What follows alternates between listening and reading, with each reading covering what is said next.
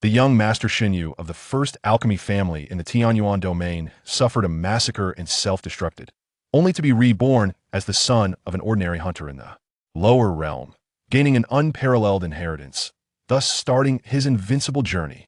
Chapter 1. The Lonely Soul of the Mass Grave, Yunwu Mountain, Mass Grave. What was this place? A blood-soaked figure suddenly emerged from a pile of corpses, then began to cough violently, a stream of black blood gushing from his mouth. Yet on his face, an expression of extreme excitement and ecstasy emerged. Am I not dead? His name is Shen Yue, originally a disciple of the ancient and mysterious family of the Medicine Clan, located at the southernmost part of the Tianyuan domain. His father is the clan leader of the Medicine Clan and undoubtedly the #1 alchemist in the Tianyuan domain. The people of the Medicine Clan have always been enigmatic. Over 90% of high-level pills in the Tianyuan domain come from the Medicine Clan, and over 90% of high-grade pill formulas also originate from them, making the Medicine Clan a sacred place in the hearts of all alchemists. However, as an ancient clan, the Medicine Clan is extremely low-key and reclusive, with almost no one knowing their location. Shen Yue, as the young master of the Medicine Clan, is also recognized as the #1 alchemy genius of the younger generation, having become a 7-star alchemist at the mere age of 18. Given time, it is very hopeful that he could reach or even surpass his father. Chapter 2. The Chaotic Creation Technique. In fact, the Chaotic Alchemy Cauldron, a treasure that has been inherited by the Medicine Clan for thousands of years, has always been a subject of investigation within the clan for the secrets it contains. According to the records of the Medicine Clan, this chaotic alchemy cauldron fell from the sky and was inadvertently obtained by the clan's ancestor. With this chaotic alchemy cauldron, the ancestor transformed from a poor, uneducated boy into a top alchemist with extraordinary talent, later establishing the Medicine Clan as a reclusive family with a legacy spanning thousands of years. This shrouded the chaotic alchemy cauldron in a veil of mystery. However, later clan leaders discovered that the chaotic alchemy cauldron was merely a cauldron made of a special material that could enhance the success rate of alchemy. Although it is precious, it did not possess any other miraculous effects. When he was in the Tianyuan domain, Shen Yue, as the young master of the Medicine Clan, carried the chaotic alchemy cauldron with him almost every day. He had once tried to uncover the secrets of this ancient treasure, but he had no clues and ultimately got nowhere. Shen Yue never expected that after he self-destructed with the chaotic alchemy cauldron and was reborn in the barren land of the Tianyuan continent, which is lacking in spiritual energy, he would actually discover the secrets of the chaotic alchemy cauldron. Chapter 3. Collecting interest. First, Shen Yue rushed out of the cave and looked up to see 2 warriors in light blue robes with the words "She Men" on their backs, surrounding a girl in the middle. The girl seemed to be only 17 or 18 years old, although she was not exceptionally beautiful. Her fair skin and tall figure stood out, especially her sparkling eyes that were unforgettable. In a poor place like Tianyuan Town, she could definitely be considered one of the top beauties. Shen Yue suddenly remembered that this girl was Lin Qingwan, one of the leaders of the medicinal herb collection team from the Qibao Studio, and also one of the 3 recognized beauties of Tianyuan Town. Qibao Studio is one of the top 3 shops in Tianyuan Town that specializes in purchasing medicinal herbs and animal skins, with branches in other towns as well. It is said that the powerful warrior behind Qibao Studio is extremely strong. Therefore, although Qibao Studio is not considered a major force in Tianyuan Town, it cannot be underestimated. Each time the herbal collection team from Qibao Studio enters the Yunwu Mountain, they invite the guards from the 3 major families for protection, and Qibao Studio pays appropriate rewards. The relationship between Qibao Studio and the 3 major families has always been relatively harmonious. It is unclear why this time. The guards of the Shimen family are intent on eliminating Lin Qingwan from Qibao Studio. Chapter 4. 2-star alchemist. Thank you for saving my life, young hero. May I ask how to address you? Lin Qingwan clasped her hands and bowed seriously to Shen Yue. After resolving the 2 guards from the Shimen family, she finally breathed a sigh of relief. There is no need for Miss Lin to be polite. My name is Shen Yue. Shen Yue slightly nodded and returned the greeting.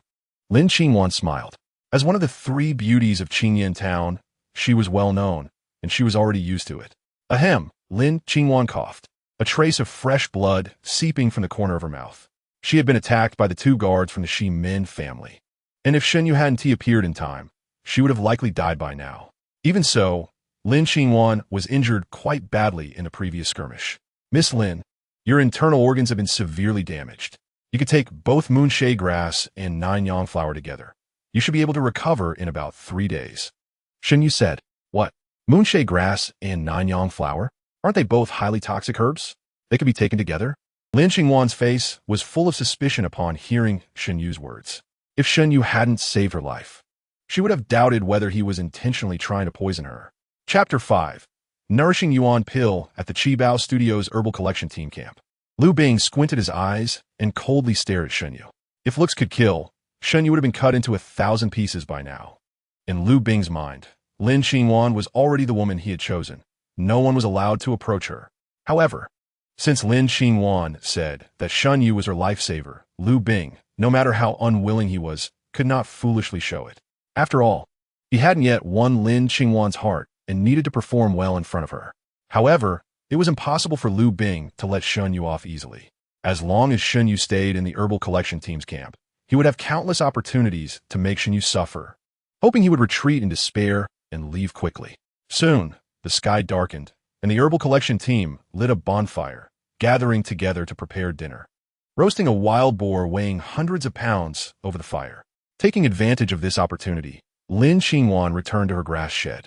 She still had a few pills she had previously refined, used for detoxification and healing.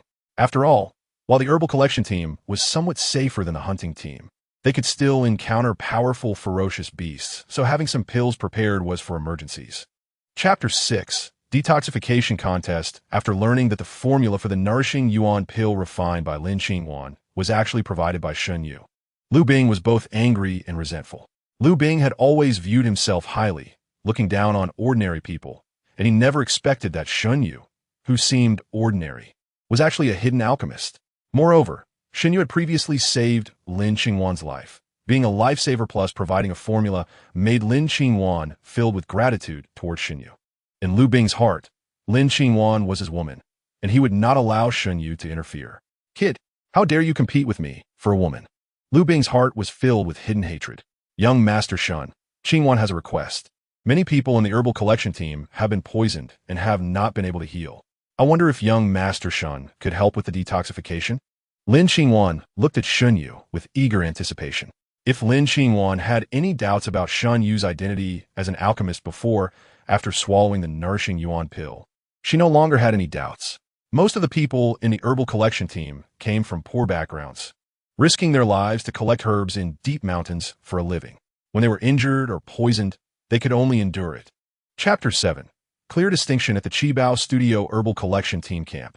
Under Lin Xingwan's personal selection, 2 of the most severely poisoned collectors were brought into Lu Bing's grass shed. At this time, Lu Bing had already refined the detoxification pills and stood proudly beside them. As a 2-star alchemist, refining a mere detoxification pill was incredibly easy for him. In the past, he simply looked down on doing it. The 2 selected collectors were both around 30 years old, but their faces were extremely pale, emaciated, with their skin glistening darkly. Clearly, the poison had deeply penetrated their muscles and even their bones. Without the detoxification pills, they would likely only be able to survive for another 3 to 5 years before the poison completely took their lives. When Lin Xingwan informed them that Shen Yue and Lu Bing were willing to help them refine detoxification pills, they immediately became excited, their faces filled with unhidden excitement and anticipation. Here are 2 detoxification pills, one refined by Lu Bing and the other by Shen Yue. Each of you can only choose one, Lin Xingwan said. At this moment, in front of Lu Bing and Shen Yue, each had a small wooden plate displaying the detoxification pills they had just refined. Chapter 8. 4th Stage of Body Refinement with Lin Xingwan's help. Shen Yue spent nearly another hour refining more than 60 detoxification pills to distribute to all the herbal collectors present. The main ingredient of these detoxification pills was the commonly found iron thorngrass, which was not worth much. In contrast, the detoxification pill refined by Lu Bing used a 1-star spirit herb as the main ingredient, making it extremely expensive, and even if he was willing to refine it, the collectors couldn't afford it. Moreover, taking Lu Bing's detoxification pill, although it could detoxify, was a painful and tragic process. With Shen Yue's detoxification pill, which required no pain for detoxification, only a fool would choose Lu Bing's detoxification pill. The attitude of these herbal collectors towards Shen Yue suddenly became much warmer. It would not be an exaggeration to say that Shen Yue was their lifesaver. Shen Yue took the opportunity to ask these herbalists to help him find a few types of medicinal materials while they were out gathering herbs. Among these medicinal materials, a small portion were first-grade herbs, while the vast majority were just worthless common herbs. Previously, when Shen Yue did not have alchemy tools, he could only rely on directly swallowing spiritual herbs, allowing the chaos refining cauldron to refine them directly, in order to enhance his strength. In fact, Shen Yue did not need to refine pills at all. Chapter 9. Return to the Qibao chamber. Shen Yue broke through to the 4th level of the body refinement realm, with his bones cracking in unison, making quite a commotion. Not only was Liu Bing able to hear it, but those nearby, such as Lin Qingwan, also heard it. In just one night, Shen Yue unexpectedly broke through from the 3rd level of the body refinement realm to the 4th level, which made everyone envious and shocked. As the lowest level herbalists, they generally only reached the 1st or 2nd level of the body refinement realm at most. A few who could reach the 3rd level were already considered quite talented. However, breaking through to the 4th level was completely hopeless for them. Only the guards of large families, supported by various resources, had any hope of breaking through to the 4th level.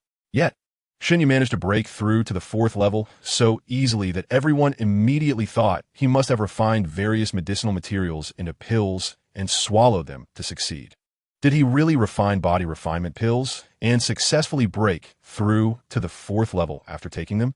Could those medicinal materials really be used to refine pills that enhance a martial artist's strength? Chapter 10. Informing late at night. Shen Yue quietly got out of bed and pulled out 50 first-grade spiritual herbs that had been delivered by the Qibao chamber during the day. He always understood that to seek revenge on Shimen Hao, he could not rely on the Qibao chamber or any external forces. He had to rely on himself. With his current 4th level of the body refinement realm, he could be considered a minor expert among ordinary people, but it was far from enough against the Shimen family, one of the 3 major families in Qingyan Town. The reason Shen Yue was willing to sell the formulas for body refinement pills and detoxification pills was, on one hand, to build a good relationship with the Qibao chamber, not seeking their help to attack the Shimen family, but at least ensuring the safety of his parents. Since Shen Yue occupied this body, he had to take on all responsibilities. Even if he had no feelings for his parents, he still needed to ensure their safety. On the other hand, Shen Yue urgently needed a large number of spiritual herbs to enhance his strength so that he could protect his life when facing the Shimen family's pursuit. Based on Shen Yue's previous understanding of Shimen Hao, he was a genuine minor expert at the 9th level of the body refinement realm, just one step away from breaking through to the blood exchange realm, ranking among the top 5 in the entire Qingyan Town. Chapter 11. Overbearing kill outside the Qibao chamber.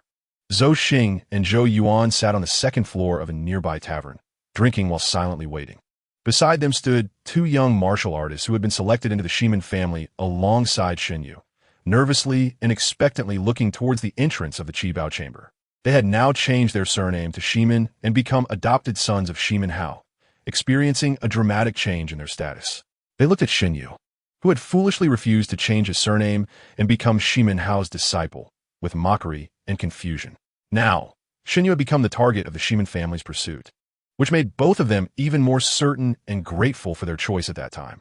The reason for bringing them was that they were among the few people, besides the head of the Shimen family, who had seen Shen Yue, and they were there to confirm his identity. "Yes, out. It's him." Around noon, suddenly, the 2 shouted excitedly. A young figure slowly walked out of the Qibao chamber, looked around, and then leisurely walked towards the town's exit. The person who came out of the Qibao chamber was indeed Shen Yue. After consuming 38 first-grade spiritual herbs and spending more than half a night, Shen Yue finally broke through to the 5th level of the body refinement realm. Chapter 12. Blood Fury Forbidden Technique Boom. Shen Yue punched fiercely towards Zhou Xing's back. Zhou Xing's heart sank. He never expected Shen Yue's speed to be so fast, relentlessly pursuing him, biting closely at his back. At this moment, knowing he couldn't escape, Zhou Xing suddenly rolled to the side, crashing into a tree as thick as a bowl, barely dodging Shen Yue's punch. Shen Yue was a bit surprised. A move that was meant to be a sure kill was actually dodged by Zhou Xing. This was also related to Shen Yue's lack of experience in fighting from his previous life. As a young master of the medicinal clan, why would he need to fight?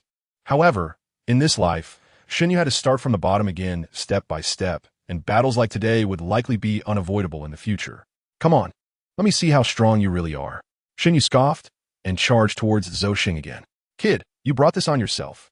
Blood trickled from the corner of Zhou Xing's mouth, his eyes red like a crazed beast, glaring fiercely at Shen Yue. Just now, in order to escape, he had crashed into a tree as thick as a bowl, injuring his internal organs severely. Chapter 13. Shimin Hao comes under the cover of night. Shen Yue quietly returned to the Qibao chamber. Just as he was considering which pill formula to use to exchange for second-grade spiritual herbs with old Lin, a figure suddenly rushed over. "Young hero Shen, are you injured? Did the Shimin family give you trouble again?" Lin Xingwan looked at Shen Yue with a worried expression. At this moment, Shen Yue's clothes were tattered, with several ghastly wounds continuously oozing blood, looking extremely disheveled. Lin Xingwan, being intelligent, immediately guessed that the Shimin family had attacked Shen Yue again. Shen Yue smiled and said nothing, which was acknowledgement. "Wait for me a moment. I have something for you." Lin Xingwan bit her lip, nodded heavily, and turned to run towards her room. Shen Yue looked at her back with some confusion, not knowing what she wanted to give him. Soon, Lin Xingwan ran out of her room, holding up a small spiritual herb emitting vibrant spiritual energy. The herb was only the size of a palm and refracted colorful light in the sunlight, with a faint yet refreshing aroma that could be smelled from a distance. Chapter 14. Shadowy soul-piercing palm outside the Qibao chamber. Old Lin looked coldly at the imposing Shimin Hao, his expression very unpleasant. If it were anyone else, they would have been slapped away for speaking to him like that. After all, Old Lin was not only the manager of the Qibao chamber, but also a martial artist at the 8th level of the body refinement realm. Otherwise, the Qibao chamber, as an external force, could not have become one of the top 10 large entities in Qingyan Town in just a few years. No matter whether he was the owner of the Cabaozai or a martial artist at the 8th level of the body refinement realm, Old Lin had always been extremely proud and would never tolerate others coming to bully him. However, he also understood that this was not the time to fall out with Shimin Hao. Moreover, when Shen Yue had collaborated with Cabaozai, he had made it clear that he did not need Cabaozai to help him seek revenge on the Shimin family. This meant that Cabaozai did not need to get involved in the feud between Shen Yue and the Shimin family. Therefore, Old Lin had no reason to stand up for Shen Yue at this moment. "The person you are looking for has nothing to do with our Cabaozai. If you have any grievances, go solve them outside. Do not disrupt our normal business," Old Lin coldly snorted. Shimin Hao narrowed his eyes. As a seasoned character, he naturally understood what Old Lin's words meant. Chapter 15. Buzzing in the head swish. A dark claw, carrying a fierce killing intent, viciously lunged at Shen Yue's throat. Shimin Hao's face was filled with a cold smile and disdain. Seeing Shen Yue's unresponsive face, he felt even prouder. A little guy who had suddenly risen to the 9th level of the body refinement realm through sheer luck was still too inexperienced. Shimin Hao thought to himself. Just as his claw was about to grasp Shen Yue's throat, suddenly, Shen Yue moved. Swish! Shen Yue's footwork shifted slightly, like a worm without bones, instantly falling sideways. Shimin Hao's claw missed completely, and his body involuntarily lunged forward. Boom! Shen Yue mercilessly swung his fist toward Shimin Hao's ribs. For some reason, upon seeing Shimin Hao again, Shen Yue felt an inexplicable surge of agitation. He vaguely guessed that this was the original Shen Yue's deep resentment toward Shimin Hao. Bang! In a hurry, Shimin Hao swung his arm to collide with Shen Yue's fist. Tung, tung, tung. Both Shen Yue and Shimin Hao stumbled back several steps before stabilizing themselves. Chapter 16. Forceful suppression. Tung, tung, tung. Shimin Hao retreated a full 5 steps before finally stopping, then shook his head vigorously. Just now, it felt as if his head had been presented to Shen Yue, and it had been kicked hard. Even now, his head was still buzzing. How could this be? After I used the shadow illusion palm, that little guy who just broke through to the 9th level of the body refinement realm actually managed to dodge, and he even kicked my head. He must have gotten lucky, Shimin Hao thought to himself, though his expression turned grim. He had originally thought that he could easily deal with Shen Yue after making his move. But now, despite using all his tricks, he still hadn't managed to subdue Shen Yue and instead had been solidly kicked in the head. No matter how you looked at it, Shimin Hao was the one at a disadvantage. Although the surrounding people remained silent, Shimin Hao understood that most of them were likely gloating. He had always been arrogant. As the head of the Shimin family, one of the 3 major families in Qingyan Town, and he was vaguely regarded as the strongest in Qingyan Town. Even the heads of the other 2 major families were never in his sights. Now, a teenager had made him suffer such a significant loss and embarrassed him in front of so many people. How could he tolerate that? Chapter 17. The Shiman family is expelled. Crack. Shiman Hao's throat shattered. He stared wide-eyed at Shen Yue, unable to believe until his death that Shen Yue actually dared to kill him. The Ning family of Qishan County was like an emperor within a radius of thousands of meters in Tianyuan Town. No one dared to disrespect the Ning family, and no one dared to oppose them. The reason Shiman Hao had taken in so many talented adopted sons was not to cultivate his own power, but because most of them were sent to the Ning family of Qishan County to be trained as death warriors. These death warriors had their souls eroded by various poisonous pills, becoming numb and devoid of emotions or pain, only obeying their master's commands. Even if it meant killing their biological parents, they would not hesitate. They were originally carefully selected with good cultivation talent, and under the strong support of the Shiman family, they could cultivate to the 4th or even 5th level of the body refinement realm. Once they arrived at the Ning family of Qishan County, the resources they received were more than 10 times what they had in the Shiman family, and the techniques were much more advanced. As a result, most of these death warriors could cultivate to the 8th or 9th level of the body refinement realm, and some even reached the blood exchange realm. Chapter 18. Improvement. Improvement on the 4th floor of the Shiman family's treasure house. Shen Yue leisurely browsed through various techniques and treasures.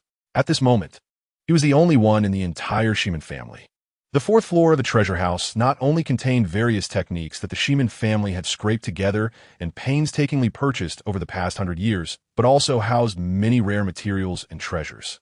As the leading family in Tianyuan Town, the Shiman family earned hundreds of thousands of taels of gold each year through the acquisition of rare materials and beast skins. After more than 100 years, even after deducting the annual tribute paid to the Ning family of Qishan County, they still amassed a vast fortune. When the Shiman family's guards fled, they only took some superficial wealth, but no one dared to touch the items inside the treasure house. Shen Yue roughly estimated that the total value of the items in the Shiman family's treasure house was at least 10 million taels of gold. However, more than half of it had been exchanged for techniques, which might be invaluable to martial artists in the body refinement realm, but to Shen Yue, the young master of the medicinal clan, it was completely worthless. The remaining small portion had been exchanged by the Shiman family for various extremely precious materials and inner alchemy of exotic beasts. Chapter 19. The Fury of the Ning Family. Qishan County. This was the closest county city to the Cloud Mist Mountain Range, and also the largest gathering place for human martial artists within a radius of 1,000 miles. With a population of over 1 million, Tianyuan Town, as the nearest small town to the Cloud Mist Mountain Range, was nominally under the jurisdiction of Qishan County. However, due to the recent disappearance of the original ruler of the Tianyuan continent, Emperor Shen Yue, the entire continent had fallen into endless warfare with constant battles among the 9 states, and skirmishes often broke out between county cities.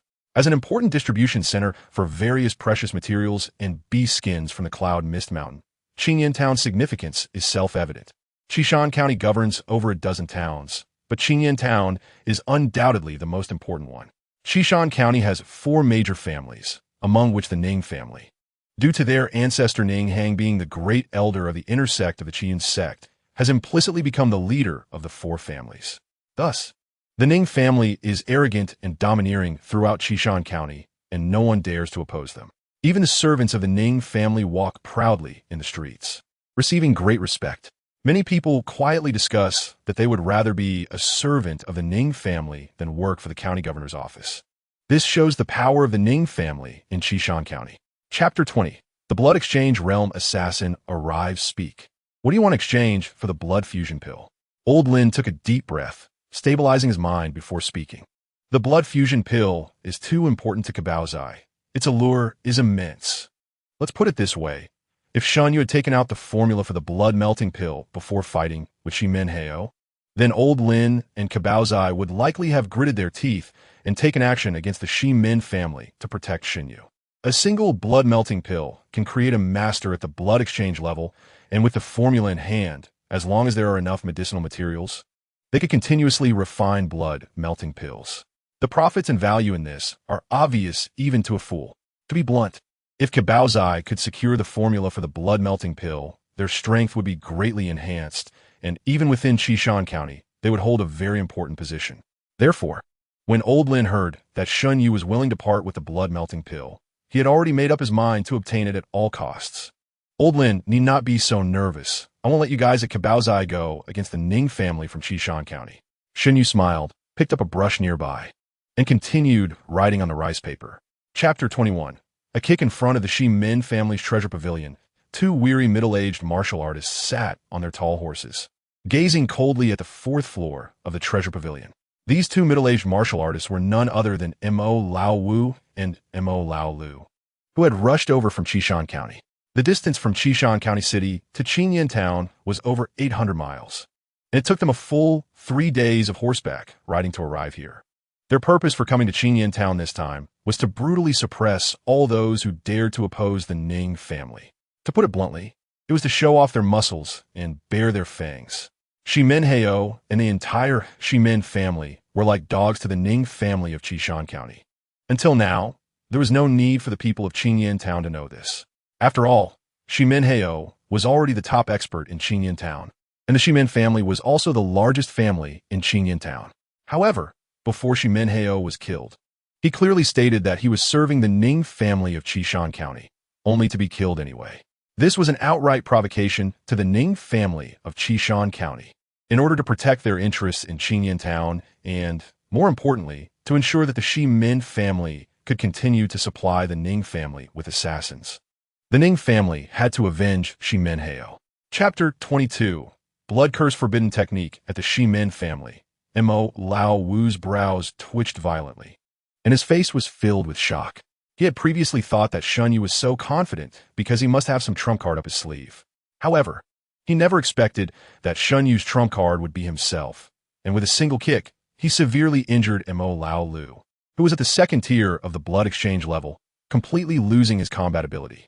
When did a body refinement level martial artist manage to break through the limit of 10,000 pounds of force, even reaching 15,000 pounds? This was the kind of strength only a third-tier blood exchange level martial artist could possess, Mo Lao Wu thought to himself. He was a few years older than Mo Lao Lu and slightly stronger, having reached the third tier of blood exchange level.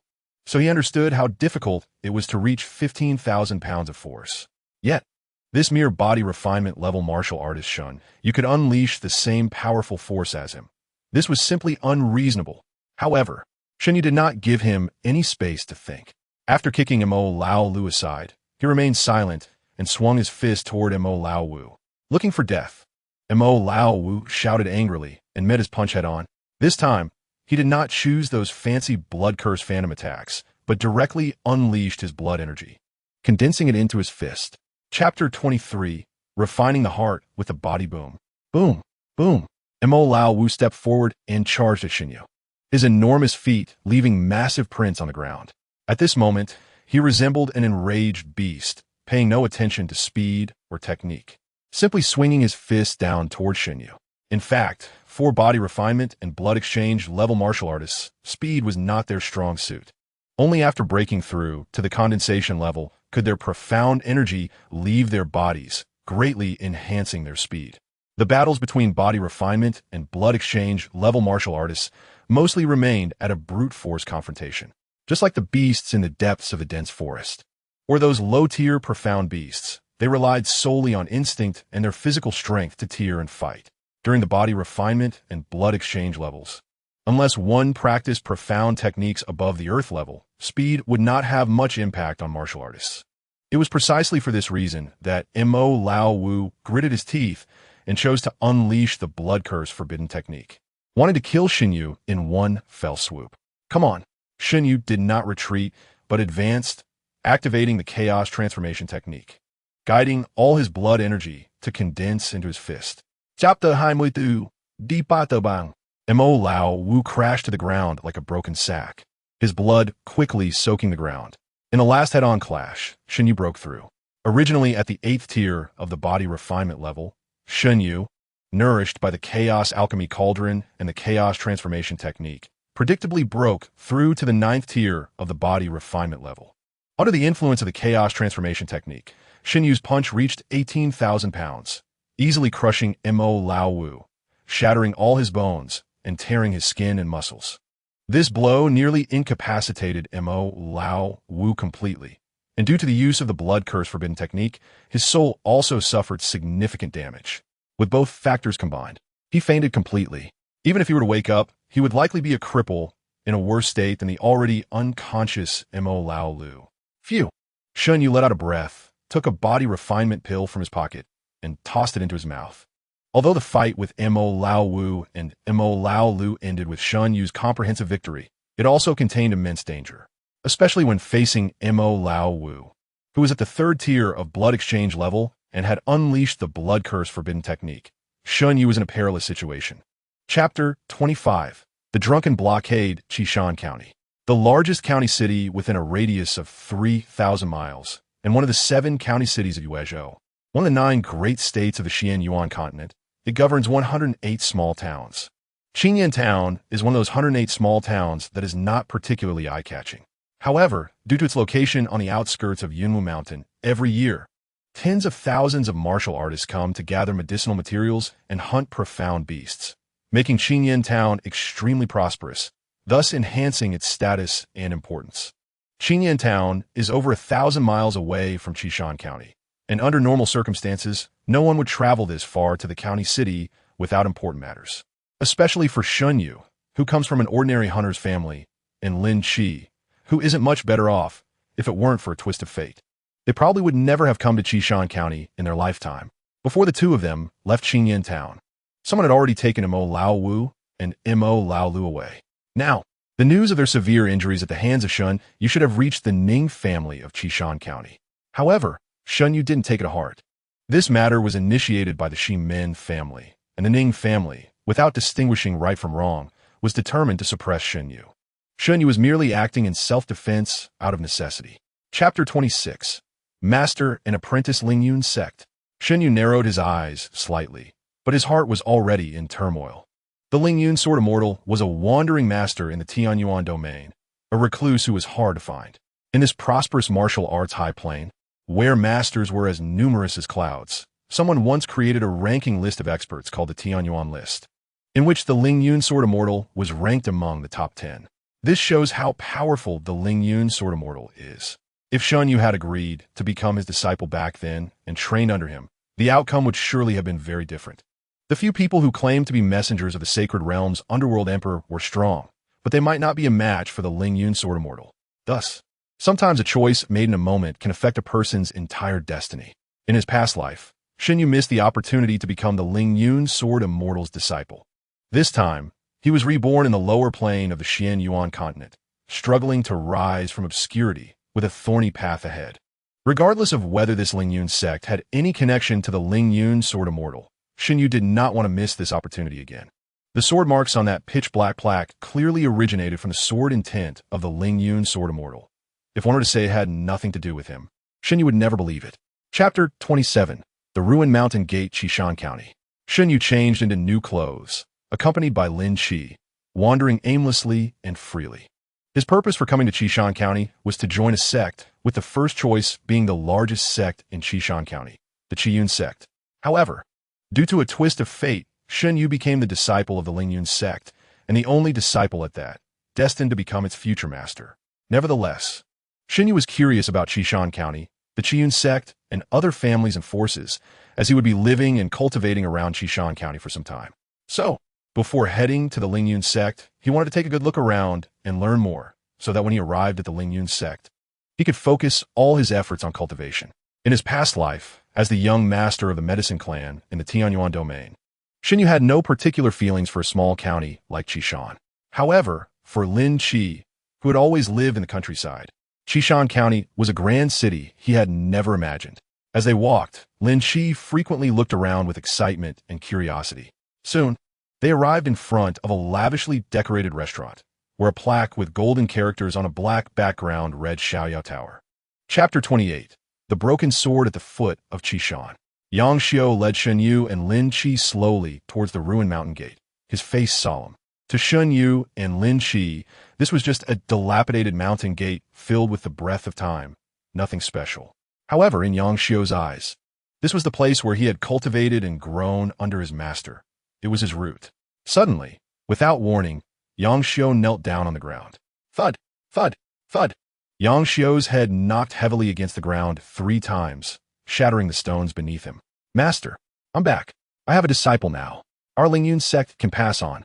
Yang Xiu murmured, tears streaming down his face and hitting the ground heavily. Hearing Yang Xiu's words, Shen Yue couldn't help but feel 3 black lines appear on his forehead. This scene should have been very moving, but why did it feel like he had just tricked a big fool into becoming his disciple? Was this a moment of joy after a long time spent finally tricking a disciple back? Drip, drip, drip. Yang Xiu's forehead was already bleeding, with drops of blood falling down. Chapter 29. Sword Intent, Sword Heart in the Independent Space. Shen Yue looked up at the mountain peak, which was thousands of meters high, with smooth stone walls like mirrors. Warm like white jade, resembling a giant ivory embedded in the ground. How do we climb up? Lin Shi asked, eyes wide with confusion and questioning. Shen Yue said nothing and walked directly towards the mountain peak. In a flash, he covered the short distance of a few hundred meters to the foot of the mountain. Looking up at the towering mountain, Shen Yue felt small for the first time, as if he were less than an ant in comparison. High mountains are cold. This feeling perfectly described his current state. If it were for any other reason, Shen Yue would never attempt to climb this mountain. However, when Yang Xiu mentioned that Shen Yue should personally pull out the broken sword from the mountaintop, his heart stirred with excitement. Back when the Lingyun sword immortal found Shen Yue, he had once said, "You may not want to be my disciple now, but one day, you will return to my side." At that time, Shen Yue thought it was just polite talk and didn't believe it at all. But now, Shen Yue believed it. Fate is such a wonderful and inexplicable thing, defying logic. Chapter 30. The Broken Sword and Ink Light at the Mountaintop. There was neither wind nor rain, neither light nor darkness. However, a chilling aura that penetrated to the bones spread out. High places are cold. Shen Yue stood there, all alone, as if there was no time, no past life, and no history. For a full half an incense stick's worth of time, Shen Yue stood still without moving. Buzz! At the mountaintop, a long sword was embedded in the stone, and at this moment, waves of sword intent were emanating from the sword. Had it been the Shen Yue before climbing the mountain, even with his strong body and bones, he would have suffered greatly from the onslaught of such dense sword intent, perhaps even exploding to death. Fortunately, during the climb, his blood circulation accelerated, and the sword intent, initially far away, gradually tempered and adapted to him, allowing him to arrive steadily at the sword's location. The closer he got to the long sword, the faster his heartbeat raced, as if his blood were about to boil. Meanwhile, in the chaos alchemy cauldron, the small sword-like embryonic form of the sword heart slowly flew out and finally settled in his dantian. The sword intent surged in, directly converging at Shen Yue's dantian, and his body seemed to be grasped by an invisible giant hand, quietly floating in midair above the long sword. Chapter 31. Leaving Swoosh. The ink-black tip of the broken sword easily pierced into the hard stone wall, allowing Shen Yue to stop his rapid descent. Phew! Seeing Shen Yue's figure halt less than 100 meters from the ground, Lin Shi wiped the cold sweat from his forehead, letting out a sigh of relief. Although he was not very familiar with Shen Yue and did not fully respect him, when Shen Yue faced a life-and-death crisis, he felt an inexplicable urgency to do everything he could to save him. It was not that Lin Shi had any brotherly feelings for Shen Yue, but after all, Shen Yue had saved his sister Lin Qingwan's life, and it was Shen Yue who brought Lin Shi to a big city like Qishan County to broaden his horizons. If Shen Yue really died like this and Lin Shi did nothing, he would surely blame and regret himself later. Seeing Shen Yue fall from the 3,000-meter mountaintop and surprisingly manage to save himself, Lin Shi couldn't help but admire him a bit. With a flick of his wrist, Shen Yue drew out the ink-light sword, lightly tapping against the stone wall a few times, and floated down to the ground. Whoosh! The sword tip of the ink-light sword vanished, and the sword essence returned to Shen Yue's dantian, hovering above the chaotic alchemy cauldron. Chapter 32. One move, the powerful aura was getting closer to Shen Yue and Lin Shi. "You go first, I'll hold him off," Shen Yue said gravely to Lin Shi. He could sense that the powerful aura was at least at the 7th level of the blood exchange realm, a presence he couldn't contend with at the moment. Rather than let Lin Shi die alongside him, it was better to let him leave first. Lin Shi frowned slightly, his legs trembling a bit. It was the first time he had encountered such a ferocious aura from a 7th level blood exchange realm expert. It felt as if he were a child following his father on a hunt, and had come across a wild wolf. That was a fear and despair that came from deep within his heart. His first thought was to run, to get away as fast as possible and never look back. However, when he heard Shen Yue say, "You go first, I'll hold him off," Lin Shi's heart was suddenly touched. because it reminded him of what his father had told him years ago. Although the words were different, the meaning was the same. Even though Shen Yue had only been with Lin Qi for half a month, why was he willing to risk his life to help him? Chapter 33. Provocation at the door. Days passed by. It had been half a month since Yang Xiu left. During this time, the Ning family had not come to trouble Ling Yun's sect again. Besides Shen Yue and Lin Qi, no one knew that the sect leader Yang Xiu had quietly left. Lin Qi went to a nearby village to buy some meat and grain, and the two of them stayed near the dilapidated mountain gate of Ling Yun's sect, going into the space of Yinkong Mountain to cultivate at night. One day, while they were preparing to eat in a rundown house inside the mountain gate, a sudden sound of hurried footsteps came from outside the gate. Shen Yue narrowed his eyes, his face full of coldness. It seemed that trouble was coming again. Sure enough, after a few breaths, a group of 6 or 7 martial artists dressed in uniform attire approached. These martial artists wore tight-fitting light blue long robes, with the cuffs embroidered with a pale golden cloud and a vividly embroidered crane on their chests. They were indeed the attire of disciples from Qiyun's sect. Shen Yue didn't need to think to know that it must be the Ning family's doing, sending Qiyun's sect disciples to cause trouble. Oh, so there's another sect opposite us, at Qiyun's sect. I've long heard of it. Chapter 34. The sect examination begins. Ning Yufan touched his nose, his face alternating between pale and red, his breathing becoming much more rapid. At this moment, all the eyes of the Qiyun sect disciples were focused on him. Even Ning Yuxiang from the Ning family's direct line was looking coldly at him. There was no way out. After all, he was the one with the highest cultivation among this group. But he felt quite miserable. The brother at the 4th level of Blood Exchange Realm was no match for Shen Yue in one move. He knew that even though he was at the 5th level of Blood Exchange Realm, he definitely couldn't defeat a 4th level martial artist in a single move. In other words, even if he tried, he was no match for Shen Yue. Since he knew this, why put himself in a difficult situation and go up to get beaten? However, Ning Yuxiang clearly did not think so, nor did the others. They all stared at Ning Yufan, forcing him to compete with Shen Yue. Ning Yufan wanted to curse but didn't dare. He shuffled out, looking like a young bride meeting her in-laws for the first time, hesitant and unwilling to approach Shen Yue. Don't be too arrogant. I'm not afraid of you. Ning Yufan gritted his teeth, feebly shouting at Shen Yue. Chapter 35. Qiling Cave. The ones coming to Ling Yun's sect were 2 middle-aged martial artists at the 2nd level of Blood Exchange Realm, sent by the Lord of Qishan Prefecture. In the Xianyuan continent, where sects were numerous and powerful martial artists were countless, those truly strong martial artists were engrossed in cultivating, aiming to break through to even stronger realms and then ascend to higher planes. Very few strong individuals were willing to directly control sects or prefectural cities, as it wasted precious cultivation time. Generally, the assessments and ratings of sects were managed by specialized elder halls, most of whose members were elders from the 9 major 9-star sections. However, as time passed, the elder halls gradually retreated, only responsible for the assessment and rating of 7-star sects and above. The assessment and rating of 6-star sects and below ultimately fell under the jurisdiction of each prefecture's lord's office. The 2 martial artists were specifically responsible for the sect-level assessments from the Lord's office of Qishan Prefecture. One was an old man with white hair and a blank expression, while the young one had a sharp face and darting eyes. The old man had participated in the previous 3 assessments of Ling Yun's sect, while the young martial artist was attending for the first time. At this moment, the old man merely stood by silently, while the young man walked over to Shen Yue and Lin Qi with a cold smile. Chapter 36. Gale Wolf Qiling Cave? 3-star spirit treasure? Great. I'm in. Shen Yue agreed without a second thought. Not to mention that the 3-star spirit treasure was essential for Ling Yun's sect's rating assessment.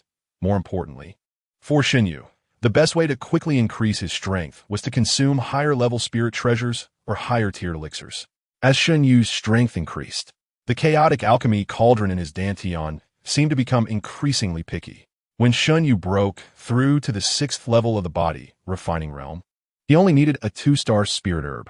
Later, after he killed Shimin Hao and cleared out the 2-star spirit treasure from the Shimin family, it took over a dozen 2-star spirit herbs and a 1st-level mystical beast inner core to barely raise Shen Yue by 2 levels to the 8th level of the body refining realm. After that, consuming 2-star spirit herbs had little effect. He feared that to break through to the Blood Exchange Realm, he He would need a 3-star spirit treasure or a 2nd-level mystical beast's inner core. Oh, I forgot to tell you. This task can only be completed by you alone. Your sect leader from Lingyun cannot interfere.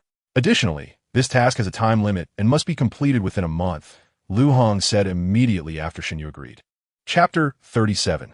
Fast against fast, the Gale Wolf howled loudly. This was its territory around Qiling Cave, and it absolutely would not allow any other mystical beast to encroach, let alone human martial artists. Whoosh! The Gale Wolf pushed off the ground with its hind legs, its entire body darting forward like a flash of lightning, directly pouncing towards Shen Yue. Its front claws extended sharp spikes, gleaming coldly in the colorful light. As a 2nd-tier mystical beast, the Gale Wolf possesses strength equivalent to that of a 7th-level blood exchange realm warrior, coupled with its speed akin to a raging wind. Even a 9th-level blood exchange realm martial artist would find it troublesome to encounter it. Therefore, for a long time, Qiling Cave has actually been a paradise for mystical beasts, with very few human warriors daring to venture here. Years ago, when the leader of Lingyun's sect came to Qishan County for the sect's rating assessment, he could have chosen to complete his task in Qiling Cave, but he chose to forego it. This was because there were too many powerful mystical beasts around Qiling Cave. A single misstep could lead to the death of Lingyun's sect's only disciple at the time, the young Master Yang Xiao, at the hands of a mystical beast. For 30 years, the old sect leader chose to give up on the assessment 3 times in total. Chapter 38. 7-leaf blood spirit fruit puff. Shen Yue took out the dagger tied to his shoe and plunged it directly into the Gale Wolf's neck, then yanked it sharply. The wolf's wail instantly vanished, its head hanging down, dead beyond recovery. From a moment the Gale Wolf appeared to when Shen Yue decapitated it. Over half an hour had passed. Even though Shen Yue's body had been tempered to be extremely tough, he was already gasping for breath, feeling sore all over. During the fight with the Gale Wolf, Shen Yue had sustained significant injuries to his fists and several cuts on his body. However, these injuries were worth it. In the face of danger, Shen Yue pushed himself to cultivate the Lingyun treading void step to a profound level. If he were to encounter another Gale Wolf now, he would have enough confidence to end the battle within the time it takes to burn an incense stick, annihilating it. This was the huge difference before and after mastering the movement technique. Gulyalu, Shen Yue tossed a body-tempering pill into his mouth. Before coming to Qishan County, he had refined a batch of commonly used pills from the medicinal materials accumulated by the Shiman family, preparing for emergencies. He had produced over 100 body-tempering pills, especially this essential type. Chapter 39. Life hanging by a thread. Swish, swish, swish. Shen Yue executed the Lingyun treading void step and quickly dashed toward the 3-star spirit fruit by the lake. It was a spirit fruit that was entirely emerald green, resembling a large lotus pod, hanging from a nearly 3-meter-long slender stalk, with a fist-sized pod containing only 3 lotus seeds, known as Tianyuan lotus seeds. According to the medicinal text of the medicinal clan, while the Tianyuan lotus is merely a 3-star spirit fruit, it has the effects of calming the mind, refreshing the spirit, and tempering the soul, making it one of the crucial auxiliary materials for refining the tranquil heart condensing soul pill. The 3-star spirit fruit Tianyuan lotus is extremely rare. Even in the highly spiritual Tianyuan domain, finding one is incredibly challenging. For ordinary people or average alchemists, the Tianyuan lotus is just a 3-star spirit fruit and holds little value. Some people sell it at very low prices, and the purchasing shops merely treat it as an ordinary 3-star spirit fruit for refining common 3-star pills. This is because there are very few alchemists who can refine the tranquil heart condensing soul pill, or even understand how to do so.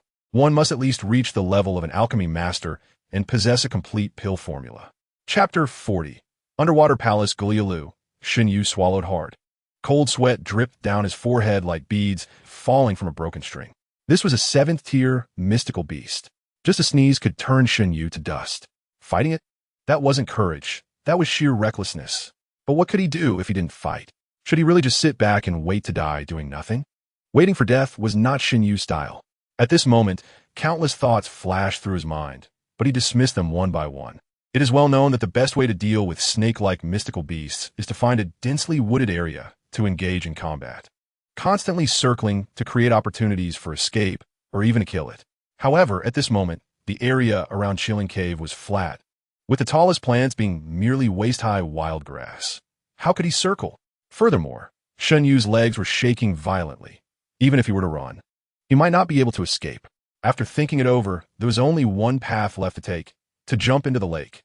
But that was the territory of the purple-eyed golden crown python. Wouldn't that be walking right into a trap? Hiss, hiss, hiss, the purple-eyed golden crown python roared, its massive mouth opening wide as it lunged directly at Shen Yue. Chapter 41. Stone coffin deep in Qiling Cave at the bottom of the lake. Shen Yue opened his eyes, blinking hard, then resolutely rubbed the corners of his eyes with the back of his hand until the sharp pain made him realize that everything before him was not a dream, but a real existence. He had truly escaped from the mouth of the purple-eyed golden crown python. A mere 9th-level body-tempering realm character managed to escape from the jaws of a 7th-tier mystical beast. This was a tale he could boast about for a long time. No. At the last moment, Shen Yue had broken through to the blood exchange realm. He was now a bona fide first-level blood exchange realm warrior. This was not only due to the stimulation of life and death crisis, but also thanks to that 3-star spirit fruit, the Tianyuan lotus. After being devoured and refined by the chaos alchemy cauldron, Shen Yue absorbed the purest energy, and at this moment he felt refreshed, as if he had just taken a very invigorating nap. He should be far from the territory of the purple-eyed golden crown python now, right? There shouldn't be any danger anymore, Shen Yue muttered to himself, then looked around. What came into view was a magnificent and enormous palace, standing alone in the center of a vast area spanning dozens of miles. Chapter 42. The peerless poison sovereign the stone coffin, dark and filled with bones. Although Shen Yue had seen the world as a member of a prominent family, he was truly facing such a situation for the first time. If he had the strength of a 9th-level return to origin realm from his past life, he might have felt some confidence. But now he was just a little guy who had just broken through to the first level of the blood exchange realm. If any danger arose with his current strength, he would be in great peril. Shen Yue wanted to retreat, but after searching for a long time, he couldn't find a way out of the pit. The only possible way to leave here was through the stone coffin. Gulyalu, Shen Yue swallowed hard, trying to calm himself down. Since there was no way to retreat, he might as well go for it. Gritting his teeth, Shen Yue lifted the stone slab off the coffin. With that, he made direct eye contact with the dark bones inside the coffin. Originally, the barrier of the stone slab had concealed the malice and evil aura emanating from the dark bones, but now it burst forth without any obstruction. Buzz! The malicious aura instantly invaded Shen Yue's mind. At the same time, a horrific image of blood and fire appeared before Shen Yue's eyes, depicting the scene of the medicinal clan members being slaughtered. Chapter 43. Inheritance, the peerless poison sovereign. Shen Yue's eyes widened in shock, his face filled with disbelief. Because the name of the unparalleled poison master is too great, it is simply a nightmare for countless people.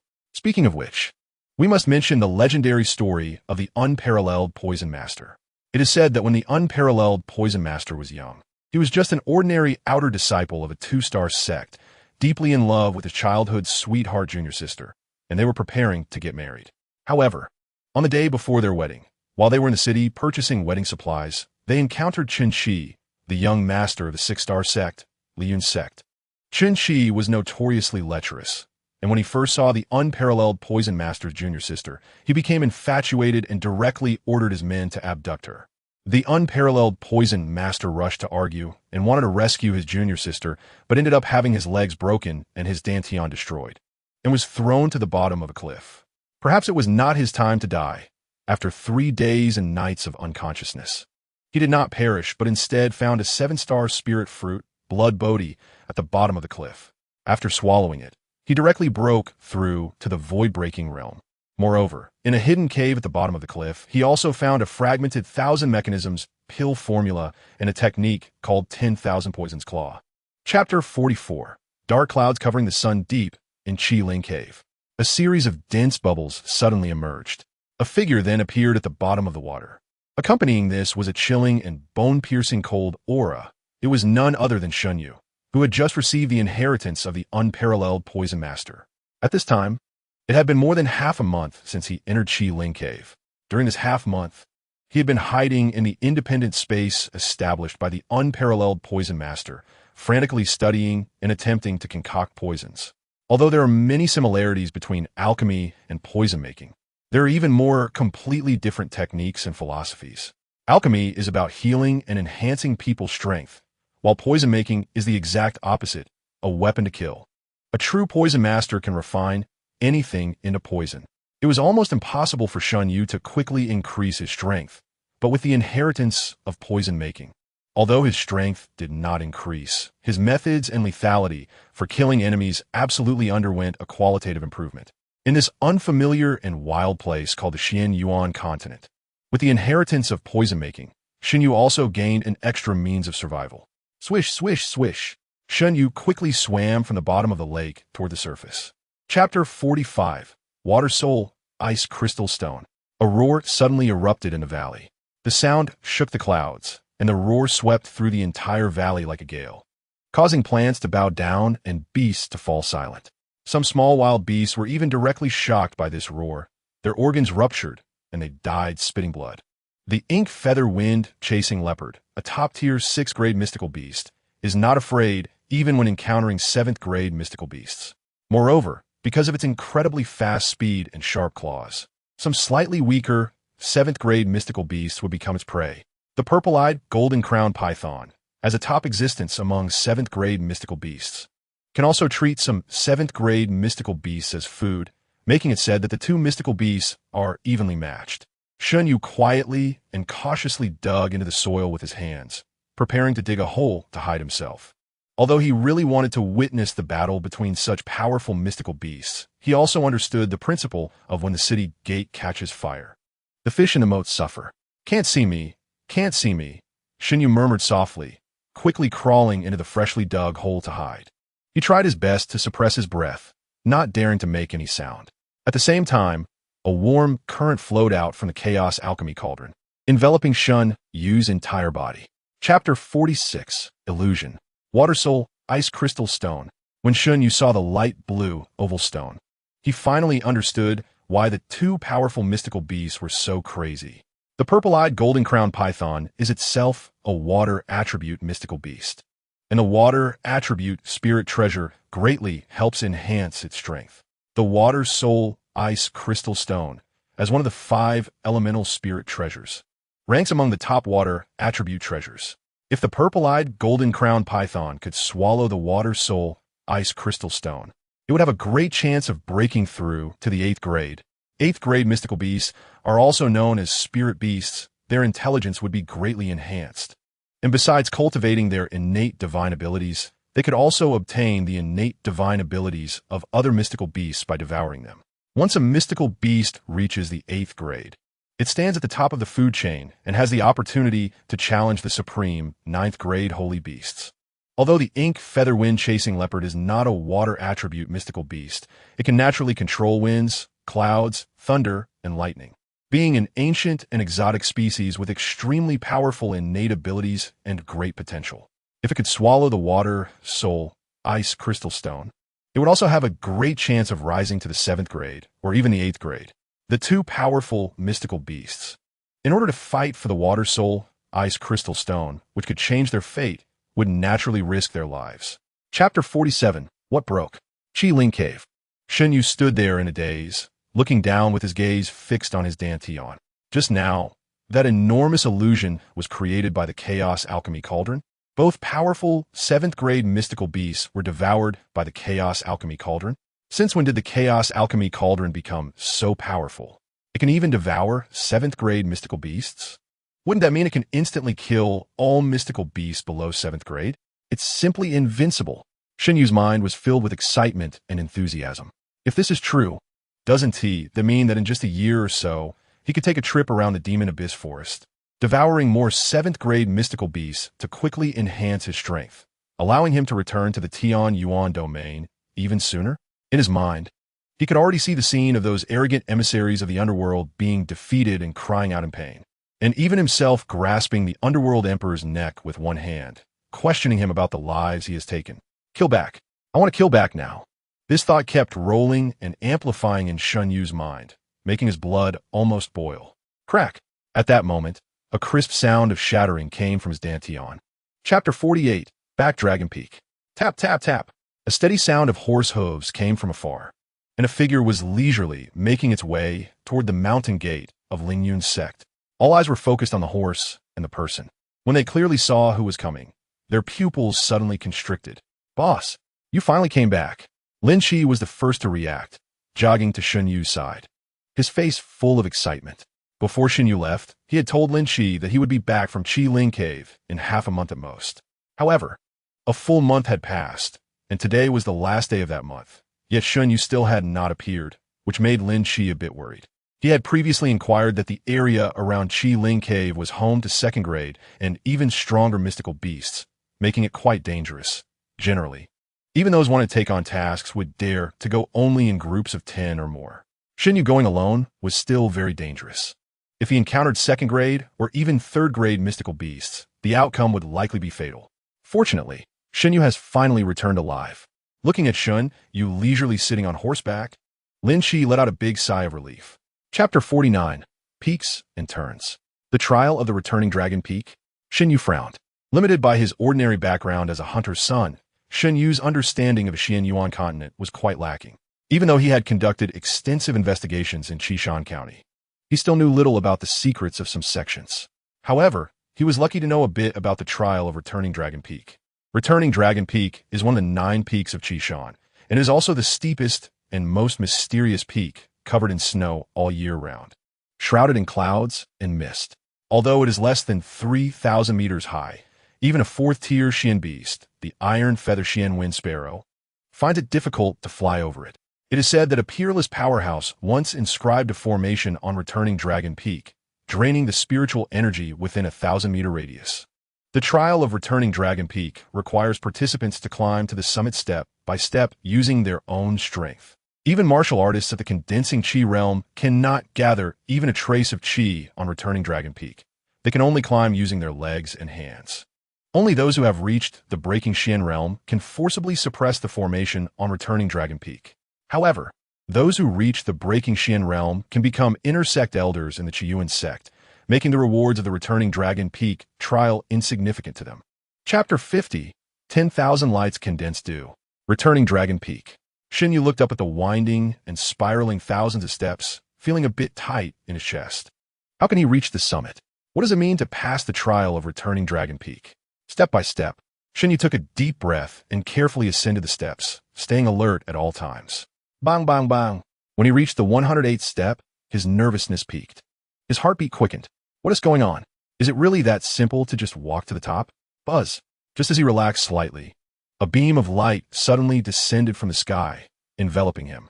Shen Yue instantly vanished, and when he opened his eyes, he found himself in a blank space about 10 meters wide. Buzz. In front of him, a 1st-tier Xian beast, the Iron Spine Wild Bull, slowly took shape.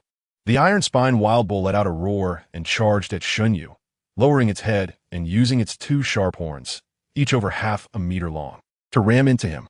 Shen Yue had no time to think and directly swung his fist to meet it. A 1st-tier Xian beast posed no threat to him, even if the Iron Spine Wild Bull had a strength of over 10,000 pounds. Chapter 51. Unity of Man and Sword. Swish. The ink light sword drew a shadow and stabbed toward the fire-scaled golden python's vital point. Zing! The fire-scaled golden python froze for a moment and then transformed into countless light spots, disappearing. In the place where it vanished, a droplet of 10,000 lights, condensed dew, noticeably larger than before, floated in the air. Shen Yue hurriedly opened his mouth and swallowed the droplet of 10,000 lights, condensed dew, then closed his eyes to recover. He had just executed a sword move he practiced in his previous life, the Flying Immortal Sword, which was extremely exhausting and consumed a lot of his spirit. Fortunately, the energy contained in the 10,000 lights condensed dew was very gentle and had a certain restorative effect on his soul. After a full incense sticks time, Shen Yue slowly opened his eyes, letting out a breath. The splitting headache he had finally eased. In fact, he felt that his soul had become more refined than before. Perhaps this was a blessing in disguise. However, this bit of joy quickly faded. Shen Yue looked up at the densely packed steps, silently lamenting. This was only the 3rd trial, and he had already been forced to use his ultimate moves. How would he pass the remaining 6 trials? Step by step, Shen Yue continued to ascend the steps. Chapter 52. The Mirror Image. Bang, bang, bang. 9 fire-scaled, golden pythons exploded into countless light spots, looking as beautiful as fireworks at that moment. This time, The serious expression on Shen Yue's face finally turned into joy and excitement. The realm of unity of man and sword was so powerful that he effortlessly slaughtered 10 third-tier Xian beasts as if they were cutting vegetables. Earlier, he was worried about how to get through the remaining trials, but now he was filled with anticipation and curiosity. The trial of returning dragon peak consists of 9 rounds, called peaks and turns. He had already passed 5 rounds, leaving 4 more to go. Gulp! Shen Yue stepped forward and swallowed the droplet of 10,000 lights condensed dew, which was as big as a grape, floating in the air. Buzz! Shen Yue's heart suddenly thumped violently again, and waves of energy-filled blood spread throughout his limbs and bones, causing his muscles and skeleton to itch slightly, clearly being nourished by this energy. Blood Change Realm, 3rd layer. After swallowing 5 droplets of 10,000 lights condensed dew and reaching the unity of man and sword, Shen Yue actually broke through again in just half a day's time. This made Shen Yue even happier. Choosing to participate in the trial of returning Dragon Peak was indeed the right decision. His strength was increasing rapidly. Chapter 53. I can defeat 10 of myself. Swish! Shen Yue slowly threw a punch, but it arrived first, hitting the elbow of the Shen Yue opposite him. Shen Yue staggered back several steps before stopping. His arm hung down, clearly dislocated, and his entire shoulder was shattered. Keep going. Shen Yue did not rush to catch up, but quietly waited. Sure enough, after a few breaths, Shen Yue slowly lifted his arm. His injury had fully healed. Swish! The other Shen Yue charged at him again. This time, he modified the flaw from before in his Lingxiao cloud-searching hand, eliminating the previous vulnerability. Boom, boom, boom. The 2 Shen Yues immediately engaged in fierce combat, each landing a few hits on the other, with blood flowing from the corners of their mouths. Bang! Shen Yue slowly struck again, this time raising his index and middle fingers while bending the other 3 fingers, gently tapping toward Shen Yue's ribs. Crack! A crisp sound of breaking bones echoed as Shen Yue's ribs were directly pierced, and his heart shattered along with it. Bang! The other Shen Yue instantly transformed into countless light spots and vanished. Chapter 54. The Eye of Delusion. Returning Dragon Peak. Shen Yue slowly stood up, looking around in confusion. Previously, he had fought with 10 of himself, and especially in the last battle, he had suffered severe injuries, almost pierced through the heart and died. That near-death feeling reminded Shen Yue of the scene in his previous life when he self-destructed with the Chaos Alchemy Cauldron. So when he regained consciousness, he was a bit dazed, unsure if he had been reborn from the explosion or if he had just fainted from severe injuries. Buzz! The entire space exploded into countless light spots and vanished, and Shen Yue found himself standing on the steps again. With over 4,000 steps, he had now reached the mid-mountain of returning Dragon Peak. The trial at the Return Dragon Peak only has the last 2 stages left. However, these final 2 stages occupy a significant portion of the journey, making Shen Yue realize that the upcoming trials will be even more challenging. Taking a deep breath, Shen Yue continued to climb upward. After a full 1080 steps, as soon as his foot landed on the next step, his figure suddenly vanished. In that instant of disappearance, he failed to notice a pitch-black stone ball hovering at the peak of the Return Dragon Peak, which suddenly flickered. Chapter 55. Breaking Delusions, Preserving Truth D. I want all of you to die. Shen Yue's eyes turned red, as if he had gone mad, roaring as he charged toward the 2 Death Emperor envoys who killed his father. Capture him. He is the young master of the Medicine Clan. One of the Death Emperor envoys shouted and lunged at Shen Yue. The 2 sides collided in front of the Medicine God Temple, and they immediately engaged in combat.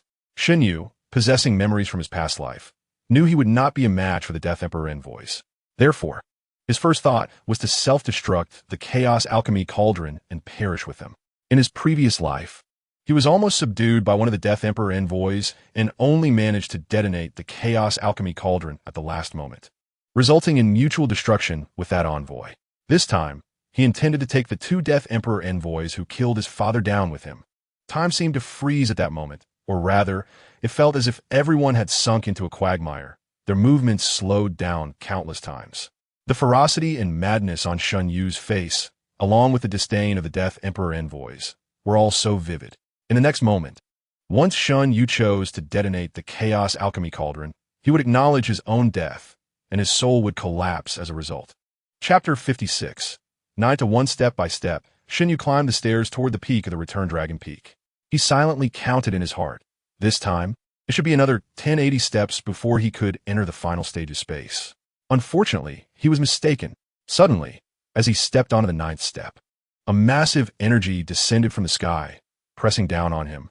At the same time, a strange force invaded his dantian like a shackle, sealing it and preventing him from mobilizing any of his profound energy. It felt like an ordinary person climbing a mountain while carrying hundreds of pounds. Shen Yue was somewhat speechless and puzzled. Logically speaking, the trial at the Return Dragon Peak was much better than the conditions he experienced in the Medicine Clan's training room in his previous life. Each trial was designed to target the weakest and most needed improvements for martial artists. The earlier stages were relatively simple and basic, but from the fifth stage onwards, they increasingly tested the martial artist's agility and speed, while the sixth and seventh stages examined their understanding of their own moves and shortcomings. The eighth stage tested the martial artist's will and soul. Chapter 57, Senior Sister of Qiyun Sect, third update at Return Dragon Peak. Shen Yue climbed step by step toward the summit, getting closer. At this moment, the girl in purple was also gritting her teeth, climbing upward step by step. Originally, there was a difference of several hundred steps between Shen Yue and her, but as time passed, the distance between them narrowed. The two seemed to be in a competition, each climbing 10 steps whenever the other did. The painful and frustrating climb became much more bearable as they chased each other, and they found themselves very close to the peak before they knew it. After climbing 4,000 to 5,000 steps, Shen Yue had reached his physical limit 4 times, prompting him to activate the countless radiant dew within his body to nourish and repair his physical form. Although Shen Yue's profound energy was sealed, he could estimate that his bones and blood had reached around the 5th level of the blood exchange realm. It must be said that the energy contained within the countless radiant dew was immense.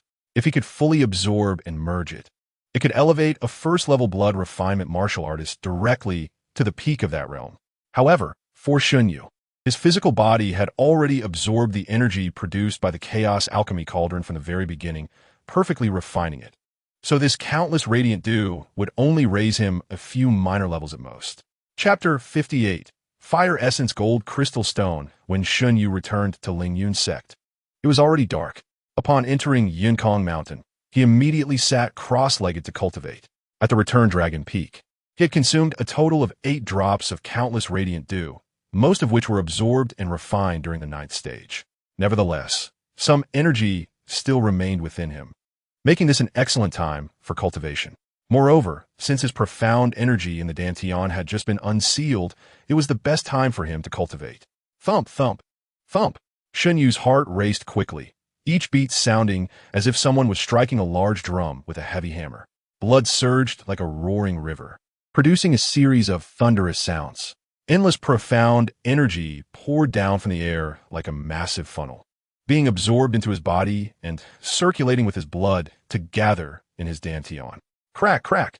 Sounds echoed from within his dantian, as if something was breaking. Shen Yue's aura grew increasingly powerful. He surged from the 3rd level of the blood exchange realm to quickly reach the 6th level. Phew! Shen Yue opened his eyes, exhaled a breath of turbid air, and then suddenly punched the air in front of him. Chapter 59, Running into a familiar face in Qishan County at the Qibao Zhai. Shen Yue glanced at the plaque and then stepped inside. After all, he had some connections with Qibao Zhai. The blood fusion pill they were selling was originally a formula he had sold to them. Before he could step through the door, he saw many people gathered inside, each holding a wooden plaque with a number written on it. Only those whose numbers were called could step forward to pay. Although the ingredients for the blood fusion pill were not particularly precious, they had high requirements for alchemists, and the success rate of refining was much lower than that of ordinary 3-star pills. Moreover, Qibao Zhai deliberately created a shortage atmosphere, resulting in the blood fusion pill always being in high demand with prices steadily climbing, allowing Qibao Zhai to profit immensely. In addition to selling pills, Qibao Zhai also dealt in various spiritual treasures, mystical beast inner cores, and all sorts of spiritual weapons. Shen Yue came this time to sell some of the 4-star pills he had refined, the Thunder Gathering Powder, in exchange for 3-star or 4-star spiritual treasures, or even 3rd or 4th tier mystical beast inner cores. After all, with Shen Yue and Lin Qi together, leaving 5 Thunder Gathering Powders was sufficient. The surplus wouldn't have much effect, even if consumed all at once. Chapter 60, Painful face inside Qi Bao Zhai, Shen Yue sat leisurely in a chair, coldly watching Liu Bing without any concern, let alone a plan to escape. Liu Bing quietly signaled to the attendant, who hurriedly exited to inform the manager in the back courtyard. Shen Yue didn't stop him at all and allowed the guy to go report. Soon, a chubby middle-aged man rushed into the hall with 4 tall and robust martial artists from the backyard. Each of the 4 burly men was full of vigor and had the strength of around the 3rd level of blood exchange realm, which could be considered a small expert in the entire Qishan County city, due to the fact that the Qibao studio was selling blood fusion pills. The number of experts in the blood exchange realm in Qishan County City had increased significantly recently. However, these burly men clearly did not break through by consuming pills. They exuded a fierce killing intent, an aura that only martial artists who had truly experienced life and death battles possess. These people were hired by the Qibao studio at a high price. After all, the blood fusion pills currently sold by the Qibao studio cost tens of thousands to 100,000 taels of gold each, with about 10 pills being refined daily, generating a revenue of over $1 million. Chapter 61. The choice of Qibao studio. Inside the Qibao studio, there was a dead silence. Old Lin, as the chief manager of the Qibao studio, had all the shopkeepers under his command and management, and his position was very high within the studio. Moreover, he had personally served the owner of the Qibao studio since childhood, earning the owner's extreme trust and respect. It could be said that Old Lin could represent the owner's will. As an outsider, Shen Yue not only injured the studio's resident alchemist, but also broke the leg of the shopkeeper, which was a blatant provocation against the Qibao studio. Logically, Old Lin should have brought 4 experts above the 7th level of blood exchange realm to teach Shen Yue a harsh lesson, letting others know the consequences of opposing the Qibao studio. However, from the moment Old Lin appeared, he greeted Shen Yue very politely and warmly, showing no signs of blame or resentment, and instead slapped the shopkeeper away. This left everyone present puzzled and shocked. What exactly was Shen Yue's identity that even Old Lin was so restrained and dared not offend him? Old Lin, Shen Yue is too much. He actually came to beat me for no reason. I will report this to my master and let him seek justice for me. Liu Bing coldly snorted. Chapter 62. Alchemy is so simple, is it really that difficult to refine the fire essence breaking profound pill? I can do it, Shen Yue said lightly. This statement immediately felt like a stone thrown into a calm lake, as everyone's face was filled with disbelief. The fire essence breaking profound pill was a genuine 5-star pill, and even 6-star alchemists would not dare to say they could easily refine it. Although it was unclear why Old Lin was so polite to Shen Yue, looking at Shen Yue's age, he was only about 15 or 16 years old, and it was impossible for him to be a 6-star alchemist, yet he arrogantly claimed he could refine a 5-star pill. This was outrageous. Even Lin Qingwan widened her eyes, filled with confusion and disbelief. However, among everyone present, if there was someone who believed Shen Yue's words, it was Lin Qingwan. A few months ago, when she first met Shen Yue, he repeatedly brought her various shocks, breaking through all impossibilities.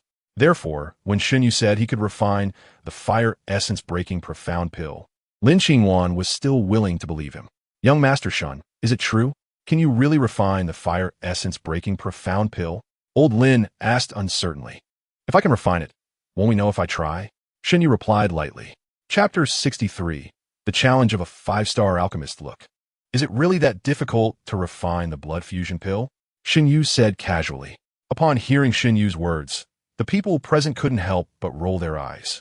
He was really too pretentious. You're a prodigy, so everything you say is right, isn't it? Liu Bing's face was ashen, looking lifeless. Comparing himself to Shen Yue made him feel hopeless. Just look at the blood fusion pill he refined. That was true alchemy, while what he made was just trash. How could he ever catch up to Shen Yue? He might as well be reincarnated a few decades later to try again. However, Liu Bing still held onto a final thread of struggle in his heart. Even if you could refine a 3-star blood fusion pill, it didn't mean you could refine a 5-star fire essence breaking profound pill. The difference of 2 stars was like heaven and earth. When the time came and you couldn't refine the fire essence breaking profound pill, would you still be so arrogant? By then, the Qibao studio would have no choice but to beg Liu Bing's master to step in. Just wait until you can refine the fire essence breaking profound pill. Liu Bing muttered. All right, I'll make you completely lose hope. Shen Yue smiled, and nodded in agreement. Young Master Shun, all the materials for the fire essence breaking profound pill can be prepared immediately and will be delivered within half an hour, Old Lin said with a beaming smile. Chapter 64, Burning Pulse Sacrifice Blood in Qishan County at the Qibao Studio. Inside the alchemy room, the atmosphere was tense and charged with gunpowder. On one side was Zhou Mo, who had been famous in Qishan County for over 10 years and had just recently been promoted to a 5-star alchemist, possessing the peak cultivation of the 9th level of blood exchange realm, enjoying great fame in the city. On the other side was an ordinary-looking boy, only 16 years old, who was not well known, came from a common background, but had already reached the 6th level of blood exchange realm. What was most shocking and unbelievable was that this 16-year-old boy could easily refine a 3-star blood fusion pill, and upon his first attempt, he produced a top-grade pill. It could be said that Shen Yue was undoubtedly a genuine prodigy. One was an old 5-star alchemist, and the other was a suddenly emerging prodigy, who would be able to refine the 5-star fire essence breaking profound pill, and who would be able to laugh last. After about half an incense stick's time, the person responsible for delivering the materials from the Qibao studio also arrived. Although the Qiyun sect had issued a task to refine the fire essence breaking profound pill and provided enough materials to refine 2 batches, no one dared to take the task during this time. First, if the task was taken and the fire essence breaking profound pill was not successfully refined, it would be too embarrassing. Chapter 65. The pill forms a colorful rainbow buzz. A violent and bloodthirsty aura suddenly spread throughout the entire alchemy room. The burning pulse sacrifice blood technique, in simple terms, was to burn one's own blood and soul to temporarily enhance one's strength and realm. It was fundamentally the same as the blood demon forbidden technique used by martial artists. However, the burning pulse sacrifice blood technique used by alchemists was even more sinister, as it involved the alchemist's soul power and invoked the evil and violent aura from the unknown. This was an extremely risky action for alchemists. After all, whether an alchemist could grow into a high-level alchemist or even an alchemy master relied not only on their own cultivation, but also on the strength and purity of their soul. If the soul was damaged, it could result in a severe regression in alchemy, never able to progress again, or worse, it could lead to becoming an idiot or even death. To refine the fire essence-breaking profound pill and to become a #1 alchemist in Qishan County, Zhou Mo was truly putting everything on the line. If he were to lose to Shen Yue, he truly wouldn't have the face to stay in Qishan County any longer. Buzz. Zhou Mo's aura grew stronger. His skin turned crimson, and in some places cracks appeared, with blood gushing out. Chapter 66. Spitting blood 3 liters. Pill success with a rainbow aura. Master, you are amazing. Lu Bing jumped up and shouted. Although the people present were not alchemists, they had seen the world. The so-called pill success with a rainbow aura refers to a pill that, due to the immense energy it contains, forms a colorful energy halo on its surface. This energy halo, also known as the rainbow aura, is a sign of a pill's extremely high quality. Generally, only highly skilled alchemists can refine high-quality pills with a rainbow aura. Thank goodness I didn't disgrace my mission. Zhou Mo smiled, wiped the blood from the corner of his mouth, and wore a proud expression. Pill success with a rainbow aura was something he hadn't achieved in a long time. Unexpectedly, after paying a great cost and using the secret method of burning veins and sacrificing blood, he managed to do it. Truly, he was earning face for himself. It is worth noting that in all his years of refining pills, he had only achieved this twice before, and those were just ordinary 2-star pills made with the best materials. He proudly looked at Shen Yue beside him, believing he had already won. How could a little guy, barely 16 years old, possibly refine a high-quality pill with a rainbow aura? Chapter 67. An invitation from the Alchemist Alliance. Poof! Zhou Mo spat out mouthfuls of blood, as if trying to expel all the blood from his body. Originally, he was already seriously injured from using the secret method of burning veins and sacrificing blood, but he had been suppressing it. Now, under Shen Yue's repeated taunts, he could no longer hold back, and blood gushed out, with his skin bursting open in gruesome wounds. Blood poured out as if it were free. Pill success with a rainbow aura was a scene that countless people spent their lives never witnessing. Each appearance would shock and delight the Alchemist Alliance. Normally, if Zhou Mo were the only one present, he would be met with countless applause and various compliments and flattery. Unfortunately, he had bad luck and offended Shen Yue. this little demon. Pill success with 5 transformations. The 7-colored auspicious cloud appears. That small rainbow was like a little loach meeting a giant crocodile in front of the 7-colored auspicious cloud. There was simply no comparison. At that moment, he fully experienced what despair meant. He had pushed himself to the brink, using forbidden techniques to barely refine the fire essence breaking profound pill with a rainbow aura. Yet others casually refined a higher quality pill with 5 transformations without breaking a sweat. Chapter 68. There are always blind things. Outside Lingyun sect. Young Master Shun. I am Peng Helen, the Vice President of the Qishan County Alchemist Alliance. I am truly ashamed to have only learned of your great name today. It is my negligence. Peng Helen bowed his hands to Shen Yue and said, in recent days, Shen Yue's name had spread throughout the entire Qishan County city. At merely 16 years old, he was able to refine a 5-star fire essence breaking profound pill, and moreover, achieved 5 transformations with the appearance of a 7-colored auspicious cloud. Such talent is indeed monstrous. Not to mention Qishan County, even the entire Yuezhou, there has never been anyone like him. It was a disgrace for the Alchemist Alliance not to have invited such a person to join. It reflected the incompetence of the Alliance's higher-ups. Thus, upon learning the news, Peng Helen, the Vice President of the Alchemist Alliance, personally came to invite Shen Yue. When he first arrived in Qishan County City, Shen Yue had considered participating in the Alchemist Alliance's assessment to obtain an alchemist token, which would give him a formal identity and a backing. After all, the Alchemist Alliance is one of the top 5 powers in the Tianyuan continent, and having the identity of an alchemist would provide him with extra life-saving cards until he became strong enough. Chapter 69. I will only teach you once.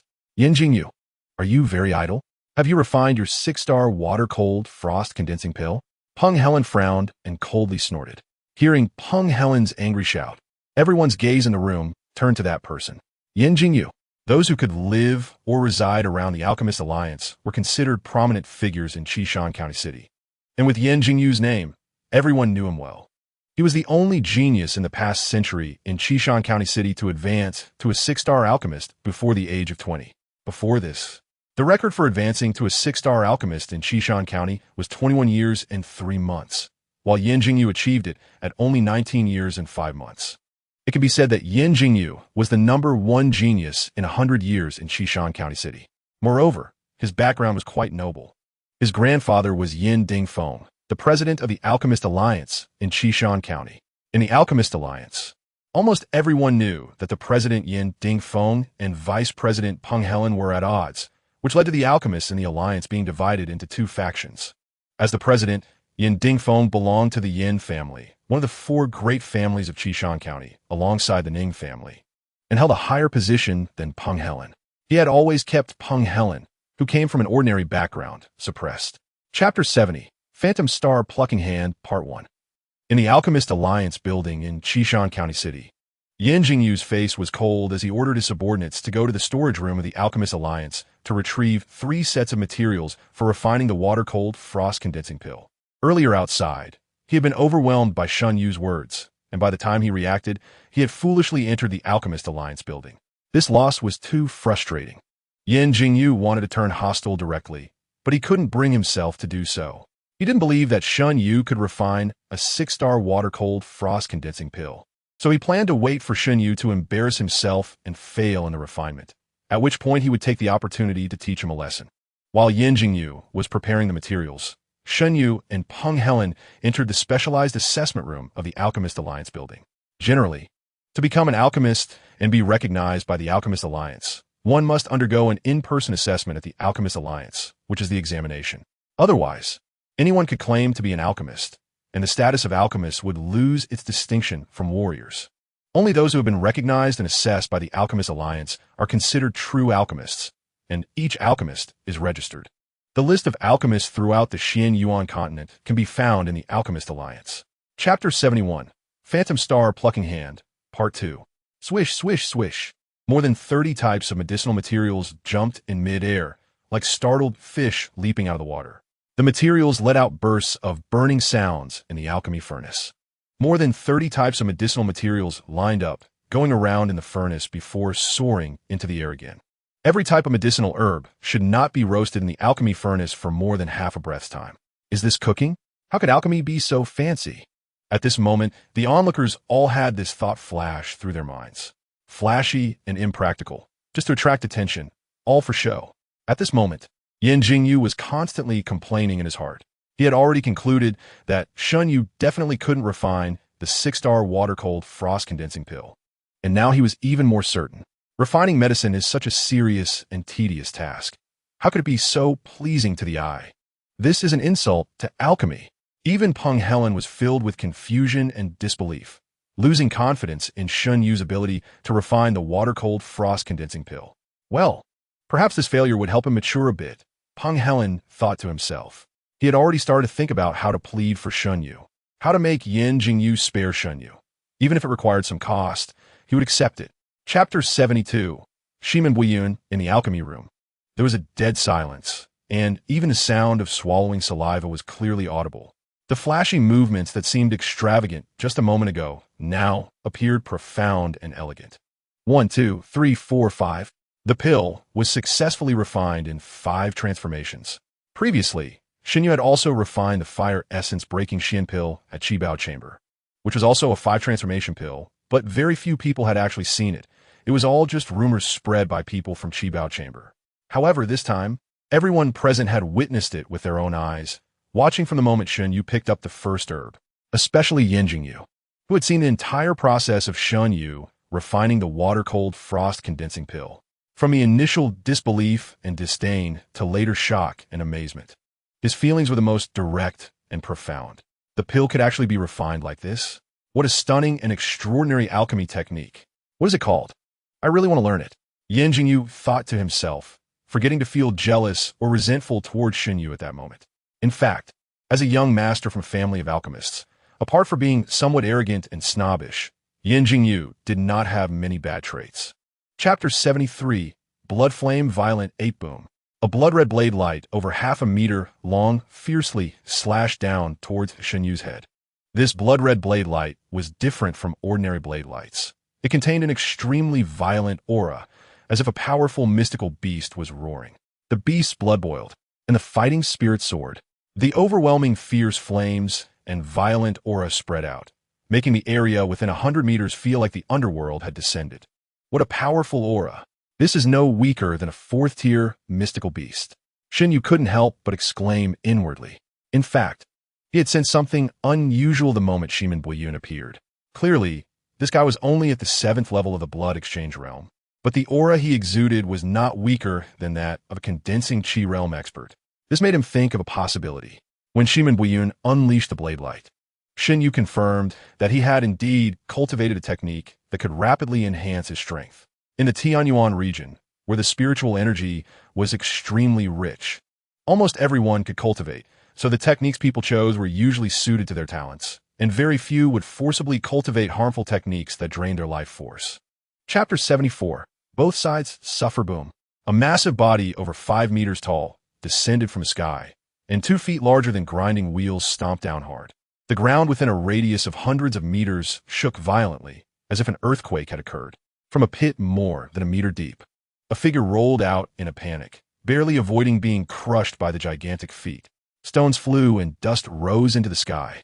The one fleeing in panic was Shen Yue, and the one chasing him was Shimen Buiyun, transformed into the Blood Flame Violent Ape. The 4th-tier mystical beast Blood Flame Violent Ape was equivalent to a human warrior at the 2nd level of the condensing chi realm, or even stronger.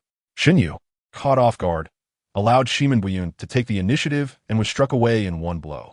Fortunately, Shen Yue's physique, nourished by the Chaos Alchemy Cauldron and the 10,000 light condensing dew, was not inferior to ordinary condensing chi realm warriors, allowing him to withstand the blow without sustaining serious injuries. If it were any other blood exchange realm warrior, even at the 9th level, they would likely have been killed by that blood flame violent ape slap. Even a lion uses all its strength to catch a rabbit. That slap was a warning to Shen Yue, waking him up. From now on, no matter what kind of opponent he faces, he must not let his guard down and must treat every encounter with caution. Chapter 75. Rather die than retreat boom. Shen Yue's body flew out more than 10 meters, then crashed heavily to the ground, carving a 4 to 5 meter long, half-meter deep trench in the earth. This time, Shen Yue took a solid hit from the blood flame violent ape, and with severe injuries, he managed to chop off its head with one sword strike. Thud! The head of the over 5-meter-tall, blood-flame, violent ape flew off, and it took 2 or 3 breaths before its massive body crashed to the ground. Phew! Shen Yue spat out a mouthful of blood, then tilted his head and fainted. Boss! Shen Yue! 2 figures rushed over from a distance, quickly picking up the unconscious Shen Yue. Just now, when Shen Yue was fighting with Shimen Buiyun, transformed into the blood-flame violent ape, he had sent Lin Qi and Lin Qingwan, who were only at the 1st level of the blood exchange realm and the 6th level of the body refinement realm, flying. The battle between 2 beings comparable to condensing Qi realm experts was not something they could participate in. They could only watch anxiously from afar. At this moment, seeing Shen Yue kill the blood-flame violent ape, the 2 siblings dared to rush over to help him. Chapter 76. Mutual Destruction Clang. The blade light and sword aura clashed together. 2. A figure was sent flying, spitting out a mouthful of blood in midair. Lin Qi, who had cultivated the 9 transformations of the Netherworld technique, was among the fastest in the blood exchange realm, and even against a 9th-level blood exchange realm warrior, he was not inferior. However, when it came to actual combat strength, he was far behind Ning Yufan, who was at the 6th level of the blood exchange realm. Ning Yufan, after all, was a descendant of the Ning family branch, having received abundant resources and the best cultivation techniques since childhood. One could say that even a 6th-level blood exchange realm Ning Yufan had a chance to defeat an average 7th or 8th-level warrior of ordinary background. A mere 1st-level blood exchange realm Lin Qi was simply not worthy of Ning Yufan's attention. Kid, do you dare to block me again? Ning Yufan sneered, too lazy to look at the fallen Lin Qi, and walked towards Lin Qingwan. Lying on the ground, Lin Qi shouted and stood up again. At this moment, the clothes on Lin Qi's body were already torn and ragged from the earlier battle, and his body was marked with shocking wounds caused by sword lights. Additionally, the fierce clash of blades had inflicted serious internal injuries, causing blood to flow continuously from the corner of his mouth. Chapter 77. Soul-settling powder thud. Lin Qi fell to the ground like a tree being chopped down, the long knife in his hand clattering to the ground with a crisp sound. Blood gushed out madly from the long sword on his shoulder, and even from his 7 orifices, blood trickled out. At this moment, Lin Qi was gravely injured and on the verge of death. I did it, I really did it. Lin Qi struggled to open his eyes, his lips trembling slightly. Want to make a sound and show a hint of a smile. Unfortunately, all the meridians in his body had been completely destroyed by the sword light piercing his shoulder, and the blade light he unleashed at the last moment had exhausted all his strength. He couldn't even lift his head to see whether Ning Yufan was dead or not, because he truly had no energy left. His eyelids felt as heavy as 10,000 pounds, and an overwhelming drowsiness overtook him, forcing him to slowly close his eyes. Before his consciousness completely faded, Lin Qi felt little resentment or hatred. Instead, he felt a sense of excitement and comfort. A mere little guy who had just broken through to the 1st level of blood exchange actually managed to perish together with a master of the 6th level of blood exchange. A young master from one of the 4 great families in the county city. Chapter 78. Shadow of the Soul Deep in Qishan. A figure nimbly and effortlessly moved through the dense jungle. Occasionally, small flying insects the size of a palm would bite at him, but he would directly slice them in half with his sword. Now and then a small, highly venomous snake, red all over and about a meter long, would suddenly spring out from behind the leaves, baring its fangs to bite him, only to have its head severed by his sword as well. This place was less than 10 miles from Chilling Cave, rarely visited by humans, and was the territory of mysterious beasts. Unless one reached the condensed Qi realm, no one dared to approach here. However, the blood energy emanating from the figure indicated that he was only a practitioner of the blood exchange realm. It was simply courting death for a blood exchange realm warrior to appear here. Phew, let's rest for a while. It seems I might have to stay here overnight. The man raised his head and spoke to himself, showing no signs of fear or anxiety. It was none other than Shen Yue, who had set out to search for medicinal herbs. At this time, it was already the evening of the 2nd day since he left Ling Yun's sect. The 2 medicinal herbs Shen Yue was looking for included one called Tianqin Lotus, of which he had previously obtained a plant in Chilling Cave, but he had directly swallowed it afterward. The other medicinal herb, or more accurately, a medicinal guide, was called the Soul Shadow Essence. Chapter 79. Frozen and Shattered Swish. The shadow of the soul, like a thick mist, quietly drifted toward the sleeping Shen Yue. Before it could get close, it emitted a strong aura of resentment and madness, wrapping around Shen Yue. Generally, when human warriors are enveloped by such an aura, they quickly fall into madness, with severe cases leading to direct mental collapse.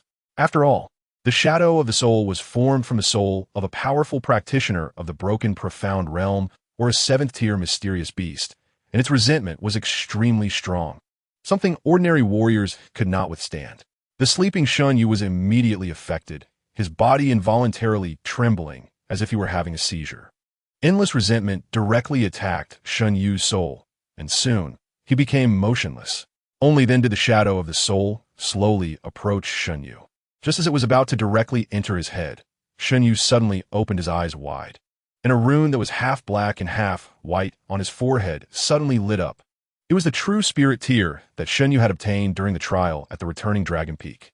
Previously, when his body trembled and he lost consciousness, it was all an act to lure the shadow of the soul closer to him, making it easier to strike and destroy it. Chapter 80, Sword of the Soul Crack. The true spirit tier was completely frozen and then explosively shattered into fragments. This drop of true spirit tier was something Shen Yue had obtained during the returning Dragon Peak trial. It merged deep into his forehead to form a rune that could be autonomously activated to resist when Shen Yue's soul was attacked by illusions or other assaults. The rune formed by this drop of true spirit tier was not effective for a lifetime. It could resist at most about 10 attacks from illusions or soul attacks. However, this time, the shadow of the soul directly froze and shattered the condensed true spirit tier, causing significant damage to the rune as well. Originally, it might have been able to resist 10 attacks, but now it could only withstand a maximum of 5 or even fewer. This indirectly proved that the shadow of the soul, possessing ice-type innate abilities, was indeed extremely powerful. It likely was not merely a 7th-tier mysterious beast in life, but possibly an 8th-tier or even stronger. Shen Yue had initially been full of confidence, wanting to lure the shadow of the soul into his dantian and catch it like a turtle in a jar, to prevent it from being scared away like last time. However, the result was inviting a wolf into the house, putting himself in such a dire situation. Chapter 81. One sword, one kill. Looking at the soul in the dantian that had inexplicably transformed into a small sword shape, Shen Yue was completely baffled. Wasn't it only powerful beings in the spirit movement realm that could change the shape of their souls? He, a practitioner of the 6th level of the blood exchange realm, had inadvertently transformed his own soul into the shape of a small sword. If others found out, they would probably be shocked. Shen Yue carefully sensed that there were no signs of damage in the dantian. Although the shape of the soul had changed, there were no signs of injury, and it appeared even more condensed, stronger than when he was at the peak of the 9th level of the Return to Origin realm in his previous life. This could be considered a blessing in disguise. Shen Yue smiled to himself. Afterward, he tidied up and continued deeper into the magic abyss forest. He had already killed the ice-type shadow of the soul, but its soul essence had self-destructed, so he hadn't obtained it. Therefore, Shen Yue still needed to hunt at least 2 more shadows of the soul to gather 2 soul essences. The magic abyss forest was a paradise for high-tier mysterious beasts, where the lowest were 3rd-tier beasts, and they could only live at the very edge of the magic abyss forest. The closer one got to the depths of the magic abyss forest, the higher the tier of the mysterious beasts, especially those above 7th tier. Each was considered a dominator, having its own territory. Chapter 82. The figure at the bottom of the magma pool buzz. An invisible wave instantly swept across the entire magic abyss forest. Shen Yue lay in a small wooden house, eyes closed in a feigned slumber, waiting for the shadow of the soul to take the bait. When this wave spread to him, he suddenly froze, unable to move.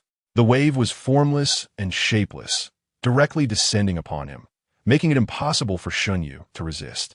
When he regained control of his body, he opened his eyes to find that he had unknowingly left his simple wooden house and had instead arrived on a small hill that was entirely black.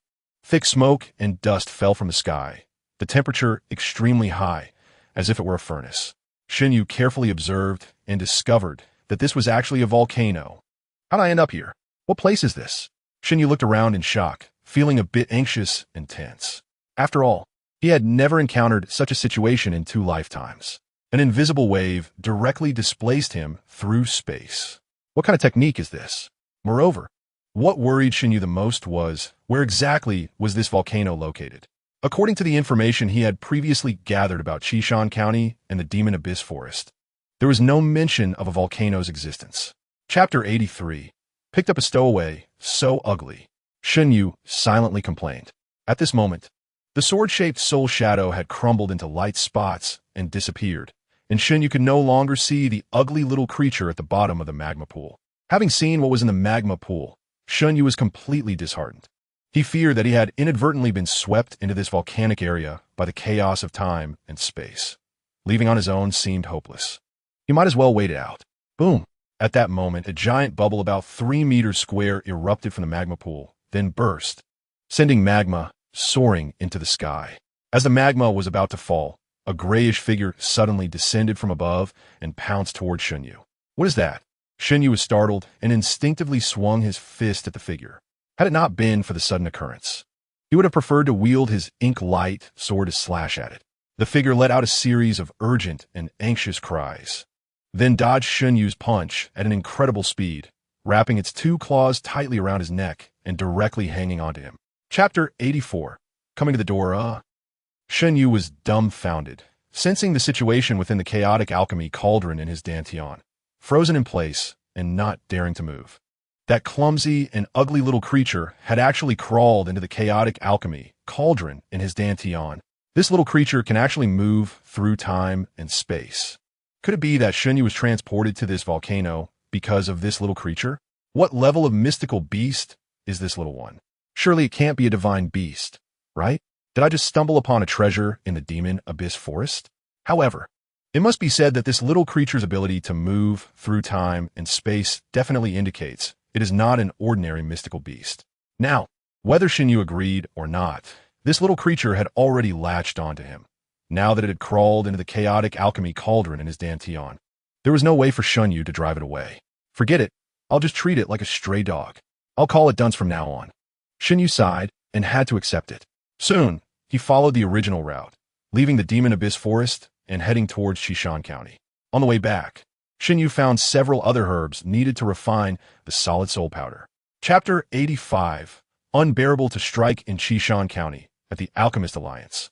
Shen Yue sat leisurely in the chair of Alchemy Room No. 1. Beside him stood Peng Helen, the vice president of the Alchemist Alliance, while behind him stood Yin Jingyu, the grandson of Yin Dingfeng, the president of the Alchemist Alliance. Ever since Shen Yue had essentially taught Yin Jingyu how to refine the water-cold frost-condensing pill, Yin Jingyu was completely impressed by Shen Yue, especially after witnessing Shen Yue's unique and powerful technique, the Phantom Star Plucking Hand, which left him eager to learn. Therefore, when he heard that Shen Yue had come to the Alchemist Alliance again, he hurriedly exited the alchemy room he was working in. Upon hearing that Shen Yue planned to compete in alchemy with the alchemist of the Ning family, he even willingly gave up his favorite alchemy room No. 1. When Peng Helen saw Yin Jingyu, he was completely stunned. Last time, Shen Yue had slapped Yin Jingyu's face hard in front of so many people, and Peng Helen thought Yin Jingyu would hate Shen Yue to death, wishing he could kill him directly. But unexpectedly, such a proud person as Yin Jingyu was actually won over by Shen Yue, now standing obediently behind him like a little brother. Chapter 86. Underhanded Tactics in Alchemy Room No. 1. The atmosphere suddenly became eerie and quiet. Yu Yazi held the lid of the alchemy furnace with one hand, staring intently at the furnace, motionless. As the lid of the furnace was opened, a stream of colorful rainbow light immediately floated out. 1, 2, 3. A total of 6 streams of colorful rainbow light made the entire alchemy room No. 1 shine brilliantly. Pill completed at 6 turns. In less than the time it takes for half a stick of incense to burn, Shen Yue had actually refined the purple Qi Thunderfire pill successfully, and it was of extremely high quality, reaching 6 turns. Meanwhile, Yu Yazi, a 6-star alchemist, had not even managed to refine a single herb. Highlighting the disparity, one was in the heavens, the other was underground. At this moment, he recalled the words he had previously directed at Shen Yue, unbearable to strike, and he thought that this term was most fitting for himself now. Yu Yazi silently lowered the lid of the alchemy furnace, then turned and walked to a corner, lowering his head and saying nothing. The outcome was already clear. Even if he could refine a purple Qi Thunderfire pill at 6 turns, just in terms of speed, he had already lost. Moreover, he knew his own limitations. Even if given a whole day, he could not refine a 6-turn purple chi thunder fire pill. Chapter 87. Returning the favor with the same measure. Third update. Boom.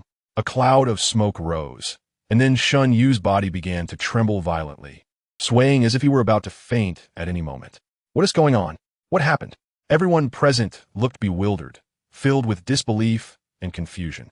Just a moment ago, Shen Yue was fine. How did he suddenly end up like this? Could it be that he was poisoned? But with so many people present, how could only he be poisoned? Even if he was indeed poisoned, who did it? When was it done? What kind of poison was it? In an instant, countless questions swirled in everyone's minds as they pondered. Only Ning family's third elder, Ning Yue, was secretly laughing, a sinister smile flashing across his face at his plot's success. As long as Shen Yue dies, the Ning family would be rid of a major threat.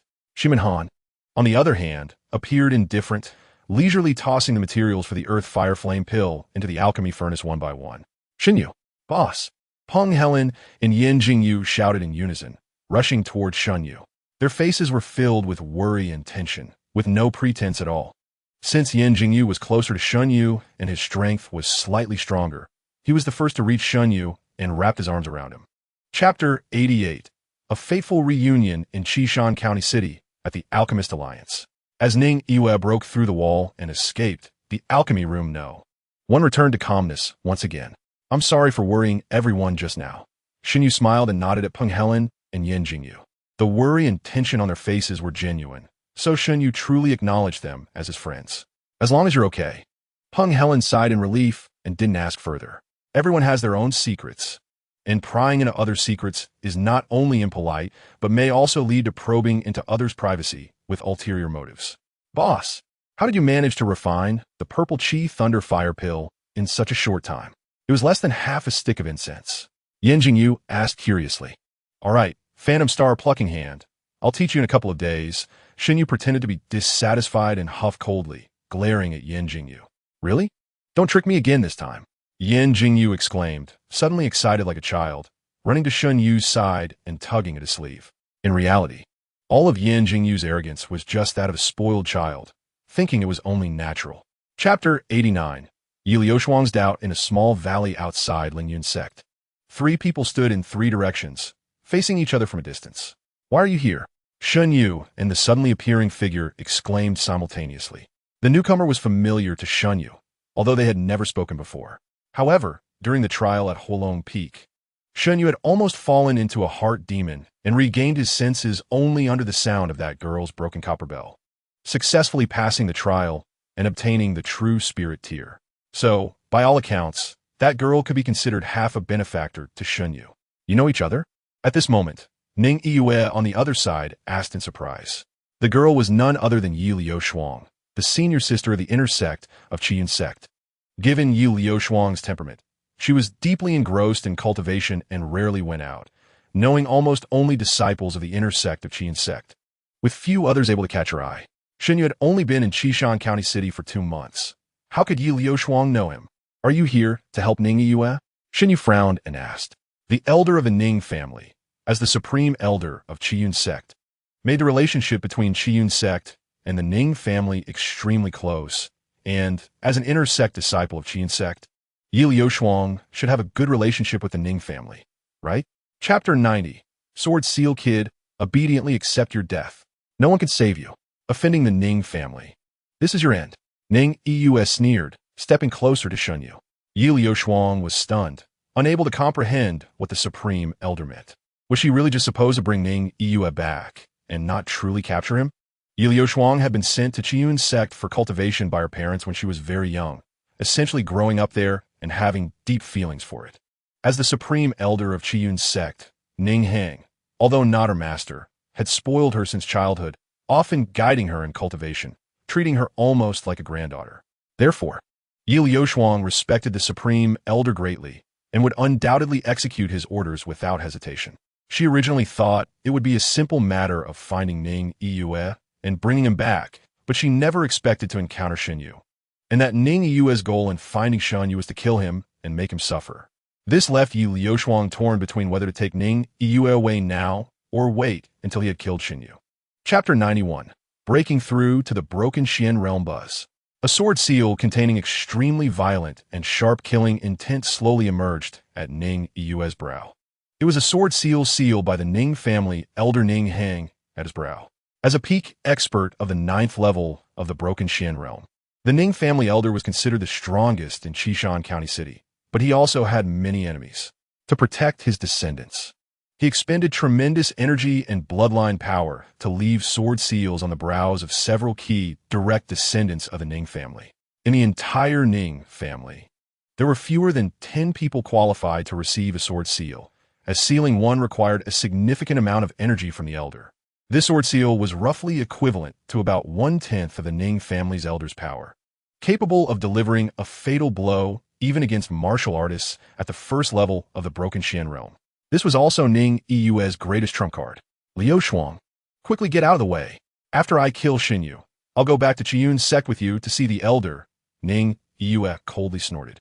If it weren't for Liu Shuang's mysterious identity and the special pampering by Ning Hang, Ning Yue wouldn't have wasted his breath. He would have directly activated the sword seal and killed both her and Shen Yue, enjoying the peace. Chapter 92, Flash and Kill Swoosh. The gray-white sword light effortlessly sliced through the fiery energy waves and stabbed toward Liu Shuang's chest. The seemingly inconspicuous sword light contained the power of a peak expert of the 9th level of the broken Shen realm. An ordinary martial artist at the 1st or 2nd level of the broken Shen realm would only meet a certain death under this sword light. Liu Shuang had just begun to break through to the 1st level of the broken Shen realm and was still merely a peak martial artist of the 9th level of the condensation realm. How could she withstand that sword light?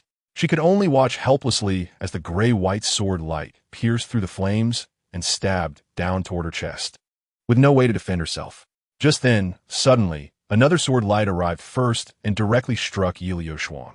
This sword light, besides being extremely fast, was vastly inferior in both power and momentum compared to the gray-white sword light, like the difference between a candle flame and the sun. This sword light was cast by Shen Yue, standing behind Liu Shuang. Of course, Shen Yue did not intend to repay kindness with killing. Instead, he aimed to use the sword light to push Liu Shuang away, allowing her to dodge the pursuit of the gray-white sword light. Chapter 93, The Clown Dog's Transformation, 3rd update, Don't Kill Him. Liu Shuang hurriedly shouted to stop, but it was too late. Thud! Shen Yue suddenly flashed to Ning Yue's back, then without hesitation swung the ink-light sword, directly piercing his back and violently twisting it several times, turning his heart into a pulp before stopping. Ugh! Ning Yue was completely stunned, not having time to react at all. He felt a sharp pain in his chest as a black sword tip emerged from it. He opened his mouth and spat out large amounts of blood, then felt as if all his strength had been drained away, an overwhelming fatigue washing over him, and in the next moment, darkness descended, and he completely lost consciousness. Thud! Ning Yue's body collapsed to the ground like a broken sack. Yu sighed, pointing at Shen Yue, wanting to scold him a few words, but after thinking for a moment, Yu gave up. If it weren't for Shen Yue saving her just now, she would probably be dead by now. What right did she have to scold him? However, the command from the Grand Elder was to bring Ning Yue back alive to Qiyun's sect, and now, Ning Yue had been killed by Shen Yue. How was she going to go back and report this? Chapter 94, The Emergence of Divine Weapons Lingyun's Sect, Yinkong Mountain. At this time, after a day's rest, Lin Shi had regained consciousness. Lin Xingwan told Shen Yue that over an hour ago, Lin Shi had opened his eyes and said a few words before falling asleep again. Shen Yue nodded, patting Lin Xingwan's shoulder to reassure her that this was a normal phenomenon. Lin Shi's soul had nearly shattered, which was equivalent to being dead. If Shen Yue hadn't risked damaging his own soul to use the soul-gathering technique, Lin Shi would likely have really died. Now that he had taken the soul-stabilizing powder, Lin Shi was no longer in danger. Once his cultivation level rose to the condensed energy realm, or even the breaking profound realm, his soul power would become stronger, eliminating any hidden dangers. One could only say that Lin Shi was quite lucky. If it had been someone else, once their soul shattered, it would be impossible to save them. Shen Yue walked to the bedside to take a look at Lin Shi, placing his hand on his forehead to sense him again, confirming multiple times that there were no issues before feeling completely at ease. Due to her brother's injury, Lin Xingwan had taken a long leave from the Qi Treasure Workshop, which was readily approved. Now, Shen Yue was quite the popular figure in the Alchemist Alliance of Qishan County. not only being treasured by Vice President Peng Helen, but also having a good relationship with the president's grandson, Yan Jingyu. Shen Yue was truly a significant asset now.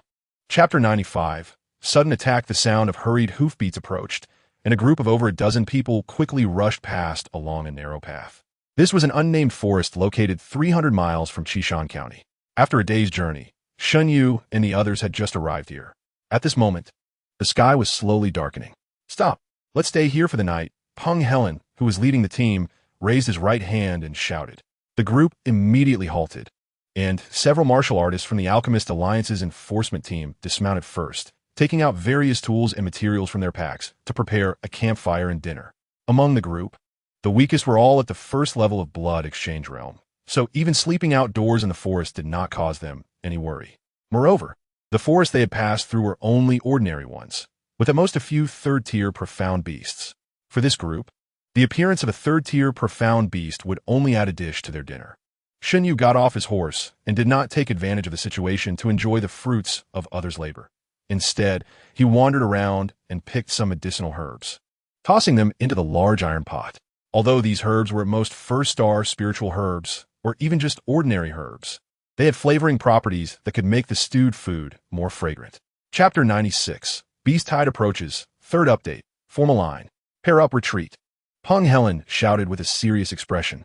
Originally, there were 12 people in the group, but now 2 had been killed by the ink-scale armadillo, and with Lin Qingwan and Lin Qi, who were only at the first level of Blood Exchange Realm, only 8 people remained who could fight.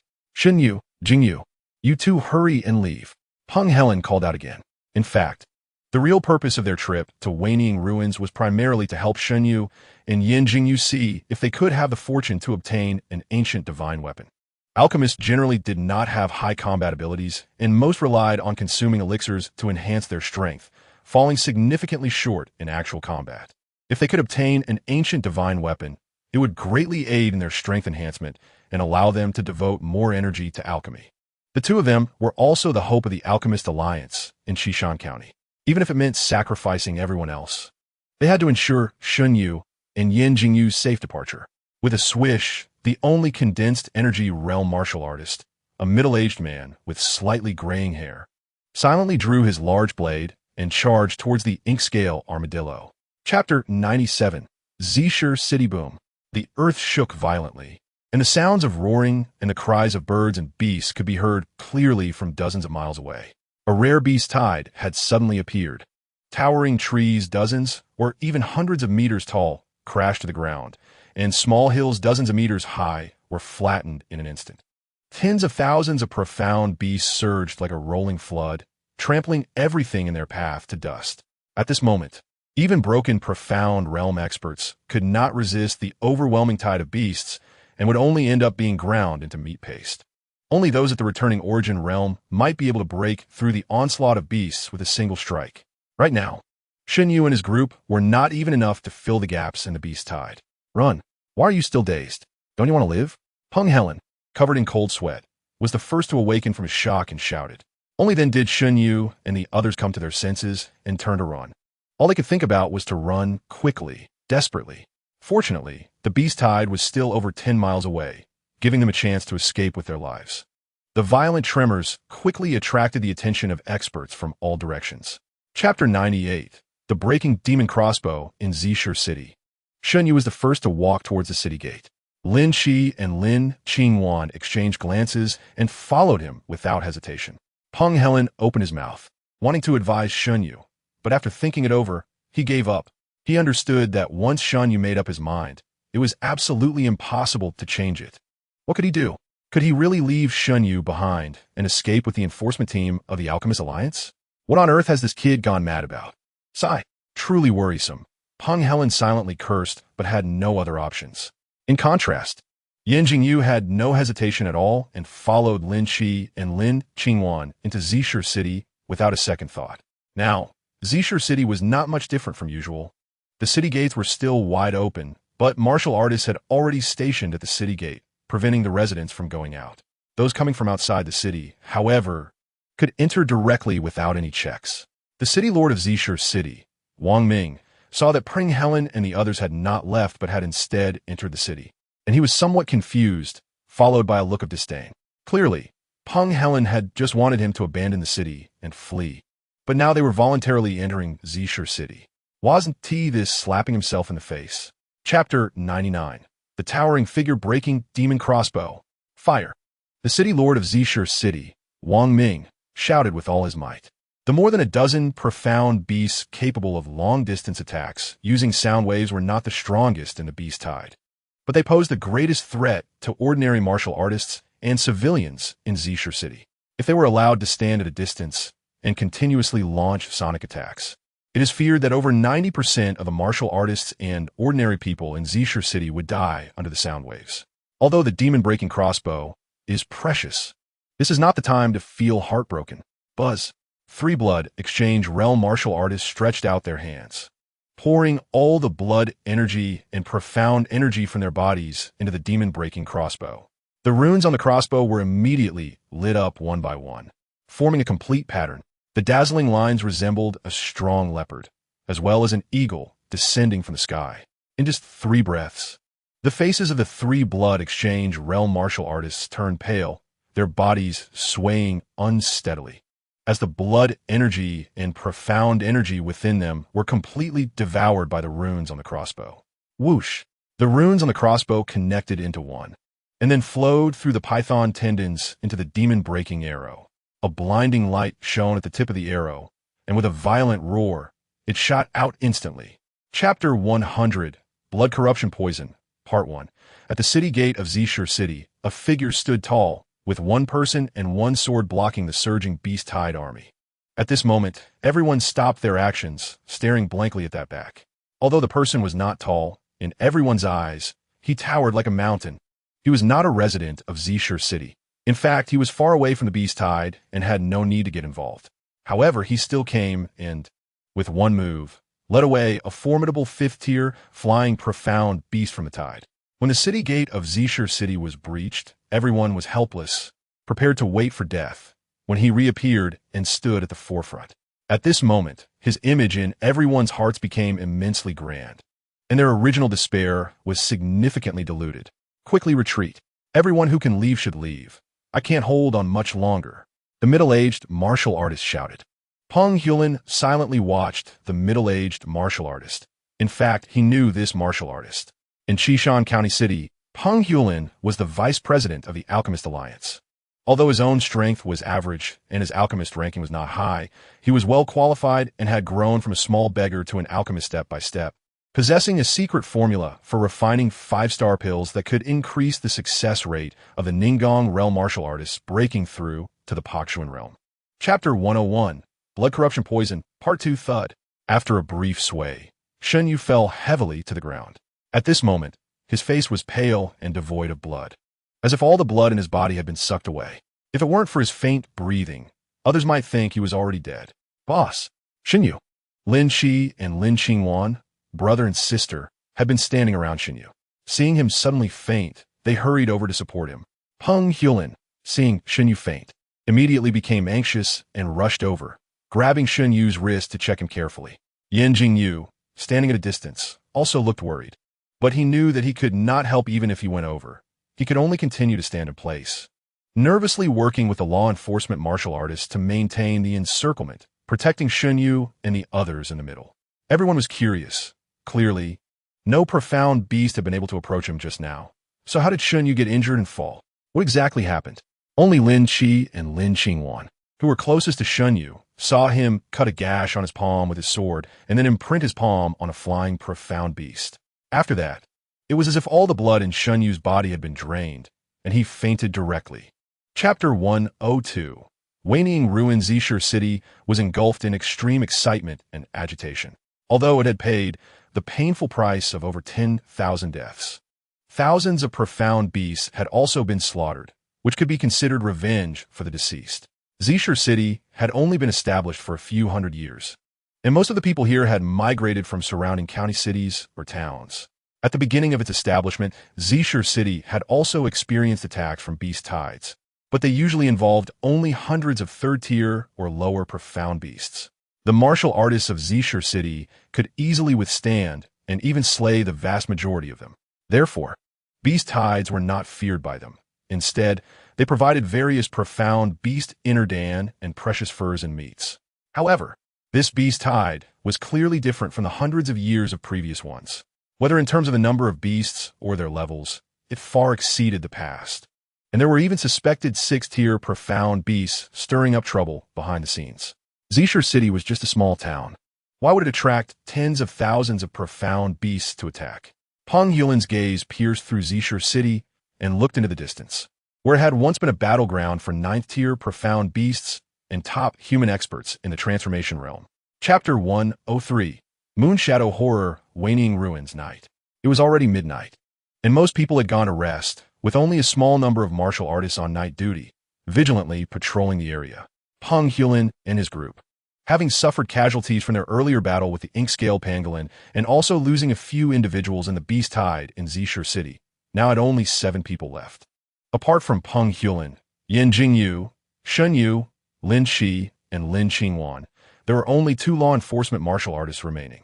Due to the earlier Beast Tide, everyone was very alert, so the only Ningong Realm martial artist took the first night watch while the others rested. The waning moon hung like a hook, and the waning ruins were silent. It was said that the souls of human strongmen who died thousands of years ago lingered in the basin's surroundings, creating an atmosphere of intensine, causing no profound beasts or wild animals to dare come within several dozen miles.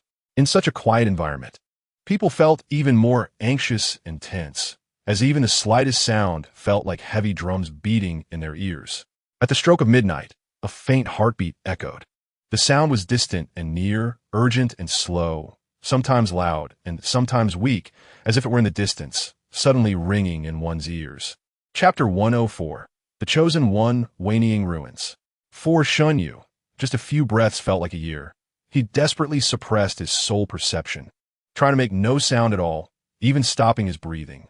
Fortunately, after just a few breaths, the invisible wave slowly retreated and the strong soul pressure soon vanished. Everything returned to normal. Everyone except Shen Yue seemed to have just had a dream, unaware of anything that had occurred. Ling Qi blinked in confusion, wondering what had just happened. It seemed he wanted to say something just now, but he couldn't remember it all. He turned to look around. The waning ruins remained pitch black and silent, as if nothing had happened at all. All the night watchmen looked around in confusion, then continued to nervously patrol the area. Everything seemed calm, but Shen Yue sensed an extremely unusual aura among the thousands of people stationed in Wanyingsu. This made Shen Yue certain that the strong pressure he had felt earlier did not appear randomly. Its purpose was to find a suitable person to possess. Chapter 105, Kill Wanyingsu. The boy named Zhou Xilan was floating slightly in the air with his eyes closed. In front of him, a brand new, coldly shining large knife. Hadyating a mur de roue aura, kitli overd. The Chosen One. This is what people call the lucky ones who have received ancient divine weapons as gifts from the heroic souls of Wanyingsu. It means that this is a lucky person chosen by heaven, meant to help humanity become stronger. Generally, people show enough respect and deference to the Chosen One. Just now, in the struggle for that ancient divine weapon, everyone was fighting for it, even resorting to violence. But once the ancient divine weapon chose its master, confirming the Chosen One, no one would dare to fight for it anymore. Historically, there have been cases where powerful practitioners forcibly attacked the Chosen One to seize the ancient divine weapon, only to be countered by the weapon itself, resulting in their dantian being destroyed and becoming completely useless. With this lesson from history, other martial artists no longer dared to have any ill intentions towards the Chosen One. Chapter 106, Murderous Aura Filling the Sky. Blood gushed from Zhou Xilan's chest like a fountain, staining the large knife that glimmered coldly with blood. The knife flashed with a strange blood color and then erupted with a terrifying murderous aura. Initially, when everyone saw Shen Yue sword strike Zhou Xilan's chest, they all stopped their actions, silently waiting. Even Elder Zhou had resigned himself, lowering his head in despair. However, at that moment, an unexpected change occurred. Zhou Xilan, who had been closing his eyes as if dead, suddenly opened them, his pupils filled with a strange blood color, exactly like the color that flashed across the large knife. The previously dissipated murderous aura suddenly erupted again, spreading throughout the valley of Wanyingsu.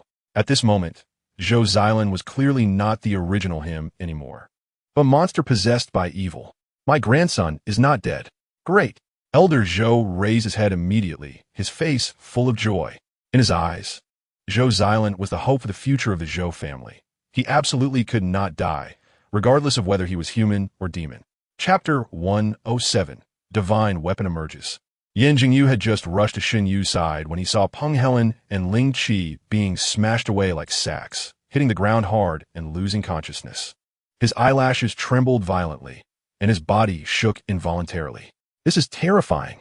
In just a short breath, the combined attack of 8 condensing Qi realm martial artists could not withstand even a single breath. At this moment, the only one still standing in the entire Wanyingsu was Yan Jingyu. Once upon a time, Yan Jingyu was also full of vigor, convinced that he was not an ordinary person and destined to become a well-known figure in the Tianyuan continent. But now, he did not want to be a big figure or the protagonist. He was just a small martial artist at the Blood Exchange Realm. How could he face a monster that could kill 8 condensing Qi realm experts alone? Gulp. Yan Jingyu swallowed, cold sweat rolling down his forehead like beads on a broken string. He quietly took out a 5-star pill from his pocket and stuffed it into Shen Yue's mouth. Then he fell to the ground, pretending to be unconscious. Chapter 108. Keep it if it's convenient for you. Sizzle. Shen Yue went mad, grabbing the semi-transparent long sword in his hand and stabbing it towards the Xiaoyi unicorn rhino. At this moment, he was covered in blood, looking insane and fearless. Just now, he had only exchanged one move with Zhou Xilan before being smashed away, fracturing countless tendons and bones. If Yan Jingyu had not fed him a 5-star pill, Shen Yue feared he would not even be able to move. This was the most serious injury Shen Yue had ever sustained. He almost died. How could not be furious? No matter who you are, if you dare to kill me, I will fight you to the death. The semi-transparent sword was actually condensed from the energy accumulated in Wanyingsu over 7 to 8 years. Theoretically, it still needed a few more days to officially take shape.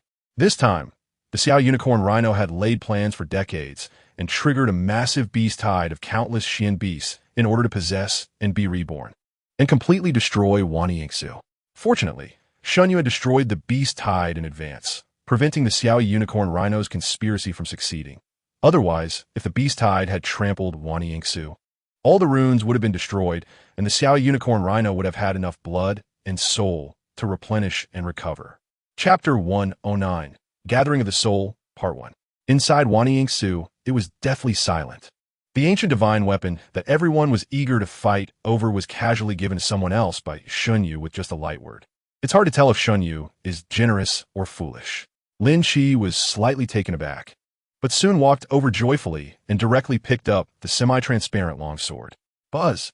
A brilliant light shot out from the long sword, directly infusing into Lin Qi's body. Lin Qi trembled violently as if struck by lightning, and it took him a full 2 breaths before he stopped shaking.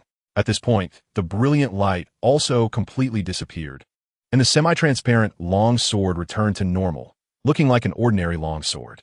Everyone present witnessed the process of Lin Qi becoming the master of the ancient divine weapon, feeling as though they were watching 2 children playing house, which felt very surreal. They just gave the ancient divine weapon to someone else. This is how the recognition of the master was completed. Thousands of people came to Wanyingsu, hoping to fight for the ancient divine weapon. Yet you all treated it so casually, as if handing over a piece of inedible cake to someone else. Chapter 110. Gathering of the Soul, Part 2. In the Niwen Palace, a state of chaos. Shen Yue's soul curled up in a corner, while most of the area was occupied by a mass of white fog-like energy. That mass of foggy energy was the residual soul energy of all the heroic souls in Wanyingsu. They originally meant well, wanting to pour all their soul energy into Shen Yue to help elevate his soul to a higher realm. However, their soul energy was too vast for Shen Yue. It was like an ant facing a mountain. To completely refine this soul energy would require a tremendous amount of time and effort. However, there is not much time left for Shen Yue because this soul energy is in a constant state of collapse and dissipation every moment.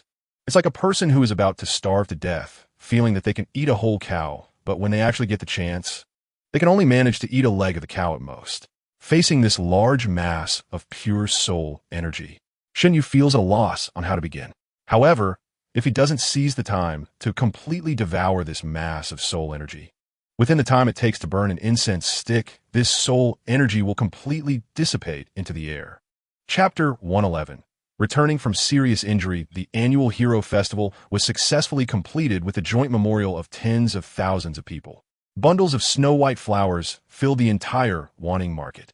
The heroes who sacrificed for the human race will forever live in people's hearts. Shen Yue and the others also offered flower wreaths and left Wanning market after a moment of silent commemoration, heading towards Shishan County City.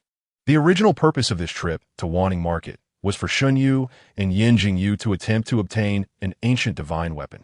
In the end, although neither Shen Yue nor Yue obtained the ancient divine weapon, it was ultimately gifted to Lin Qi by Shen Yue. Overall, the goal was considered accomplished. At this time, there were less than 3 months left until the Yuan Ling Conference of the Alchemist Alliance in Tianyuan continent. Shen Yue and Yue, the talented alchemists who bore the hopes of the entire Shishan County City, needed to quickly adjust their mindset, practice their alchemy skills and success rates, and prepare for the upcoming alchemist competition. After returning to Shishan County City, Shen Yue kept his promise and took 10 full days to teach the Phantom Star plucking hand to Yue. Chapter 112. Kneel down and accept your death inside Ling Kong Mountain. Lin Qi and Lin Qingwan quickly came out upon hearing the sound, joining Shen Yue to help Yang Xiu treat his wounds. Who could be so ruthless to almost kill the sect master Yang? Lin Qingwan carefully helped clean the wounds on Yang Xiu's chest with a wet towel and tried to restore his broken leg. Lin Qi found several pieces of wood to help stabilize Yang Xiu's broken leg, then applied the best wound medicine and fracture ointment. With the nourishment of 5-star elixirs, Yang Xiu's internal injuries should heal within half a month. His leg injury was more severe, but it should also heal in about a month. This is the value of high-level elixirs. With the high-level elixirs made by alchemists, as long as the head isn't severed or the heart pierced, one can be saved with elixirs. This is also the reason for the high status of high-level alchemists. However, due to the severe lack of spiritual energy and rare materials in Tianyuan continent, the quality of the elixirs produced by alchemists is too low, leading to a low status for ordinary alchemists. But once one becomes a high-level alchemist, their status will rise dramatically, and even those in the Guiyuan Realm and Lingdong Realm will rush to befriend them. Chapter 113. The beauty saves the hero. You really overestimate yourself. Chao Rue was both angry and amused, unable to decide whether to laugh or cry. A mere blood exchange realm brat actually dared to threaten a peak 9th level of the condensation realm to kill them. It was like a mantis shamelessly claiming to want to kill a tiger. It's simply too unfortunate, too overconfident. Shen Yue gritted his teeth. He had actually prepared himself for the worst and most reckless scenario. If necessary, he would release the primordial spirit sealed in his mud pill palace to take control of his body and fight them head-on. With the enemy already at his door and his master severely injured and nearly dead, if Shen Yue continued to endure this humiliation, what would be the point of living? Did they really think a cornered rabbit wouldn't bite? Just then, suddenly, a figure flew in from a distance, standing in mid-air. The ability to stand in mid-air at least indicated that the newcomer was a strong practitioner of the breaking Yuan realm. This made Chao Rue, who had just been eager to make a move, instantly quiet down, his face filled with vigilance and tension. Shen Yue, you finally returned. I've been waiting for you for several days, the figure in mid-air said with a hint of reproach. The newcomer was none other than Yi Liuoshuang, the current senior sister of the inner sect of Qiyun sect. Chapter 114. The ancestor of the Ning family outside Lingyun sect. Yi Liuoshuang stood with Shen Yue, coldly watching the inner sect elders Chao Rue and Xia Yu from Yunyan Pavilion across from them. Not to mention Shen Yue. Even Yi Liuoshuang herself found it strange why she was getting involved in this mess. Counting it all, this was only the 3rd time Yi Liuoshuang had met Shen Yue. In fact, during their first meeting, they merely exchanged glances, and during their second meeting, they had fought together to kill Ning Yue, who had activated the sword seal. Today was merely their 3rd meeting, and she had confusingly intervened to block the 2 inner sect elders from Yunyan Pavilion for Shen Yue. If one didn't know better, they might think their relationship was very close. In reality, after the last time they teamed up to kill Ning Yue, Yi Liuoshuang returned to Qiyun sect and directly went to find the Grand Elder Ning Hang. When Ning Hang learned that Ning Yue had actually activated the sword seal and wanted to kill Yi Liuoshuang, he was instantly furious and cursed loudly. Then, Ning Hang solemnly assured that if Ning Yue was not killed, he would definitely arrest him and publicly execute him in front of everyone in Qishan County City. To serve as a warning. Chapter 115. The Arrival of the Saintess Boom. Chao Rue swung his fist and smashed it hard toward Shen Yue. Shen Yue remained calm, swinging the ink-light sword to strike back. Currently, Shen Yue had reached the peak of the blood exchange realm, and due to various fortuitous encounters, combined with the infusion of energy from the 7th tier Xian beast, the Howling Moon Unicorn, his full-strength strike had a force of over 70,000 pounds, which was already more than double that of an ordinary peak blood exchange realm martial artist. Additionally, with the support of the chaos creation technique, his strike exceeded 15,000 pounds of force. This was the kind of powerful force that only practitioners of the 2nd or even 3rd level of the condensation realm could possess. However, he was facing Chao Rue, who was at the peak of the 9th level of the condensation realm. Boom!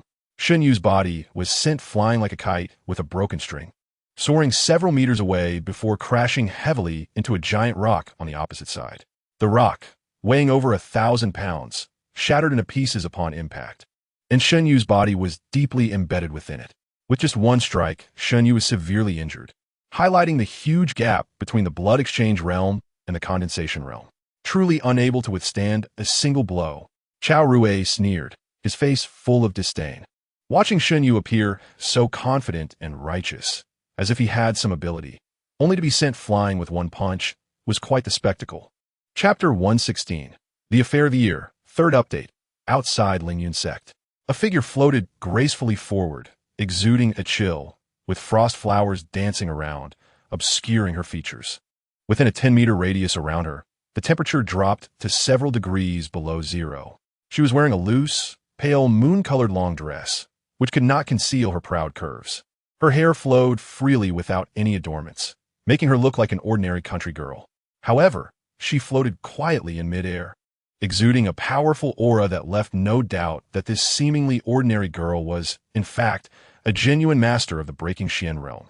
When the saintesses Chao Rue and Xia Yu saw her for the first time, their expressions turned to shock and disbelief. The visitor was none other than the current saintess of Yunyan Pavilion and the only candidate for the next pavilion master, Ranning Shuang. Ying Shuang's sister, Yiliu Shuang, murmured from a distance. Although Ranning Shuang appeared to be a 16 or 17-year-old girl, her youthful appearance was merely due to her snow-white skin. In reality, she was already 28 years old. Chapter 117. Yuezhou City, 4th update. I come at the command of my master to capture the lecher. You may leave.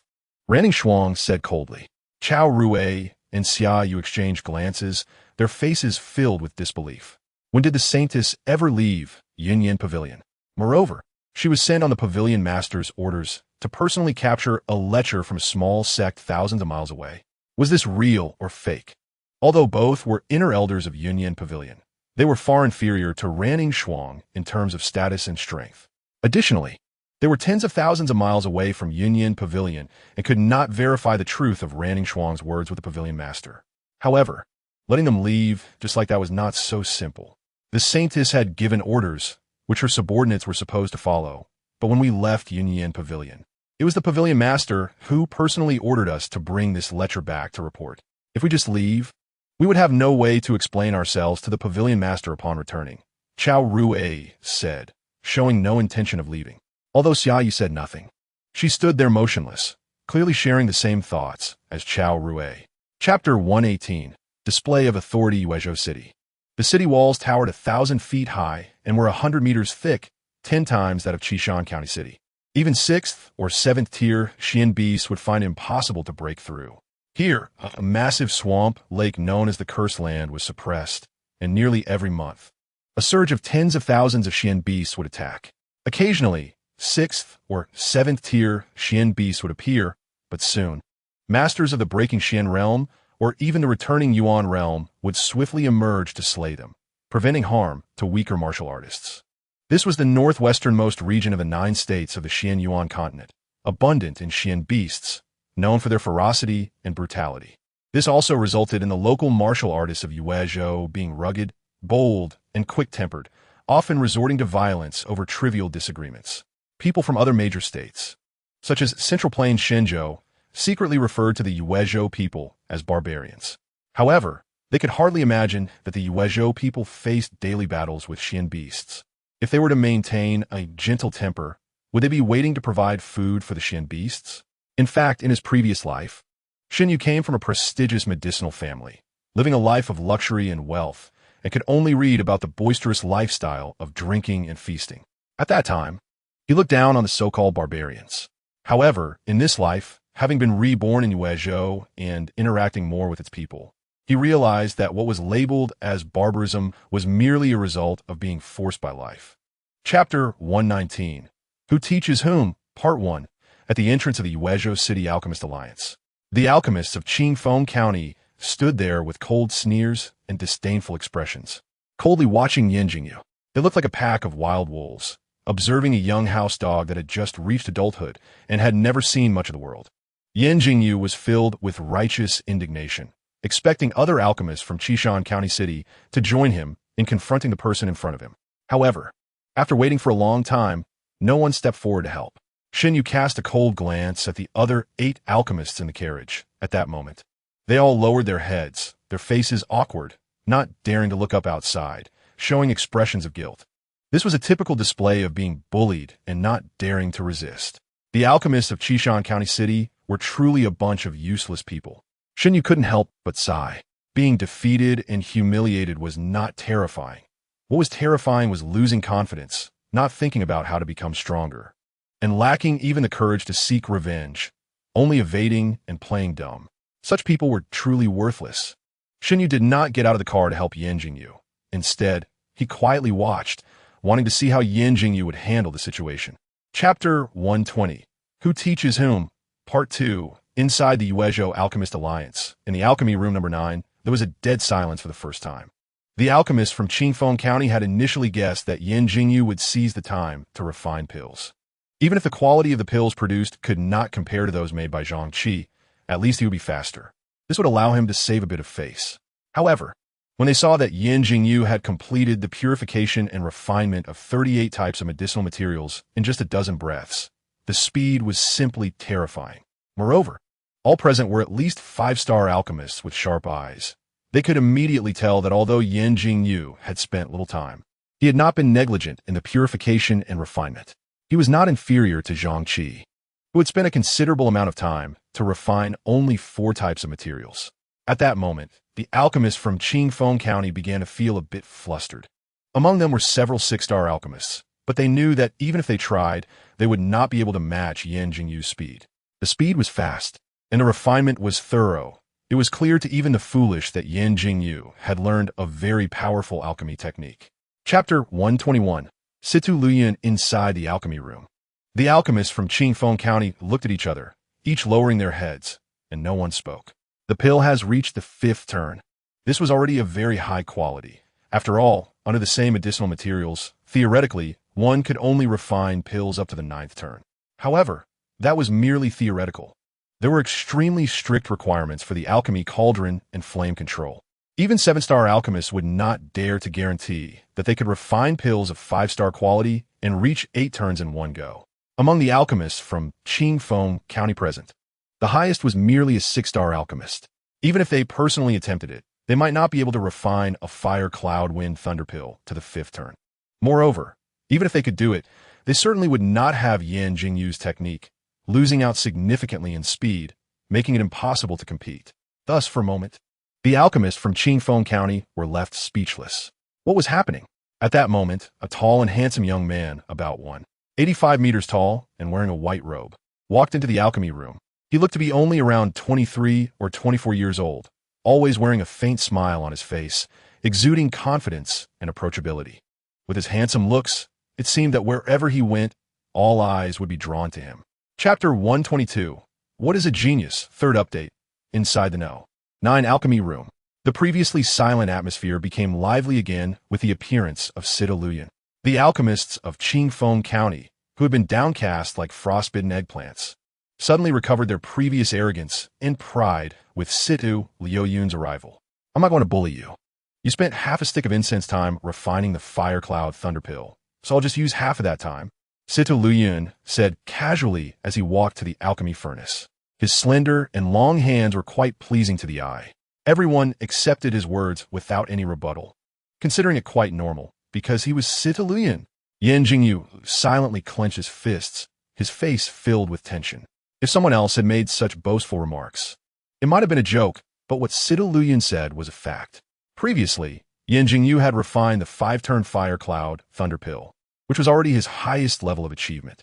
However, for Sita Luyan, all of this was just a trivial matter. Boom! The fire essence stone was ignited violently, erupting with the strongest flames that turned the alchemy furnace bright red within just a few breaths. Chapter 123.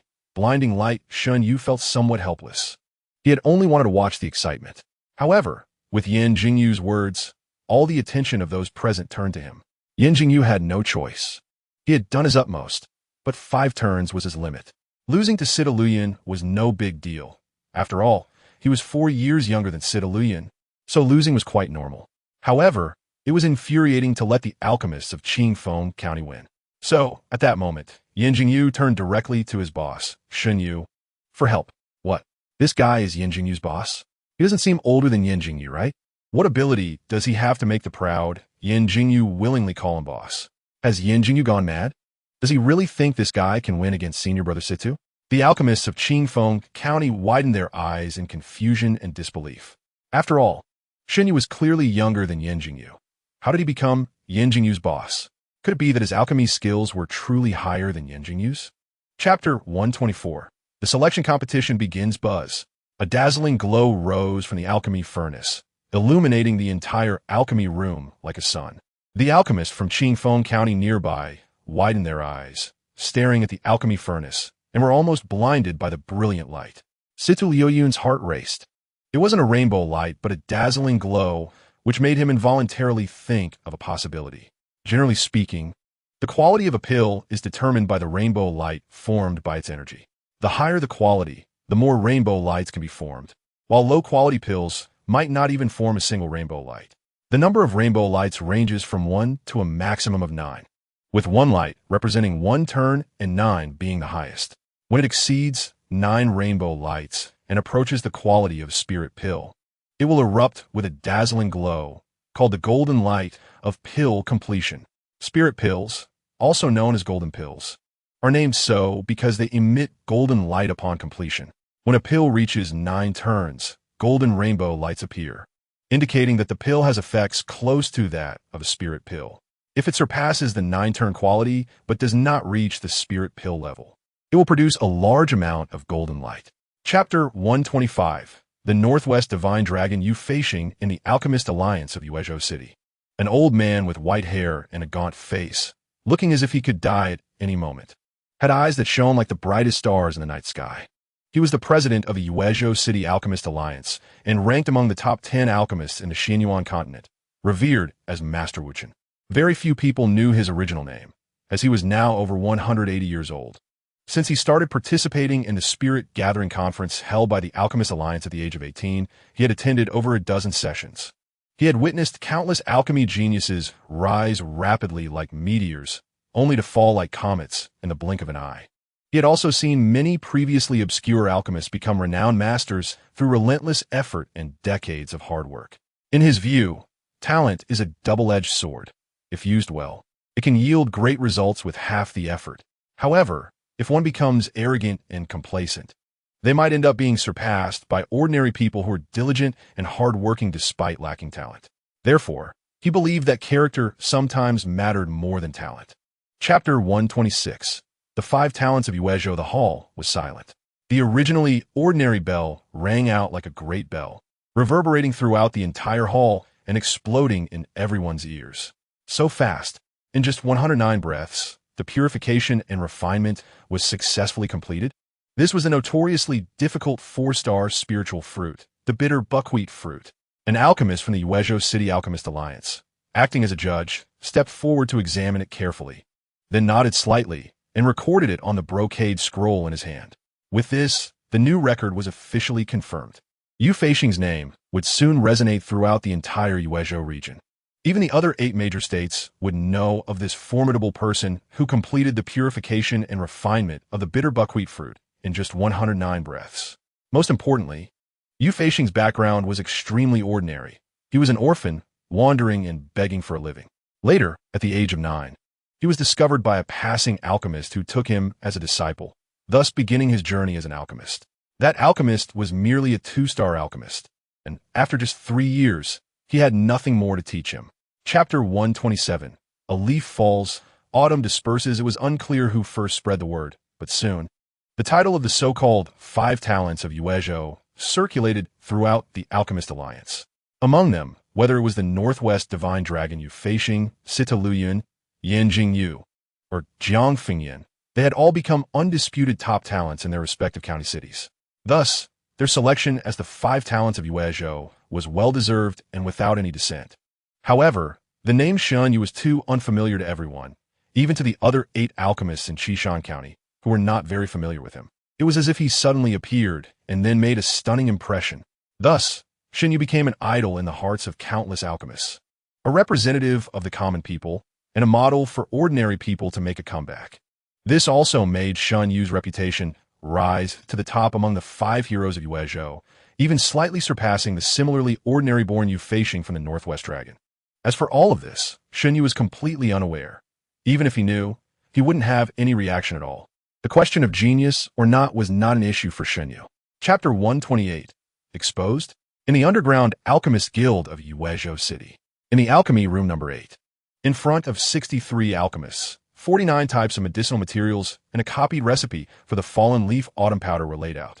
All alchemists were required to extend the complete formula based on their understanding of the recipe and then refine it. This was the assessment content for the second part of the selection competition. The evaluation of this part would be done in the third part, which involved testing the pills. It wasn't just a matter of casually refining a pill and calling a success. It was a comprehensive assessment based on the quality of the pill and the effectiveness of the medicine. After everyone was stunned for a moment, someone quickly regained their senses, activated the rune array, drew the underground magma, and then started the alchemical cauldron. In just a breath's time, the entire alchemical cauldron turned bright red, and the temperature of the flames was more than 10 times higher than that of the fire marrow stone.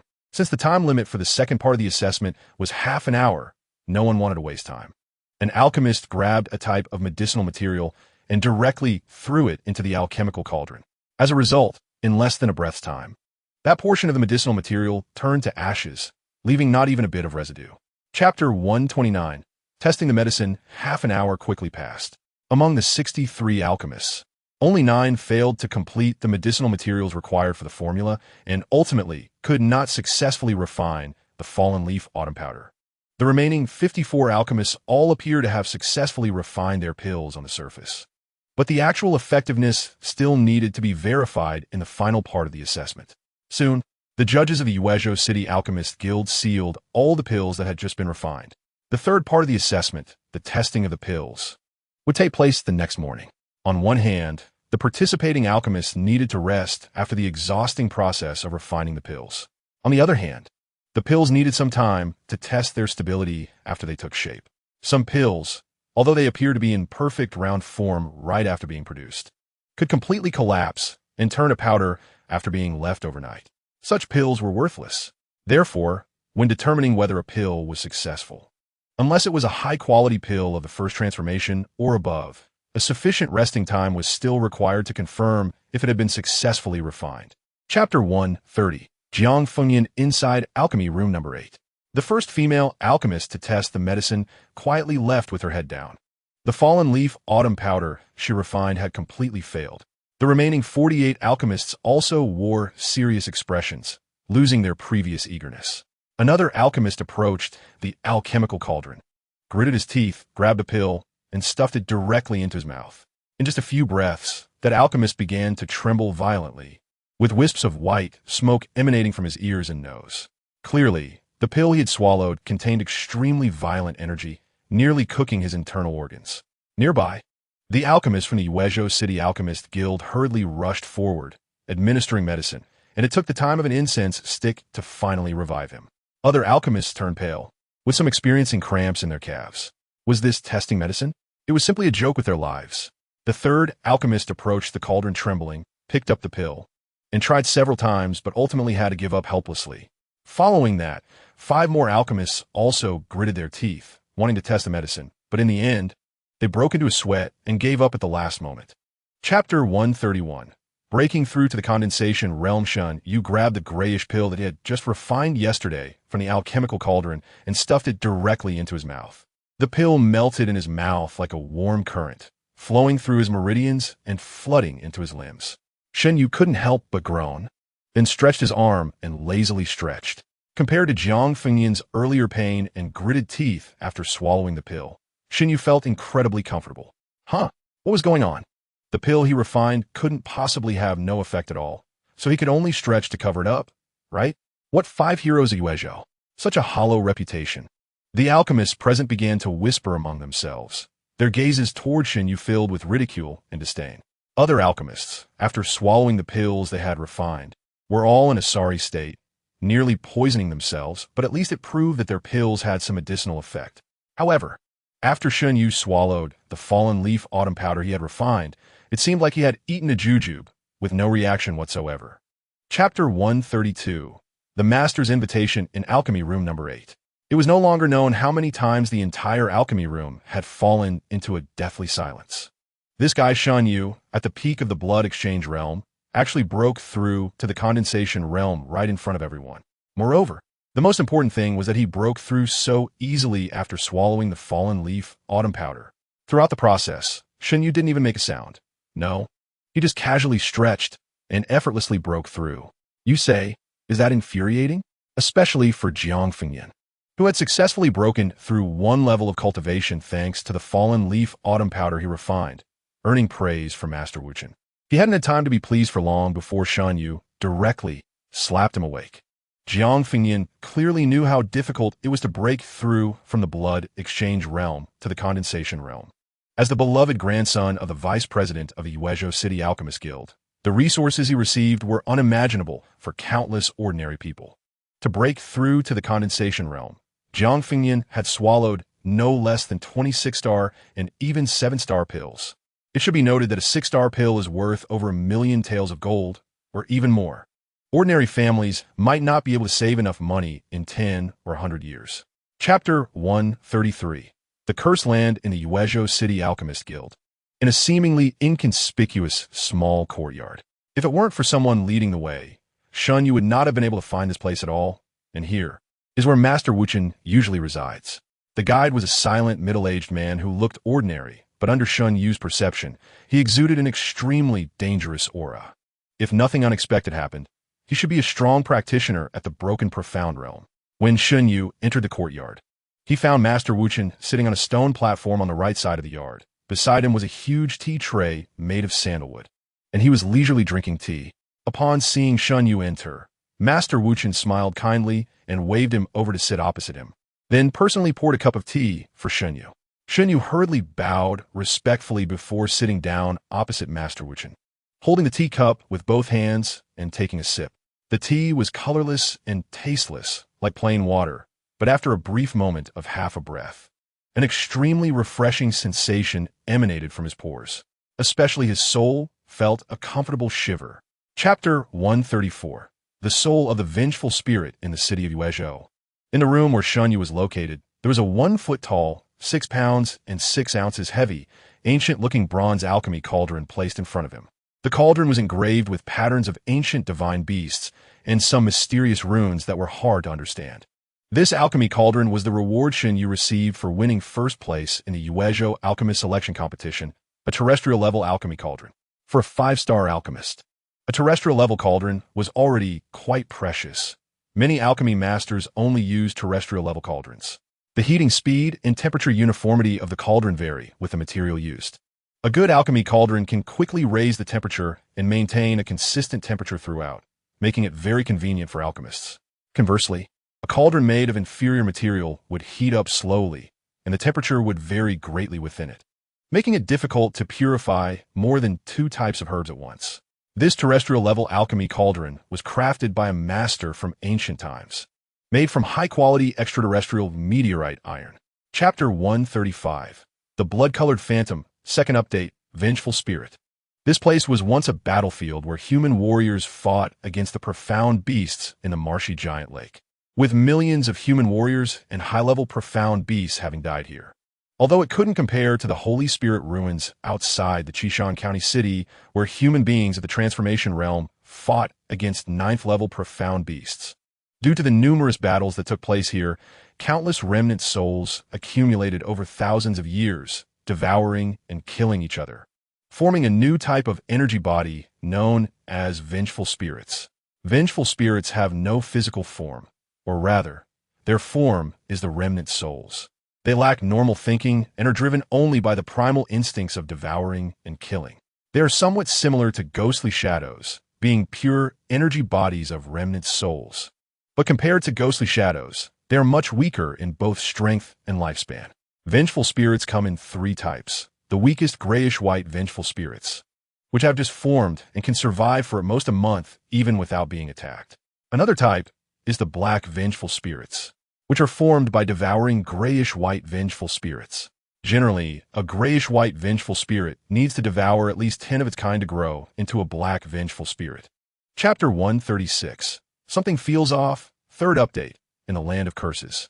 Under Chun San's leadership, after just an hour and a half, they passed through one marsh after another and arrived at a place abundant with water plants. This area is called Nyoti Bay, named after a marshy water pool shaped like a cow's hoof. In the pool, many plants resembling water lilies were floating, but they were much smaller and deep red in color, with leaves covered in dense, colorful patterns. In fact, these were not water lilies, but a type of crocodile disguised as bloodthirsty lotus crocodile. Bloodthirsty lotus crocodiles are fourth-level profound beasts and can only be considered ordinary profound beasts in the Land of Curses. Their disguise is meant to attract ordinary birds to land, which they then capture and eat. Initially, human warriors did not recognize them, thinking they were ordinary water lilies and attempted to pick lotus seeds for food, only to be killed. Gradually, after countless warriors explored and developed the Land of Curses, nearly 2/3 of the area was explored. Only 1/3 remains unexplored, as it is the gathering place of black, vengeful spirits, which human warriors do not dare approach easily. Chapter 137. The Flower of All Souls. Fourth update in the Land of Curses. Chun San and the other 3 practitioners at the broken, profound realm stood ready, protecting Shen Yue tightly in the center.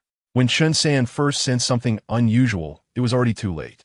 Streams of blood-red mist converged from all directions, enveloping the 4 of them, and at the same time, a chilling wailing sound echoed as dark figures rushed toward them. Among these shadows, the vast majority were flying profound beasts unique to the Land of Curses, but there were also more than a dozen black vengeful spirits mixed in. Those were black vengeful spirits. Each black vengeful spirit was equivalent to the strength of a broken profound realm practitioner, and a dozen black vengeful spirits could completely annihilate a large city like Qishan County, with a population of tens of millions or even over 100 million.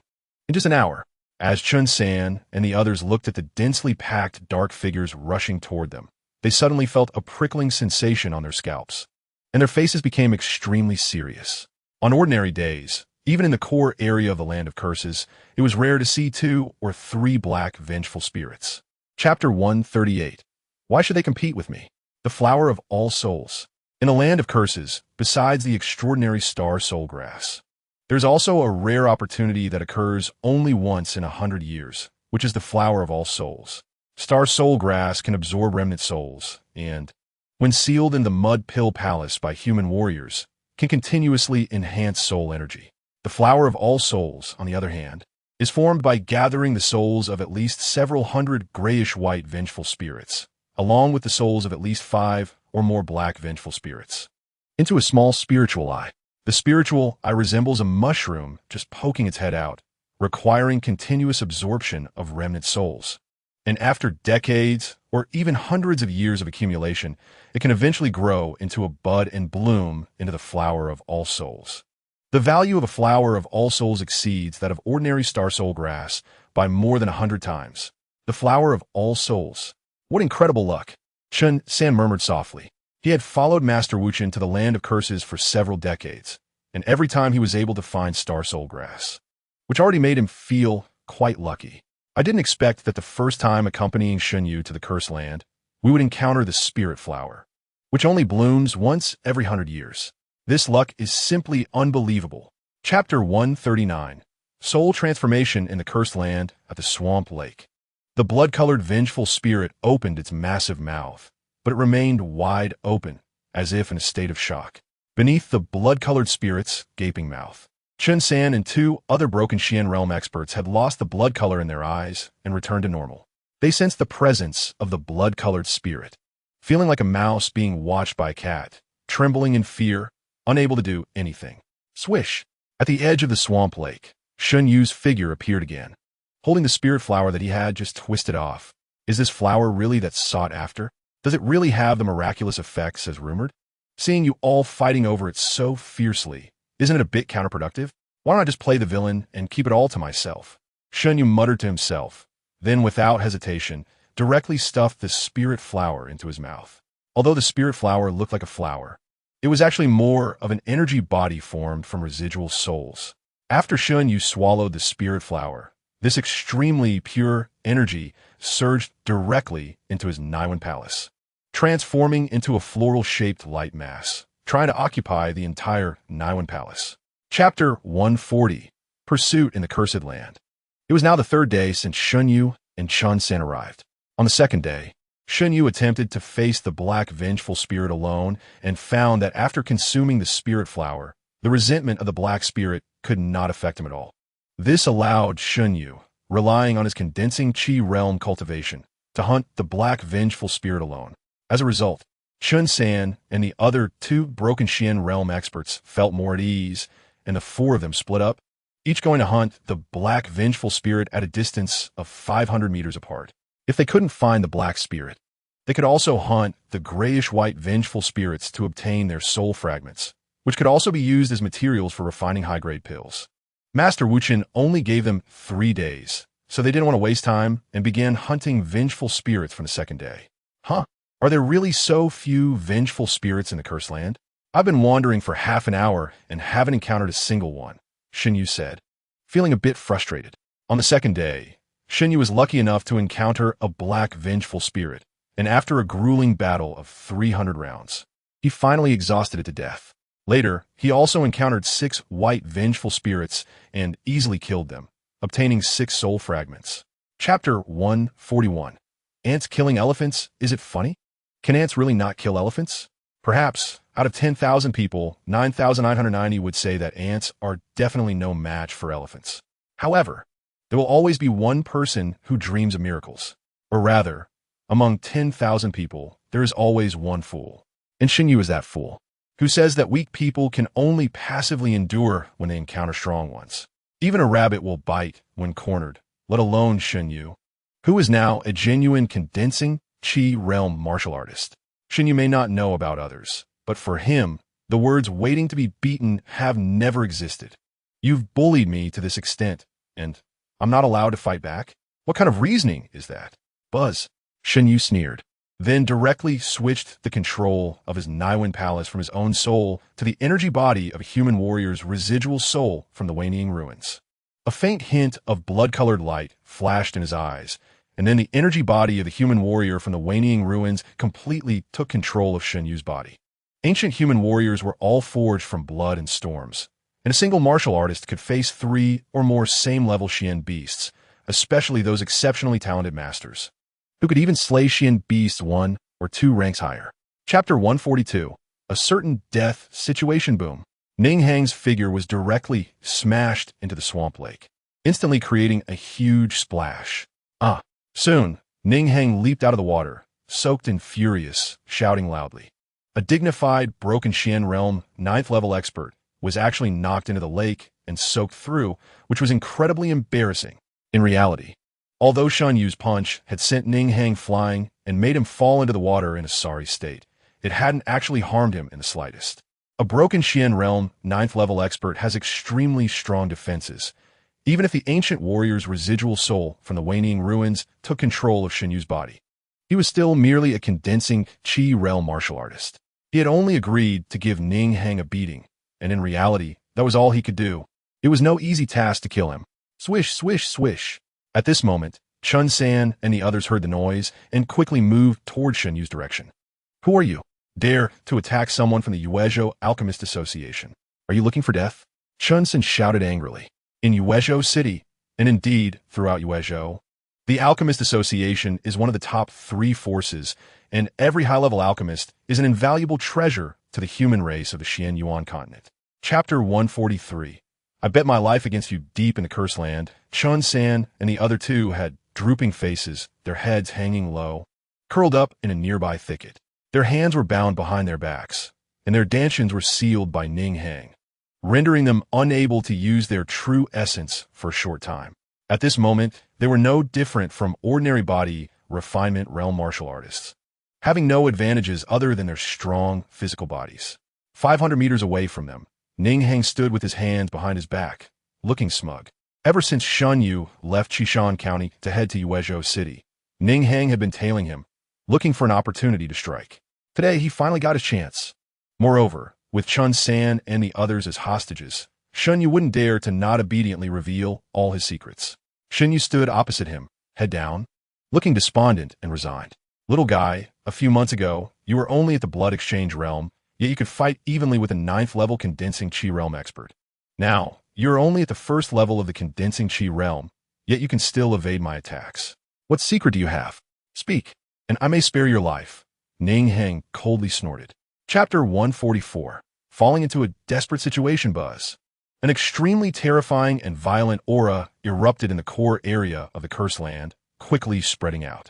Ning Hang, or more accurately, the blood-colored vengeful spirit that had evolved after enduring for thousands of years, suddenly opened its eerie blood-colored eyes. It had waited for thousands of years, finally encountering Ning Hang, a human warrior whose soul was highly compatible with it. In fact, over the course of 1,000 years, the blood-colored vengeful spirit had tried multiple times to devour and merge with the souls and bodies of human warriors. As a result, without exception, the human race's strong warriors, knowing that there was absolutely no chance of survival, chose to self-destruct their souls and bodies. The weaker martial artists were completely disregarded by the blood-colored vengeful spirits, because once they took over a body, their cultivation journey would come to an end, and it would be difficult to have any room for improvement. Therefore, for such a long time, the blood-colored vengeful spirits had not found a suitable host. This time, as if it were fate, Ning Hang was directly sent to the blood-colored vengeful spirit's site, and then it easily devoured Ning Hang's soul and successfully fused with his body. A brand new blood-colored vengeful spirit finally had its own physical form. Chapter 145, Chaotic Whirlpool, 4th update. Ning Hang walked slowly, deliberately making his footsteps clear enough to be heard from far away. He resembled an elegant cat, tiptoeing and stepping in a self-entertained rhythm, slowly approaching Shen Yue, then stretching out his claw-like hand towards Shen Yue's head, pulling the carrot. In the next moment, Shen Yue's head would be twisted off, and then Ning Hang would directly devour his soul. At this moment, Shen Yue was panicking. What to do? Is he really going to die this time? He originally thought that with the presence of the clown dog, Binbin, he was almost invincible, and at worst, he could let Binbin use its spatial shifting talent to escape gracefully. However, half an hour ago, to move Ning Hang away, Shen Yue had caused the clown dog Binbin to exhaust all its energy, and now it could only lay like a dead dog in the chaotic alchemy furnace in his dantian, sticking out its tongue. It was simply impossible to rely on it to save Shen Yue now.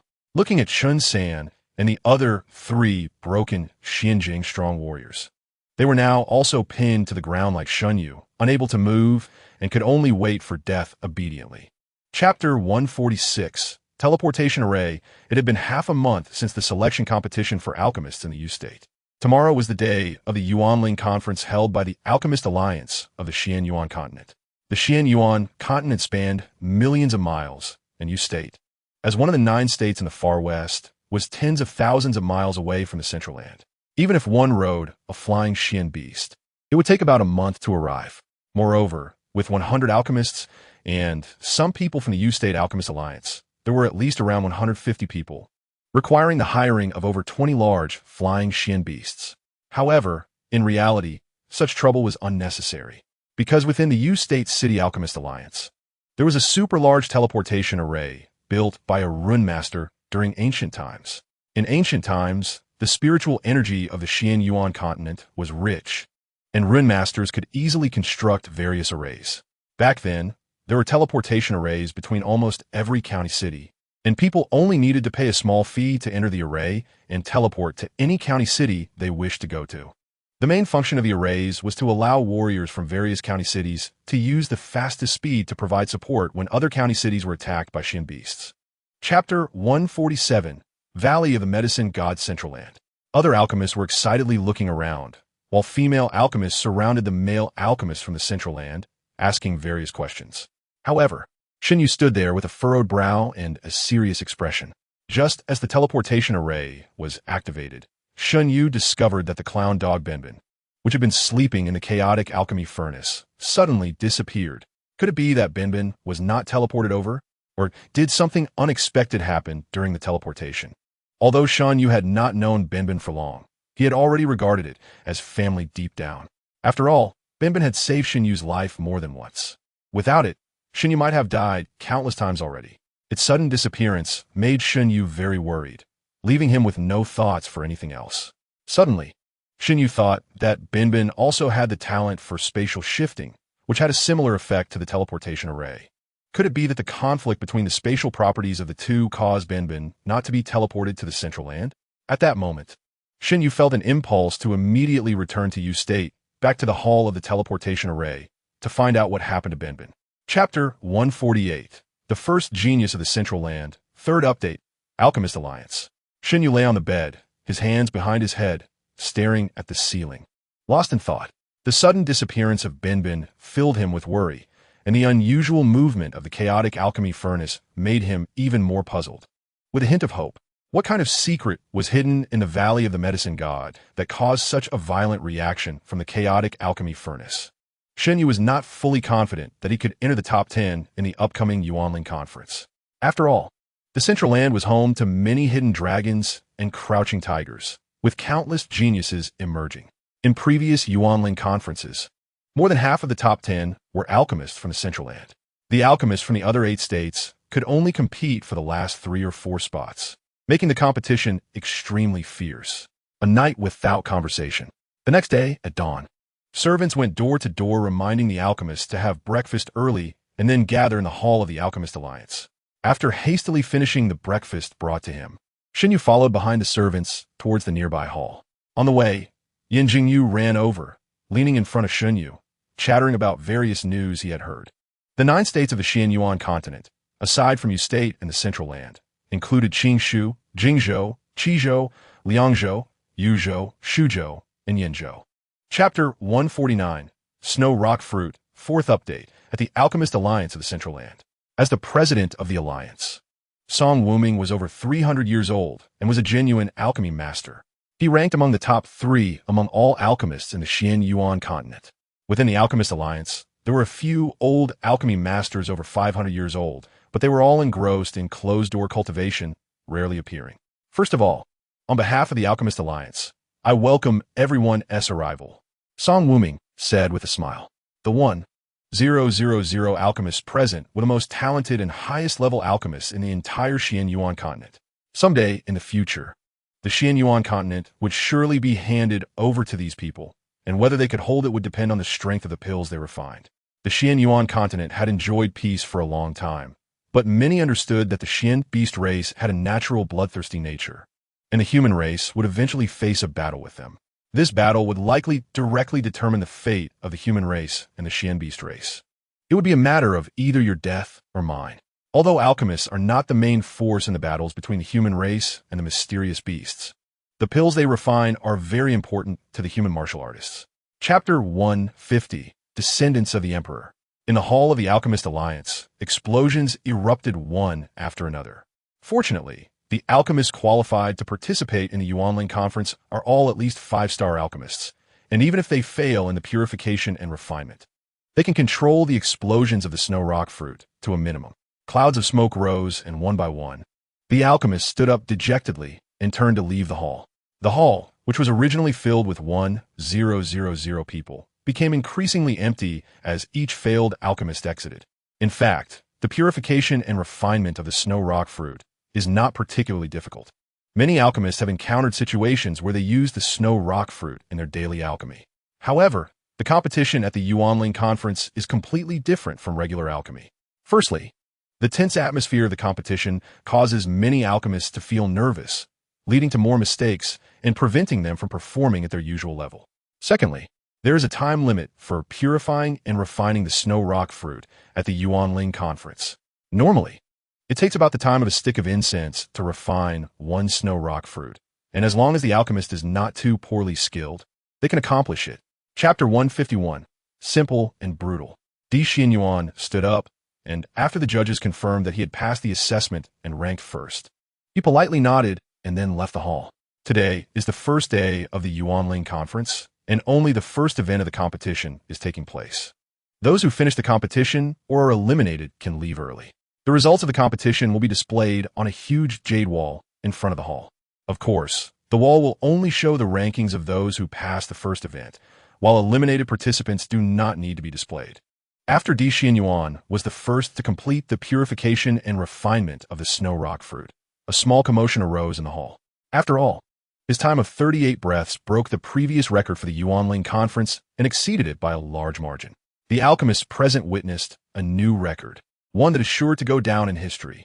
Some alchemists with weaker resolve made mistakes during the purification and refinement of the snow rock fruit out of excitement, causing the fruit to explode. Additionally, some female alchemists, who had long admired Shen Yue, were thrilled to see their crush achieve such results, causing their hearts to flutter. Chapter 152. Recruitment. Third update. In the Valley of the Alchemist Alliance, after Shen Yue finished the first round of the competition, he leisurely returned to his small courtyard. At this time, news of him winning second place in the first round had already spread throughout the Alchemist Alliance. This previously obscure individual from central China had now become a hot new star in the Alchemist Alliance. Countless people were inquiring about Shen Yue's background, with some even digging deep into his family's history. When Shen Yue returned to his courtyard, Master Wuchen, the president of the Yuezhou Alchemist Alliance, and Peng Helen, the vice president of the Qishan County Alchemist Alliance, were already waiting at the entrance. "Young friend Shen Yue, you truly bring surprises to this old man," Master Wuchen said, his face glowing with joy, making the wrinkles on his face more pronounced. Beside him, Peng Helen's face was flushed with excitement, as if he had just drunk 2 kilograms of strong liquor. However, in front of Master Wuchen, Peng Helen did not dare to say much and simply smiled continuously. It should be noted that Shen Yue was personally invited to the Alchemist Alliance by him, and if Shen Yue could enter the top 10 of the Yuanling Conference, then Peng Helen would be credited the most. Chapter 153. Confrontation. Fourth update. The crowd gathered in front of Shen Yue's courtyard gradually dispersed. In Shen Yue's hands, he held a thick stack of invitations and various gift lists. Next to him were densely packed boxes of different gifts, at least 50 boxes in total. Many of the boxes had been opened, revealing neatly arranged various mysterious crystals and precious medicinal materials inside. Most of these items were sent by smaller sects or families. Although they all knew that Shen Yue would not choose to join their lesser-known families or sects, they were still willing to present lavish gifts to him in order to create a good relationship. If Shen Yue were to advance to an alchemist master or even an alchemist grandmaster in the future, remembering today's gifts would greatly benefit these families. This could be seen as their early investment in Shen Yue. In contrast, the Murong family and the Jinding sect did not send any gifts but only came to recruit him, promising various benefits. To them, gifts were too ordinary. To truly impress Shen Yue, they had to offer greater benefits and a brighter future. Chapter 154. Red Flame of the Earth Lotus. The second round of the Yuanling Conference is about to begin. The private clashes and competitions between Shen Yue and Shen Yue, although witnessed by many, were soon forgotten by all the participating alchemists. The alchemists who could enter the second round were at least 6-star alchemists. While they did not dare to hope for a spot in the top 10, entering the top 100 would still yield various rewards. Upon re-entering the hall, the positions of all the alchemists were rearranged, and they found their spots based on the alchemy cauldrons they had left.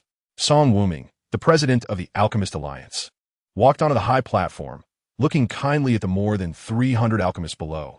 These young people will carry the burden of the entire Alchemist Alliance on the Tianyuan continent for the next few decades, or even centuries, responsible for the demand for high-grade pills from billions of human martial artists.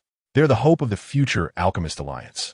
The topic of the second round of the Yuanling Conference is very simple: to refine a batch of spring revival pills. Song Wuming said with a smile. As soon as he finished speaking, the hall erupted in excitement.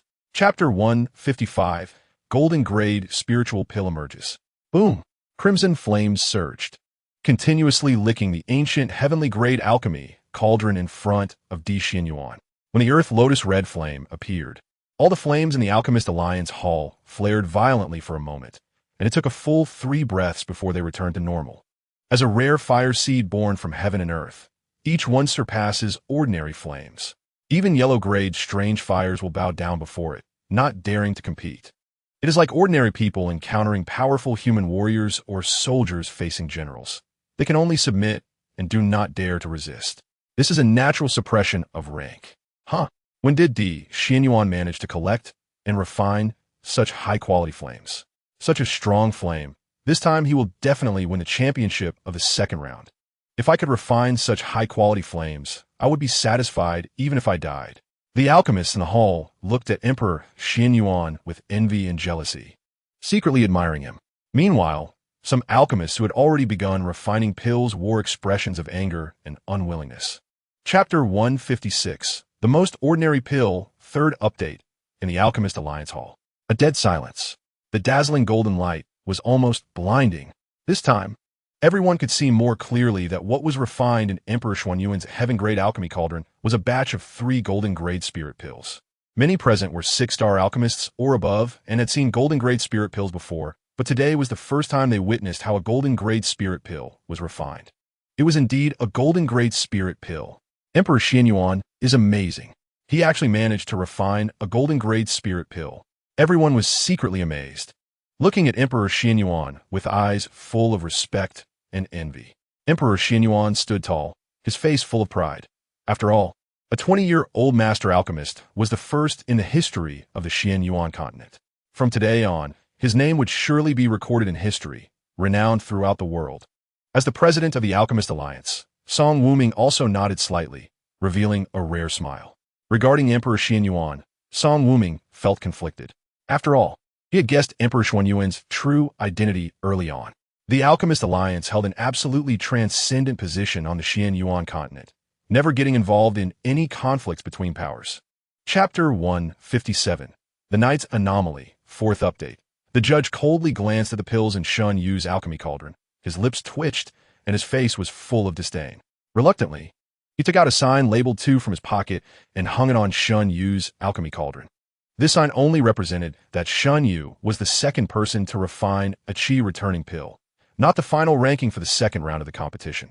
Other alchemists, especially a few closest to Shen Yue, also saw that Shen Yue had refined a batch of 5 utterly ordinary chi-returning pills. With such a level, how could he participate in the Spirit Gathering Conference? This was simply the greatest insult to the Spirit Gathering Conference. They seriously suspected that this kid was the president's grandson. The alchemists all showed disdain, whispering and looking down on Shen Yue. Yan Jingyu, who was closest to Shen Yue, looked at the chi-returning pills in Shen Yue's cauldron. Also full of confusion. What happened to the boss? Did he just give up completely? That shouldn't be the case. Yan Jingyu muttered to himself, unable to understand. He had previously submitted a list to a servant to fetch a total of 16 new herbs, and at this moment, he had completely purified and refined them, beginning the final stage of pill formation. Chapter 158. Again, first 12 hours quickly passed. Groups of alchemists emerged from their rooms, heading towards the Alchemist Alliance Hall. Today was the day when the rankings for the second round of the competition would be officially announced, and it was also when the third round would begin. Yu Feixing and Sita Luyan gathered together, chatting and laughing with several alchemists from Central Continent and Shizhou who had refined 9-turn chi-returning pills. Although their performance in the first round was not great, this time they had refined top-tier pills, second only to the golden-grade spirit pills refined by Emperor Shen Yue. It was almost certain that they would rank in the top 10 in the second round. This way, they also had a good chance of entering the top 10 in the final rankings after 3 rounds, giving them a chance to enter the Medicine God Valley together. As the saying goes, birds of a feather flock together. In Yu Feixing and Sita Luyan's eyes, others no longer qualified to be their friends. Yan Jingyu rushed over to Shen Yue's side, repeatedly asking why he had only refined 1 utterly ordinary pill, not even achieving single turn. Chapter 159, Doubts. Testing the pills inside the hall, it was suddenly bustling with voices, complaints, and doubts rising and falling. Even Yin Jingyu looked incredulous because the qi-returning pill he refined had also turned into the most ordinary quality. Jiang Fenyin's 8-turn qi-returning pill had also become only a 1-turn quality. Almost everyone's refined pills had dropped in grade, and some unfortunate ones had collapsed into waste pills. Of course, only one person's pills had not changed, and that was Shen Yue's, which still looked utterly ordinary. Only Shen Yue was unaffected. However, even so, the qi-returning pill refined by Shen Yue was still just the most ordinary quality. Why should he be awarded first place in the second round? Complaints and doubts erupted again, but this time because they were in the hall. The middle-aged warrior did not say much, just standing there silently with a distant gaze. After a while, the president of the Alchemist Alliance and the other 8 vice presidents entered the hall in sequence. The previously noisy alchemists suddenly fell silent, each closing their mouths and daring not to say anything further, quietly waiting. Chapter 160, Soul Spirit Pill, third update, in the Alchemist Alliance Hall. At this moment, all the alchemists stretched their necks, their eyes fixed on the alchemy cauldron on the high platform. The alchemy cauldron belonged to Shen Yue, and at this moment, it contained not only Shen Yue's seemingly ordinary qi returning pill, but also the golden grade spirit pill level qi returning pill that had just been thrown in, refined by Emperor Shen Yue. Just a moment ago, everyone had witnessed Shen Yue's qi returning pill restore a 1-turn pill back to a 6-turn or 7-turn state. This made everyone acknowledge that Shen Yue's qi returning pill indeed contained an immense amount of spiritual energy. However, could it still have such miraculous effects when faced with the golden grade spirit pill level qi returning pill refined by Emperor Shen Yue? Time passed slowly, a full 10 breaths later. The pill refined by Emperor Shen Yue, originally at the golden grade spirit pill level, still showed no signs of recovery, maintaining a 5-turn appearance. TCH, that's all. I thought the pills he refined were something special. Exactly. It can only restore an ordinary 9-turn pill. It has no effect against spirit pills. Chapter 161, Free Play, 4th update. After a bit of preparation, the 3rd round of the competition was about to begin. Song Wuming said lightly. After the series of comparisons, just now, all the alchemists no longer had any objections to the rankings of the 2nd round. Even if Tianyuan is formidable, he can only honestly accept the fact that he ranks 2nd. In 2 consecutive rounds of competition, Tianyuan was defeated by Shen Yue, and he could only settle for 2nd place. It would be a lie to say he wasn't feeling frustrated. However, Tianyuan understood that now was not the time to show it. There was still a 3rd round, the most crucial round of the competition. If he could strongly seize 1st place, he would still have a chance to surpass Shen Yue and win the championship of this Yuanling conference. In Xuanyuan's view, although Shen Yue refined a soul spirit pill in the 2nd round, he didn't believe Shen Yue could produce another one. After all, refining a soul spirit pill consumes a tremendous amount of energy from the alchemist's soul. Once a soul spirit pill is made, it would take at least half a month to a month before he could refine a new one. Originally, according to the normal competition process of the Yuanling Conference, the 1st round is for purification and refining, the 2nd round is for pill refining, and the 3rd round is for pill testing. Chapter 162, Qinxing Baoyuan Pill in the Alchemist Alliance Hall. The topic for the 3rd round of the competition had been announced. In front of all the alchemists were 3 identical herbs: ice spirit fruit, crimson flame grass, and green woodvine. The alchemists present frowned, desperately thinking. After all, they could choose no more than 20 types of herbs, and based on previous experience, the fewer herbs used in the 3rd round, the higher their final ranking would be. Thus, all the alchemists hoped to use the least amount of herbs to refine the highest quality pills. However, to neutralize the conflicting properties of the 3 herbs, at least an additional 6 to 10 herbs would be needed. There were only about 10 types of herbs left to choose from. What should they select? This was a dilemma. Tianyuan was the first to take out paper and pen, swiftly writing down a list and tossing it to a servant beside him. Soon, the servant took the list and went to the Alchemist Alliance's herb storage to retrieve 4 types of herbs, bringing them back on a plate to Tianyuan. What? Tianyuan actually only chose 4 types of herbs? How is that possible? To neutralize the conflict of the 3 herbs, at least 6 types of herbs should have been required. Chapter 163. Everyone uses their methods in the Alchemist Alliance Hall. After showing off, Tianyuan had already left, and the other alchemists began to focus on purification and refining, heads down. Shen Yue still frowned, constantly sighing and shaking his head. Which pill should he choose? He had at least 100 options in his mind. It was really too difficult, Shen Yue thought to himself. With the pill formulas left by the alchemy clan over thousands of years in his mind, randomly taking out 3 types of herbs could yield hundreds of different pills. What troubled Shen Yue now was which formula to choose. It wasn't that he was being pretentious. He really didn't want to bully these younger alchemists. Any pill formula from the alchemy clan could shock and amaze the entire Tianyuan continent. Meanwhile, in an inconspicuous corner of the hall, a young alchemist dressed plainly, yet exuding an air of nobility stood. He was an alchemist from Yuzhou named Jiyu, a close disciple of the president of the Yuzhou Alchemist Association and also the third son of the Yuzhou Lord, known as the Blade Emperor. Jiyu was of noble birth and had been sent to the Alchemist Alliance to study under his master from a young age. He was exceptionally talented and officially became a 1-star alchemist at the age of 8. Chapter 164, Stellar Change, 3rd Update, in the Alchemist Alliance Hall. Half an hour had passed since the start of the competition. The vast majority of alchemists had gritted their teeth and chosen their herbs, beginning purification and refining. Bang, bang, bang. The hall was occasionally filled with sounds of explosions. The first to explode were those alchemists who, in pursuit of ranking, took risks and chose very few herbs. As a result, they failed to neutralize the energies of the ice spirit fruit, crimson flame grass, and greenwood vine, ultimately causing explosions. Subsequently, explosions occurred one after another. Even among those alchemists who chose a dozen herbs, many experienced explosions due to their poor refining skills and carelessness during the process. Originally, there were over 300 alchemists in the hall, but within half an hour, more than 200 had failed to refine their pills and had to leave in disgrace. The remaining more than 100 alchemists were pale and anxious, as they could not guarantee their own success either.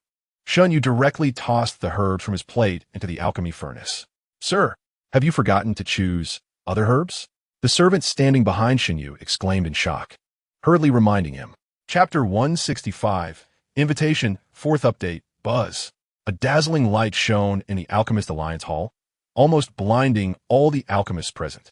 The liquids from the 3 types of herbs successfully fused before everyone's eyes, without any explosions or collapses. These 3 herbs can actually be fused together. Am I seeing things? Many alchemists rubbed their eyes in disbelief, their faces filled with shock. This completely overturned the alchemists' understanding. Even Song Wuming, the president of the Alchemist Alliance, had a face full of astonishment. After all, he was an alchemy master and the president of the Alchemist Alliance, with access to tens of thousands of pill formulas. It could be said that there was no one in the entire Tianyuan continent who understood the history of alchemy and the intricacies of pill formulas better than him. Even so, when Song Wuming saw Shen Yue personally refine the 3 conflicting herbs into a pill, he could only feel shock and disbelief. So this is how pills can be refined. A whole new door opened for Song Wuming.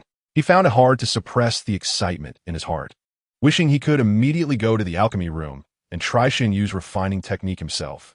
Chapter 166, Assassination in the Valley of the Alchemist Alliance. In Shen Yue's small courtyard, a middle-aged man resembling a steward stood with his hands behind his back in the center of the courtyard, his face expressionless and his demeanor arrogant. He was the peak 9th layer Guiyuan Realm expert under Destined.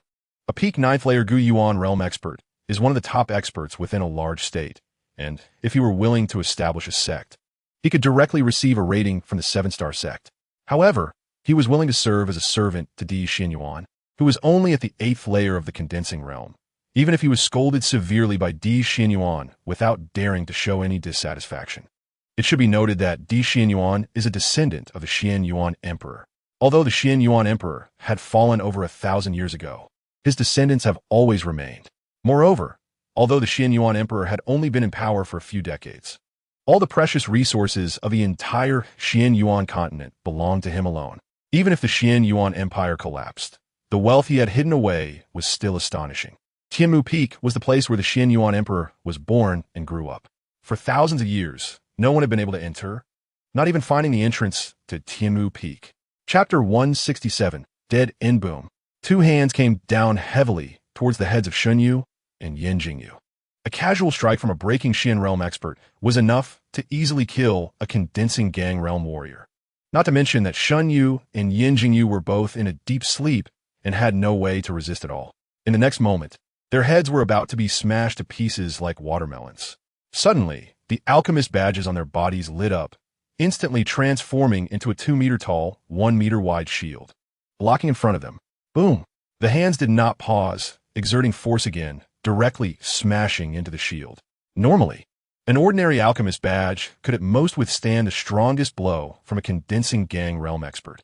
With his breaking Shen Realm 6th level cultivation, he could easily break the shield and then directly kill Shen Yue and Yen Jingyu. Boom! His palm struck the shield directly. But the easy scene of smashing the shield into pieces did not occur as imagined.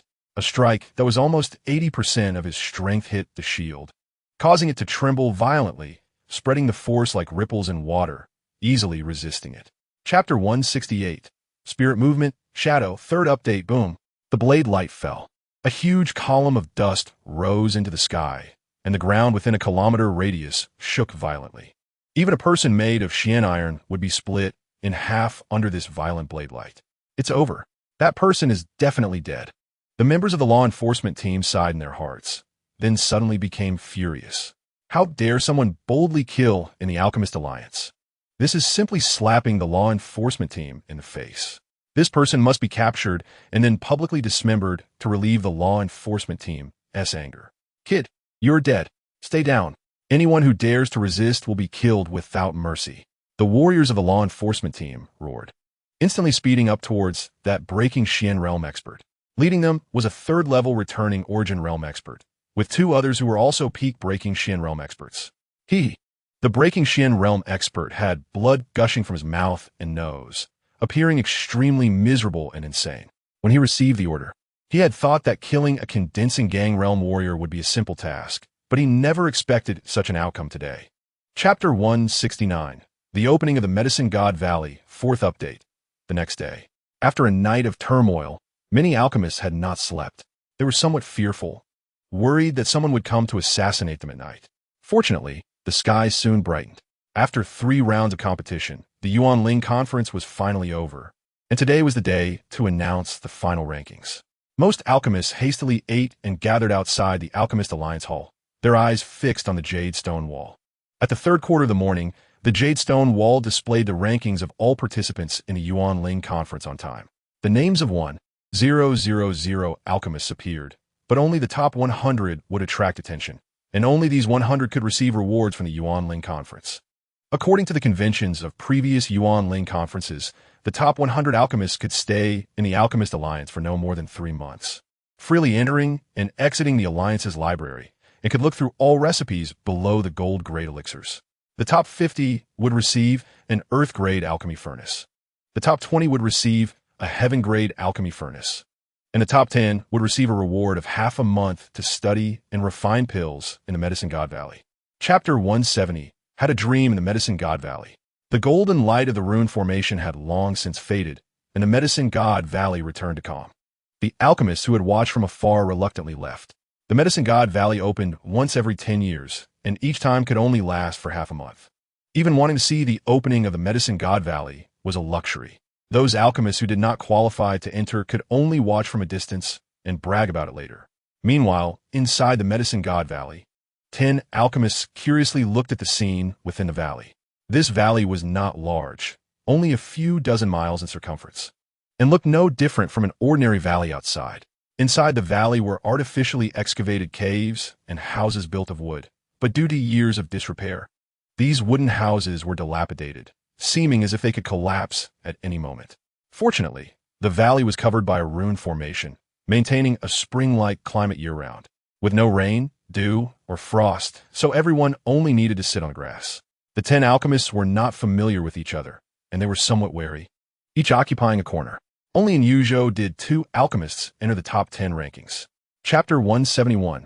All good things are here. Shen Yue sat down at the table, picked up a silver chopstick, and gently picked up a piece of meat to put in his mouth. Instantly, an extremely delicious and tender flavor burst in his mouth, and before he could chew, it had already flowed into his stomach. How long had it been since he had eaten such delicious food? Wait a minute.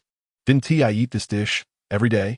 Shen Yue felt a bit confused, as if he had forgotten something, but no matter how hard he thought, he could not remember. So, he simply stopped thinking about it and happily finished this delicious breakfast. In fact, with his current peak returning origin realm cultivation, the meat of a 7th-tier profound beast no longer helped him improve his true essence. It was merely a rare culinary enjoyment, nothing more. After finishing breakfast, Shen Yue headed straight towards the library. Along the way, countless servants and maids were busy, some trimming flowers and plants, some repairing houses, some cultivating crops, and others washing clothes. Laughter and cheerful voices could be heard, and everyone wore satisfied and happy smiles. The entire Yao clan radiated a joyful and harmonious atmosphere. When they saw Shen Yue, they all put down their work and respectfully bowed. Chapter 172. To Wake or Not to Wake, third update, in the Medicine God Valley. Everyone lay on the ground, unconscious. At this moment, their minds were experiencing the most beautiful scenes from their memories, and everything was developing towards the best possible outcomes they had envisioned. Everyone has their own fears and anxieties. In their most desperate and helpless moments, these fears can consume their mind and body, causing them to lose all confidence. The ultimate outcomes are either suicide or a defeatist attitude, sitting idly by and waiting for death. Making them confront their deepest fears or terrifying scenes is the simplest and most direct way to break a person down. Many high-level mystical beasts possess such innate abilities, capable of immersing a person in their own fears, instantly stripping them of the will to resist, ultimately leading to their easy demise at the hands of the mystical beast. There are also powerful beings among the human race who can induce fear and despair using their strong souls. However, compared to fear and despair, there is another method that can plunge a person into an irresistible state. That is to make them recall or conjure the most beautiful images in their mind, which will cause them to fall into it without any ability to resist, unwilling to awaken. Chapter 173. Flowers bloom and fall. Another spring, fourth update. The dream has ended. Shen Yue stood up, cautiously scanning his surroundings. The other 9 alchemists were still in a deep sleep, each wearing a bizarre smile on their faces, clearly unwilling to wake from their beautiful dreams. However, Shen Yue forced himself awake from the wonderful dream with his powerful will.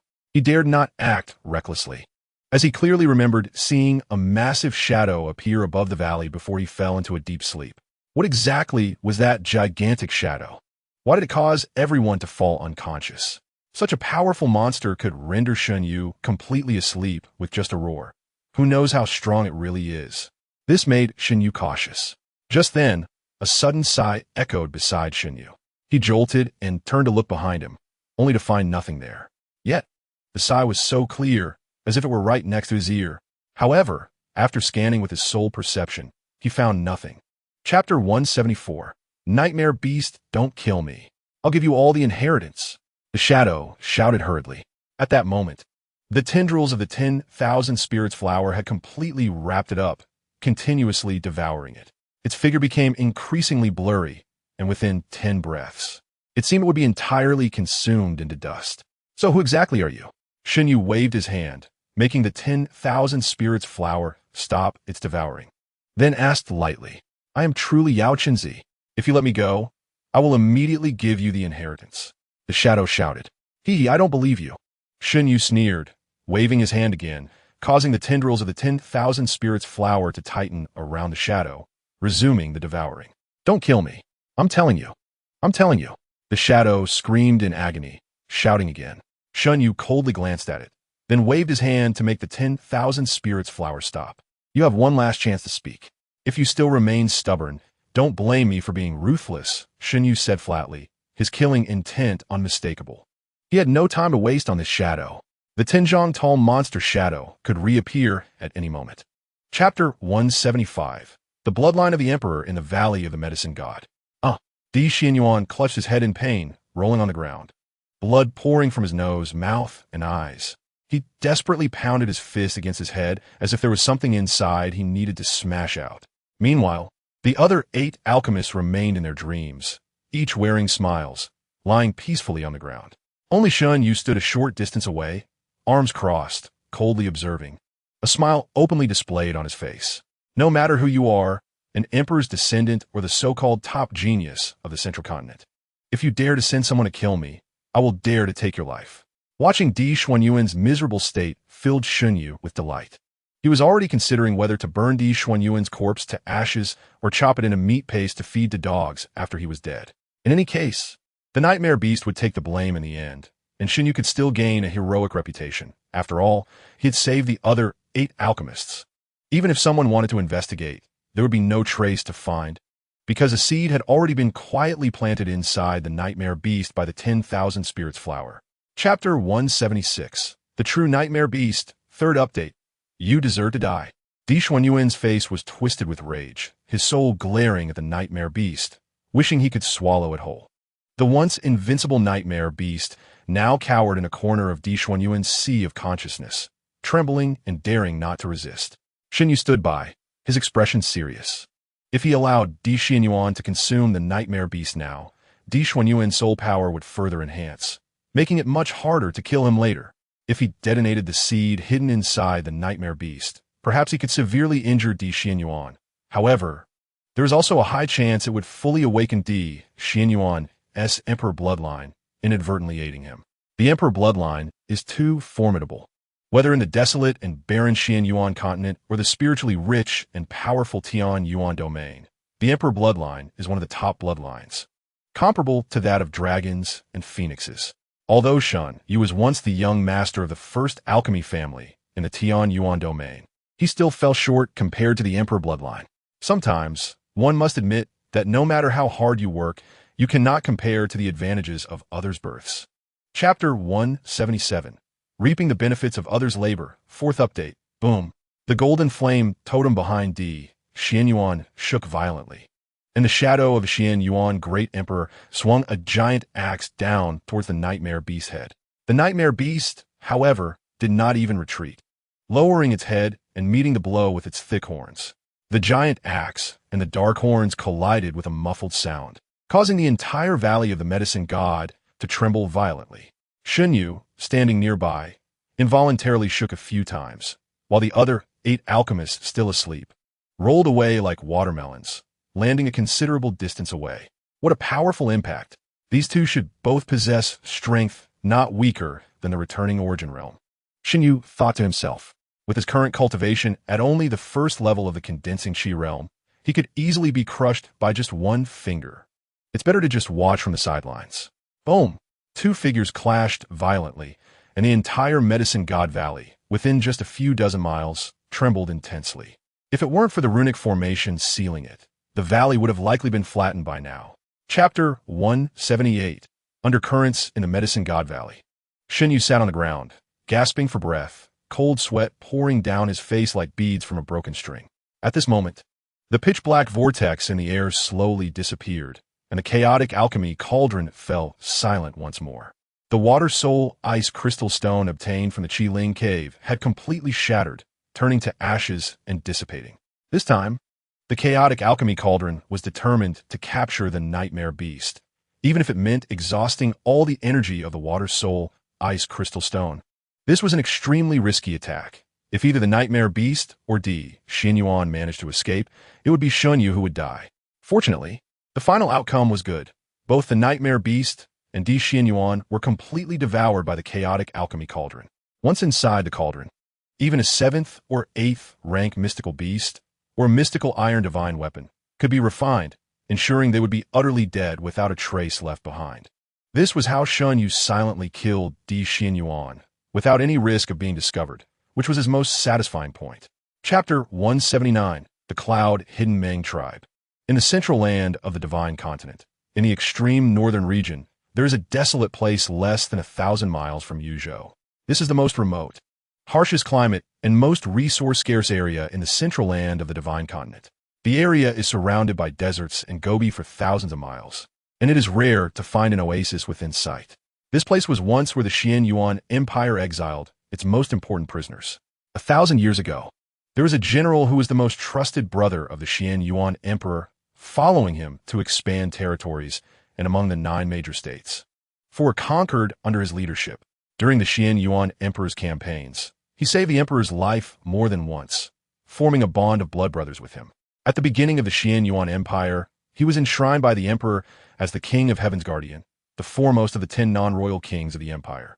Commanding 100,000 troops composed entirely of condensed Qi realm warriors, ranking above all but the emperor in the Shen Yue Empire. This was the pinnacle that a subject could reach. However, there are too many historical examples of prosperity leading to decline. Ultimately, he did not meet a good end.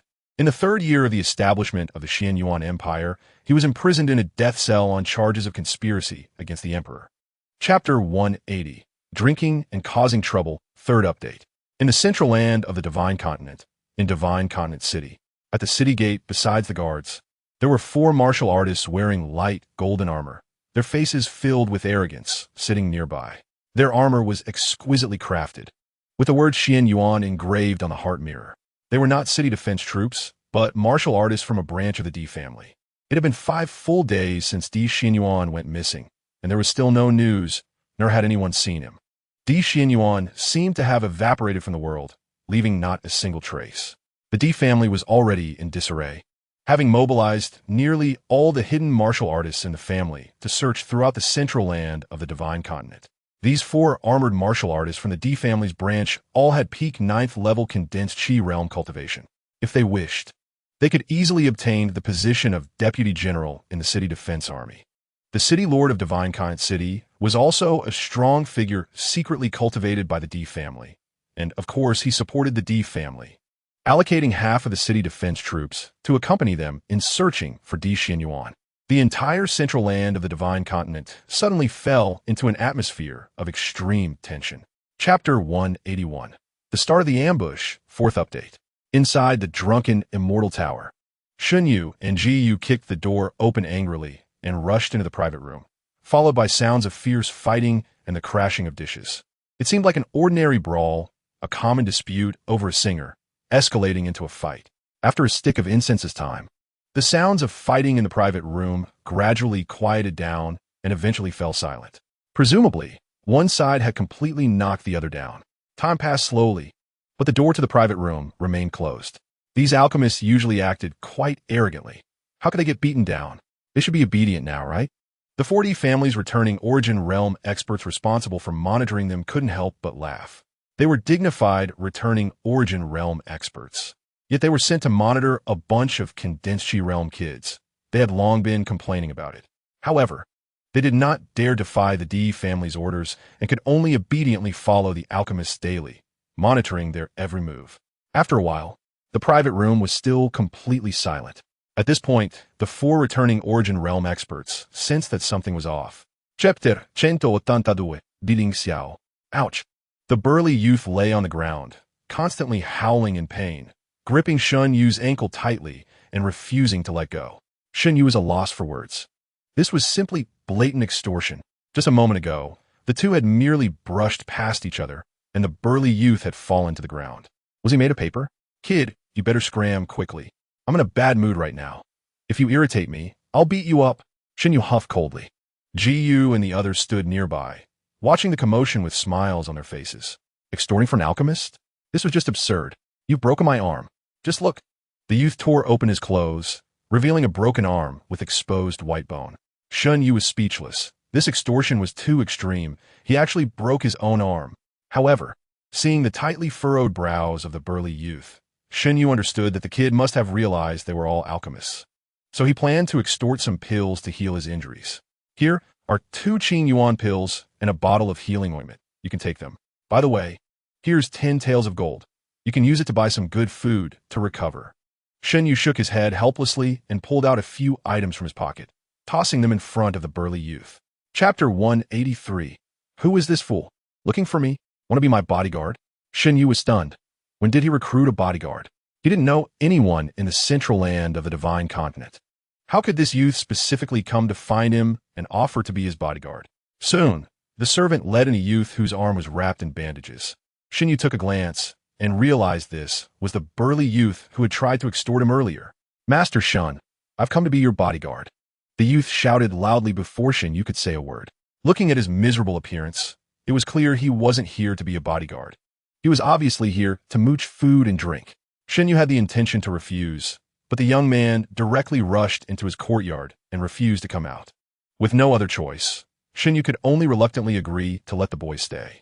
Inside the house, what is your name? What skills do you have to be my bodyguard? Shen Yue asked coldly while sitting in a chair. My name is Meng Chun. I am 18 years old, and I have already reached the peak of the 9th level of the condensing Qi realm. I might break through to the breaking Shen realm at any time. So, letting me be your bodyguard, Master Shen, is definitely more than enough. Moreover, there is one important point. You will definitely be willing to accept me. Meng Chun said with a grin, blinking his eyes. Chapter 184. Fragment of the Flying Immortal Pill, 3rd update, Alchemy-Master Alliance. Not far from the main hall of the Alliance, there was a huge and ancient hall where the 9 presidents of the Alchemy-Master Alliance resided. The hall was built tens of thousands of years ago, right when the Alliance was established, and it housed countless precious texts and various ancient alchemical formulas.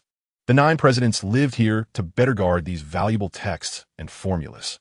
Generally speaking, unless invited by a president of the Alchemy-Master Alliance, no one was allowed to enter the hall. Soon, under the guidance of a servant, Shen Yue arrived outside the hall. At this time, Ji Yu and the other 7 alchemists also arrived, all of whom were among the top 10 alchemists of this session of the Yuanling Conference. Initially, the rewards from the Alchemy-Master Alliance had all been distributed. For example, Shen Yue received an ancient heavenly-level alchemy cauldron and a heavenly-level martial arts technique. Additionally, he would gain the qualification to access and review ancient texts and formulas in the hall. As the champion of the Yuanling Conference, Shen Yue could review for 3 days, while Ji Yu and the others only had 1 day. After exchanging a few pleasantries, they were soon led by a special person into the hall. Chapter 185. Mysterious Cowhide Scroll, 4th update.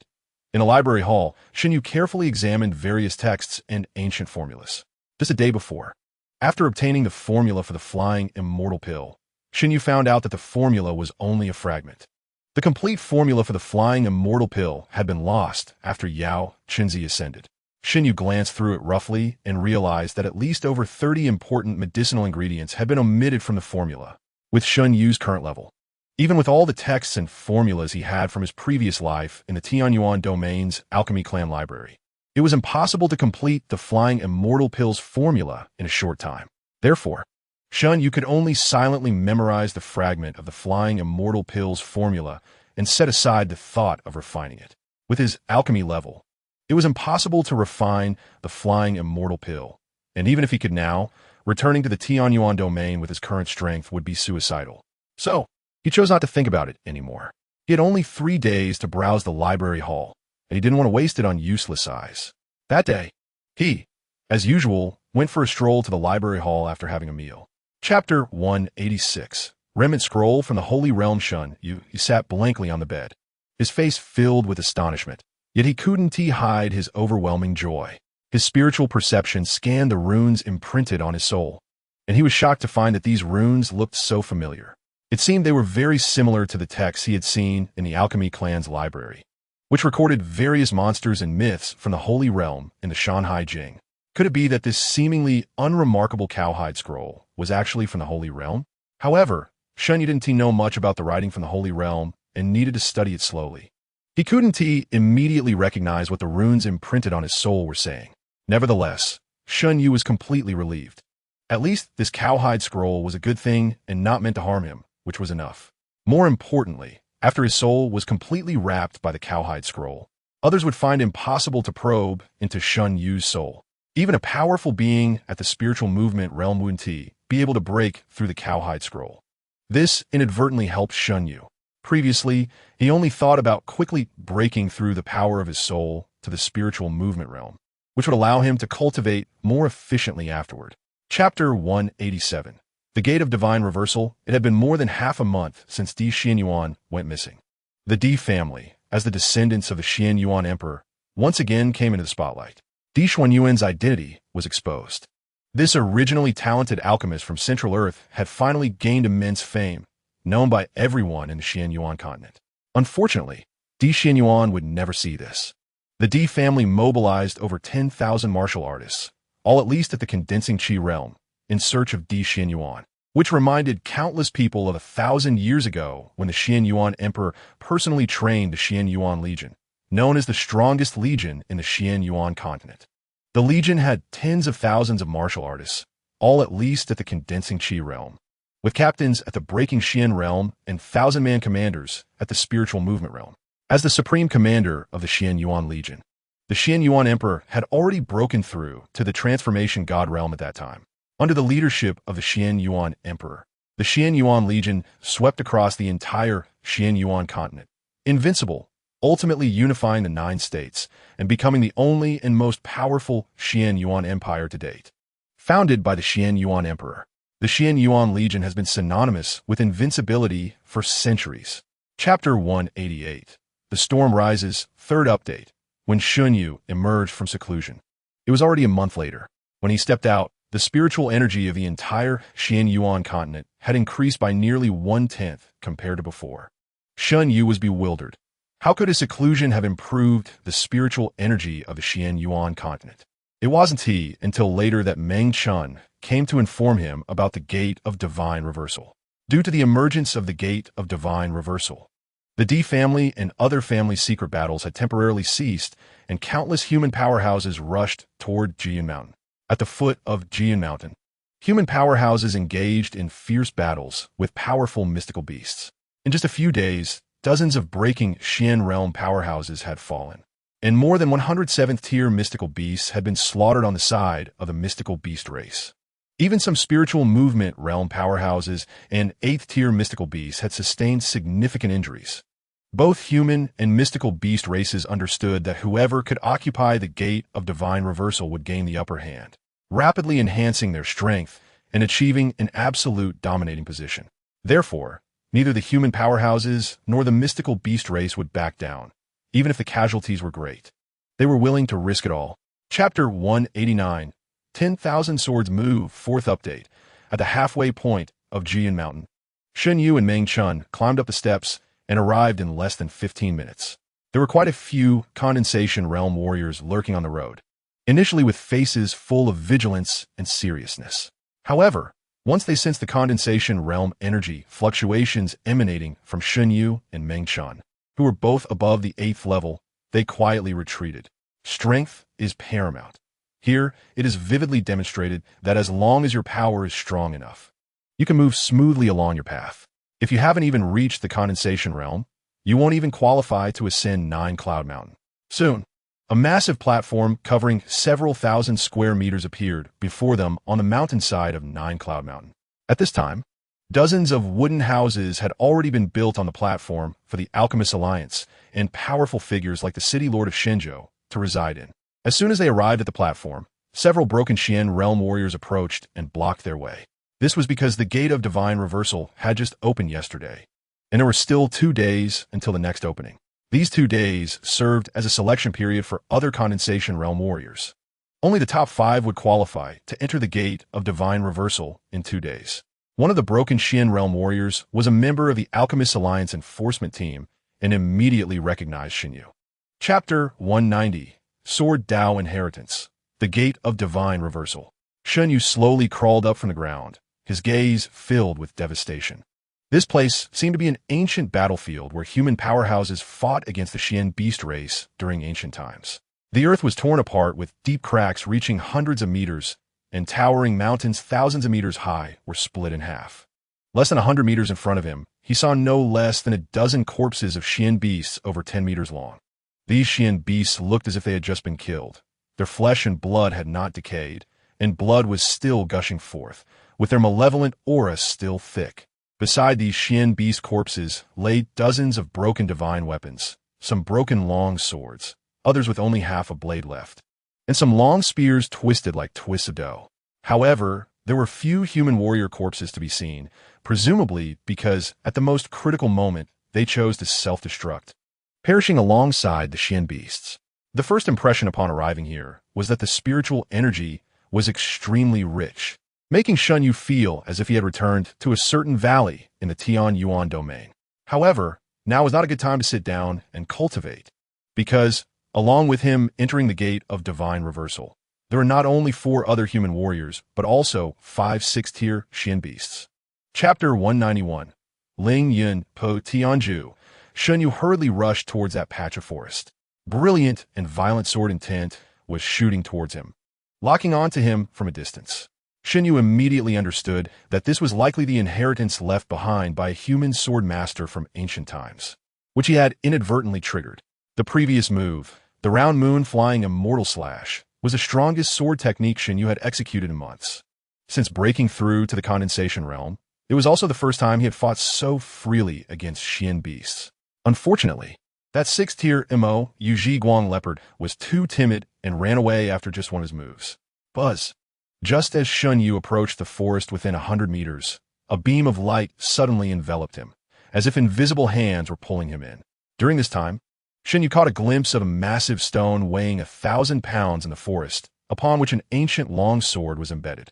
Half of the sword's body was sunk into the stone, its sword intent repressed and hard to detect. If it weren't for the violent and sharp sword intent released by the sword technique Shen Yue had just executed, he feared he wouldn't have noticed this nearly integrated long sword, even if he walked right up to it. Chapter 192. Surrounded. Inside the Gate of Divine Reversal. Shen Yue performed the Ling Yun treading void step, continuously darting and weaving through the forest. With the experience from last time, Shen Yue quickly ran while wielding the Mo Guang sword, unleashing sword intent and striking at the trees and rocks on either side. Half an hour later, less than 5 miles away from Shen Yue, another beam of sword light shot into the sky, with sword intent surging. Like a bright lamp, it led Shen Yue directly to it. Shen Yue arrived at the location where the sword light shone. Once again, an ancient divine weapon sword was embedded in a massive stone. However, this divine weapon appeared to be severely damaged, with its hilt already tattered, looking as if it might break at any moment. If it were any other human warrior at the condensation realm, they would surely turn and leave, searching for new ancient divine weapons and inheritances. However, for Shen Yue, any ancient divine weapon was irrelevant, as long as it still contained strong sword intent. He could devour and absorb it with his sword heart. Shen Yue anticipated what kind of transformation would occur if the sword heart absorbed the sword intent from hundreds or thousands of ancient divine weapons.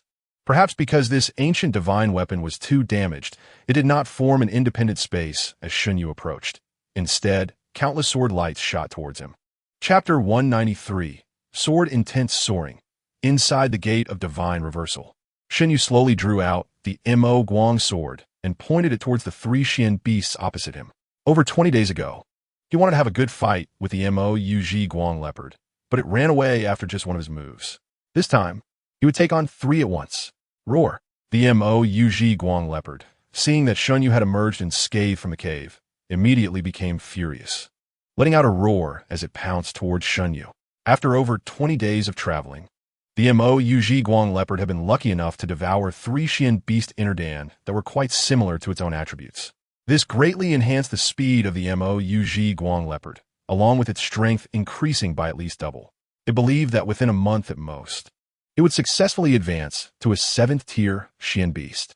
In the Xian beast race, 7th-tier Xian beasts were already considered overlords, holding a high status, and even 8th-tier and 9th-tier Xian beasts would treat them with great respect. After all, among 1,000 6th-tier Xian beasts, there might not even be a single 7th-tier Xian beastborn, as long as it left the Gate of Divine Reversal and returned to the Xian beast race. The Mo Yuji Guang leopard would gain the attention of its kind, and it could occupy a vast area of mountains and valleys, becoming a ruler. Chapter 194. Sword Heart, Sword Seal. The sturdy horn of the one-horned rhinoceros was cleaved by Shen Yue's sword, and blood was pouring from its head, sending it into a frenzied rage. Its eyes turned completely blood red, and an extremely violent aura suddenly erupted from its head, rapidly spreading throughout its body. In less than a breath's time, the one-horned rhinoceros was enveloped in a thick layer of red energy, as if it were wearing thick armor. A blood-red sharp horn grew back on its head, thicker and more ferocious than before, covered in numerous sharp spikes. On its body, the originally smooth skin was covered with half-meter-long blood-red spikes, transforming it into a giant walking hedgehog. Boom! The unicorn rhinoceros glared with blood-red eyes and charged at Shen Yue. Along the way, several trees that were encircled by 4 or 5 people were directly smashed, and even hundreds of pounds of large stones shattered under its impact. The momentum was fierce and unstoppable. At this moment, it had completely gone mad. Anyone daring to obstruct it would face its frenzied attack. Chapter 195. Heart Sword Seal. The sword path is the most complex and difficult to comprehend among all martial arts traditions. The sword is the king of weapons. not only because of its sharpness, but also due to its bizarre and extraordinary sword techniques, which are more varied than those of other weapons. A sword cultivator may be slightly weaker than other martial artists of the same rank in the early stages, but once they break through to the breaking profound realm, the strength of a sword cultivator becomes evident. A breaking profound realm expert can control their sword with true essence power, reaching within 100 meters in an instant, killing invisibly. Moreover, true essence power can create special sword seals within divine weapons, with the power of a sword seal being 10 to 100 times that of normal sword light. This is what allows a sword cultivator in the breaking profound realm to dramatically increase in strength, achieving an absolutely invincible position among their peers. Normally, a sword cultivator in the breaking profound realm can easily defeat and kill 3 other breaking profound realm experts, and can single-handedly slay 5 7th-tier profound beasts. The sword seal is one of the strongest means for sword cultivators to kill enemies.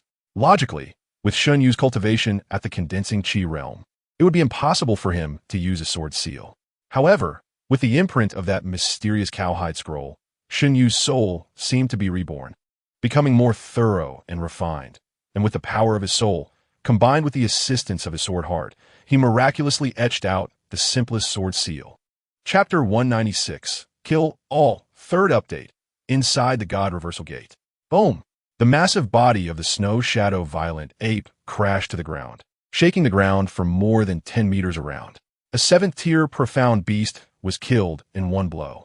Just a day earlier, it had been in absolute dominance, relentlessly pursuing Shen Yue. Victory or death was only a moment away. The few onlooking human cultivators at the condensing chi realm were all dumbfounded. They could not fathom how Shen Yue, who was at the same condensing chi realm level as them, could possibly kill a 7th-tier profound beast that was equivalent to a powerful profound beast with the strength of a human-breaking profound realm 9th layer. Normally, even 10-peak condensing chi realm 9th layer warriors would not be able to kill a 7th-tier profound beast. They all had one question in their minds: how did Shen Yue do it? After the 3 profound beasts that entered the God Reversal Gate were killed, the last 2 profound beasts, like startled birds, no longer dared to show themselves. Shen Yue approached the corpse of the snow shadow violent ape, easily sliced open its head, and retrieved a pale golden inner core, casually storing it away. This inner core was a genuine 7th-tier profound beast's inner core, containing not only vast amounts of energy, but also the soul and divine abilities of the snow shadow violent ape, which could be used to refine high-level spirit pills. Chapter 197, World-Destroying Thunder, 4th update, Crack. Crack. A series of pale, purple lightning bolts suddenly struck down from the sky. In the pitch-black night sky, countless shining stars could still be seen, with not a single cloud in sight. However, these lightning bolts seemed to have appeared out of nowhere, aimlessly sweeping through the valley. Shen Yue quickly executed the cloud-soaring step, extending his soul perception within a 100-meter radius, carefully sensing and narrowly dodging several pale, purple lightning strikes aimed at him. What is going on? Where did these pale, purple lightning bolts come from? Shen Yue frowned, his face filled with confusion. In the past few days, Shen Yue had practically searched the entire valley inside the God Reversal Gate for the remaining 2 profound beasts. Aside from finding some ancient divine weapons, he had gained nothing. At this point, Shen Yue had begun to doubt. Almost every human warrior who had previously entered the God Reversal Gate had obtained ancient divine weapons, and those with good luck even received the inheritance of ancient powerhouses. They had stayed in the God Reversal Gate for a full month, during which they surely had enough time to explore a radius of 100 miles, and all the ancient divine weapons here should have been collected by them long ago. Chapter 198, Mysterious Passage. Boom. A pale golden light flashed, and the entire space trembled violently. As the dust settled, Shen Yue suddenly realized that the entrance he had just come through had transformed into a massive hollow. This made him break out in a cold sweat. It was just a small step away. If he hadn't reacted quickly and left the entrance, that pale golden light would have likely turned him to ashes. However, with the entrance completely destroyed, how would Shen Yue get out? Shen Yue stood up, dusted himself off, and thought that there must be a way out when the car reached the mountain, so he need not worry. He then cautiously began searching in the dark space. He could not be sure whether Meng Chun and the 4-tailed firefox were indeed in this space, nor did he know what kind of dangers lay within. Being cautious wouldn't hurt. The time in this space was the same as the night in the space where Shen Yue and the others had been. With no moon in the sky, only a sky full of brilliant stars, and it was pitch black all around. For some reason, in this space, Shen Yue's soul perception could only extend a few dozen meters at most, beyond which he could sense nothing. Chapter 199, 10-story tower swish. Shen Yue roared as he charged at the dummy in front of him again. Having learned from the experience of being kicked away earlier, Shen Yue became more cautious, maximizing his form and steps. In fact, during the trial at the returning dragon peak of Qishan, Shen Yue had forced himself to reach the realm of unity of man and sword when facing 10 third-tier profound beast fire scale golden pythons of equal strength. However, this time, when facing the iron dummies, if he used the sword to directly slash, it would be too easy. After all, the current Mo Guang sword had already reached the level of a 6-star divine weapon after consuming more than a dozen ancient divine weapons, effortlessly slicing the iron dummy in half as if cutting vegetables. Unity of man and sword. Unity of fist and step. What's the difference? I don't believe it, Shen Yue thought to himself as he swung his fist toward the dummy's head again. At the same time, Shen Yue's soul perception spread out, observing all the movements of the dummies within 5 meters, remaining alert at all times. Boom! This time, Shen Yue's fist struck hard against the first dummy's head. The dummy swayed back and forth as if drunk and fell to the ground, never to rise again. Chapter 200, Blood Shadow Demon Soul. Third update. Shen Yue glanced at the broken sword hanging high at the top of the tower, his eyes filled with greed. The ink-light sword in his hand was trembling violently, like a hungry wolf suddenly spotting a plump goat. This broken sword was something Shen Yue was determined to obtain. At this moment, the shadowy figures in the 10-story tower seemed less terrifying to him. Swish! Shen Yue drew the ink-light sword and slowly walked toward the first level of the tower. Just now, when facing the 18 iron golems, Shen Yue had somewhat cheated. His soul had suddenly erupted, allowing him to briefly enter a state similar to that of a spirit realm expert, enabling him to see through the various flaws in the coordination and attacks of the 18 golems at a glance. This was why he could easily defeat all the golems and pass the level smoothly.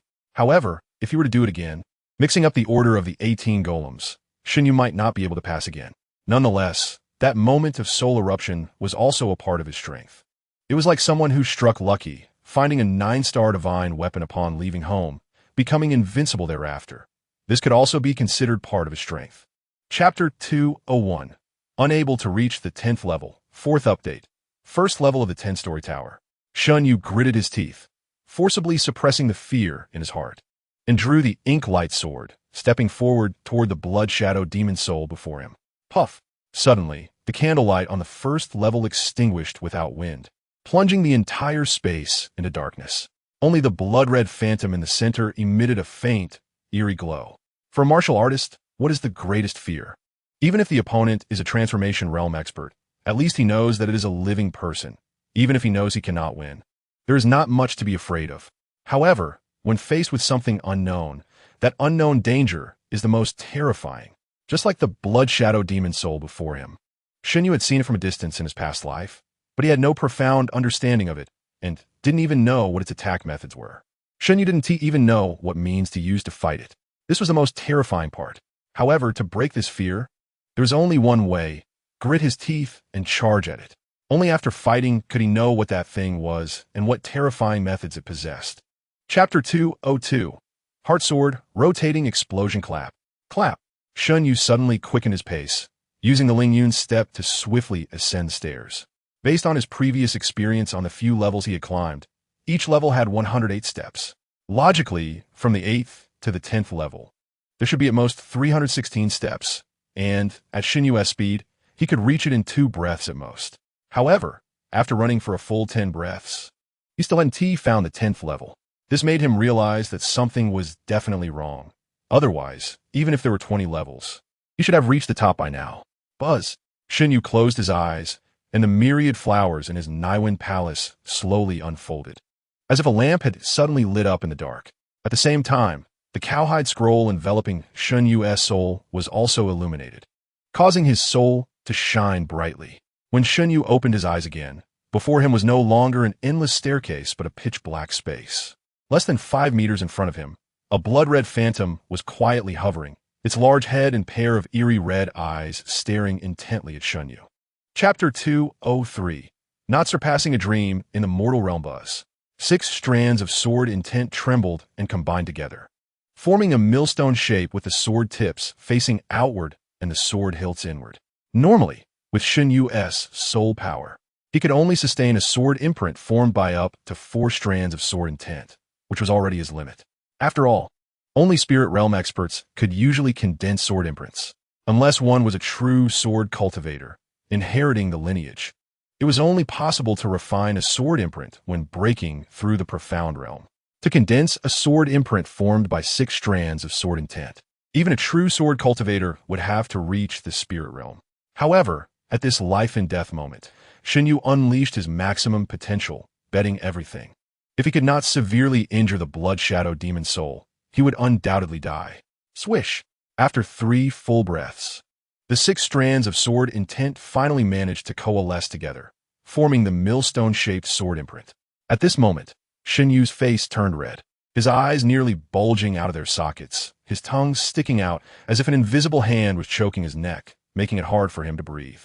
The massive body of the blood shadow demon soul had already penetrated more than a third into Shen Yue's Niwen Palace. Chapter 204. Tomb of 10,000 Weapons, 3rd update. It was unclear how much time had passed. It felt as if 100 years had gone by. Or perhaps it was just a brief half-hour afternoon nap. When Shen Yue opened his eyes again, what appeared before him was a pitch-black passage. He hurriedly got up, gripped the ink light sword tightly, and cautiously looked around. For a moment, Shen Yue couldn't even remember who he was, let alone where he was or what he wanted to do. However, soon, after just a few breaths, his memories completely returned.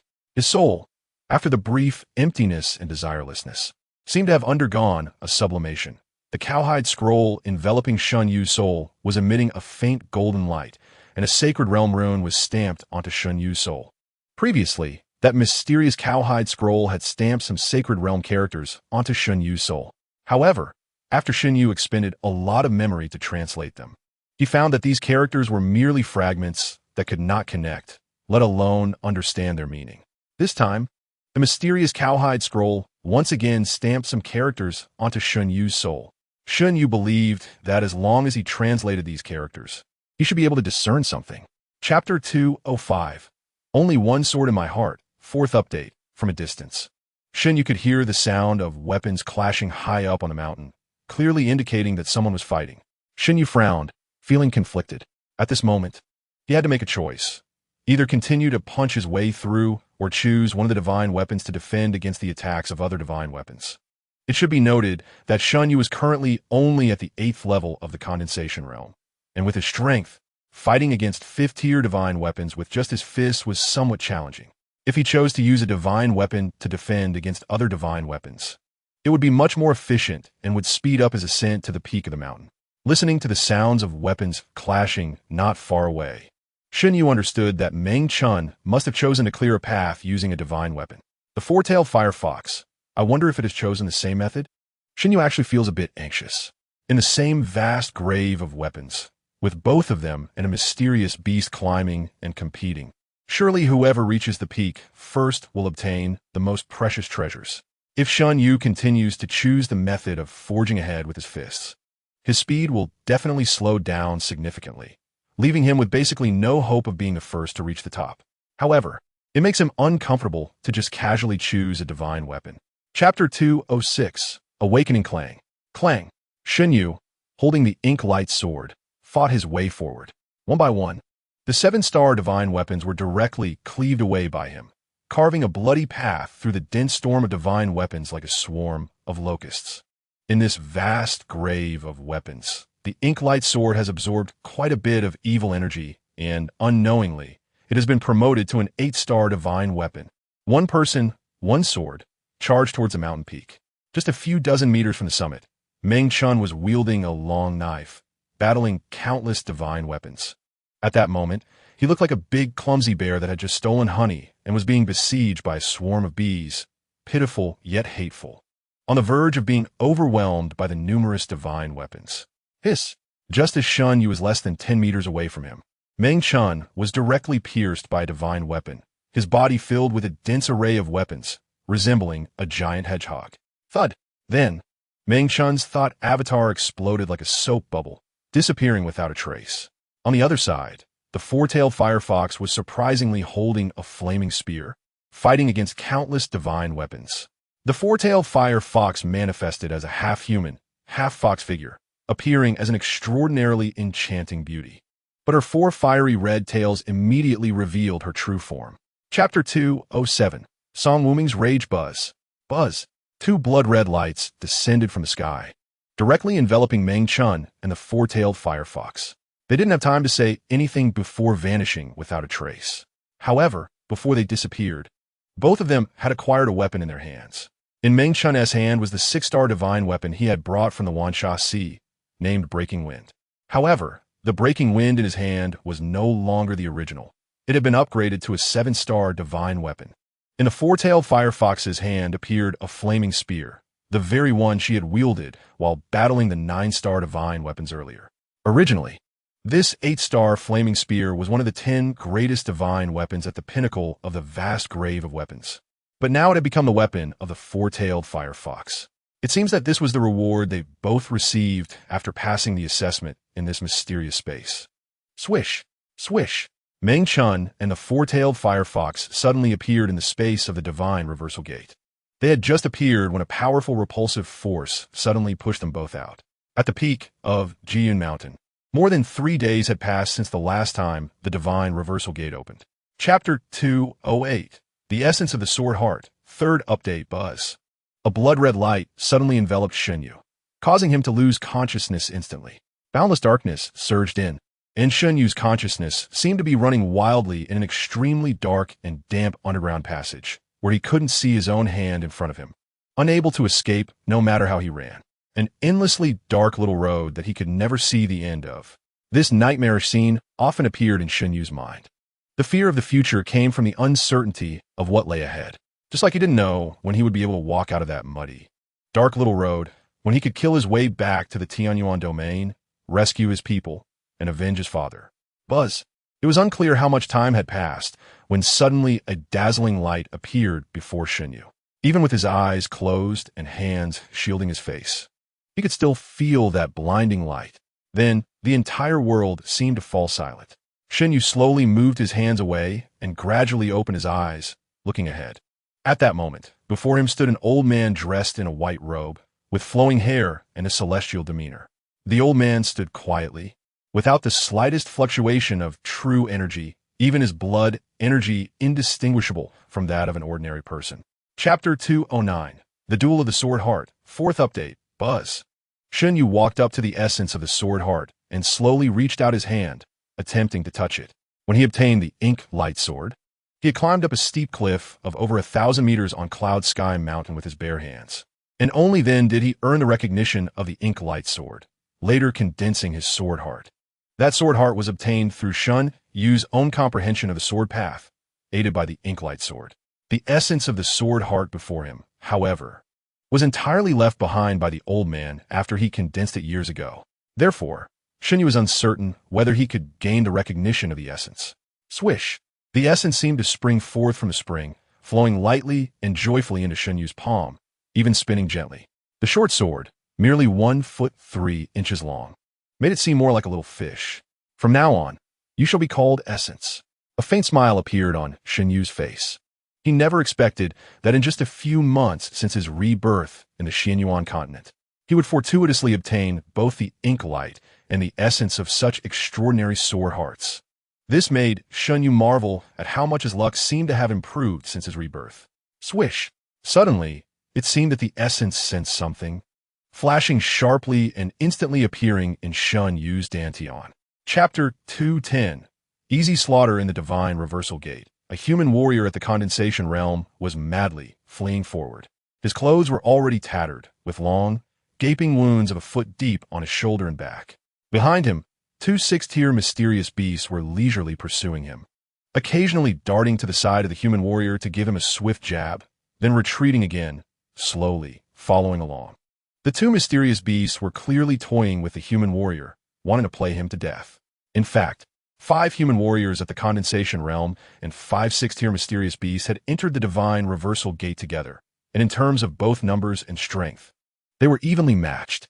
Unfortunately, after entering the Divine Reversal Gate, everyone and the mysterious beasts were randomly dispersed. The human warrior in front of us was unfortunately caught between the 2 mysterious beasts. When the 2 mysterious beasts discovered this human warrior, they immediately began to enjoy their game of cat and mouse. Once they killed this human warrior, the power comparison between the humans and the mysterious beasts within the Divine Reversal Gate would shift to 4 against 5, tipping the scales of victory towards the mysterious beasts. Who knows?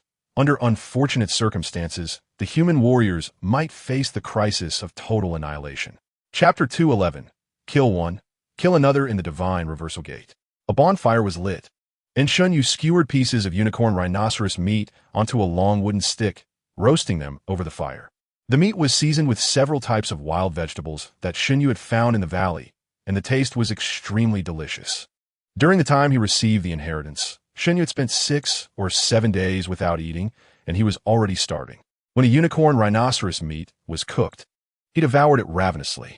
In less than the time it takes for a stick of incense to burn, he consumed over 100 pounds of roasted unicorn rhinoceros meat. The human warrior, Shen Yue, whom Shen Yue had saved, revealed his name and mentioned that he was an inner disciple of a 6-star sect from the area around Jiyun Mountain. Seeing Shen Yue eat so much unicorn rhinoceros meat astonished him, and his eyes almost popped out of their sockets. Was he even human? He could eat even more than a mystical beast. After swallowing the 6-star pill, Tianyuan Dan, that Shen Yue had given him, Shen Yue's injuries had mostly healed, and he was also eating the roasted unicorn rhinoceros meat heartily. If it weren't for the fact that the meat of the iron-shelled crocodile was too unpalatable, he would have loved to roast and eat that instead. Chapter 212. The Endpoint of the Divine Reversal Gate. Third update. The 2 6th-tier mystical beasts crashed to the ground. One of them cut into pieces, dying a terrible death. The 6th-tier fire-scale golden python that was coiled around a tree branch was momentarily stunned. How long had it been? 2 breaths or 3? 2 lively 6th-tier mystical beasts were killed, just like that. What was even more outrageous was that Shen Yue grabbed a bare paw, discarded it with some disdain, and asked Shen Yue to find a place to clean it. While he himself picked up a piece of earth flame violent bear meat, skewered it, and placed it on the bonfire to roast. The 2 of them were busy with their own tasks, completely ignoring the fire-scale golden python a few meters away. At this moment, 2 figures quickly approached from a distance. They were 2 other human warriors of the Condensation Realm who had entered the Divine Reversal Gate together. They had heard the roars of the mystical beasts and came to help their comrades.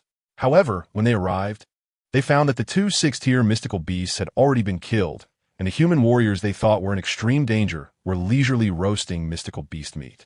Come, come. Don't be polite. 1 portion for each of you. Shen Yue smiled and called out to the 2. Chapter 213. Space Crystals. 4th update. The Divine Reversal Gate. It had been a full 29 days since Shen Yue and the others entered. Shen Yue quickly searched for all the ancient divine weapons that contained sword intent and devoured them. The remaining ancient divine weapons were left untouched for Shen Yue and the other 5 warriors of the Condensation Realm. During these 20 days, Shen Yue had almost traversed every corner of the Divine Reversal Gate. He even went so far as to use the sword hearts of Kuan Yin and Ma Guang to cause massive destruction in the surrounding boulders and forests, trying to find the source point of the Divine Reversal Gate. Unfortunately, he found nothing. Shen Yue could only honestly find a small valley, set up a bonfire, and continue waiting quietly for the arrival of the 30th day, leaning against the bare paw of the earth flame violent bear. Generally speaking, each person entering the Divine Reversal Gate could only stay here for a maximum of 30 days before being expelled by an invisible force. Since Shen Yue had previously returned to the Divine Reversal Gate from the Kuan Yin space, he was not directly expelled. This time, he had stayed in the Divine Reversal Gate for a full 30 days, and tomorrow he should logically be expelled. A night passed without incident. When the first ray of sunlight fell on Shen Yue in the morning, a tremendous force suddenly appeared. Chapter 214. The Collapse of the Divine Reversal Gate. 5th update. Shen Yue stared blankly at the bronze cauldron less than 10 meters in front of him, and on the cauldron was a space crystal shining with rainbow light. In fact, in his previous life in the Tianyuan domain, Shen Yue had also encountered space crystals. As the first alchemy family in the Tianyuan domain, The Yaozu needed to find suitable temperatures and spiritual energy density in order to cultivate some very rare medicinal materials. However, such spaces were often difficult to find, and even when they were found, a large amount of manpower was needed to cultivate and protect them, making the cost too high with a low success rate. Therefore, the Yaozu issued a bounty, spending a huge amount to find a space crystal cut into 16 facets. From then on, the Yaozu could grow and cultivate rare medicinal materials in the 16 independent spaces refracted by the space crystal without needing to search for suitable locations. Although Shen Yue did not know how much that space crystal cost at the time, he understood that a space crystal was worth its weight in gold. Each space crystal required a divine transformation realm expert to risk their life to search in the space storm. Chapter 215. The pursuit arrives 3 days later. The Alchemist Alliance. Shen Yue was once again lying on a lounge chair in his yard, basking in the warm sun, but his heart was surging with excitement. The space crystal hidden within the divine reversal gate had ultimately been forcibly embedded in the center of the Chaos Alchemy Cauldron. At that moment, Shen Yue realized that the Chaos Alchemy Cauldron, in addition to the dense runes, actually had 5 grooves. He had never noticed those grooves before, but when the space crystal was embedded, Shen Yue suddenly understood that the Chaos Alchemy Cauldron could also be embedded with various rare crystals to activate and restore it. Previously, when he was in the Qiling Cave, Shen Yue had accidentally obtained a Water Soul Ice Crystal, which was embedded into the Chaos Alchemy Cauldron, allowing it to directly devour 2 7-tier mystical beasts. If he could find other more precious gems to embed in the Chaos Alchemy Cauldron, wouldn't he that allow it to unleash even greater power? This time, with the Chaos Alchemy Cauldron autonomously appearing and embedding the space crystal into itself. Shen Yue tried several times to make the Chaos Alchemy Cauldron exhibit powerful abilities. By then, when he encountered the Emperor family's Tianyuan Realm experts, he would be able to easily annihilate them. Chapter 216. One person, 2 swoosh, swoosh, swoosh. The 5th-tier flying mystical beast, the golden-winged eagle, flapped its wings high in the sky, flying far away. In just 1 hour, it had traveled hundreds of miles. At this moment, they had arrived above a forest, desolate and uninhabited, with only some low-tier mystical beasts surviving and reproducing here. The immense pressure from the 5th-tier flying mystical beast made these low-tier mystical beasts not dare to show their heads and only hide obediently in their nests. It felt as if the king of beasts was patrolling the mountains, quite imposing. Suddenly, a cry of an eagle came from behind. A fierce wind swept over from behind, crashing directly towards the golden-winged eagle. The golden-winged eagle was immediately frightened and became disoriented, its wings trembling violently as it slid towards a nearby valley. Although both are flying mystical beasts, the difference between a 5th-tier mystical beast and a 6th-tier mystical beast is enormous, like a cat encountering tiger. As long as it is a flying mystical beast, it can generally successfully advance to the 5th tier after a certain period. However, to advance to a 6th-tier mystical beast, one needs a powerful bloodline or sufficient opportunities. Otherwise, the gap from 5th to 6th tier is like a chasm that cannot be crossed in a lifetime. Chapter 217. Gale and Wave Slash. 3rd update, Splash. The broken mystic realm expert fell to the ground with a face full of despair and disbelief, clutching his throat tightly.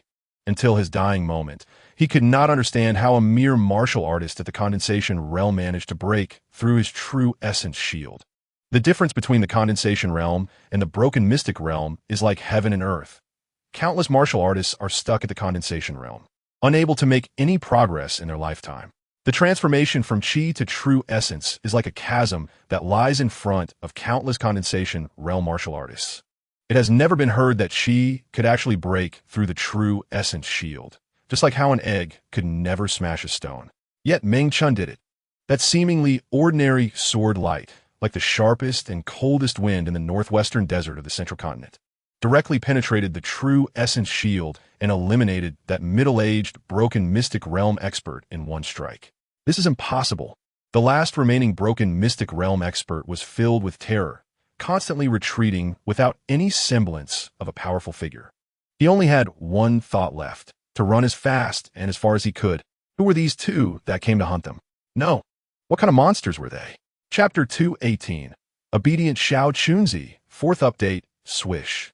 A silver-white sword light instantly condensed into 4 sword intents. shooting towards the last broken Mystic Realm expert. The broken Mystic Realm expert hurriedly swayed his body and flew into the air at high speed, trying to dodge the pursuit of the sword intent. However, the speed of the sword intent was too fast. How could he evade it? Hiss! In the high altitude of over 1,000 meters, the sword intent instantly pierced through the broken Mystic Realm expert's true essence shield, and a strand of sword intent surged into his body, instantly turning his internal organs into a mess. The broken Mystic Realm expert's face was filled with despair and terror as he plummeted from the 1,000-meter height. Boom! The body of the broken Mystic Realm expert was smashed into a bloody pulp upon impact, turning into meat paste. Among the 5 broken Mystic Realm experts, he was the one who died the most tragically. Xiao Chunzi, how much longer? You're a bit slow. Shen Yue sat on a large stone nearby, took out a piece of roasted mystical beast meat from his pocket, and said while eating. At this moment, the last remaining broken Mystic Realm expert was on the verge of collapse. In just a few breaths of time, 5 broken Mystic Realm experts and a 6th-tier Thunderwing Mystical Eagle were almost all dead or injured, leaving him as the only survivor. Chapter 219, 10,000 Sands Overlapping Waves/Buzz. It was as if a seed, nourished by sunlight and rain, finally broke its shell and stretched out its tender sprouts. A brand new energy suddenly condensed in Meng Chun's Dantian. The appearance of the first strand of true essence was like the first green grass sprouting in Meng Chun's dry Dantian, rapidly spreading in just a few breaths. Broken Mystic Realm, achieved. A look of ecstasy appeared on Meng Chun's face. He had thought about when he could break through to the broken Mystic Realm when he left the Sea of Sands. At that time, after objectively analyzing his situation, he concluded that it would be impossible to break through in less than 3 years. However, from the moment he left the Sea of Sands to the time he encountered Shen Yue and entered the Alchemist Alliance, it had been less than 2 months, and he had actually broken through to the broken Mystic Realm. This was 2 years and 10 months earlier than his own estimation, something he could hardly imagine. Hey, Xiao Chunzi, are you done? Hurry up and get to work if you're ready. At that moment, Shen Yu's lazy voice sounded again. At this time, 2 sword lights, one black and one white, circled around the last broken Mystic Realm expert like 2 vicious dogs. Chapter 220, New Pattern in Tianyuan Town. After a long journey of 1 month and 5 days, the 5th-tier flying mystical beast, the golden-winged eagle, finally landed at a designated landing area outside Tianyuan Town. As the most remote town in the northwest of Yuezhou, Tianyuan Town rarely sees a flying mystical beast land even once or twice a year, especially a 5th-tier flying mystical beast, which is a powerful existence that most residents of Tianyuan Town have never seen in their lifetime.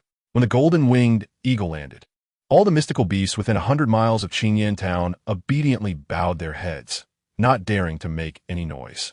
This allowed the golden-winged eagle to enjoy the highest honor, as if a king had arrived. The guards of Tianyuan Town saw the flying mystical beast from afar, and they were so scared that their legs trembled, almost unable to hold their weapons steady. After a while, a clever guard quickly ran towards the town to report to the town lord, who could be riding a 5th-tier flying mystical beast to arrive in Tianyuan Town. Shen Yue took out the remaining 5 mystic crystals and tossed them to the middle-aged beast tamer. Then he and Meng Chun jumped off the back of the golden-winged eagle. Finally, they had safely arrived in Tianyuan Town, and Shen Yu's mood was much brighter. Chapter 221, Self-Inflicted Misery, 3rd Update.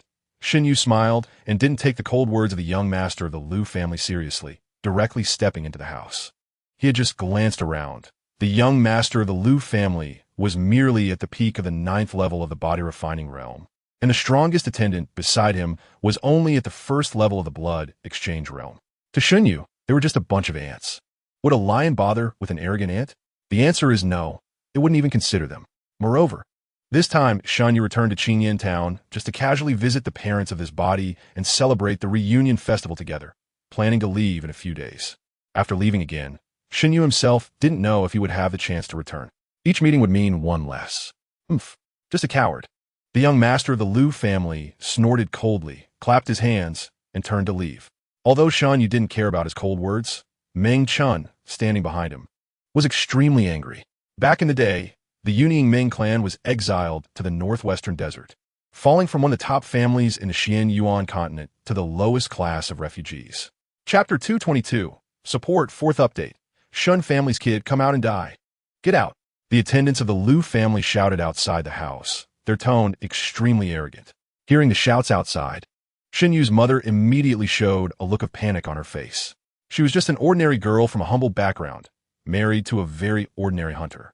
For her, the best life was simply a peaceful and uneventful one. She didn't wish to stir up trouble. Mom, don't be afraid. I'll go take a look and be back soon. Seeing the tension and fear on her mother's face, Shen Yue felt a pang in his heart. It seemed that his patience had not brought him peace, but rather made others think he was easy to bully. Does a tiger not showing its might really make it look like a sick cat? Let us go. Let us take a look. Shen Yue patted his mother's hand to reassure her, then turned and left the house. Meng Chun followed closely behind, a faint murderous intent flickering in his eyes. Just now, Meng Chun had only given the young master of the Liu family a small punishment, but unexpectedly, the Liu family not only didn't hide away, but boldly came to confront him.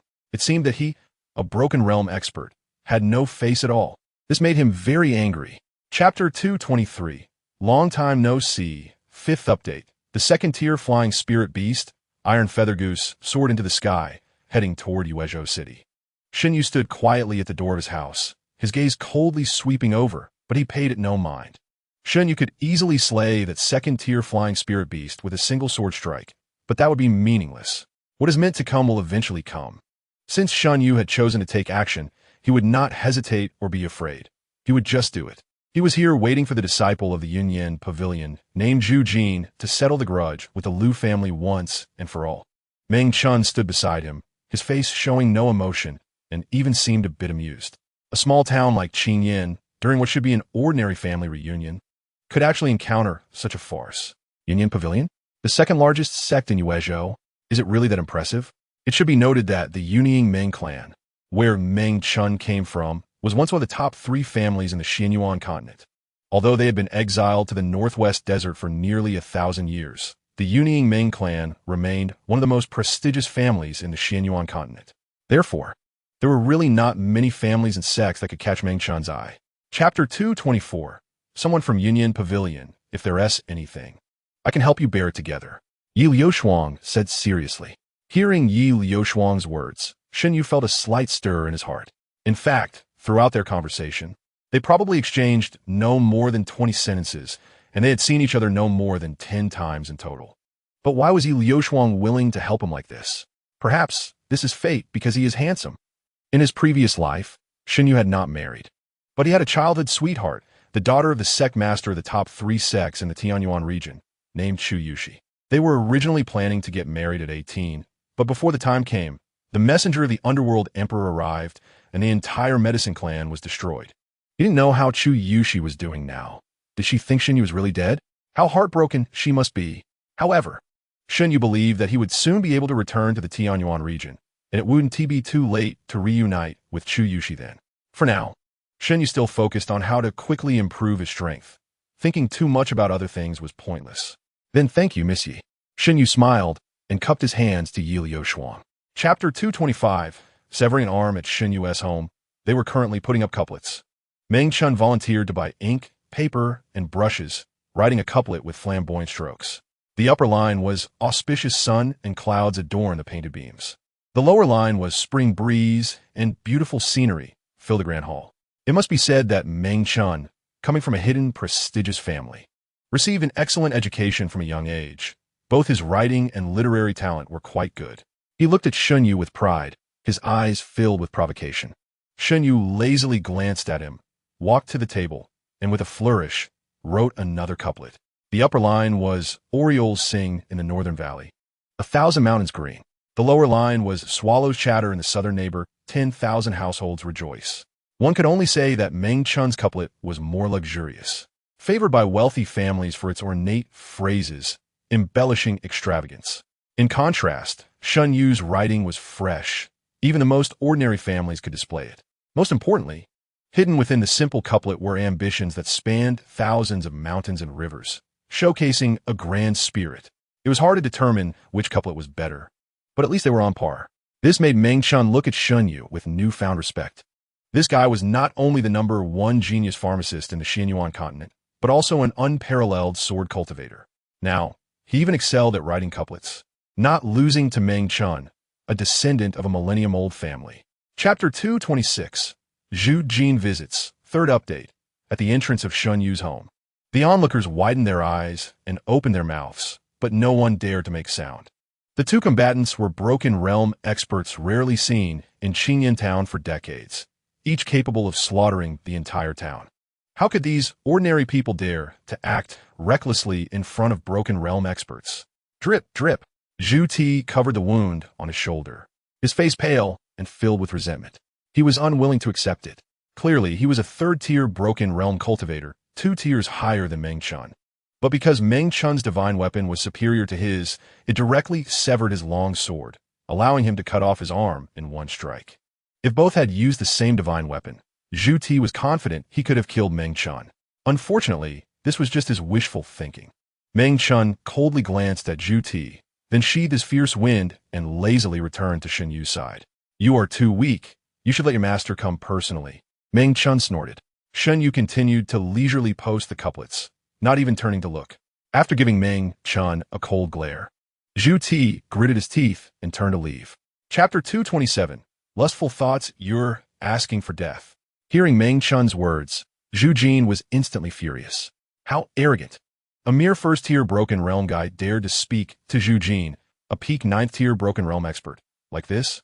It seemed he had to teach Meng Chun a good lesson, to let him know that there are always people stronger in mountains beyond mountains.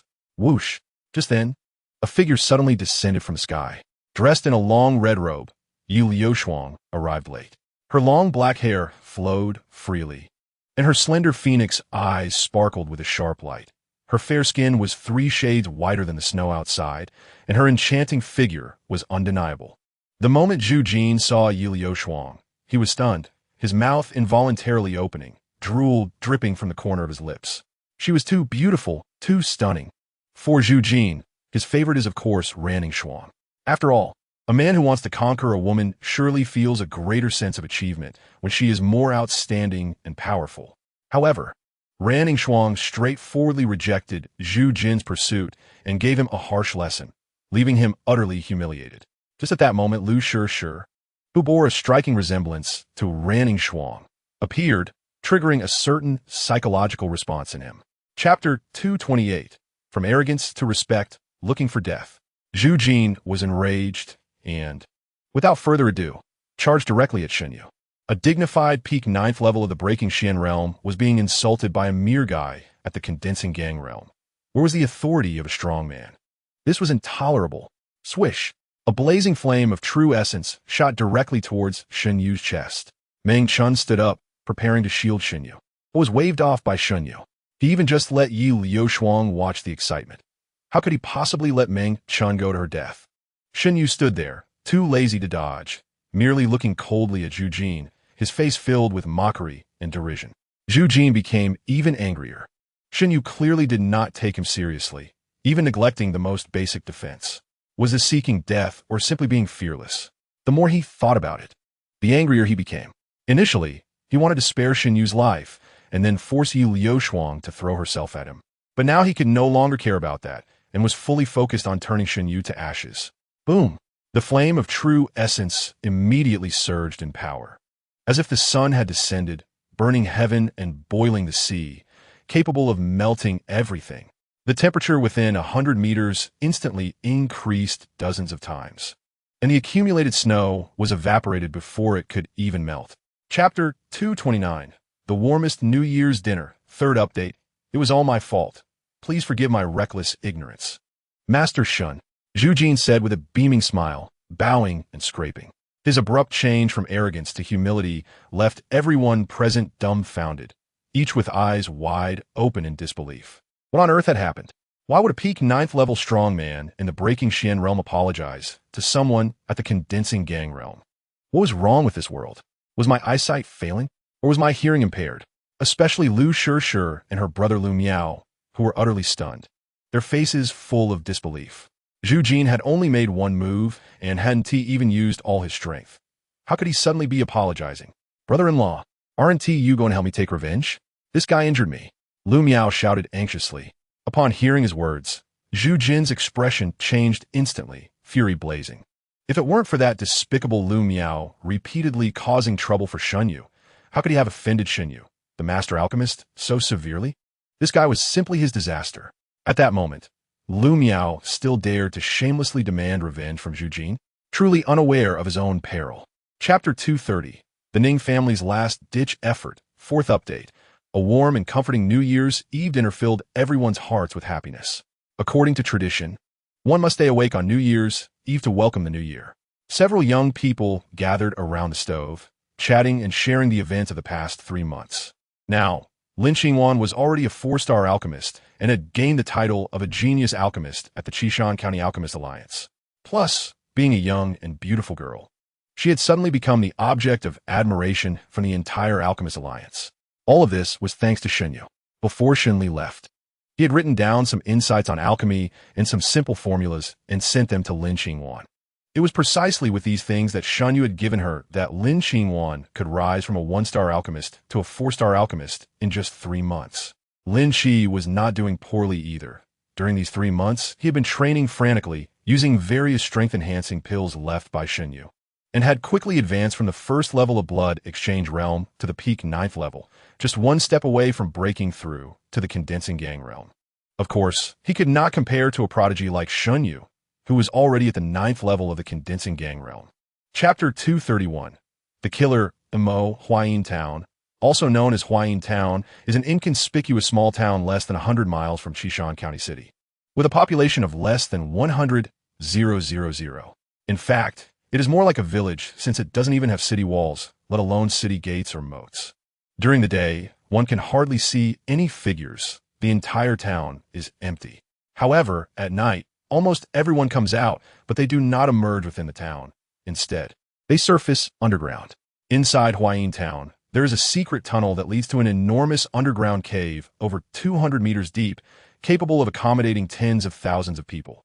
In fact, Huayin Town did not originally exist. Decades ago, a hunter accidentally fell from the mountain and discovered this underground cave. In just a few decades, nearly 100,000 people slowly gathered here, dividing land, building houses, and eventually forming what is now Huayin Town. However, many people who came to Huayin Town eventually left because they found that it was essentially a ghost town. Chapter 232, The Chubby and Slim Sisters What? Still need 45 Xian crystals? Su Jing's eyes widened in disbelief upon hearing the old man's words, fearing he had misheard. Before he came to the ghost market, Ning Yixing had specifically instructed him that as long as he could kill Shen Yue, he would not hesitate to spend 20 Xian crystals. In other words, in Ning Yixing's view, Shen Yue was worth at most 20 Xian crystals, and that was an overestimation of his worth. Since the sudden disappearance of the Ning family's ancestor, Ning Heng, the Ning family had fallen into chaos, and they had no time to care about news regarding Shen Yue. Their impression of Shen Yue was still limited to him being a 6-star alchemist who had just broken through to the Condensing Gang Realm. A mere hunter's son from Qingyan Town, despite his various fortunate encounters, was still just a Condensing Gang warrior. How could he possibly be worth that much?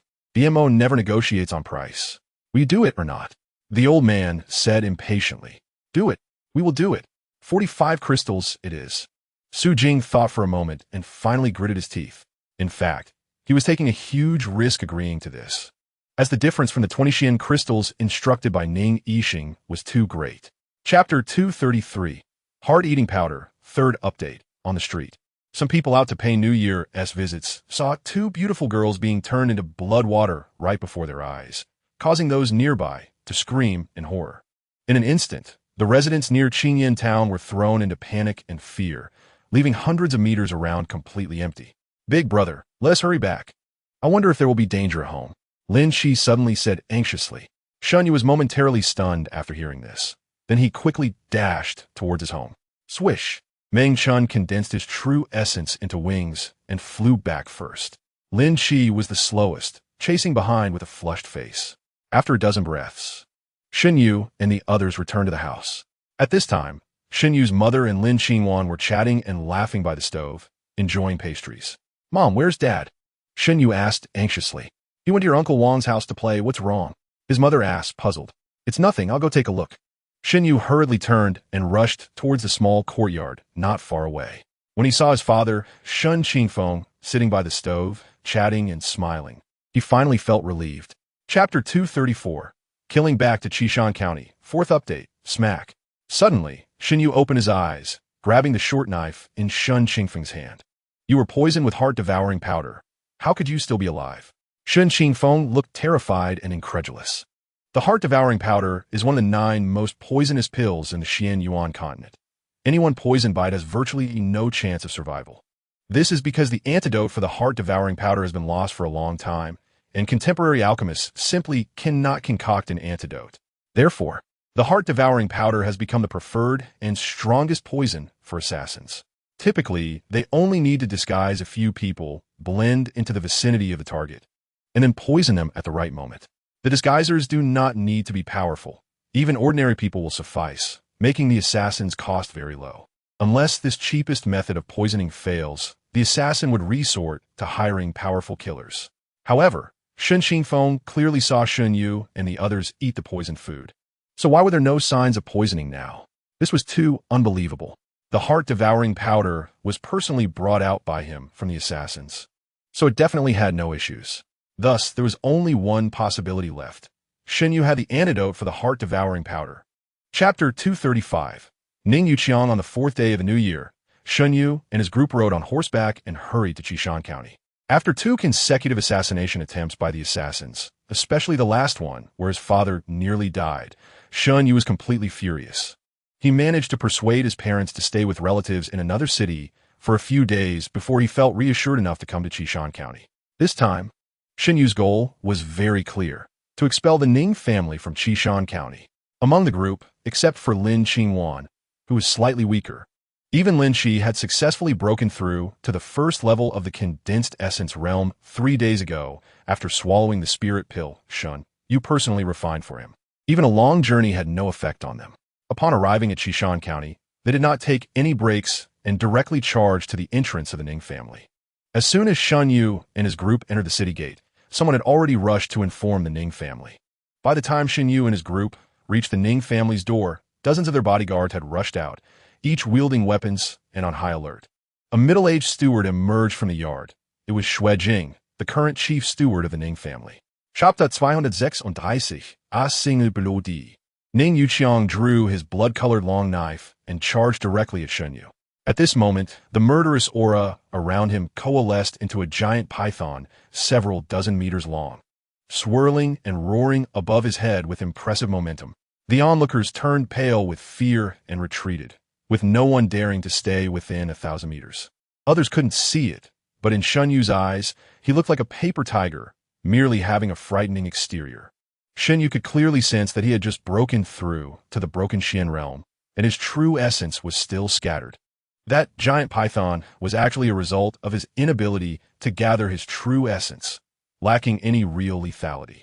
Such a rookie at the first level of the broken Tianyuan Realm made Shen Yue have no desire to even fight back. He was too weak. Beside him, Lin Qi, who had just broken through to the first level of the condensed essence realm, was eager to try. Although he only had the cultivation of the condensed essence realm, he practiced the 9 transformations of the netherworld technique, which was inherently suited for ambushes. If given enough preparation time, he could easily kill a master at the first level of the broken Tianyuan Realm. Unfortunately, Ning Yuqiang would not give Lin Qi the time to prepare. In a direct confrontation, Lin Qi would definitely not be his opponent. Chapter 237, Mysterious Man in Black. 3rd update. Boom. The entire outer wall of the Ning family collapsed, sending dust flying. Xue Chun was momentarily stunned, his face filled with shock and disbelief. Since Ning Yuqiang had come out, he had completely relaxed, focusing on how to go back and report to the head of the family, Ning Yihan. After all, due to his mistake, the fact that the Ning family had hired assassins was established, putting the Ning family on the edge of storm. But in just the blink of an eye, the Ning family's top expert, Ning Yuqiang, was actually sent flying. What was going on? What should they do next? Xue Chen's mind became chaotic. It was over. The Ning family was really finished this time.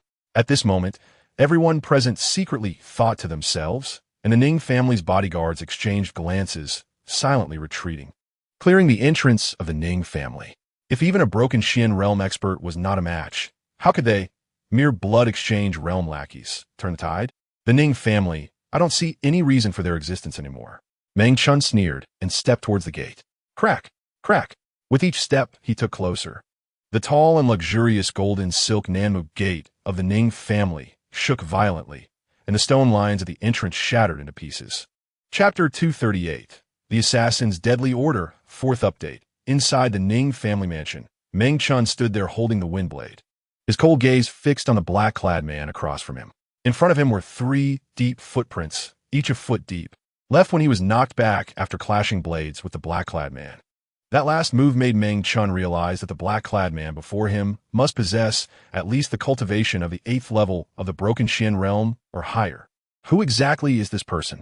Why did he suddenly appear to help the Ning family? Shen Yue narrowed his eyes slightly, his face still devoid of expression, quietly observing the black-clad man. Meanwhile, Ning Yihong, who had regained his composure, ran to stand behind the black-clad man. Just a moment ago, he had resolutely raised his sword to end his own life, but upon seeing a helper appear, he immediately changed his mind. Anyone with even a glimmer of hope for survival would be foolish not to seize it. Who are you? Are you sure you want to take on this matter? Shen Yue asked calmly. The black-clad man glanced at Shen Yue, but did not answer, instead turning to look at Ning Yihong. Give me 45 pieces of Shenjing now, and I can continue to help you complete your original task, the black-clothed man said coldly. Chapter 239. The Destruction of the Ning Family with a thud. Despair and resentment filled the black-clothed man's face as he spat out a mouthful of blood and collapsed to the ground. A watermelon-sized hole had been blasted in his chest, and his heart was shattered into pieces. A dignified powerhouse at the 9th level of the Po Shenjing was killed in one move, and the one who struck was merely a little guy at the 9th level of the Bingogjing. At that moment, everyone present was stunned, their eyes wide open, and their mouths agape in disbelief. This completely overturned everyone's perception. They had seen talented martial artists challenge opponents of the same level, but it was rare to see someone challenge an opponent a whole realm higher, let alone a full 9 levels. It was like a mantis challenging a giant python. It seemed utterly impossible to succeed. Yet before everyone's eyes, that inconspicuous mantis struck and killed a giant python in one blow. Especially Ning Yixing, who, after handing 50 pieces of Shenjing to the black-clothed man, let out a sigh of relief. Chapter 240. Master Wuchen's edict soon. The Wu'er announced a kill order.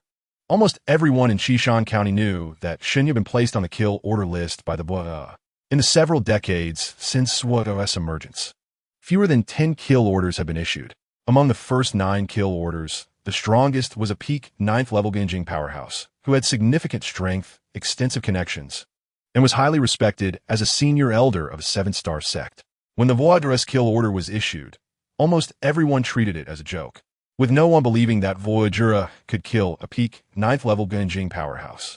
However, less than 2 months after the kill order appeared, that peak Genjing powerhouse was found dead in his bed at home. His 7 orifices bled, and his heart had been dug out. He died a miserable death. It was after that incident that Wu'er's reputation quickly spread throughout the Ngalu, and the Wu'er's kill orders became a nightmare for all martial artists. Fortunately, Wu'er had only issued 9 kill orders in decades, averaging 1 every 45 years.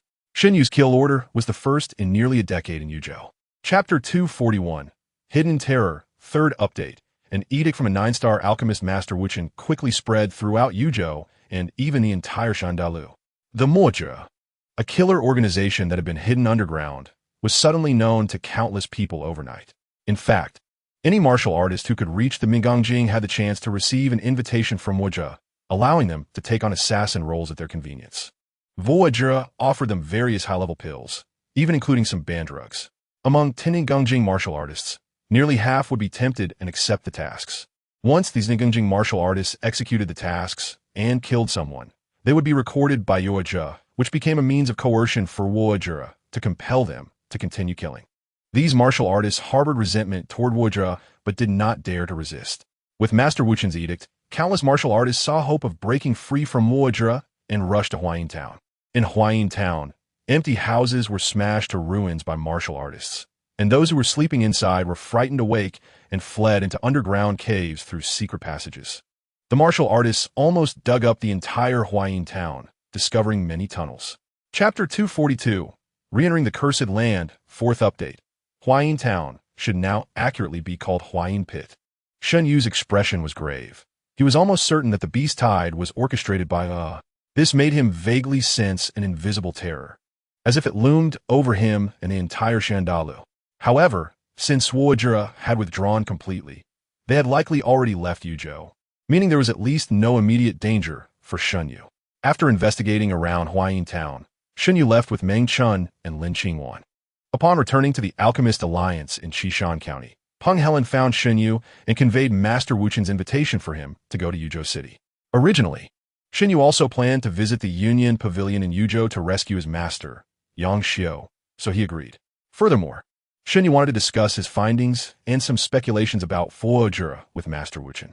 2 days later, a 6th-grade flying Finsog took off from the Alchemist Alliance in Qishan County, soaring towards Yuzhou City.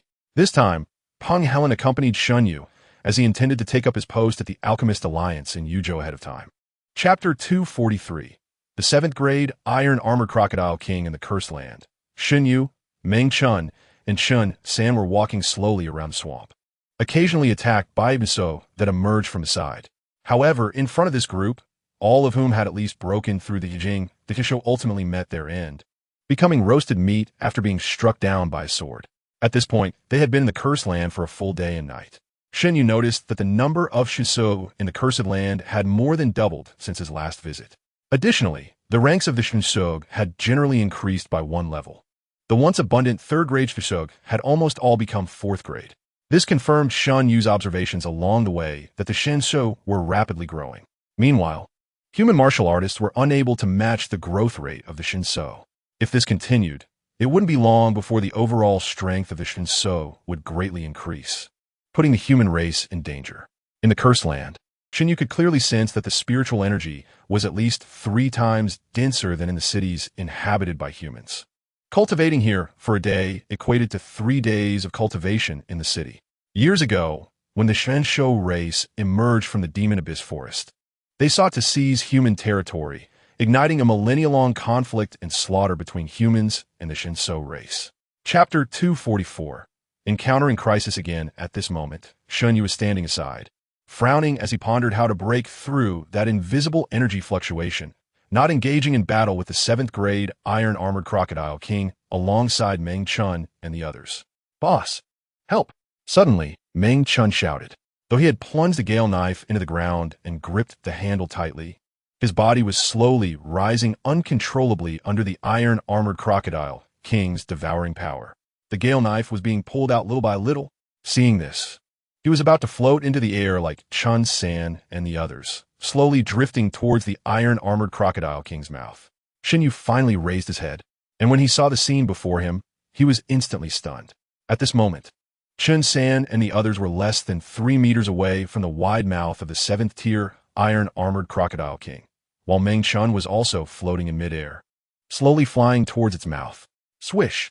Shen Yue hurriedly waved his hand, and 2 beams of sword light, one black and one white, shot towards the Iron Armored Crocodile King's mouth. Buzz! The 2 beams of sword light quickly condensed in midair, forming a sword imprint composed of 4 sword intents, which then transformed into a shadow and flew directly into the Iron Armored Crocodile King's wide-open mouth before Chun San and the others could react. Chapter 245. A familiar figure in despair. 3rd update, Swish. The blood-colored vengeful spirit gave Shen Yue no chance to prepare, and its pitch-black spear directly stabbed towards his head. Shen Yue hurriedly controlled the 2 sword hearts, Mo Guang and Quan Yun, making them fly rapidly around him, creating a dense curtain of sword light to protect himself in the center.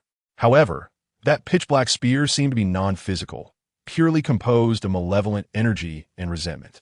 When Mo Guang and Quan Yun slashed at the spear, it felt as if they were cutting through air. The pitch-black spear continued to stab towards Shen Yue's head without any hindrance. Not good. Shen Yue quickly controlled Mo Guang and Quan Yun to condense 2 sword imprints again, chasing the pitch-black spear, wrapping around it, and then exploding with a loud bang. The violent explosion caused Shen Yue to stagger back 3 large steps before he could finally stop. But the pitch-black spear only hesitated for a moment before continuing to stab down towards Shen Yue's head. This guy is really difficult to deal with. Shen Yue felt anxious in his heart, and a serious expression appeared on his face. With his current strength, Facing this blood-colored vengeful spirit that could easily slaughter 7th-tier profound beasts was indeed too challenging. Chapter 246, Level Suppression, 4th Update, Swish. A gray-black figure suddenly appeared in the blood-colored space created by the blood-colored vengeful spirit. It was gray and scruffy, with wrinkled fur, and 2 ugly fleshy lumps bulging on its head, looking like a sickly, mangy dog. At this moment, it lowered its head, sniffing around as if searching for something delicious. Shen Yue stared blankly at this mangy dog in front of him, feeling inexplicably familiar, yet unable to believe it. Could it be that the mangy dog before him was the ugly dog Benben that had suddenly disappeared earlier? However, it looked quite different, even uglier than the clown dog Benben. The mangy dog raised its head, and in its light golden pupils, one of its eyes had a double pupil. Then, it slowly walked towards the blood-colored vengeful spirit. With each step it took, the blood-colored vengeful spirit trembled slightly and took a step back. Just a moment ago, the blood-colored vengeful spirit, which had been so arrogant and could easily kill the 7th-tier iron-armored crocodile king, now seemed like a mouse encountering a cat. Not daring to resist at all, the mangy dog walked step by step towards the blood-colored vengeful spirit. Chapter 247, A Master of Self-Destruction Thud. Shen Yue was too lazy to run and simply sat down on the ground, coldly watching the mangy dog in front of him. Since he couldn't outrun it and definitely couldn't fight it, why run? Looking at the mangy dog before him, Shen Yue suddenly missed the clown dog Benben even more. Because this mangy dog was too ugly, even uglier than the clown dog Benben. At the same time, Shen Yue felt that the mangy dog in front of him had many similarities with the clown dog Benben. For example, they both looked like dogs. Moreover, they both had the ability to shift space and had a strong level suppression over the blood-colored vengeful spirit. Shen Yue had actually thought about whether the mangy dog before him was the clown dog Benben that had been missing for several months. But later, he forcibly dismissed this thought. The clown dog Benben was already ugly enough. He really couldn't accept something 10 times uglier as his pet. Just then, the mangy dog skillfully burrowed under Shen Yue's feet, wagging its tail, then trying to burrow into his dantian. At this moment, Shen Yue was finally sure that this mangy dog was indeed the clown dog Benben. Chapter 248, The Spring of Earth Surge. Hey, what's with these 2 lumps on your head? Were you also beaten by an 8th-tier profound beast? Shen Yue touched the 2 hard protrusions on the clown dog Benben's head, communicating with it mentally. The clown dog Benben paused for a moment and then began to communicate with Shen Yue. After chatting with it for a while, Shen Yue understood that these 2 hard protrusions were not injuries, but were its naturally grown horns. It was just that it was still small, so the horns hadn't grown out yet. Recently, the clown dog Benben had eaten a lot of high-tier profound beast meat, and it was slowly growing, with the horns on its head starting to bulge out. It seemed that within a month at most, its horns would fully grow. Wow, this little guy actually has 2 horns. That definitely isn't a dog, Shen Yue silently mocked in his heart. In fact, he knew that the identity of the clown dog Benben was definitely not simple. Otherwise, how could even a blood-colored vengeful spirit that could easily slaughter 7th-tier profound beasts be so frightened and dare not resist upon seeing it? Moreover, the clown dog Benben was capable of space shifting right after birth, indicating that it was at least an 8th-tier profound beast and more likely a 9th-tier profound beast cub. Chapter 249, The Arrival of a Spirit Movement Realm Expert. 3rd Update, The Land of Curses, Ancient Battlefield. This was a small space of less than 10 miles in diameter. However, within just 10 miles, everything was charred black, with no grass growing, and numerous giant pits, each dozens of meters deep, were scattered everywhere. At this moment, Shen Yue and the clown dog Benben directly space shifted into the ancient battlefield and quickly hid in one of the giant pits. The pit was over 10 meters deep, filled with scorched earth, clearly left over from the fierce battles between human experts and high-tier profound beasts thousands of years ago. It was just perfect for Shen Yue to hide in, thanks to the presence of the chaos alchemy cauldron in his body. Along with the practice of the chaos creation technique, his aura could be very well concealed. Unless someone deliberately searched for him, it would be difficult to detect his presence.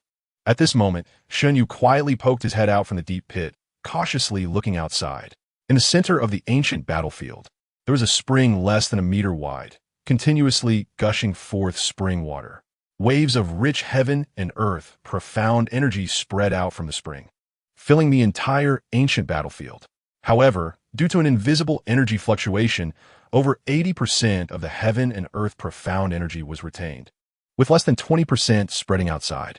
Chapter 250, Sword God Xiao E 4th Update. Boom. Brilliant sword lights, like a storm, struck the invisible wave that enveloped the entire ancient battlefield.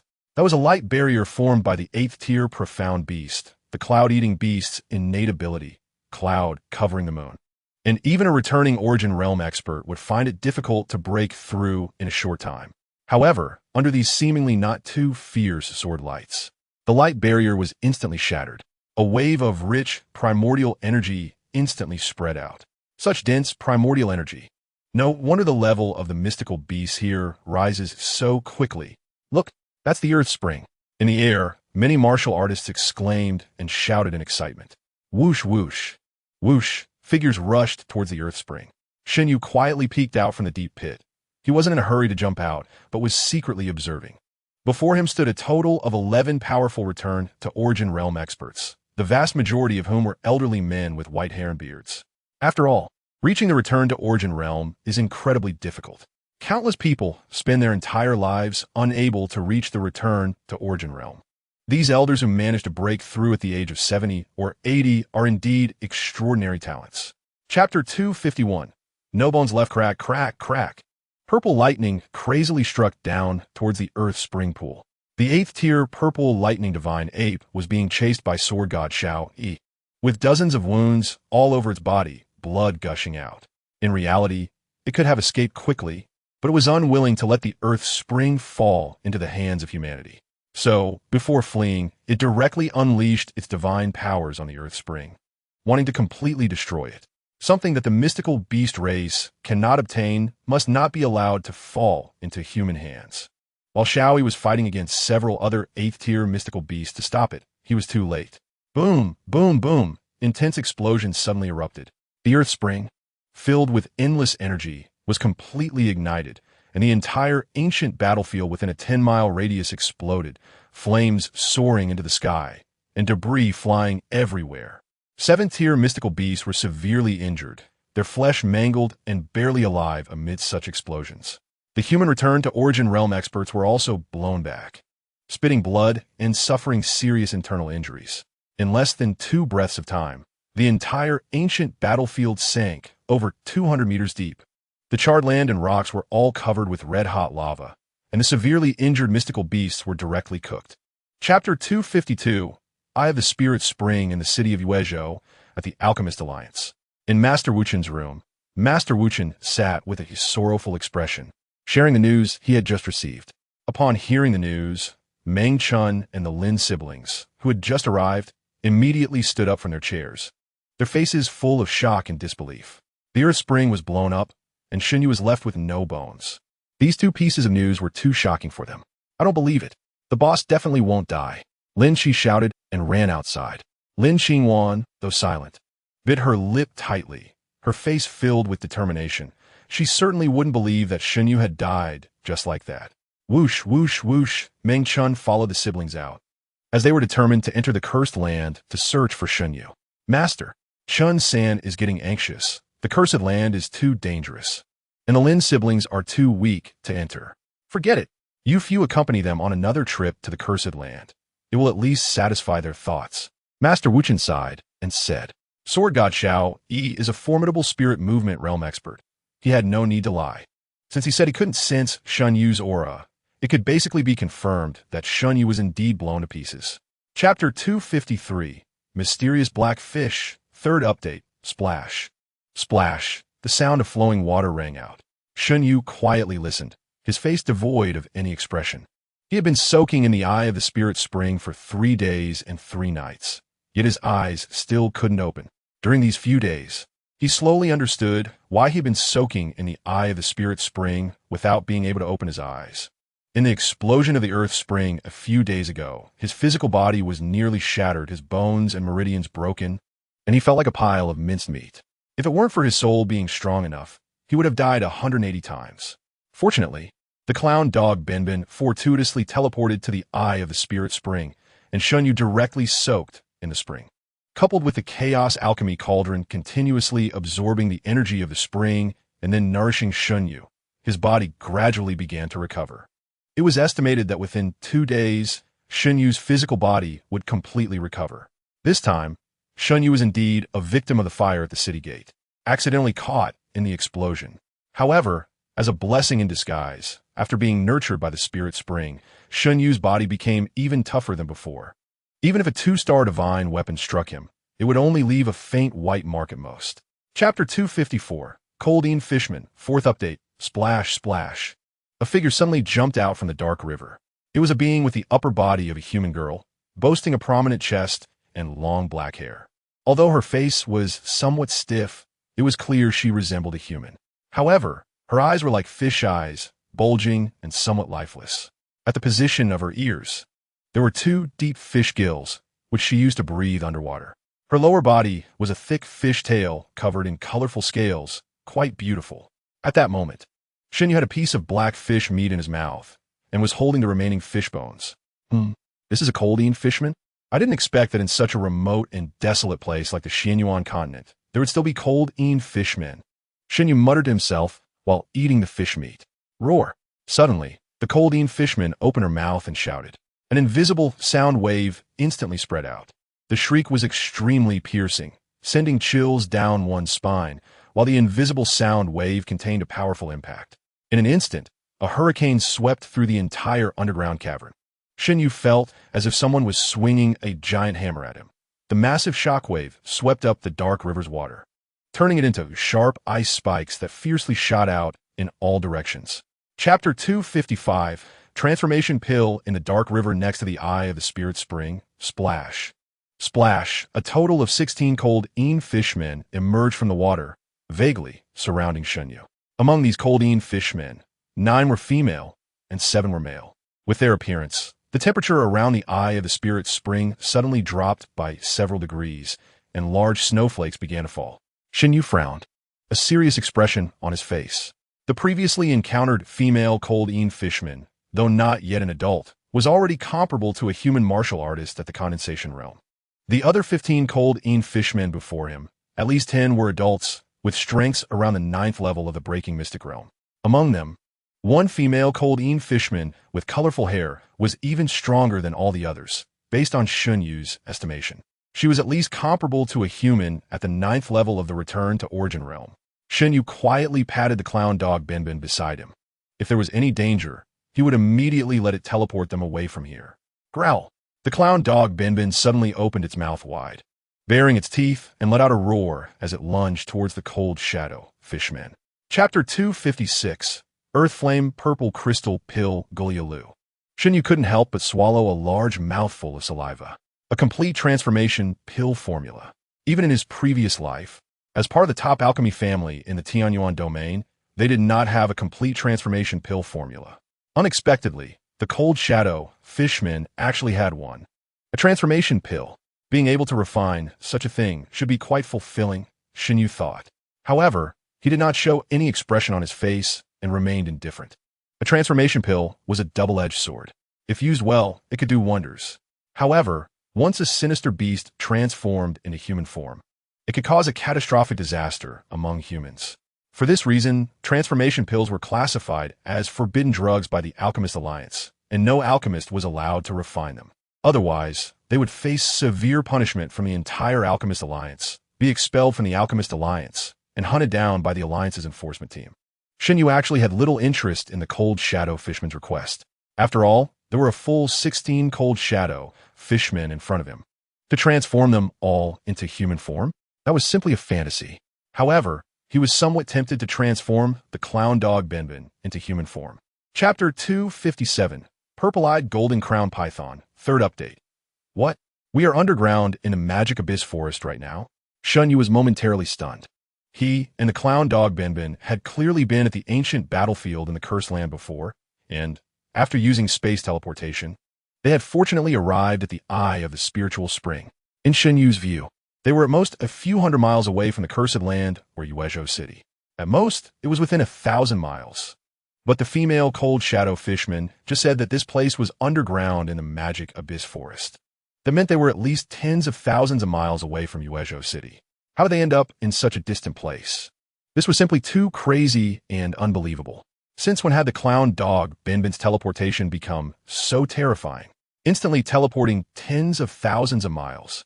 This was comparable to the only remaining large teleportation array within Yuezhou City. However, Shen Yue quickly calmed down. He speculated that when the clown dog Binbin used space teleportation earlier, it had fortuitously teleported into a spatial rift, which is how they crossed tens of thousands of miles to arrive underground in the Magic Abyss Forest. So how far are we from the Magic Abyss Forest? This place isn't the very depths of the Magic Abyss Forest, is it? Shen Yue cautiously asked. Chapter 258, Distracting the Enemy Magic Abyss Forest. This is the edge of the core area of the Magic Abyss Forest. It is a marshy lake area covering several hundred miles.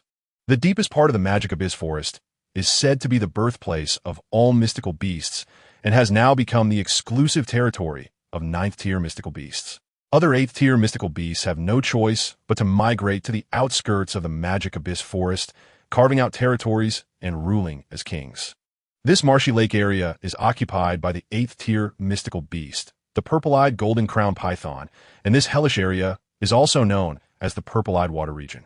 Throughout the Magic Abyss Forest, there have been as many as 6 9th-tier mystical beasts that have appeared, each possessing strength comparable to human divine transformation realm powerhouses. There are also at least dozens of 8th-tier mystical beasts, which have divided the space around the core area of the Magic Abyss Forest into dozens of territories, each ruling their own. Among mystical beast races, the hierarchy is strict. Lower-tier mystical beasts must unconditionally accept the orders of higher-tier mystical beasts. Otherwise, they will face ruthless suppression and slaughter. On ordinary days, if lower-tier mystical beasts have something to report, they must first report to the 8th-tier mystical beasts, who then decide whether it needs to be reported to the 9th-tier mystical beasts. No mystical beast is allowed to overstep. Chapter 259, Blood Vine Fruit Swish, Swish, Swish. Shen Yue rushed into the cave of the purple-eyed golden crown python and slid directly down into the underground through the cave entrance. Inside the cave, there was an extremely intense smell of blood, and he could faintly hear wailing sounds. Shen Yue was taken aback and quietly retracted his aura, cautiously approaching the depths of the cave. The clown dog Binbin had told Shen Yue before leaving that it could only delay the purple-eyed golden crown python for no more than the time it takes for an incense stick to burn.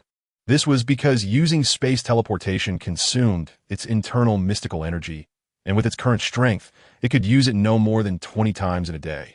After sliding down the stone wall for over 300 meters, Shen Yue finally reached the ground.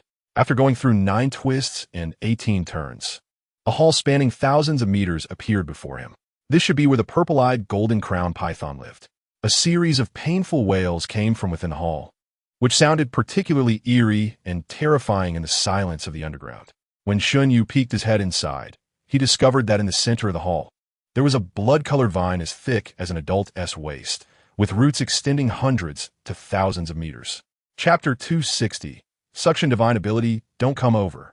If you do, I'll eat the blood vine fruit. Shen Yue raised the blood vine fruit to his mouth and shouted loudly. Sure enough, upon hearing Shen Yue's shout, as he seemed about to stuff the blood vine fruit into his mouth, the purple-eyed golden crown python immediately stopped, afraid to act rashly. The blood vine fruit was akin to life for it. Whether it could be promoted to a 9th-tier mystical beast depended entirely on this blood vine fruit. Originally, the purple-eyed golden crown python planned to wait another half-month for the blood vine fruit to fully mature before consuming it. However, it never expected that a human warrior would dare to sneak into the depths of the Magic Abyss Forest to steal the bloodvine wood and bloodvine fruit at this time. It gritted its teeth in hatred, but had no way to retaliate.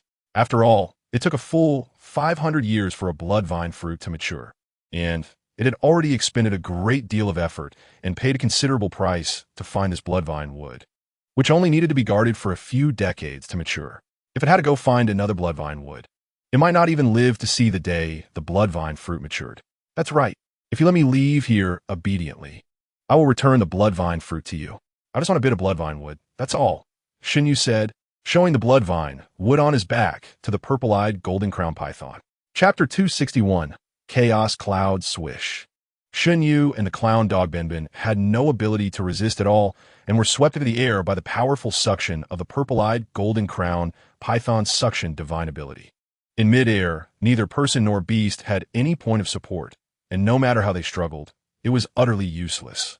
They could only watch helplessly as they continued to draw closer to the purple-eyed golden crown python.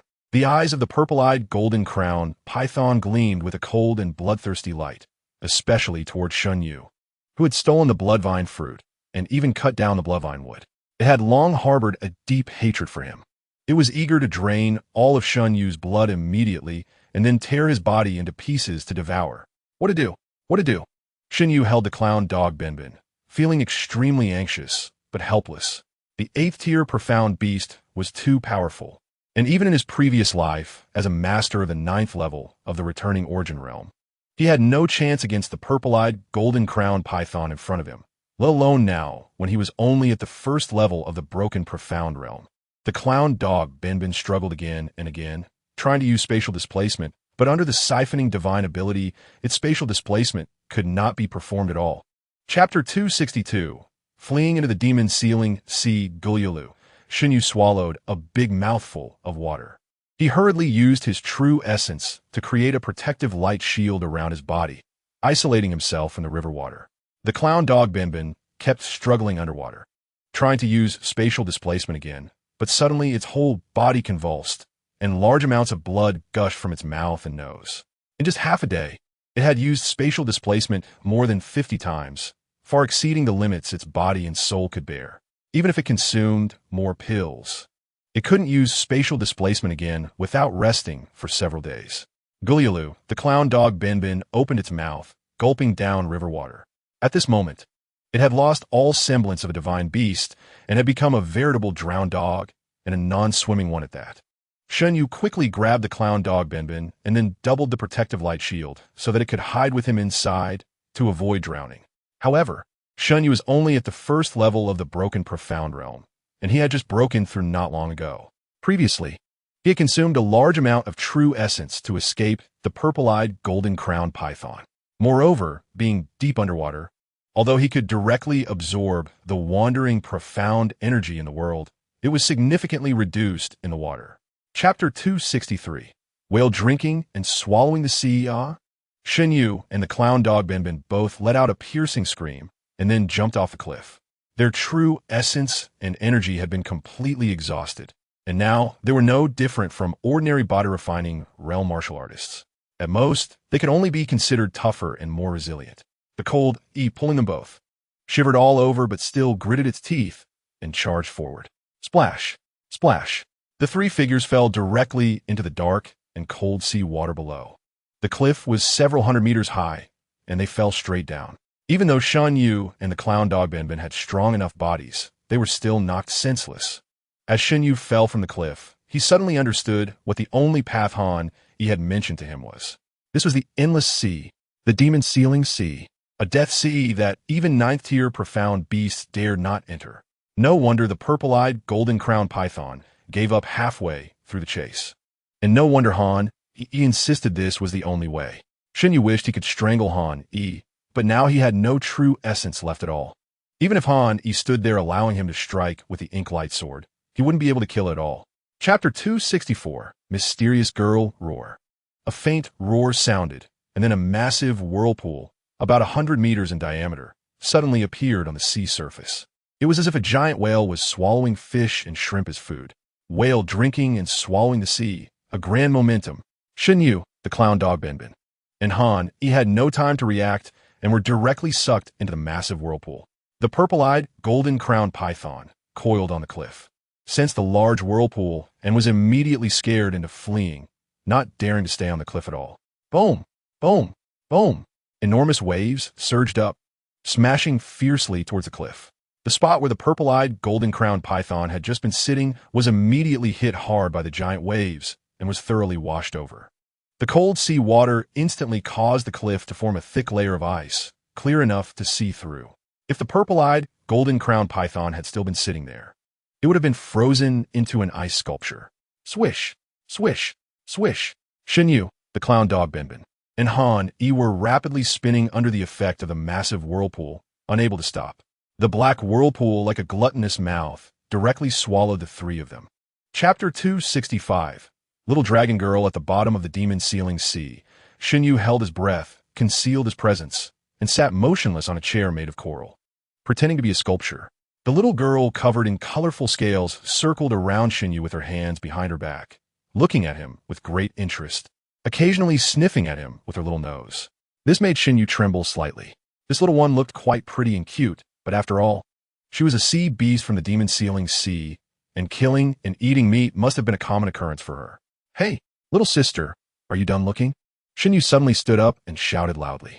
The little girl was startled, instantly retreating 10 meters back. The colorful scales on her body stood up again, and she shone with a colorful light. The coral rockery around her collapsed instantly upon her impact, turning into powder. A chilling and terrifying aura swept through the space in an instant. Shen Yue felt as if he had been hit by a huge wave, and he involuntarily flew out, crashing through countless coral rockeries and furniture, then smashed into the spatial barrier and bounced back to the ground. This time, Shen Yue was dizzy, and his whole body felt as if his bones were about to break. Chapter 266, Bloodthirsty Demon Shark Swish. The little dragon girl grabbed Shen Yue's hand and broke through the spatial barrier, rushing into the space where the clown dog Benben was. The clown dog Benben, originally separated by 2 layers of space, had not yet sensed the aura of the little dragon girl, but when the little dragon girl charged in, all its fur stood on end. It sensed an extremely dangerous aura. Although it wasn't a suppression of levels, it made the clown dog Benben tremble in fear. It had to be admitted that at this moment, the strength gap between the clown dog Benben and the little dragon girl was still very large. After all, the clown dog Benben was only a child less than half a year old. The little dragon girl coldly glanced at the clown dog Benben, then lazily stretched out her foot and kicked it. The clown dog Benben was so frightened that it curled up, not daring to resist, and was directly kicked out of that space. Swish! The little dragon girl grabbed Shen Yue's hand again and rushed into another space nearby. Shen Yue hurriedly grabbed the rolling clown dog Benben by the ear and pulled it along into that space. He was trapped in this space. And when she sensed the aura of the little dragon girl, she immediately knelt on the ground, lacking even a bit of the courage to resist. Chapter 267, Pitch black chains in the purple-eyed water area. The purple-eyed golden-crowned python coiled its tail, its head tucked in, quietly resting. Since Shen Yue stole all the bloodvine wood and bloodvine fruits from its cave, the purple-eyed golden-crowned python has fallen into an extreme rage, killing or devouring all the mysterious beasts it encountered. At this moment, its belly was swollen, filled with the corpses of many mysterious beasts that it had not yet digested. Losing the bloodvine fruit was equivalent to losing its only hope of advancing to a 9th-tier mysterious beast. So it was understandable that the purple-eyed golden-crowned python was in a frenzy. Shen Yue was truly ruthless. Not only did he steal the bloodvine fruit, but he also cut down the entire bloodvine wood and took it away, effectively uprooting it and completely destroying it. Even if the purple-eyed golden-crowned python could live for several hundred more years, it would not be able to wait for a new bloodvine wood to be replanted. If Shen Yue were to appear again, it would definitely skin him alive and make him wish he were dead. However, the purple-eyed golden-crowned python watched as Shen Yue, the clown dog, and Han Yi fell into the demon ceiling sea, believing that they were undoubtedly doomed. With Shen Yue dead and the bloodvine fruit having fallen into the demon ceiling sea, no matter how furious the purple-eyed golden-crowned python was, it was of no use. Chapter 268, A Burden Added Run. Shen Yue held the little dragon girl, who had just spat out a mouthful of blood, and hurriedly used shadow escape to flee towards the underground dark river. As he ran, he scolded the little dragon girl 100 times in his heart. She had been so fierce when facing the bloodthirsty demon shark, killing it with one hand. Yet once they reached the surface before anyone else could act, she had already injured herself. This was not bringing back a powerful ally. It was picking up a huge burden. This made Shen Yue's grand wish to take the little dragon girl to slay enemies fall flat. However, since he had brought the little dragon girl out of the demon ceiling sea, he couldn't just watch her die in front of him. Could he? There was no way out. Shen Yue could only hold her and escape quickly. Fortunately, Shen Yue had been maintaining communication with Han Yi through his thoughts, knowing the exact location of the underground dark river, so he directly used shadow escape to flee towards the dark river. Shen Yue had now broken through to the first level of the breaking mysterious realm, using shadow escape again, although the distance had not changed. The duration had extended from a few breaths to about 5 breaths now. However, the longer the duration, the more it consumed his soul power, causing Shen Yue to have a splitting headache and suffer soul damage. Chapter 269, Pill Completion, Transformation into Chaos, Refining Pill Cauldron. The sound of medicinal materials melting continued to echo, especially the earth flame purple crystal stone, which directly transformed into a large fireball under high temperatures, accelerating the melting of the surrounding medicinal materials. This was also the most challenging part of refining the transformation pill. Whether the earth flame purple crystal stone could successfully condense and purify would affect the condensing and purifying of other medicinal materials, which was something that the alchemist had to control well. Any oversight or mistake would lead to failure in refining, rendering all the medicinal materials completely useless. When the blood vine would encounter the earth flame purple crystal stone, it would turn into a viscous liquid resembling human blood. Then mix with the intense magma created by the earth flame purple crystal stone, integrating into the marrow of the mysterious beast. After swallowing the transformation pill, the entire skeletal and flesh structure of the mysterious beast would completely change, becoming over 90% similar to that of humans. Even their blood and meridians could be replicated. However, once transformed, the innate talent and strength of the mysterious beast would be fixed, making it extremely difficult to enhance their power further. Thus, many mysterious beasts, even if given the chance to transform, would refuse. However, for the Coldine fish people, who were on the brink of extermination, transformation was their only hope for survival. Even if they couldn't enhance their power, they accepted it. Chapter 270, Emerging like a water lotus crack, crack, crack. The bones within Han made a series of bone-crunching sounds as her meridian snapped. This pain was no less than being sliced 1,000 times.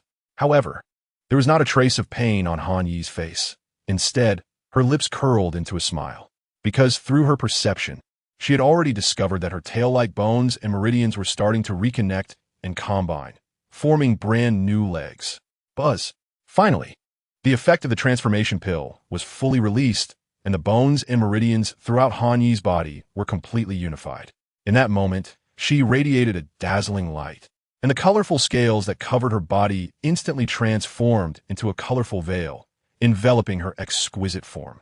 A woman who appeared to be around 30 years old, still charming, with a curvy figure and alluring beauty, appeared before everyone, especially her skin, which was extremely delicate, resembling soft tofu, as if it would drip water with a gentle touch. She floated quietly above the dark river, feeling her brand new body, her bones and meridians, as well as the newly formed Dantian, like a newborn baby filled with curiosity about the world. Chapter 271, Arriving at the Yunyan Pavilion. Sizzle, sizzle, sizzle. Shen Yue once again tirelessly refined the transformation pill.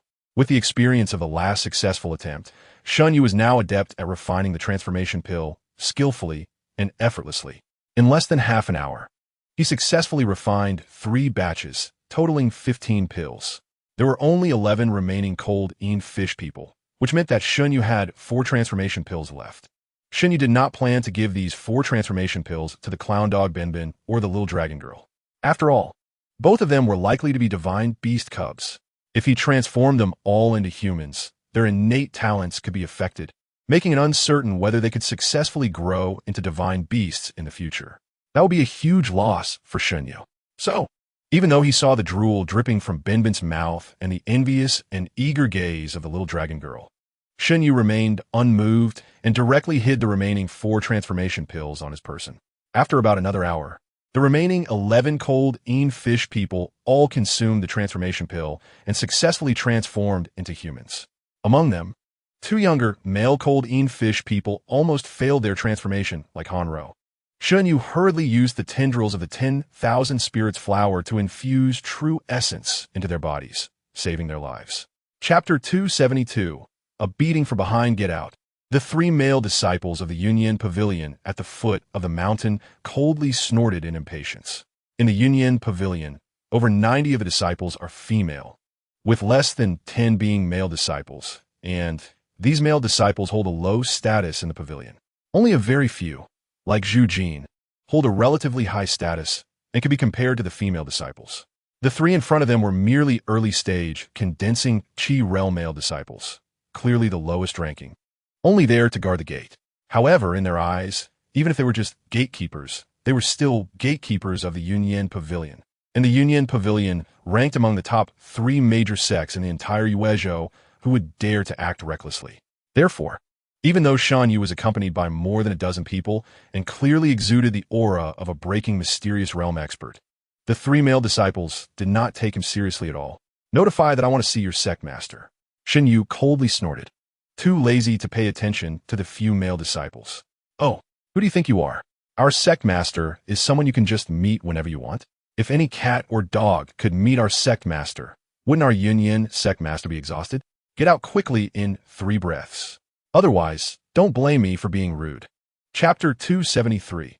If you're crazy, I am crazier Yunyan sect at the mountaintop. Shen Yue, along with Han, Yi, and others, fought their way from the foot of the mountain to the top. Along the way, at least 100 Yunyan sect disciples were knocked down to the ground. Their painful cries echoed throughout the Yunyan sect. At this moment, the inner door disciples of Yunyan sect also heard the commotion and all rushed out. Several inner door elders also drew their weapons, ready for battle. After all, Yunyan sect is a 7-star sect and is about to be promoted to an 8-star sect. Anyone daring to intrude is definitely not an ordinary person. "Hey, it's you, kid." Suddenly, a familiar voice rang out. Shen Yue curiously looked over and indeed saw a familiar face. It was one of the inner door elders who had chased Yangxiu to Lingyun's sect, Elder Chao Rue of the Execution Hall. More than half a year ago, Shen Yue was only at the peak of the Blood Exchange Realm 9th level. With the power of countless heroic souls, he had fought evenly with Chao Rue, who was at the 9th level of the Condensing Realm. Now, half a year later, Chao Rue was still at the peak of the 9th level of the Condensing Realm, while Shen Yue had already broken through to the Breaking Xian Realm. Moreover, Shen Yue had brought along more than 10 experts from the Breaking Xian Realm. Truly unpredictable are the affairs of the world. Chapter 274. Do you dare to kill me? You brat. D. Qin Xiong shouted angrily and charged at Shen Yue with his sword drawn. As the second most talented disciple of the Yunyan sect's inner door after Ran Yingshuang and Zhu Jin, Qin Xiong was now at the 8th level of the Breaking Xian Realm, far surpassing other inner door disciples. Even when facing Shen Yue's subordinates, the cold Yin fishmen, he showed no sign of weakness. Moreover, being on the territory of Yunyan sect, Qin Xiong was even more fearless and undaunted. At this moment, he represented the entire Yunyan sect. Swish! An older cold Yin fishman stepped forward, ready to take action. This cold Yin fishman was the strongest one besides Han Yi, possessing the peak strength of the 9th level of the Breaking Xian Realm, just a step away from breaking through to the returning Origin Realm. He could easily defeat Qin Xiong. However, Shen Yue waved his hand to stop him and stepped forward to stand in front of Qin Xiong. This time, he wanted to do it himself. Since breaking through to the Breaking Xian Realm, Shen Yue hadn't fought against any martial artists at that level. The last time he had fought with a Breaking Xian Realm expert was on the way back to Yuezhou from central China, battling against the imperial family's martial artists. With Shen Yue's current sword cultivation level, even when he was at the peak of the 9th level of the Condensing Realm, he could easily kill experts at the 6th or 7th level of the Breaking Xian Realm. Chapter 275.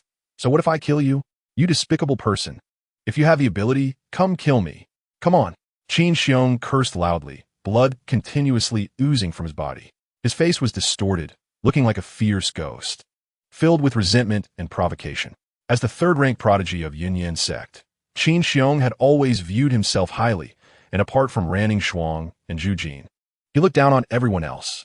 The reason he acted against Shen Yue before Zhu Jin was to steal Zhu Jin's limelight, thinking that with this achievement, he would become the second senior brother of Yunyan sect. However, he never expected that a dignified expert at the 8th level of the Breaking Xian Realm would be unable to withstand even one move from Shen Yue, who was only at the 1st level of the Breaking Xian Realm. Moreover, it happened twice. This left Qin Xiong utterly humiliated in Yunyan sect, and he would probably never be able to hold his head up high again, let alone become the second senior brother. Such a result was even more painful than killing Qin Xiong. Therefore, in his anger, Qin Xiong resorted to cursing Shen Yue. In fact, this was the last trick he could think of. Did Shen Yue really dare to kill him? Did he really dare to kill the third-ranked genius disciple of the inner door in Yunyan sect? Chapter 276. Born a charm, so what if I kill you? Shen Yue coldly looked at Lu Yunxi and said, "After all, Shen Yue's soul power had already reached the peak of the 9th level of the returning origin realm, just a little shy of breaking into the spirit movement realm. Moreover, his Niwen Palace was protected by the 10,000 Spirits Flower, which allowed him to snap out of the amazement he felt when he first saw Lu Yunxi. If it were anyone else, even a returning origin realm expert, upon seeing Lu Yunxi, would unconsciously become infatuated, generating a great fondness for her, unwilling to oppose her. At this moment, Shen Yue had confirmed that Lu Yunxi was the legendary natural charm bone, 1 in a million. Many girls have outstanding appearances that make people admire them upon seeing them, leaving a lasting impression. However, some girls, while not having particularly outstanding looks, attract attention more due to a unique aura they possess. Such girls either have naturally charming eyes or a naturally charming appearance, carrying a unique charm. These girls may not be the most beautiful, but they're the most unforgettable and can attract hearts the most. If they practice some techniques that enhance their enchanting aura, they will become even more mesmerizing, capable of captivating someone with just a glance or a gesture. Chapter 277, Winning with One Move, Part 1. With disheveled hair, Sidu Chang Kong coldly stared at Shen Yue and grunted. An invisible wave instantly swept toward Shen Yue. The wave contained boundless killing intent and violent thoughts, mixed with fierce, murderous energy. This was one of the unique techniques of a returning origin realm expert. The Breaking Shen Realm is just the initial stage of breaking the heavenly barriers, beginning to communicate with the heavens, absorbing heavenly energy through one's meridians and dantian, directly converting it into true essence power. The returning origin realm, on the other hand, is based on the Breaking Shen Realm, further enhancing the true essence power, integrating simple soul power and incorporating unique energies from the 5 elements: gold, wood, water, fire, earth, wind, and thunder. As a result, the true essence power of the returning origin realm is dozens to hundreds of times stronger than that of the Breaking Shen Realm. The returning origin realm is also known as the initial soul communication realm, while the spirit movement realm is the true entry into the soul realm.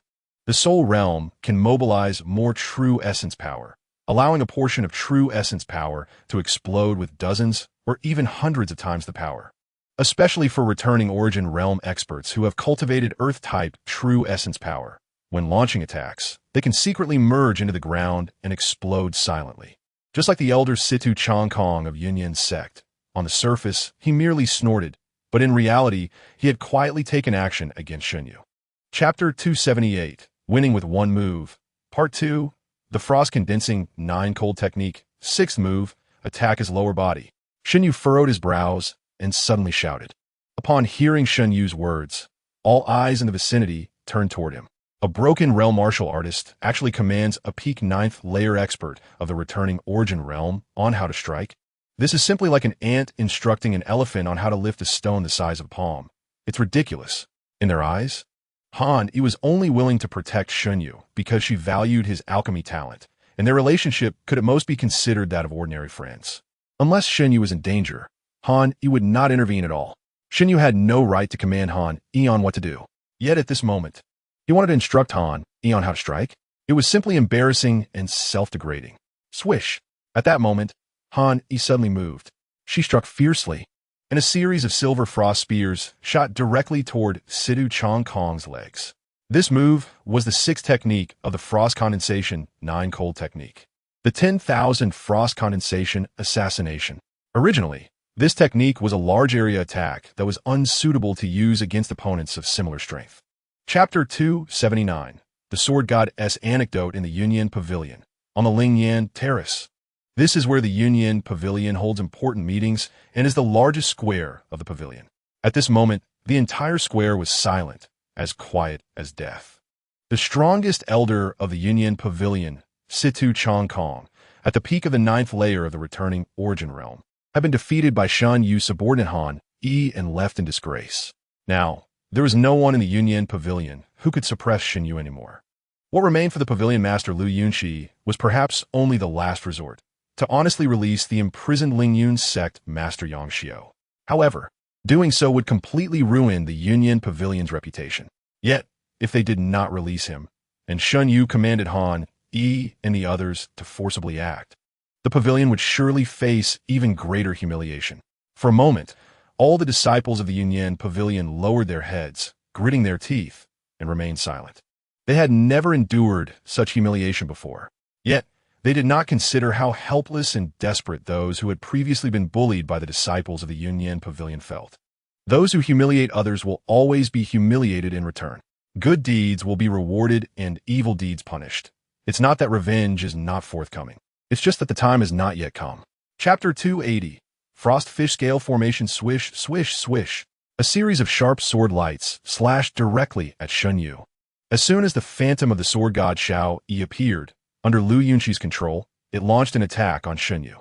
Although it was merely a phantom sealed by Xiao Yi, it possessed the strength of around the first layer of the spirit movement realm. Even Han Yi, at the peak of the 9th layer of the returning origin realm, could not resist it. Lu Yunqi's eyes were filled with indifference and ruthlessness.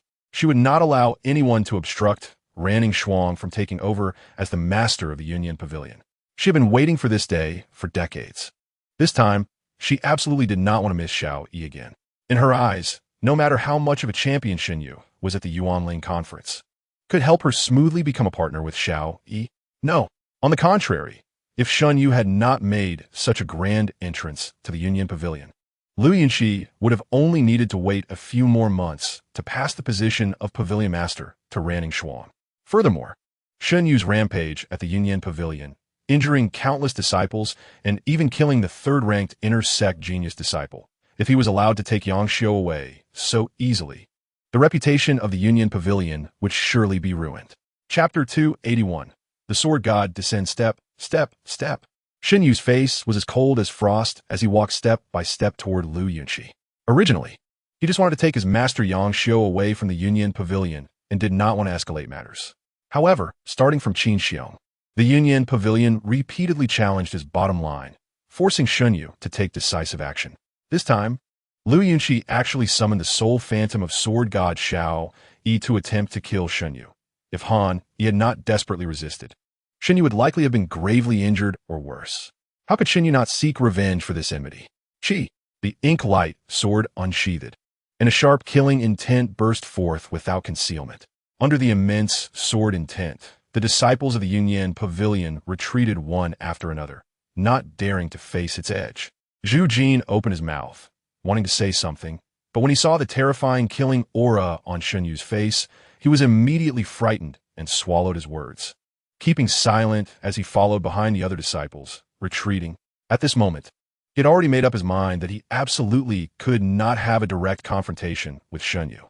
He was still hoping to ask Shen Yue to help him refine a returning origin pill to increase his chances of breaking through to the returning origin realm. Chapter 282. Gaining an inch what? Does the sword god want to see me dead? Shen Yue said nonchalantly. He was already somewhat wary of sword god Xiao Yi, questioning whether the Chosen One was part of a conspiracy by the Xian Beast clan, and it was still uncertain. The sudden rise of Xiao Yi, whether there was a shadow of the Xian Beast clan behind it, was also unknown. Plus, the previous attack from Xiao Yi's soul phantom nearly killed Han Yi, which made Shen Yue's impression of Xiao even worse. Therefore, when Xiao Yi appeared and surprisingly asked if Shen Yue wasn't dead, Shen Yue couldn't be bothered to be polite. Xiao Yi coldly looked at Shen Yue without saying anything, but a hint of killing intent flashed in his eyes. He certainly knew who Shen Yue was, the newly crowned champion of the Yuanling Conference, the #1 genius alchemist of the Xian Yuan continent, and even a lifelong friend of Master Wuchen. If it were anyone else who dared to speak to him like this, Xiao Yi would have already killed them with the sword. Yunqi, what happened? Xiao Yi, uninterested in Shen Yue, turned his head gently to Lu Yunqi and asked. While speaking, he reached out and gently stroked Lu Yunqi's cheek, wiping away her tears with a soft touch, as if he were wiping a precious treasure. Chapter 283. The Sword Dao Contest in the Yunyan Pavilion on the Lingyan Terrace. Xiao Yi embraced Lu Yunqi, his face full of frost. He had just taken a step back, allowing Shen Yue to take his master Yangxiu away. However, Shen Yue was becoming more demanding and even wanted to take the Holy Maiden of the Yunyan Pavilion, the next pavilion master Ranning Shuang, away. This was simply too disrespectful to Xiao Yi. What did you just say? Say it again. Xiao Yi narrowed his eyes and snorted coldly. An invisible pressure slowly pressed down on Shen Yue. It was both a threat and a warning. At this moment, Lu Yunxi, hiding in his embrace, looked up with a proud expression. With the sword god Xiao Yi as her strong backing, she wanted to see if Shen Yue dared to be arrogant. Feeling the pressure from Xiao Yi, dense cold sweat broke out on Shen Yue's forehead.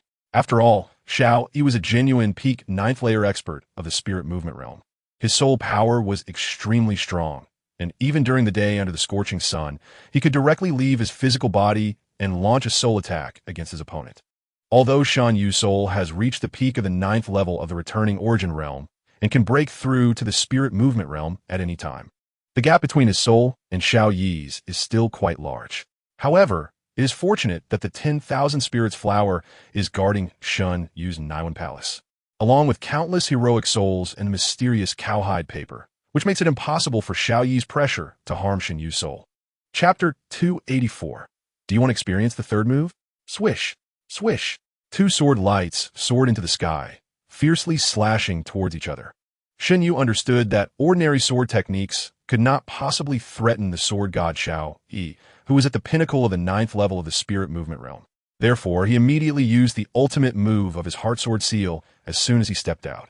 Four sword intents quickly condensed to form a sword seal resembling a swimming fish, which then directly attacked Xiao Yi. This was Shen Yue's self-created first style of the heart sword seal, the fish soaring style. The sword seal was extremely fast, and its trajectory was erratic and elusive.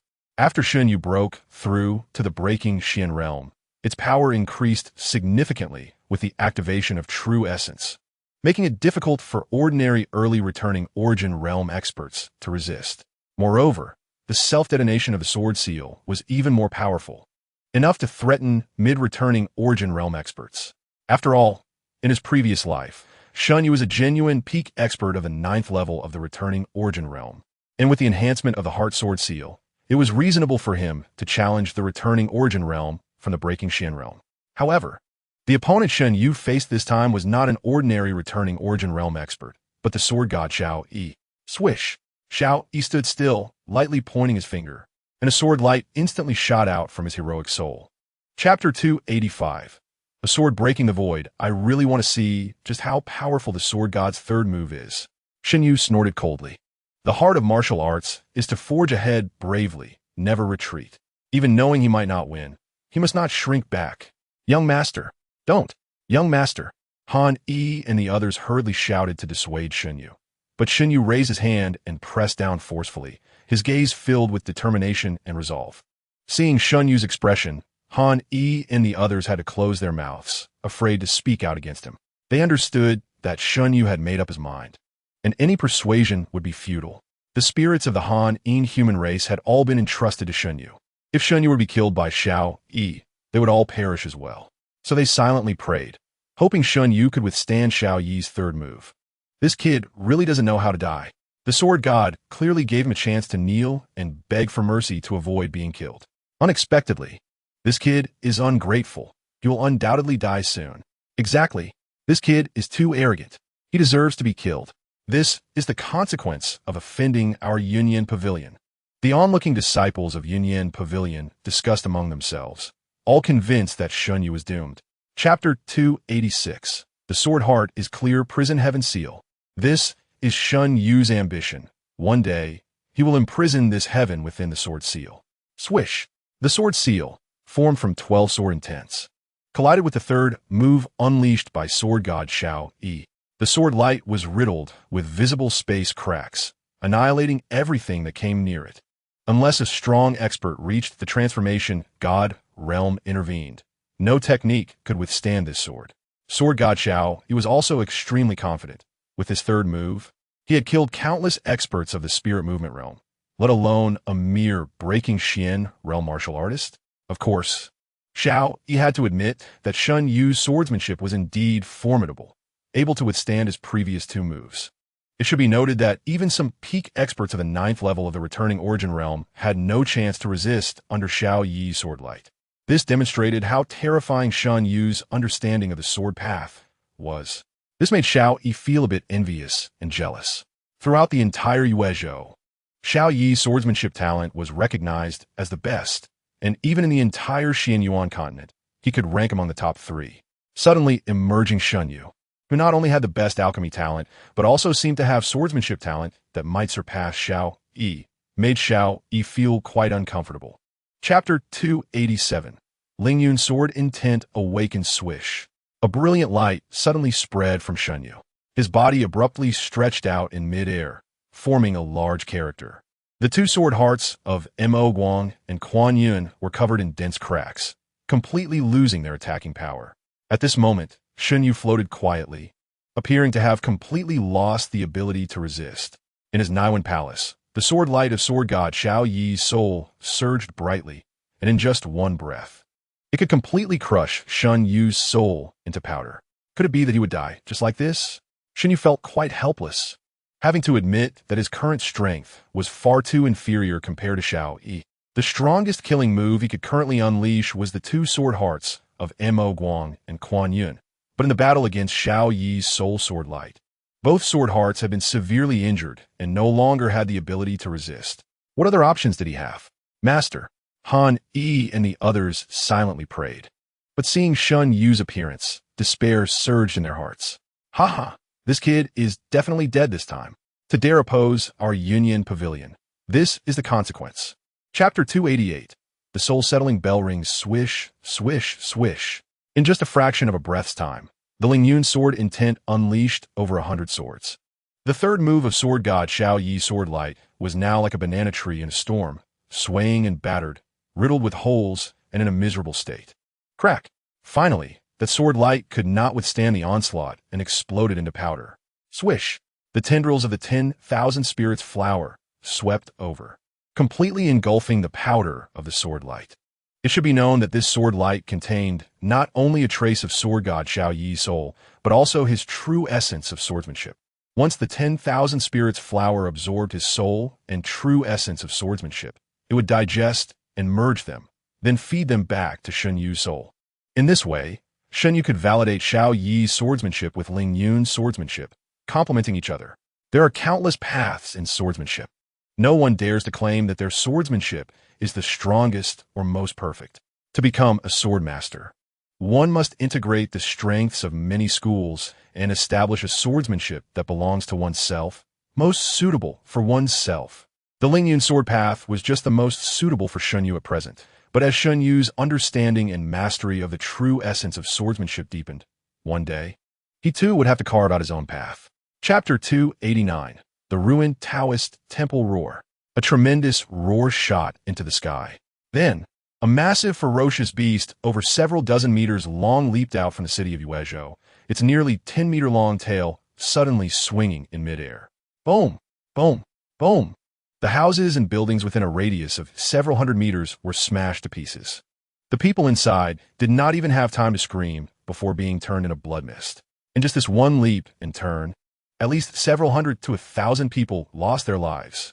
That was an 8th-tier profound beast, the spiked black-armored beast, which could be considered a type of pangolin, resembling it in some aspects. Puff! Suddenly, it opened its enormous blood-red mouth and violently spewed flames that reached dozens of meters in length. A 9-story building in front of it was instantly ignited, and people on top screamed as they jumped down, with some turning to ashes mid-air. Even those who didn't get burned were directly killed from the fall. This was just one corner of Yuezhou City, and such a tragedy was happening. Throughout Yuezhou City, there were no less than 9 places being ravaged crazily by the enormous beast. This was something that absolutely would not have happened before. It should be noted that 1,000 years ago, the human race's transformation realm experts signed a peace agreement with the 9th-tier profound beasts, prohibiting any profound beast above the 7th tier from leaving the demon abyss forest. Chapter 290. Bloodbone Inferno Yuezhou City. Firelight and screams were everywhere, and the entire Yuezhou City seemed like the realm of the underworld had descended, with corpses strewn about and blood flowing like rivers. Within a radius of several thousand meters around the dilapidated Taoist temple, it was as if a violent earthquake had occurred, with countless houses collapsing, especially the dilapidated Taoist temple, which had sunk 3 to 4 meters deep. It was as if an invisible iron hammer had smashed it into the ground. The 5 old men inside the temple simultaneously spat out fresh blood. They were merely in the return to origin realm, and even if they used the 5 elements rotation arrow formation, it was only equivalent to the strength of a spirit movement realm expert at most. They could hold on against the attack of 2 or 3 8th-tier profound beasts. But when 8 8th-tier profound beasts attacked together, even the 5 elements rotation arrow formation couldn't withstand it. Crack! The protective barrier enveloping the dilapidated Taoist temple exploded. The inconspicuous dilapidated temple finally reappeared before everyone. The temple itself was not large, only about 7 to 8 acres, smaller than some larger family estates, and given its dilapidated state, it had no imposing presence at all. Chapter 291. 1 against 8 Yuezhou City. The area within several thousand meters around the dilapidated Taoist temple was directly burned to ashes. Although this was nothing compared to the hundreds of miles of Yuezhou City, the resentment and terrifying aura emanating from here were striking. The return to origin realm experts in the city quickly sensed the unusualness here and flew towards the direction of the dilapidated Taoist temple. Boom! At that moment, the flames on the bone tower erupted violently again. The pale purple flames licked outward like a giant python, turning everything they touched to ashes. Even the ground was burned down more than 2 meters deep. From above, looking down, the area within several thousand meters around the dilapidated Taoist temple looked like a densely haired person suddenly had a hole dug in their head or grew a sore. The pale purple flames erupted like a volcano, periodically spewing in all directions. This was caused by a trace of soul remaining in the Snow Leopard King's inner core, which had generated resentment after being imprisoned in the temple for nearly 1,000 years. When the bloodbone inferno spread, even the 8 8th-tier profound beasts dared not approach it recklessly and could only obediently retreat. Chapter 292. Invincible and overbearing sect outside Yuezhou City. Shen Yue, along with Han, Yi and others, and Yang Xiao and Ranning Shuang, who had just left Yunyan Pavilion, looked on from a distance. What on earth had happened? At least 7 or 8 places in the city were on fire, with at least 8 8th-tier profound beast auras. Shen Yue squinted, his face full of seriousness. An 8th-tier profound beast was equivalent to a spirit movement realm expert. Even just one was something Shen Yue could not handle now. Even the frost scales formation formed by Han, Yi, and others could only withstand an 8th-tier profound beast for a short time. Therefore, Shen Yue and the others could only watch from afar, not daring to enter the city. Boom, boom, boom. Continuous violent explosions echoed throughout Yuezhou City. The city lord, Sword God Xiao Yi, was locked in battle with 8 8th-tier profound beasts. Waves of vast and surging sword intent smashed down on the 8th-tier profound beasts like mountains. Xiao Yi's swordsmanship was imbued with righteous energy, bold and upright, breaking laws with force, wielding a heavy sword without edges, and masterful craftsmanship. Each sword strike against the 8th-tier profound beasts felt like a mountain crashing down on them. The 8th-tier profound beasts howled in pain, but they showed no intention of fleeing. Instead, they attacked Xiao Yi even more fiercely. Chapter 293. Crazy Devouring Roar. The 8th-tier profound beast, Purple Flame Mad Lion, was sent flying dozens of meters by a spear, crashing hard to the ground. The Purple Flame Mad Lion was bewildered. It hadn't even seen how its opponent had attacked before being sent flying. Even its innate ability, Purple Flame Raging Tide, was interrupted. This was something that had never happened to it before. Only a 9th-tier profound beast or an absolute peak expert of the transformation realm could achieve such a feat. Could the person who attacked be a peak transformation realm expert? Impossible. If it were truly a peak transformation realm expert, how could they merely send me flying? They would have directly annihilated me. But if they weren't a peak transformation realm expert, how could they interrupt my innate ability? The Purple Flame Mad Lion thought blankly, forgetting to counterattack. Huff, huff, huff. The elder, wielding a spear over a yard long, turned his head and gasped for breath. The move he had just used was called Drunken Piercing Sun and Moon, a technique created by a peak transformation realm expert from ancient times. It was said that this move was conceived while that expert was drunk. He was a master of the spear, revered as the spear god.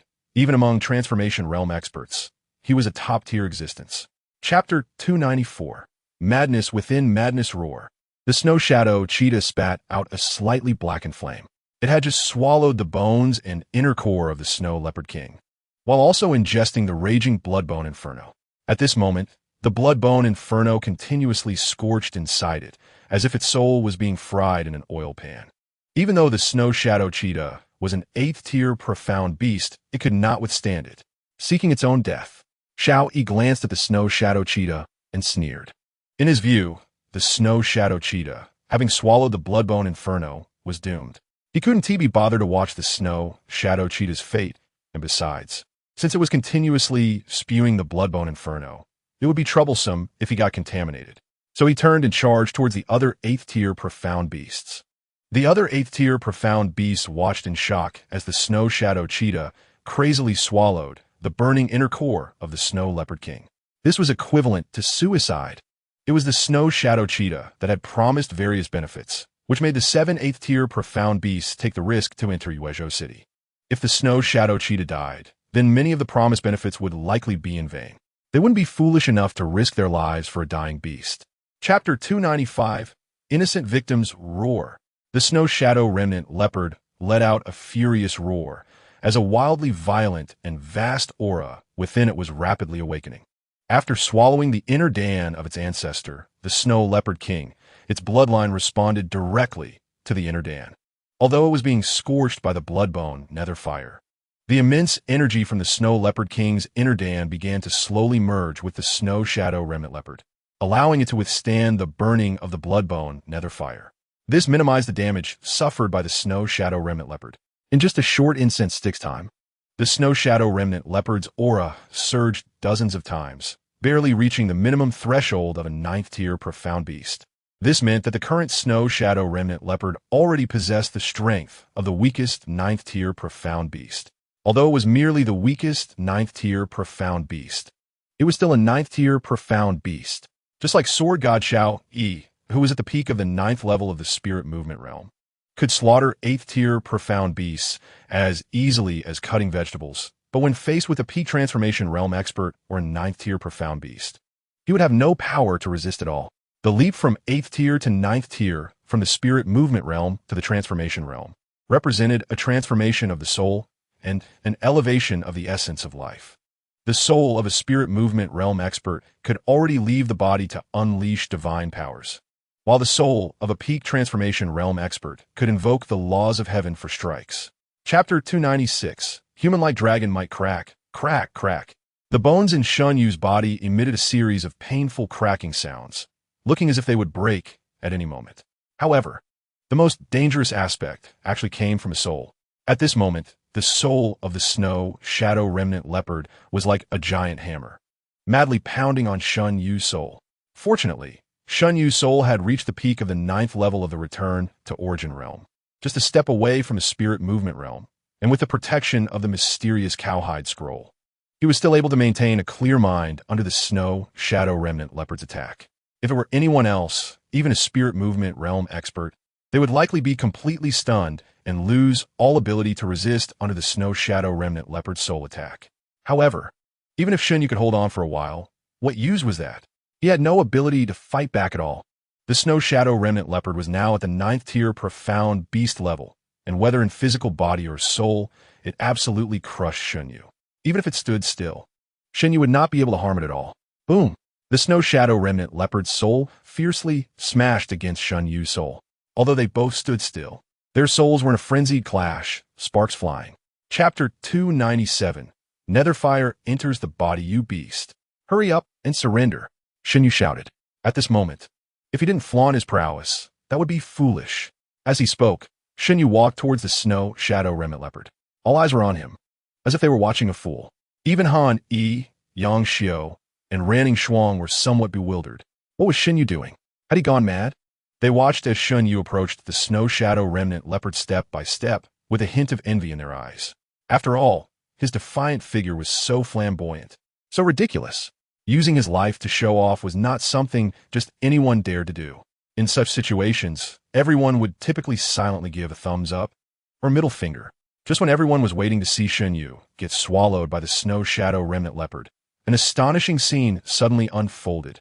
As Shen Yue got closer to the snow shadow remnant leopard, it began to tremble violently, appearing very afraid. Then, the snow shadow remnant leopard actually turned and fled, not daring to confront Shen Yue at all. What was going on? I must be seeing things. Chapter 298, A Flower Blooms from Ashes Boom. A massive purple fireball erupted from Shen Yue's body. The bloodbone netherfire fully erupted within him. From a distance, Shen Yue appeared to be engulfed in flames. and it seemed he would turn to charcoal in just a few breaths. It was over. He was truly doomed this time. Master, you must not die. The people nearby felt heavy-hearted. After all, as fellow humans, how could they feel good seeing their kin killed by a profound beast? Especially Han, Yi, and others. Their lives were in Shen Yue's hands. If he died, they would also be doomed. Roar. The snow shadow remnant leopard let out a roar, venting the anger of being chased by Shen Yue and simultaneously declaring its might as a ninth-tier profound beast to others. After burning Shen Yue to death, it would no longer need to fear that mysterious dragon's roar. No one in the entire Yuezhou city could threaten it anymore. It wanted to kill and devour at will. It wanted to solidify its status as a ninth-tier profound beast in Yuezhou city. When it fully secured the throne of the ninth-tier king, it would be the moment when millions of human lives in Yuezhou city were piled up like mountains of blood and bones. Chapter 299, A Strike of Betrayal Roar. The snow shadow remnant leopard let out an angry roar and transformed into an afterimage, pouncing towards sword god Xiao Yi. Currently, the strongest person in Yuezhou city was Xiao Yi, and the only one who could pose a threat to the snow shadow remnant leopard was also Xiao Yi. As long as it killed Xiao Yi, the other spirit movement realm experts would be insignificant to the snow shadow remnant leopard. At that time, the millions of people in Yuezhou city would all become its blood food. Boom! Xiao Yi's expression was grave.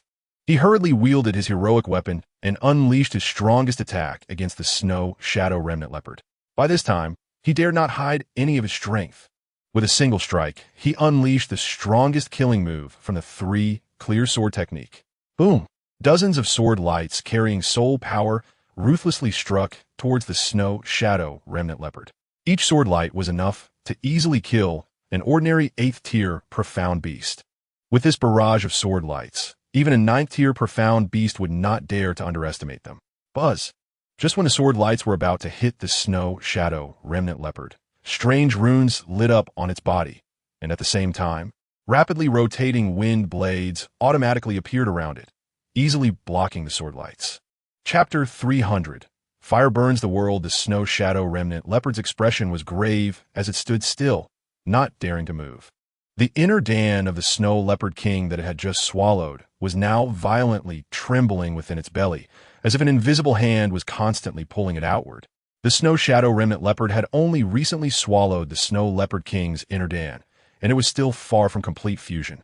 Once it lost the snow leopard king's inner Dan, its strength would drop straight back to the 8th-tier profound beast level, and at that point, it would not be a match for sword god Xiao Yi at all.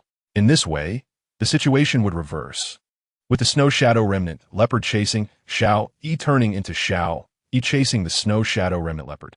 This was not the outcome it wanted to see. No, the snow shadow remnant leopard frantically tried to protect the snow leopard king's inner Dan, but that invisible force gave it no chance at all. Poof! The silvery white inner Dan instantly flew out from the snow shadow remnant leopard's body, rapidly fleeing into the distance. The snow shadow cursed leopard paused for a moment, then frantically chased after the direction where the snow leopard king's inner Dan had flown away. Outside of Yuezhou city, the sword god Xiao Yi transformed into a rainbow light, breaking through the barriers of the domain and escaping several thousand meters away, suddenly stopping to quietly hover in midair. Chapter 301. The dust settles. Boom, boom, boom. 6 faint purple fire dragons roared as they pounced towards the 6 8th-tier Xian beasts. The 6 fire dragons illuminated the sky above Yuezhou city in a faint purple, like 6 lamps lighting up the darkness. Later records in the Yuezhou Chronicles state that in the year 1899 of the Tianyuan calendar, 8 8th-tier Xian beasts invaded Yuezhou city, causing great suffering and bloodshed. On that day, 6 purple fire dragons descended from the sky, exterminating the ferocious beasts and protecting our race. Ordinary people had no idea where those 6 faint purple fire dragons came from. They believed the 8th-tier Xian beasts were too brutal, attracting divine retribution to annihilate them. Only the powerful beings present in the Tianyuan Realm knew that it was blood-bone nether fire. It was the most top-tier Yue derived from the inner Dan of the 9th-tier Xian beast, the Snow Leopard King. However, the Snow Leopard King's inner Dan had clearly been swallowed by its descendant, the Snow Shadow Cursed Leopard, which had successfully advanced to the 9th tier because of it. So why were the blood-bone nether fire attacking these 8th-tier Xian beasts? What exactly happened? Boom, boom, boom. The 6 fire dragons instantly rushed into the bodies of the 6 8th-tier Xian beasts, including the Snow Shadow Cursed Leopard. The sizzling flames immediately enveloped them, crazily roasting their flesh and souls. Chapter 302. Forced Robbery? Yuezhou City. At this moment, the threat of city destruction had completely ended. Those originally hidden martial artists began to emerge, helping people nearby clean up the mess. The Alchemist Alliance, located in the very center of Yuezhou City, activated its defensive array as soon as the 8 8th-tier Xian beasts began to wreak havoc. As the most important and wealthiest force in the entire Tianyuan continent, the Alliance's array was powerful. It was not inferior even to the city defense array of Yuezhou City. Moreover, because the Alchemist Alliance's array needed to defend a much smaller area, its defensive power was even higher. Additionally, deep underground in the Alchemist Alliance building, a massive space made of Xian iron, 2 meters thick and capable of accommodating 500 people, was created. In case of danger, the alchemists could quickly hide inside. When the 8 8th-tier Xian beasts first began to rampage in Yuezhou City, Master Wuchen had already instructed all the alchemists to quickly hide underground. After all, every alchemist was precious, and their strength was not high. Letting them fight the Xian beasts was akin to sending them to their deaths. After dealing with the 6 8th-tier Xian beasts, Shen Yue instructed Han, Yi, and the others to collect the 4 roasted 8th-tier Xian beasts. Chapter 303. The Pursuit of the Imperial Family. Yuezhou City, Alchemist Alliance. At this moment, Master Wuchen's eyes were wide open, staring intently at the 4 corpses of the 8th-tier Xian beasts lined up before him, his eyes flashing with greed and excitement. These were 8th-tier Xian beasts. Each one was a shining golden 8-star divine weapon. Moreover, there were 4 of them. Even though Master Wuchen had seen a lot, it was his first time seeing so many 8th-tier Xian beasts, and they were so fresh, just roasted. Gulu, smelling the aroma of the meat. Master Wuchen couldn't help but swallow, his face slightly reddening. It must be said that the roasted meat of 8th-tier Xian beasts was truly delicious and a delicacy.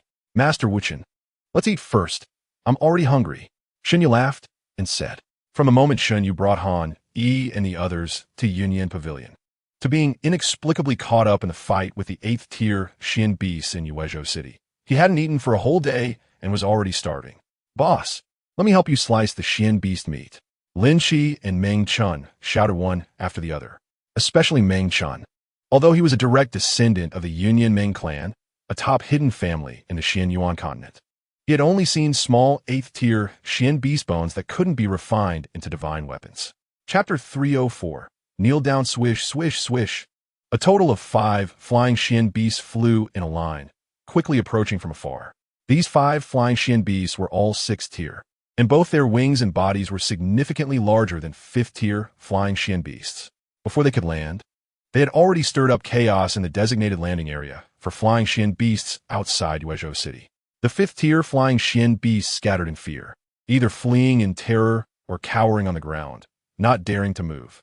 Especially the leading flying Xian beast, covered in crimson feathers, had an even more imposing presence, seemingly touching the threshold of 7th tier Xian beasts. It was a 6th tier high-grade fire feather red-tailed eagle, extremely fierce, known for its speed and powerful innate abilities, comparable to an ordinary 7th tier Xian beast. Generally speaking, the highest tier of Xian beasts that human experts could tame and control was only 6th tier. Once a Xian beast reached the 7th tier, its soul would experience a significant enhancement, and its strength would become even more formidable. Even Spirit Realm experts could not forcibly invade its soul to gain complete control over it. Moreover, for nearly 1,000 years, 7th tier Xian beasts were not allowed to leave the Demon Abyss Forest, which also meant that the highest tier of all tamed Xian beasts within human cities was only 6th tier. Chapter 305. Master Wuchen's plea outside Yuezhou City. At this moment, a total of 8 Tianyuan Realm experts surrounded Shen Yue, Han, Yi, and Meng Chun in the middle. Exuding a mur de roue aura. If this had happened before, being surrounded by 8 Tianyuan Realm experts might have made Shen Yue a bit anxious. However, now he felt no fear at all. Instead, he found it somewhat amusing. Originally, Shen Yue was prepared to take action, but for some reason, the Imperial family, clearly holding an absolute advantage, showed no signs of urgency to attack. Di Lingxiao stood there quietly, his gaze turned towards the direction of Yuezhou City. as if waiting for something. Soon, several figures flew out from Yuezhou City, quickly approaching Shen Yue's location. Before the arrivals landed, Shen Yue had already seen clearly that the newcomers were none other than Master Wuchen, the president of the Alchemist Alliance, and his close protectors, Chun San and others. Huh? How did Master Wuchen know I was in danger? I didn't even call for help, Shen Yue wondered. However, no matter what, it was already very considerate of Master Wuchen to come. Chapter 306. Who are you pleading for? Third update, Pa. You're just a dog of the imperial family. What right do you have to plead for others? Diling Xiao scolded fiercely. As the first family in the Tianyuan continent, the imperial family had always been arrogant and overbearing. They expected others to kneel down and beg for mercy, and who would dare to resist? The children of the imperial family have always considered themselves superior to others, viewing everyone else as subjects and servants. They are accustomed to the fact that what the imperial family says is like a decree, and others must comply without any hint of defiance. Otherwise, it is deemed a crime of rebellion, and the offender must die. Especially in recent months, members of the imperial family have emerged from Tianmu Peak, searching for the whereabouts of Di Xianyuan, only to suffer heavy losses as dozens were secretly ambushed by enemies. Di Lingxiao also faced reprimands and scoldings from the head of the imperial family, adding to his pressure. At this moment, he urgently needed to kill someone to establish authority, but Master Wuchen actually dared to plead for him. This ignited the anger within Di Lingxiao. Master Wuchen, looking dazed and incredulous, had always remembered the gifts and help from the imperial family back in the day, and had long vowed to repay them someday. Chapter 307. The Emperor's Command, fourth update, kill them. Di Lingxiao snorted coldly. Shen Yue must die. Moreover, he wanted Master Wuchen to witness Shen Yue's head fall, and for Master Wuchen to spread the events of today throughout the entire Yuezhou and even the entire Tianyuan continent. The imperial family must establish authority, and Shen Yue was the chicken to be killed to warn the monkey. Master Wuchen, who had almost been slapped to death by Di Lingxiao moments ago, quietly walked to a distance and found a large stone to sit down. Chun San and others hurried to Master Wuchen's side, silently protecting him. Everything that had just happened was too sudden, leaving Chun San and the others somewhat at a loss. Furthermore, with their strength, they were like ants in front of Di Lingxiao. He could easily crush the three of them with a single finger. Forget it, since they are seeking their own death. Let them be. Master Wuchen sighed and muttered to himself. Master Wuchen had already intended to stop Di Lingxiao, but Di Lingxiao showed no appreciation. He had already been merciful enough and had nothing to regret. Swish, swish, swish. 8 powerful practitioners of the returning Origin realm moved simultaneously, and brilliant beams of light erupted from them, charging towards Shen Yue, Han Yi, and Meng Chun in the center. Chapter 308. The Struggle Before Deathbang. A faint purple flame ignited within Di Lingxiao, like a leech, burrowing in from one side and out the other.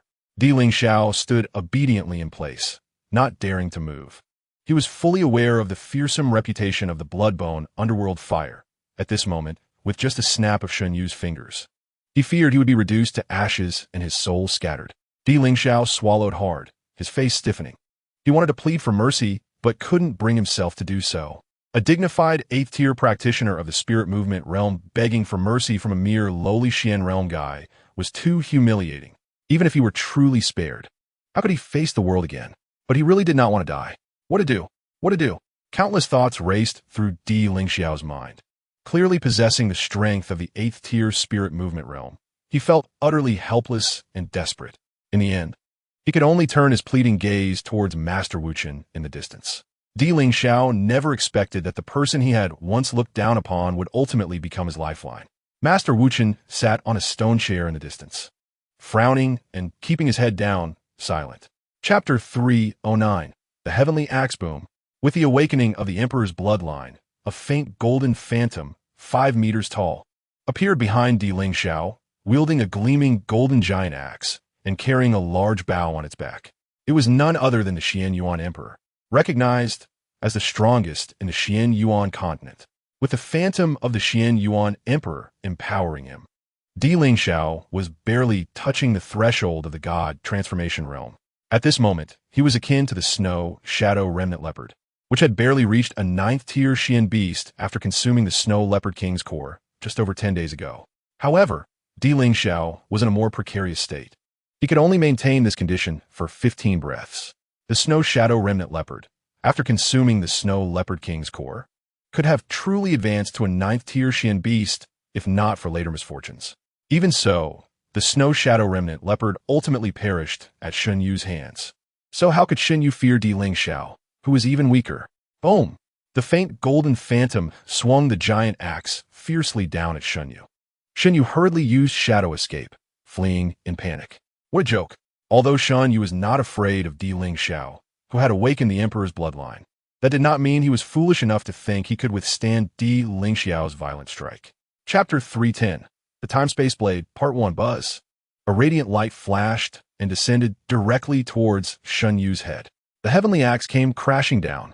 Shen Yue had just rushed out from the belly of the lava giant python and had no time to assess the situation, let alone dodge the heavenly axe's slash. Hiss! Hiss, hiss! The blood-bone underworld fire erupted immediately, fiercely burning against the heavenly axe. At that moment, the blood-bone underworld fire, like a festering sore, wrapped around the heavenly axe. The heavenly axe, originally aimed directly at Shen Yue's head, was suddenly entangled and unable to advance an inch. Under normal circumstances, even an 8th-tier Xian beast or a human spirit movement realm practitioner would have no power to resist against the blood-bone underworld fire, which would invade their bones and soul, turning them to ash and scattering their souls. Unfortunately, this time, the blood-bone underworld fire encountered its nemesis. Although the heavenly axe was merely a phantom condensed from the Tianyuan Emperor, it was a genuine energy body formed from a peak god transformation realm supreme power. Chapter 311, The Time-Space Blade, Part 2 Boom. The massive heavenly axe roared again, striking fiercely down towards Shen Yue's head. At this moment, the phantom of the heavenly axe was already swaying precariously, as if it could collapse at any moment. However, the heavenly axe was one of the Tianyuan Emperor's ultimate moves. Its power, even if reduced to just 1/10 of its original, was comparable to a furious strike from an ordinary peak god transformation realm practitioner. If Shen Yue did not make any resistance and relied solely on the Chaos Alchemy Cauldron to defend, this axe would likely split the Chaos Alchemy Cauldron in half. Feeling the heavenly axe descending again while supporting the Chaos Alchemy Cauldron over his head, Shen Yue gritted his teeth and quickly directed the tendrils of the flower of all spirits towards the space crystal. Before Shen Yue was reborn in the Tianyuan continent. As the young master of the first alchemy family in the Tianyuan domain, he had read through all the books in the family's library, which included some records about the space crystal. The space crystal was the core of a continent. Every continent was essentially built from one or several space crystals. The spatial crystal stone is like a magnet, attracting the powers of the 5 elements: wood, water, fire, earth, and metal, condensing into a planet, and then slowly giving birth to life. Chapter 312. The mysterious fierce beast appears. Whoosh! A pitch-black crack flashed in the sky and disappeared in an instant. It was as if a mirror had shattered with a loud bang, then reassembled itself.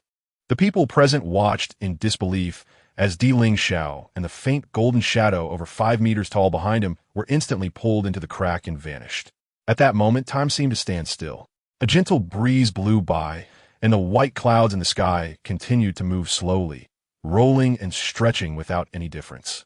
It was as if everything that had just happened was merely an illusion. For a moment, everyone present was stunned, unable to utter a word. A dignified 8th-level spirit movement realm expert, who had even activated the bloodline of the Emperor, was unexpectedly killed. This was too powerful.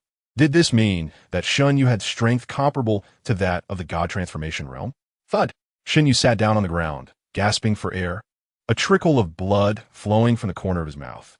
At that moment, his head felt as if it were about to split open, and the soul in his Niwen palace seemed to be scalded by lava, convulsing violently. He had underestimated the power of the spatial crystal stone. Under normal circumstances, only peak experts who had reached the God Transformation realm and comprehended and mastered the heavenly rules could barely stimulate the energy within the spatial crystal stone. Chapter 313. The Desolate Great Hall. Outside Yuezhou City, a series of piercing screams erupted. 7 experts at the Return to Origin realm had nowhere to escape. In just a short while, they were all frozen by Han, Yi, and then devoured by the clown dog Binbin. Master Wuchen and Chun San, who were nearby, all stood with their mouths agape, unable to close them for a long time. These were 7 returned to Origin Realm experts. Any one of them was a dominant force in their own right, capable of establishing a 6-star sect at any time if they wished. Even the captain of the law enforcement team of the Uezhou Alchemist Alliance, who was strong, was merely a return to Origin Realm expert. This was also because the Alchemist Alliance could provide them with high-level spiritual pills, which attracted them. The entire Uezhou Alchemist Alliance only had 3 law enforcement teams, meaning that the top experts in the entire Alchemist Alliance were just 3 captains at the return to Origin Realm level. This was enough to ensure the safety of the Alchemist Alliance in Uezhou City. However, just now they had witnessed with their own eyes the 8 return to Origin Realm experts from the D family, being slaughtered like small cats and dogs, without any ability to resist, one by one, before being devoured by the clown dog Binbin. Chapter 314, The Beast Riot, 3rd Update.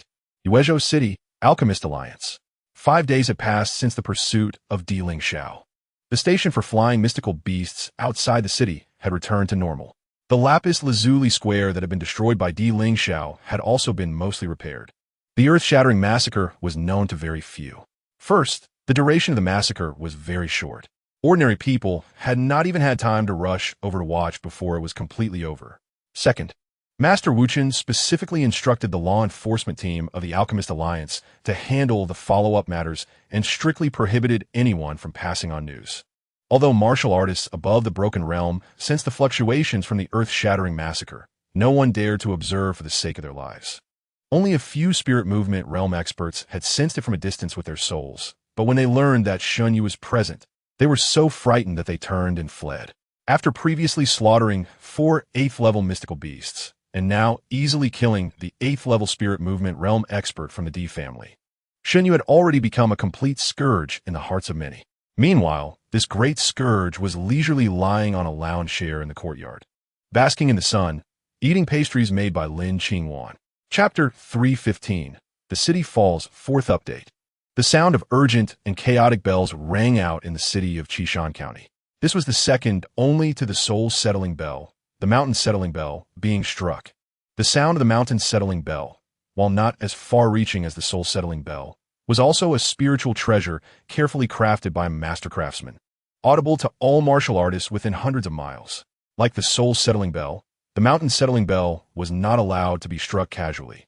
It could only be sounded in extremely dangerous situations for Qishan County.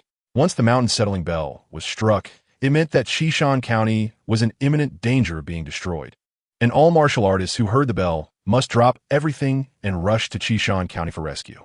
In the thousands, even tens of thousands of years of history in Qishan County, the mountain settling bell had been struck fewer than 10 times.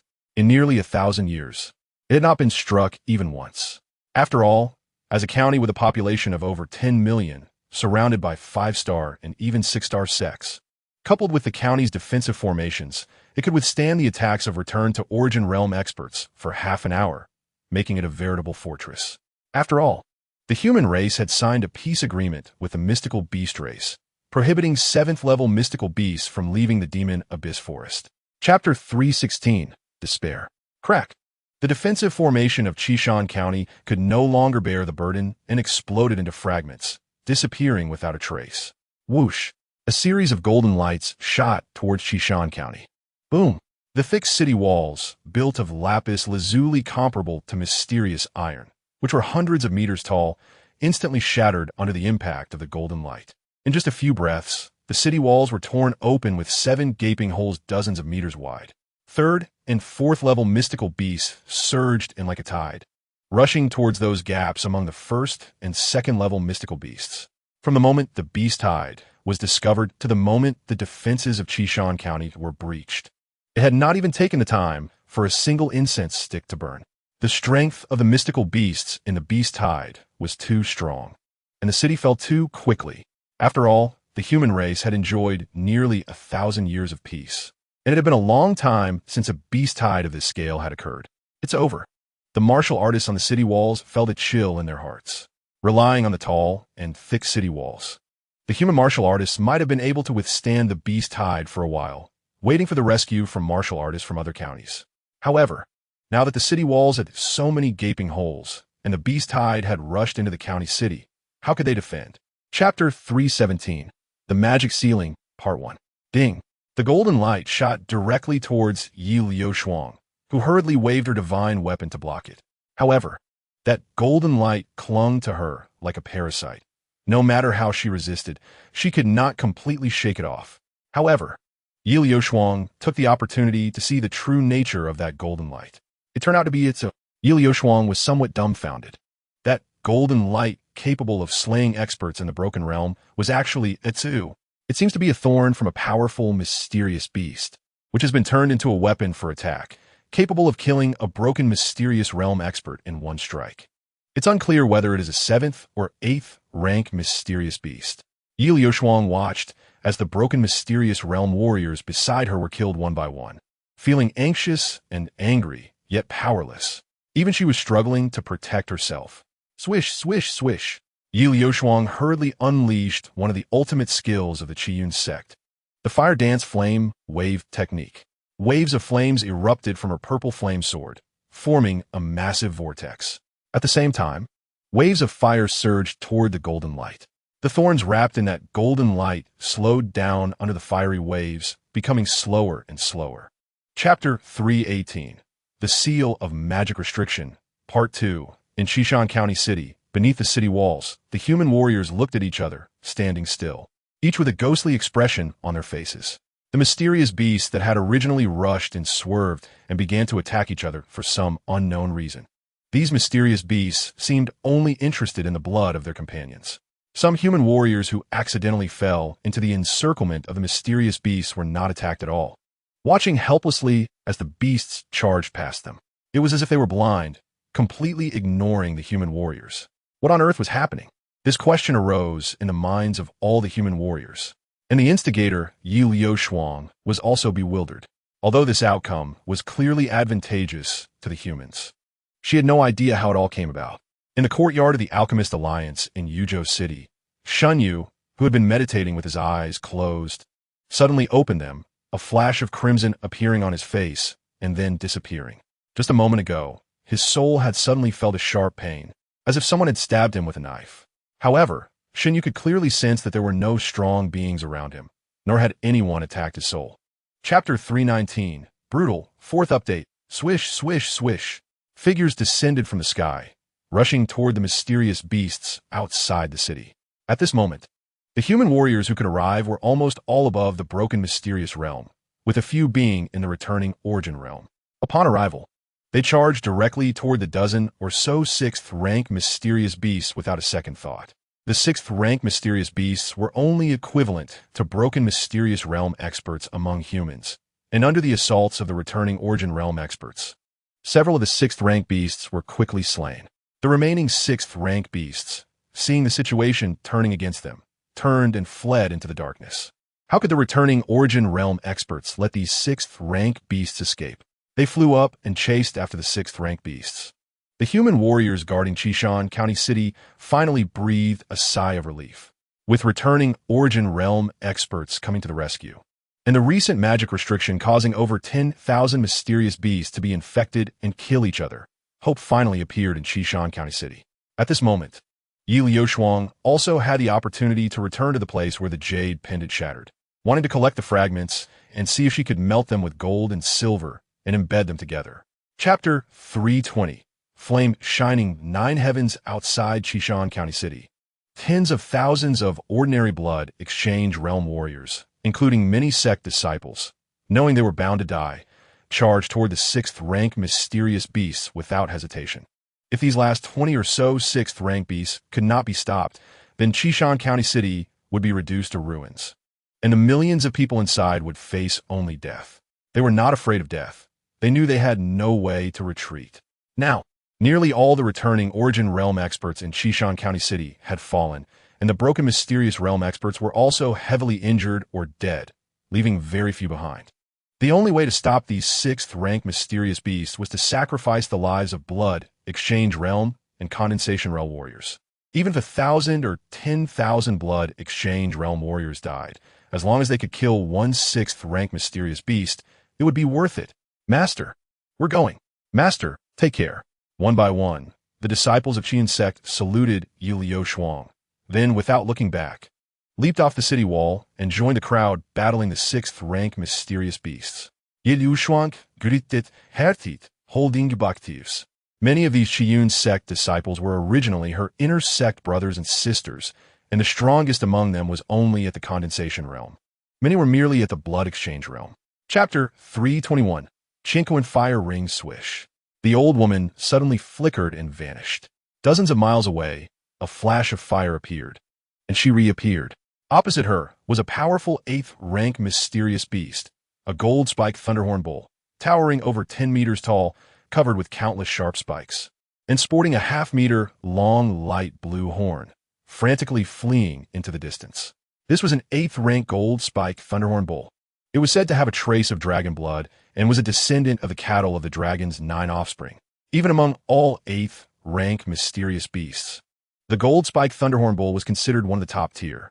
Moreover, the gold-spiked thunderhorn bull could shoot its golden spikes over long distances. But its most powerful ability was its roar, which could change the colors of heaven and earth and summon thunder and lightning. This was also one of the unique talents of the dragon lineage to control the weather. However, the trace of dragon blood in the gold-spiked thunderhorn bull was extremely thin. Even when it used its divine abilities, it was somewhat ineffective, at most causing thunderstorms within a 5-mile radius, only capable of injuring warriors below the broken mysterious realm. However, in close-range attacks, its innate abilities could give even agile realm experts a headache. Chapter 322. 9th-rank Demon Emperor, 3rd update. Good. Good. Yi Liushuang nodded in agreement, and the old woman smiled, repeatedly saying good, her wrinkled face almost blooming with joy. The old woman was a genuine peak transformation realm expert, known as the Fire God, one of the top 9 experts in the Shen Yue continent, both tyrannical and fiery. With a single disagreement, she could charge into the Demon Abyss forest and burn 1/10 of its territory to the ground. In the past, among the mysterious beast races, she was called Fire Yama, illustrating her notorious reputation. However, as she aged, her temperament gradually softened, and everyone slowly began to refer to her as Old Fire. In theory, transformation realm experts have a lifespan of 500 years or even longer, but Old Fire is now over 800 years old, nearing the end of her life, and could fall at any moment. In the past century, many human peak transformation realm experts have disappeared, and no one knows where they went. In fact, those transformation realm experts basically vanished after forcing the mysterious beast races to sign a peace agreement. Chapter 323. Yi Liushuang's family background, 4th update. Swish, swish, swish.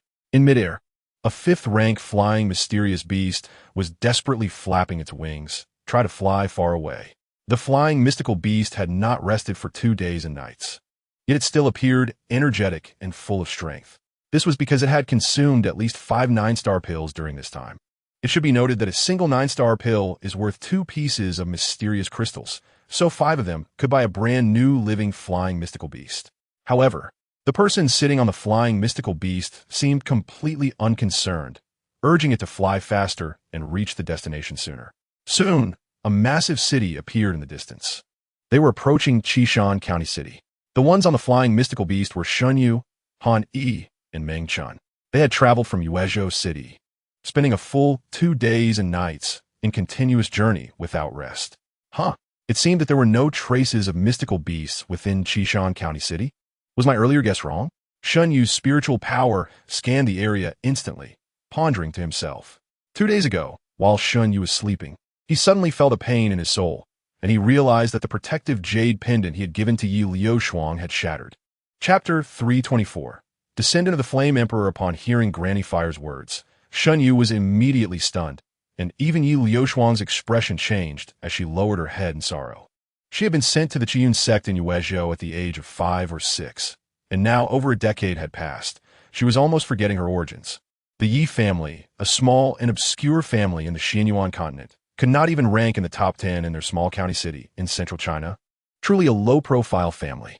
They made a living through a few taverns and pharmacies, not rich, but living comfortably, barely considered a large household.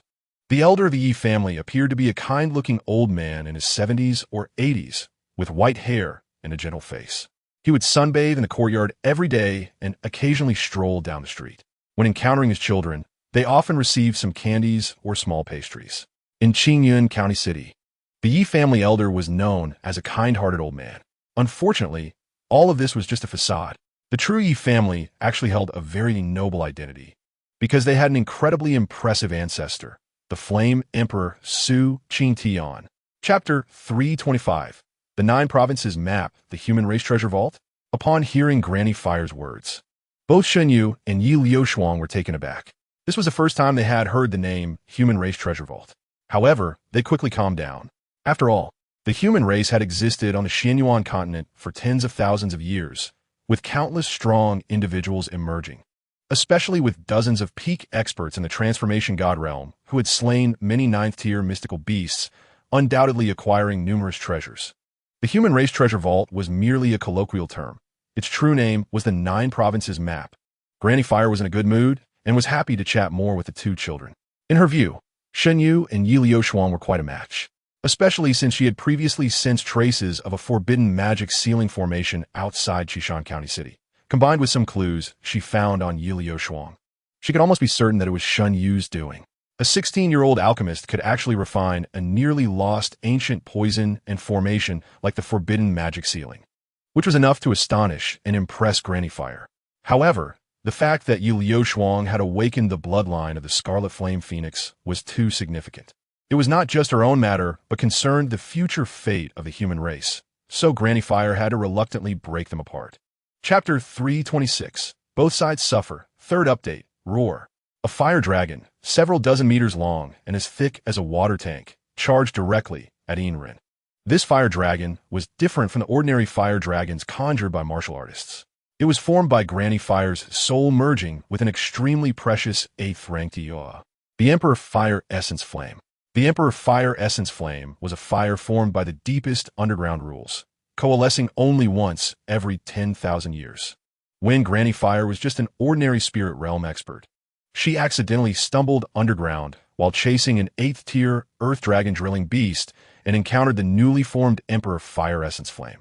The Earth Dragon drilling beast, severely injured, desperately swallowed the Emperor Fire Essence Flame to forcibly enhance its power, intending to counterattack Granny Fire. As a result, due to its severe injuries and low strength, it was burned to death right after swallowing the Emperor Fire Essence Flame. Its inner core unexpectedly fused with the Emperor Fire Essence Flame, undergoing drastic changes. Just as the Emperor Fire Essence Flame was about to fully take shape and unleash its strongest power, Granny Fire, who was standing by, gritted her teeth and began to refine it. Chapter 327. Returning to Central China. Fourth update. Granny Fire spat out a mouthful of blood, and her complexion instantly turned pale. The earlier battle with the White Tiger King In Rin seemed to have resulted in both sides suffering, but in reality, Granny Fire was more severely injured. Despite her appearance of being in her 60s, she was actually over 990 years old, even though she stood at the pinnacle of the human race as a transformation god expert. It could not change the fact that she was nearing the end of her life. Nearly 1,000 years ago, Granny Fire ranked among the top 3 among the 9 peak transformation god experts, known for a fiery temper and extraordinarily violent strength. Even when facing the joint attack of 2 9th-tier mystical beasts, she could hold her ground and even manage to blind one of the White Tiger King's eyes. Of course, she paid a heavy price for this, nearly suffering a significant drop in strength. However, nearly 1,000 years had passed, and although Granny Fire remained a transformation god expert, her strength was greatly diminished. After all, her lifespan was coming to an end, and both her physical and spiritual capabilities were already deteriorating. Every battle accelerated the burning of her candle, bringing her closer to death. After spitting out blood, Granny Fire let out a long sigh. Chapter 328. Descendant of the Sword God. Half a month later, a group of people hurriedly arrived in central China from Yuezhou. In fact, with Granny Fire's status, she could have activated the teleportation array in Yuezhou City with just a word, allowing them to reach central China in just a few breaths. However, Granny Fire did not do so. Time was short, and there were many things she needed to accomplish. Once they arrived in central China, she would face numerous problems to solve. After delivering Yi Liuoshuang back to the Yi family, she would need to leave immediately. However, Granny Fire's entire legacy must be personally taught to Yi Liuoshuang. Therefore, she ultimately decided to use the half-month travel time to impart all her knowledge to Yi Liuxuan. As for how much Yi Liuxuan could learn, it would depend on her own fortune. Although Granny Fire did not say much, both Shen Yue and Yi Liuxuan could tell that her condition was not good. Coupled with the recent stirrings of the beast races, they both felt a sense of urgency. Yi Liuxuan, who was already exceptionally gifted and intelligent, had perfected the first level of Granny Fire's Red Flame Universe technique within the past half-month. Chapter 329. Marriage Alliance. Your grandfather is Granny Fire? Asked Qiu Shaoran with some confusion. My grandfather Qiu Ming is now the lord of Xinzhou City, replied Qiu Shaoran with a broad smile on his face. Although he did not say much, the pride was clearly written all over his face. The Qiu family, as a family of Transformation Realm experts, could definitely be considered the foremost family in central Xinzhou, aside from the ancient families like the Emperor's family. Although the ancestor of the Qiu family, Qiu Yidao, had not appeared for over 100 years, the family's foundation remained. The current head of the Qiu family, Qiu Ming, was a genuine 9th-level expert in the spirit movement realm, renowned alongside the sword god Xiao Yi, and ranked among the top 10 experts of the Tianyuan continent. Moreover, Qiu Ming was also the lord of Xinzhou City, holding a prestigious position that commanded respect from all. Comparatively, the Qiu family was like heaven, while the Yi family was like earth. Qiu Shaoran, at only around 23 or 24 years old, had already reached the pinnacle of the 9th level of the Breaking Xian realm, which was considered outstanding talent. Previously, the Yi family in the small city of Qingyun County had remained inconspicuous and had not garnered any attention from the Qiu family. However, this time was different. According to reports from the Qiu family in Yuezhou, Granny Fire had exceptionally taken in a closed-door disciple, who happened to be Yi Liuxuan from the Yi family. Chapter 330. Thunderbolt Blade Technique. Third update. Were you calling a fool? Meng Chun directly approached Qiu Shaoran and shouted angrily. Who do you think you are acting like a young master in front of? The conflict erupted so suddenly that even Shen Yue was taken aback. Shen Yue had long found Qiu Shaoran displeasing, but was reluctant to act due to Granny Fire and the elder of the Yi family being present. Unexpectedly, Qiu Shaoran had sought his own downfall by actively provoking him. However, the target of his provocation was not Shen Yue, but Meng Chun. What the hell is going on? How dare you insult this young master? You're asking for death. Qiu Shaoran was also furious and slapped directly at Meng Chun. He did not care whether Meng Chun was a servant of the Yi family or Granny Fire's servant. Since he dared to insult Qiu Shaoran, he would definitely teach him a lesson. This sudden turn of events left even Granny Fire and the elder of the Yi family somewhat confused, not knowing what had triggered it. Logically, Granny Fire, being the highest-ranking person present, could easily quiet the two with a single word. However, she glanced at Shen Yue and did not speak. Earlier, she had felt somewhat guilty for breaking up the couple. And now, with Qiu Shaoran's high-profile desire to ally with the Yi family by marrying Yi Liuxuan, Granny Fire felt even more embarrassed. Chapter 331. Equal Strength Swish. A brilliant blade light slashed towards Meng Chun. The knife in Qiu Shaoran's hand was inlaid with 7 precious gemstones of different colors, and the scabbard was intricately crafted in the shape of a golden dragon, exuding luxury. This knife, named Dragon Shadow, was crafted by one of the top 3 forging masters in central Xinzhou and was a genuine 8-star divine weapon. For the Qiu family, this was not considered anything extraordinary. In fact, the most formidable aspect of the Dragon Shadow knife was that it sealed a fragment of the blade spirit of the blade god Qiu Yidao within it. Logically, given the Qiu family's foundation, they could have easily customized a 9-star divine weapon for Qiu Shaoran. However, they only provided him with an 8-star divine weapon because the blade god Qiu Yidao valued this great-grandson highly. To supervise and motivate him, he only gave him an 8-star divine weapon. Once Qiu Shaoran cultivated to the spirit movement realm and had sufficient strength, Qiu Yidao would help him condense the blade spirit, allowing him and his divine weapon to reach the realm of unity. At that time, he would assist in upgrading Dragon Shadow to the level of a 9-star divine weapon, thereby increasing Qiu Shaoran's chances of breaking through to the transformation realm. Chapter 332. An unexpected change in the ancestral land. Meng Chun and Qiu Shaoran separated, glaring at each other in silence. Both had exerted their utmost strength and unleashed their strongest moves, yet they remained evenly matched, both feeling dissatisfied. However, since Granny Fire had intervened, they did not dare to act recklessly again. Let's go. I want to take little Yi to send Liu Shuang to the Yi family's ancestral land. Granny Fire said indifferently. Xiao Xiaoran, feeling humiliated for not defeating Meng Chun, hurriedly took his leave. Shen Yue and Meng Chun had nowhere else to go, so they decided to accompany Yi Liushuang to the Yi family's ancestral land. Moreover, knowing that this might be the last time they saw each other for an unknown period, both were reluctant to part, wanting to stay a little longer together. Granny Fire and the elder of the Yi family did not voice any objections.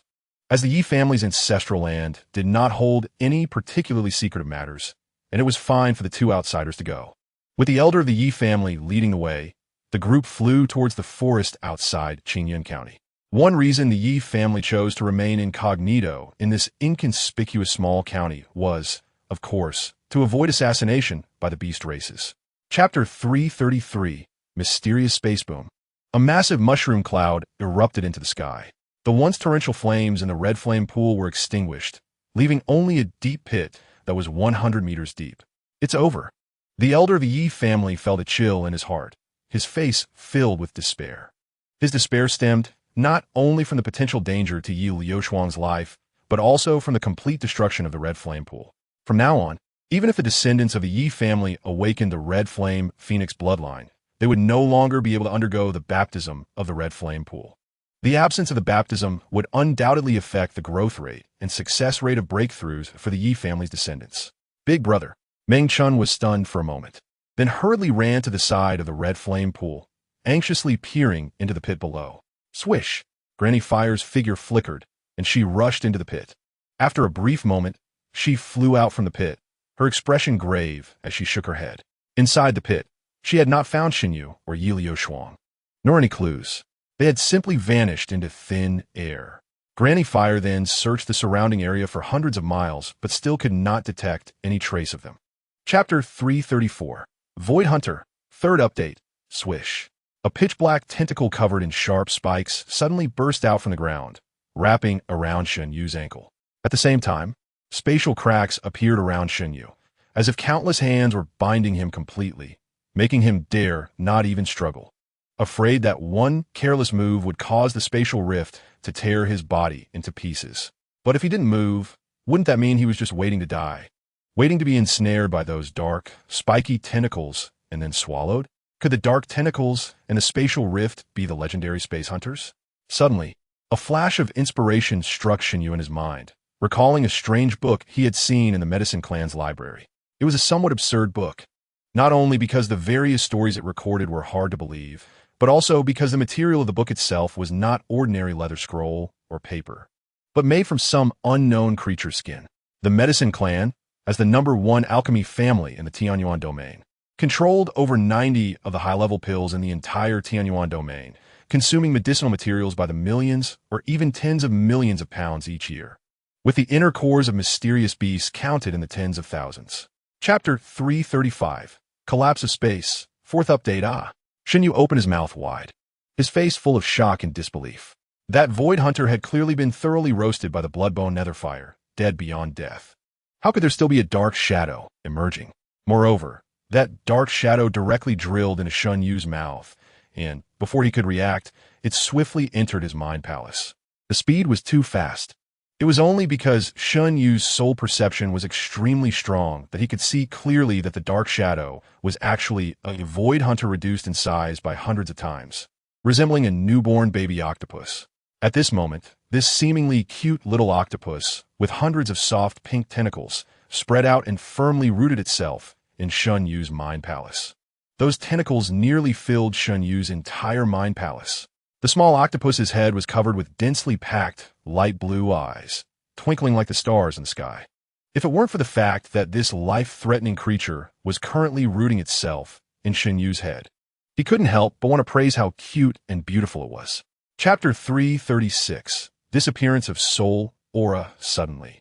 Two figures unexpectedly sprang out from the scarlet flame pool and crashed heavily to the ground. It was Yi Liushuang and Shen Yue, who had just returned from the mysterious space. At this moment, Yi Liushuang was dizzy and weak due to the reversal of time and space, lying on the ground motionless.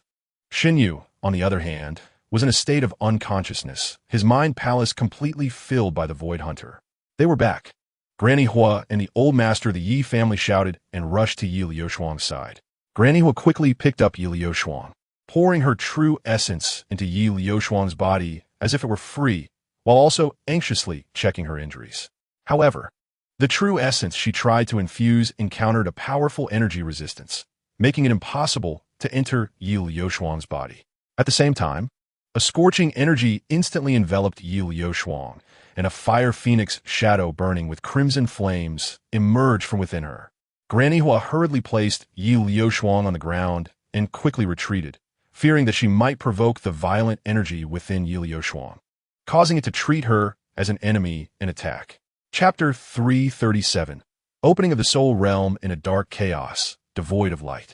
Shen Yue felt as if his eyelids were weighed down by thousands of pounds, unable to open them no matter how hard he tried. There was no pain, no suffering, just a feeling of finally being able to lie in bed and sleep after 3 days and nights without rest. A voice seemed to be reminding him, "Hurry and sleep. Hurry and sleep. You are too tired." Shen Yue's eyelids grew heavier and heavier. He really wanted to just fall asleep like that. But in his heart, he felt something was off. His soul had always been strong enough, having reached the first level of the spirit movement realm. Even a month without sleep would not make him feel tired. Why did he suddenly want to rest? Something was wrong. He couldn't sleep. If he fell asleep, perhaps he would never wake up again. Shen Yue struggled to open his eyes, but still couldn't. He resorted to trying to sense the outside world, but his soul felt as if it had been forcibly stuffed into an extremely narrow space, with thick walls surrounding it, no matter how hard he tried. He couldn't break through. At this moment, Shen Yue slowly recalled what had happened before. Chapter 338.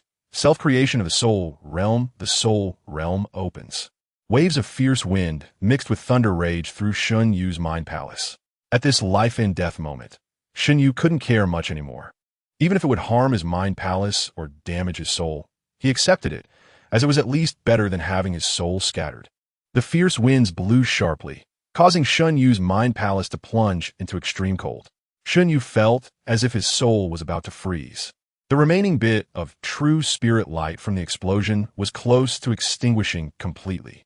To blow open the soul realm, Shen Yue nearly detonated 90 of his soul power, leaving only a tiny bit of true spirit light, which was also the seed for restoring his soul. This was a method recorded in the soul realm. If someone else who didn't know the depths were to do it, they might directly blow their soul apart. Even so, even with the complete soul realm technique, this time it was still a great risk to execute. After all, he was previously in a sealed state and being forcefully crushed by the Void Hunter's soul, which made him have no choice but to unleash it, akin to rushing a duck onto a perch without sufficient preparation. Fortunately, in times of life and death crises, Shen Yue could unleash tremendous potential and had a stronger determination. Chapter 339. 3-Year Agreement. 4th Update. Tianyuan County City, Yi Family Old Residence. Yi Liuxuang was in tears, but her face was filled with excitement. Just when she was on the verge of despair, thinking that Shen Yue had truly died, suddenly, a flicker of soul light from Shen Yue appeared, allowing her to sense it. This made Yi Liuxuang certain that Shen Yue was truly alive. At this moment, it had been a full 7 days and nights since Shen Yue fell unconscious. Yi Liuxuang had lost a significant amount of weight, looking gaunt and disheveled.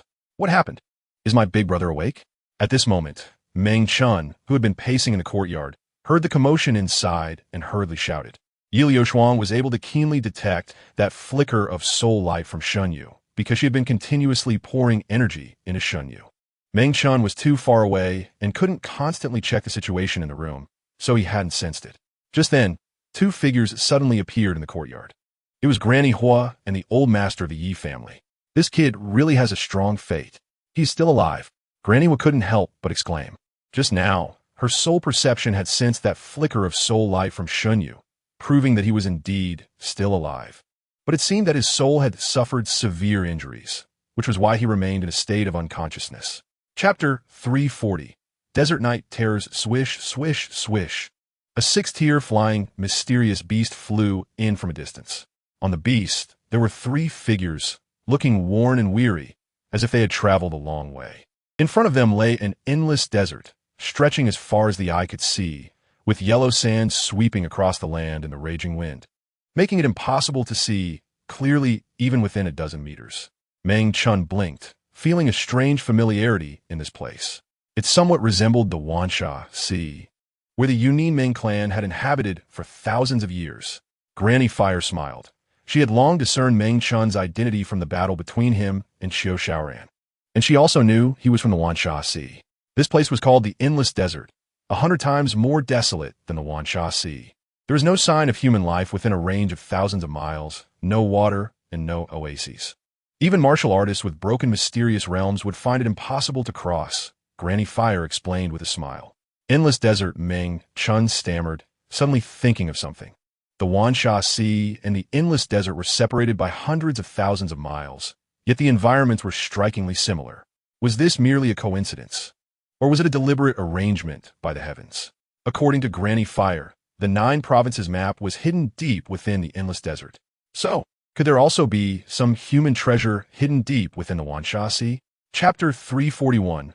Blood Demon Sphere. The pitiful cries echoed in the silent night, sounding especially eerie. Blood spilled across the yellow sand, the stench of blood wafting far and wide, as if the underworld had descended. An extremely fearful and sinister aura suddenly enveloped Shen Yue. Fortunately, Shen Yue's soul had already reached the first level of the spirit movement realm, allowing him to easily withstand that terrifying and sinister aura. If it had been someone else, even a return to Origin Realm powerhouse, they might have been so frightened that their souls would shake.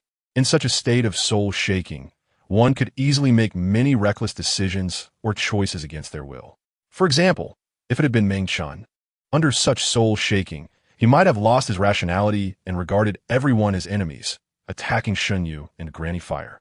Shen Yue tightened his grip on the Mo Guang sword, slowly expanding his soul perception to investigate what lay beneath the yellow sand. At the same time, he was somewhat puzzled as to why Granny Fire and Meng Chun had shown no reaction to the commotion earlier. Were they really sleeping that soundly?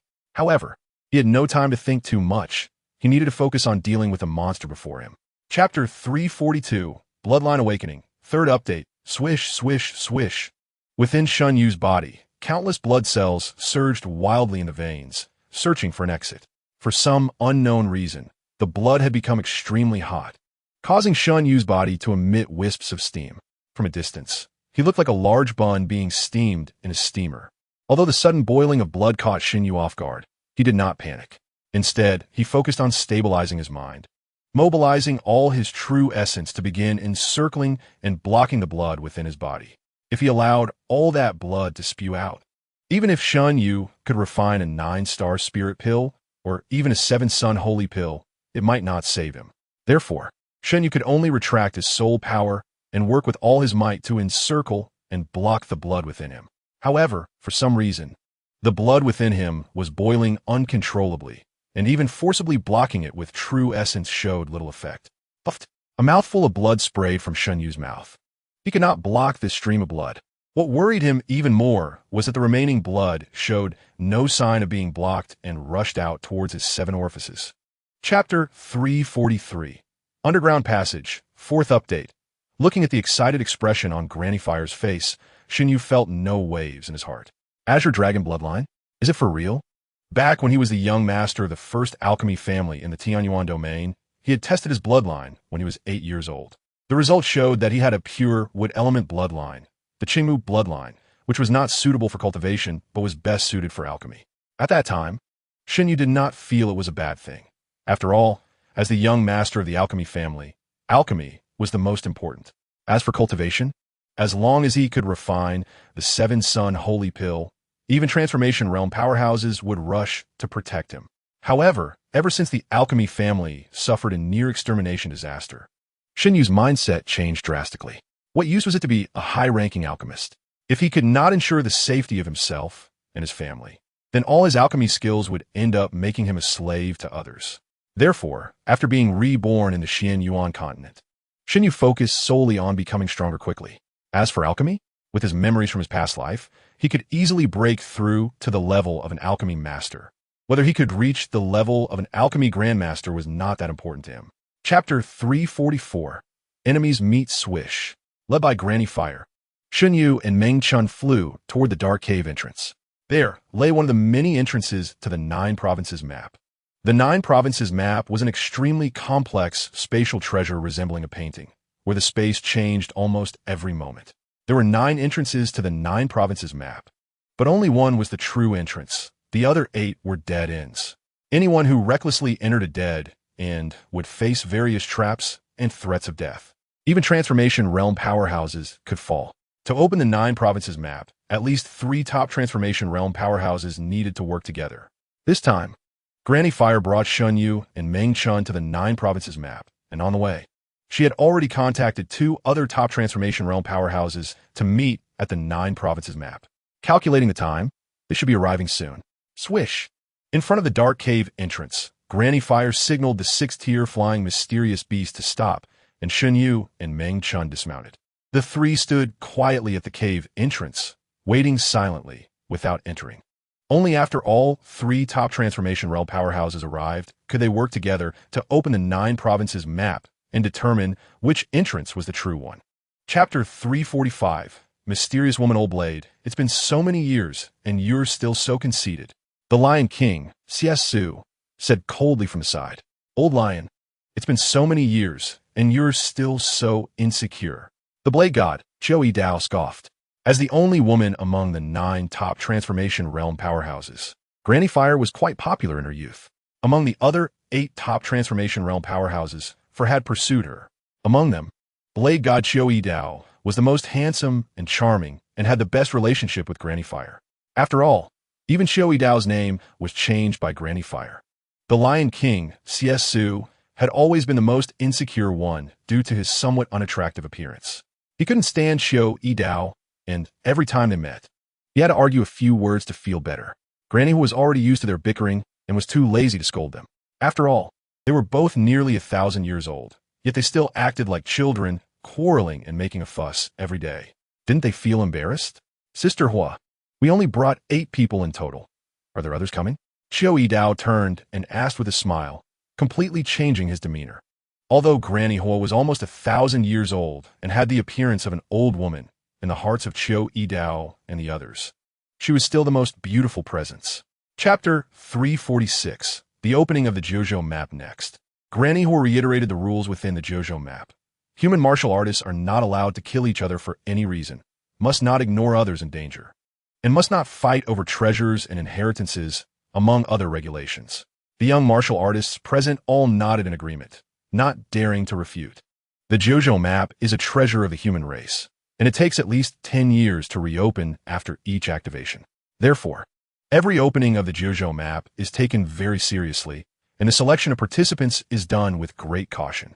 In fact, even if Granny Hua recommended Shen Yue to enter, the Alchemist Alliance would also endorse Shen Yue's entry into the JoJo map. After all, Shen Yue is undoubtedly the champion of this Yuanling conference and the top genius among the contemporary young alchemists. If such a person did not qualify to enter the JoJo map, then who else would? Looking at the other 9 people besides Shen Yue, including Meng Chun, they all came from prominent families of transformation god realm experts, while only Shen Yue came from an ordinary hunter family. Shen Yue truly was a breath of fresh air. Alright, since you all understand the rules, let's work together to open the JoJo map. You 10 will follow my commands when I tell you which entrance to enter. Hurry up and go in without delay. Granny was said seriously. Chapter 347. The Cry of the Crane Schwa. Shen Yue used the Shen Yuan step to fly towards the direction of Yu Prefecture. The place where he was reborn was indeed Yu Prefecture, so his first choice was naturally in that direction. Meng Chun had previously discussed with Shen Yue whether they should act together, so that even if they encountered danger, they could look out for each other. However, Shen Yue directly rejected him. Although danger existed, if they acted together and encountered a precious treasure or the inheritance of an ancient peak expert, how would they decide who gets what? Shen Yue was no saint. When benefits were at stake, he wouldn't take the initiative to give them to Meng Chun. In the end, after careful consideration, Meng Chun decided it was better to keep his distance from Shen Yue. After seeing Shen Yue fly directly towards Yu Prefecture, Meng Chun immediately flew towards the direction of the central continent. The other 8 martial artists also flew towards their respective large state directions. Among them, a few clearly had agreed to act together, while the other 5 acted separately. The female warrior, who was suspected to be the daughter of the Lion King Su, followed behind 2 companions who were at the peak of the 9th layer of the returning origin realm, flying towards Jing Prefecture. Shen Yue did not deliberately observe the movements of other martial artists. After all, there were a full 10 days to enter the Jiuzhou map, and the entire Jiuzhou map only covered an area of about 1,000 miles. Chapter 348. The Horned Wind Demon Wolf Shua. A colorful stream of light shot out from the ground and directly dove into Shen Yue's arms. Shen Yue was dumbfounded. He had just been sensing the situation underground and hadn't noticed this stream of light at all, yet it actively nestled into his embrace. It was as if the thing within this stream of light had its own intelligence and had willingly thrown itself into his arms.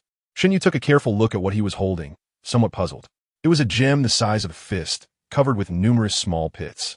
The gem itself did not emit any light, but it could absorb the surrounding light into the small holes. Those hundreds or thousands of small holes, resembling a honeycomb, connected all the light into a dazzling rainbow stream, incredibly brilliant. Although this gem was only the size of a fist and covered in dense holes, it was extremely heavy, likely weighing hundreds of pounds. Only because Shen Yue had already reached the breaking Tianyuan Realm could he ignore this weight for an ordinary body-refining or blood-exchanging martial artist. This gem flying toward them would likely have caused serious injury with just a light bump. Chapter 349. A single gaze determines life and death. The mysterious girl was directly entangled by dozens of tornadoes, spinning upward into the air. Within the tornadoes, thin blades of wind shot continuously toward the mysterious girl. The Horned Wind Demon Wolf is a typical wind-type mystical beast, and it reaches at least the 8th tier. Compared to the relatively simple talents of 8th tier mystical beasts in the Tianyuan continent, the wind abilities of the Horned Wind Demon Wolf are extremely powerful and unpredictable. For instance, its previous attack on the descendant of the gun god was straightforward and brutal, directly forming a vortex with its wind abilities that completely devoured most of his leg. However, its attack on the mysterious girl transformed into a method involving tornadoes mixed with wind blades. Quick, save her. The closest were Shen Yue and Meng Shan. Without thinking, Shen Yue directly used the Xian Yuan step, soaring upward and striking at those dozens of tornadoes with his sword. A rapidly spinning sword mark immediately collided with the tornadoes. Boom! The heart sword imprint exploded violently as it collided with the tornado, which spun clockwise, while the concentrated explosion spun counterclockwise. When they collided, they exploded directly. Chapter 350. A Killing Spree, the Jiuzhou Map.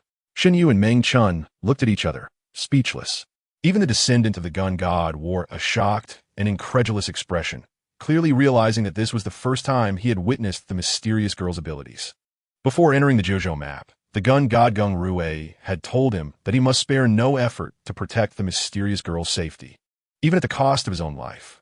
At the time, he was somewhat unconvinced. His talent was not inferior to that of the gun god in his youth, and it was basically a foregone conclusion that he would break through to the transformation god realm in the coming decades. It could be said that his talent ranked among the top 5 in the entire Tianyuan continent.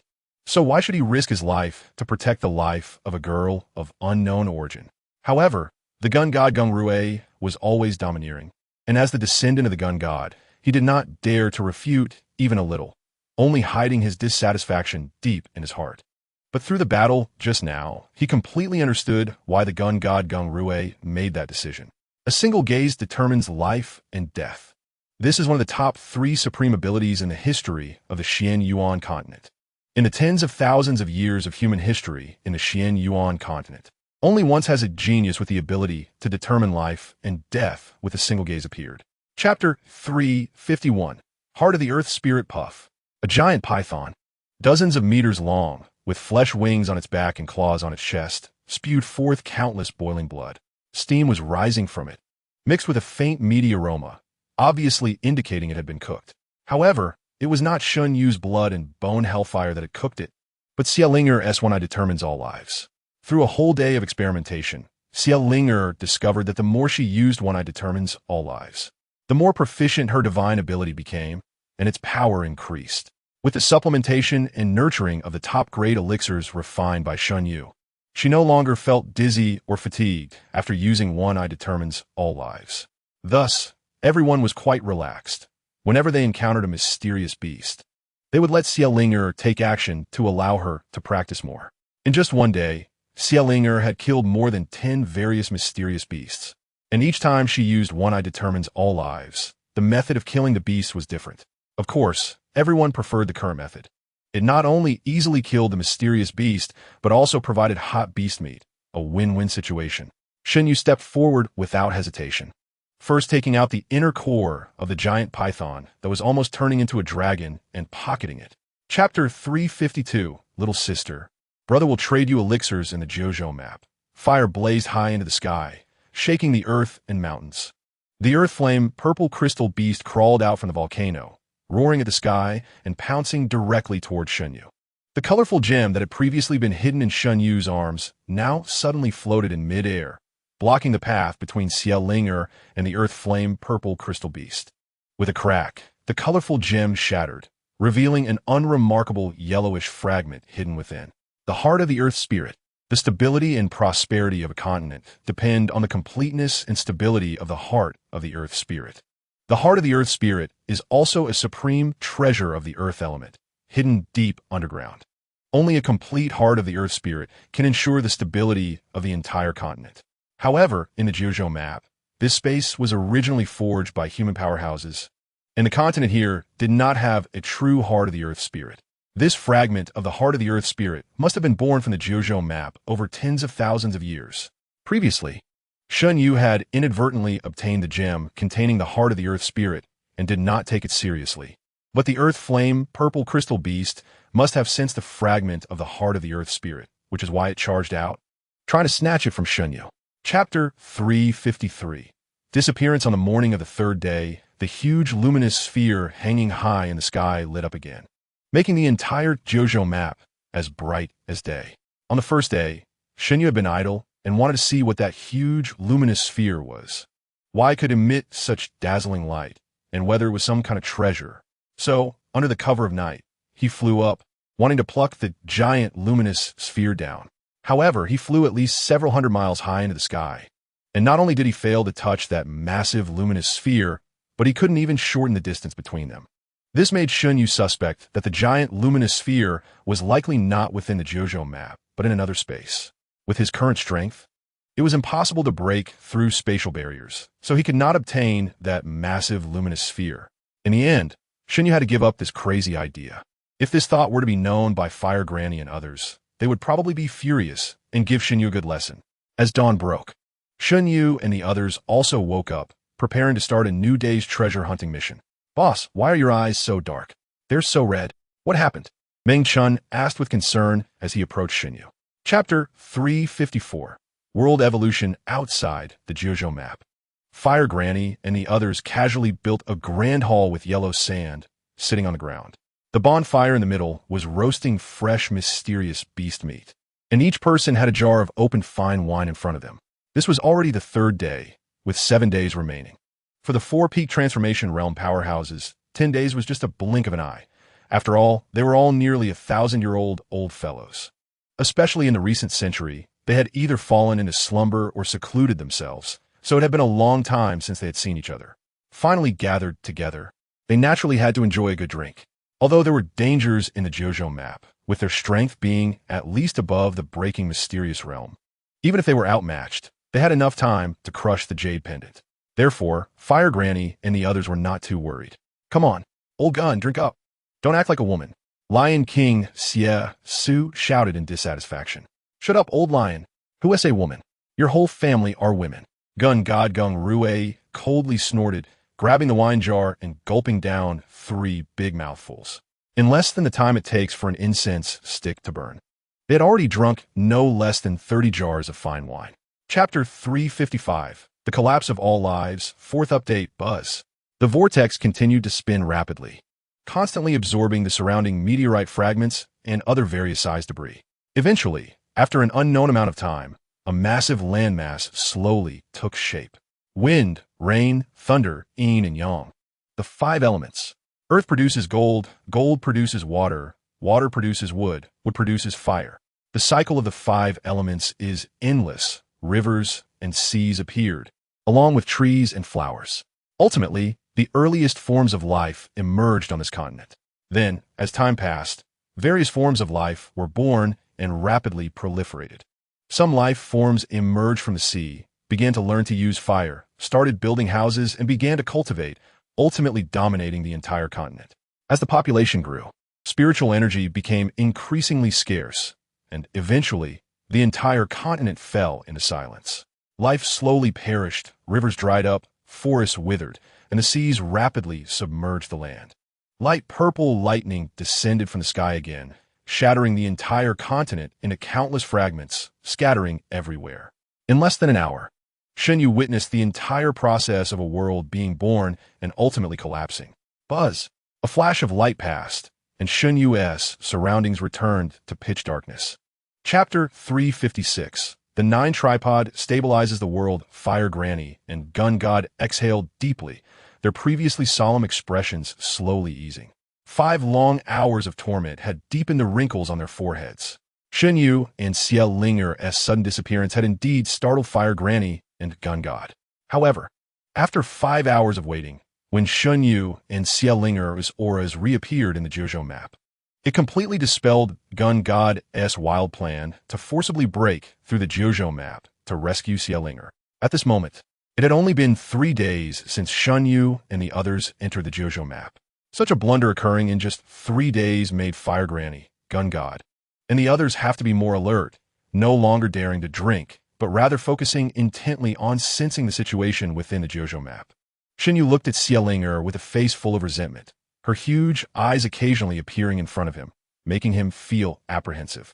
He had to admit that after entering the mysterious space and witnessing the world's evolution, Xie Linger had become stronger. Shen Yue even began to doubt whether he could be her opponent in a direct confrontation now. Previously, he had promised to refine various elixirs for Xie Linger at any time within 10 years, thinking he could back out whenever he wanted since Xie Linger was not his match. Chapter 357. The two cauldrons clash. Swish. Before Shen Yue could react, he was suddenly swallowed by a powerful suction force. When he opened his eyes again, he found himself in a pitch-black space. His first reaction was that this space might be similar to the one he had entered with Xie Linger not long ago, where they could witness the process of the world's evolution. However, he quickly dismissed this thought. How could a space where one could see the world's evolution be encountered everywhere like cabbage? After waiting for a while, the dark space remained unresponsive. So Shen Yue lightly snapped his fingers, and a light purple flame suddenly ignited. The previously dark space was illuminated, and Shen Yue realized that he was inside the cauldron space. "Boss, are you okay? Don't scare me." At this moment, Meng Chun's voice came through. "I'm fine. You all coming too? I'm in the belly of the giant cauldron," Shen Yue shouted. Upon hearing his voice, Meng Chun and the others finally breathed a sigh of relief, thinking Shen Yue had encountered some trouble. Swish, swish, swish. The three flew up towards the giant cauldron in the sky. Chapter 358. The cauldron stands tall. Ah, Shen Yue imagined a sound. After the chaos alchemy cauldron embedded the fragments of the earth's spirit heart, it seemed to be invigorated, its momentum suddenly surging, and it directly swallowed the entire giant cauldron into its belly. Shen Yue quietly floated in midair. At this moment, he was inside the chaos alchemy cauldron, which was essentially no different from before. The only change was that he had switched from the interior of the giant cauldron to the interior of the chaos alchemy cauldron. This was Shen Yue's first time fully entering the chaos alchemy cauldron. Previously, when Di Lingxiao used the Emperor's bloodline to summon the heaven-splitting axe to kill Shen Yue, the chaos alchemy cauldron had appeared above his head. At that time, Shen Yue had only half of his body inside the chaos alchemy cauldron. But now, he was completely inside the chaos alchemy cauldron, truly entering its core. A mass of chaotic clouds floated vaguely in midair. Within the cloud, a small, faint golden cauldron, shrunk countless times and riddled with holes, floated slightly, radiating colorful light. This was the true chaos alchemy cauldron. The material of this small cauldron was unknown, and it had suffered damage from some weapon, appearing as if it might collapse at any moment. Chapter 359. Call Daddy to send you a sword technique. Fourth update. On the 10th day of entering the Kyushu map, Meng Chun hung his head low, completely lacking spirit. He had given up entirely and no longer thought about finding the inheritance of a God Transformation Realm powerhouse. After all, the family heirloom Wave's breaking wind was also passed down from their ancestor of the God Transformation Realm, and with diligent practice, he might still be able to advance to the God Transformation Realm in the future. Seeing Meng Chun's dejected appearance, Shen Yue felt a bit guilty. Although Meng Chun had not questioned him about why the giant cauldron, which was hundreds of meters high, had collapsed after he took a stroll inside, Shen Yue still felt a sense of guilt.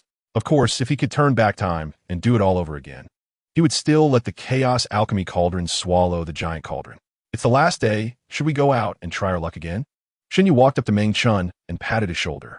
No, I admit my luck is bad. I'm not playing anymore, okay? Meng Chun waved his hand in refusal. Shen Yue could only helplessly walk away alone. On the last day, the other warriors were making the most of their time, searching every corner, as they might not have another chance to enter the Kyushu map again. Chapter 360. Wind and snow light the way buzz. An invisible wave suddenly swept across the entire Kyushu map. Including Shen Yue, 10 human warriors were instantly transported out. Outside the Kyushu map, 4 top god transformation realm powerhouses, including Granny Fire, stood in a row, anxiously and expectantly waiting outside. Swish, swish, swish. The figures of Shen Yue and the other 10 appeared one by one within 10 miles outside the Kyushu map.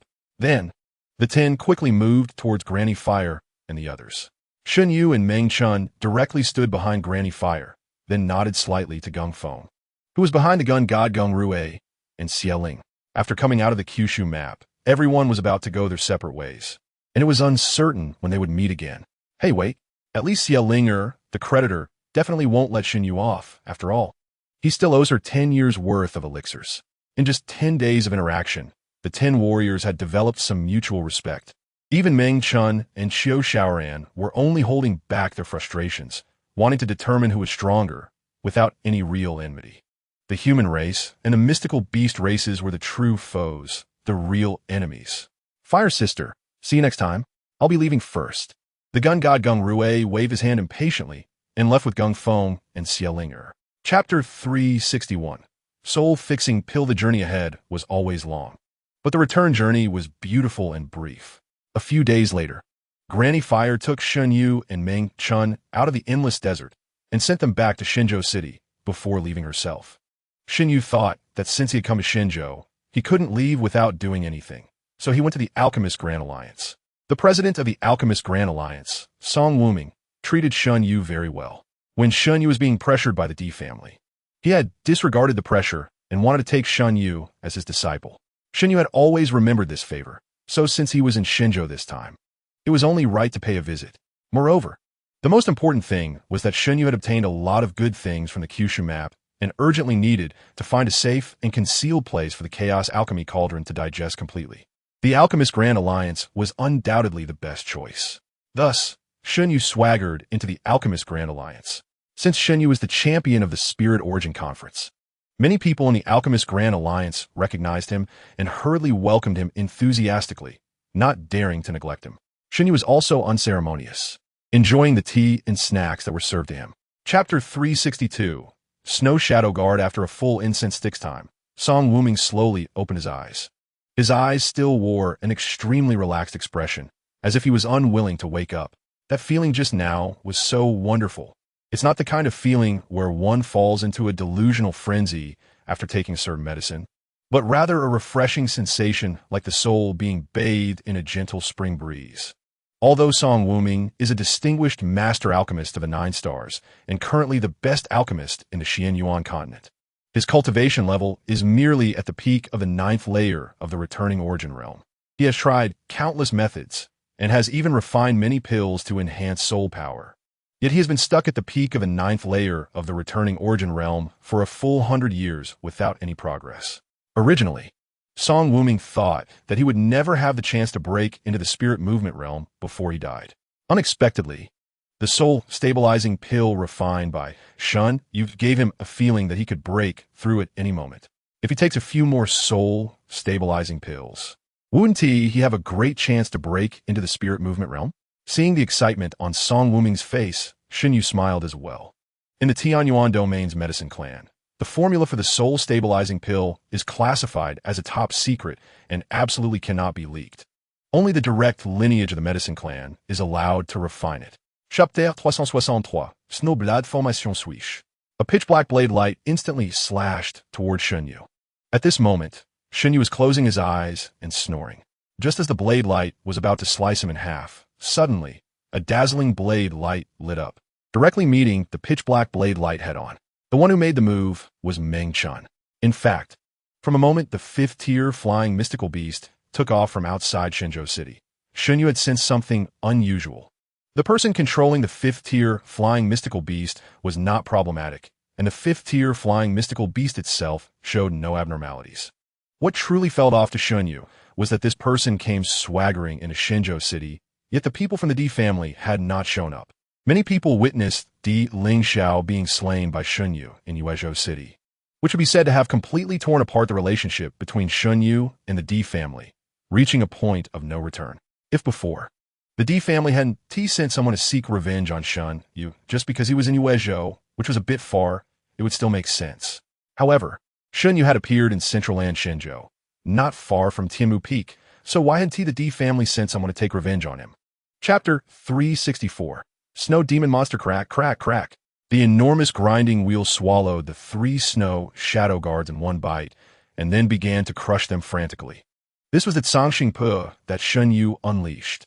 This was also the first time Shen Yue used Sangxing Po after its creation. Sangxing Po was created based on his insights after watching the evolution and destruction of the world. This enormous grinding wheel was modeled after the pitch-black vortex at the time of the world's birth.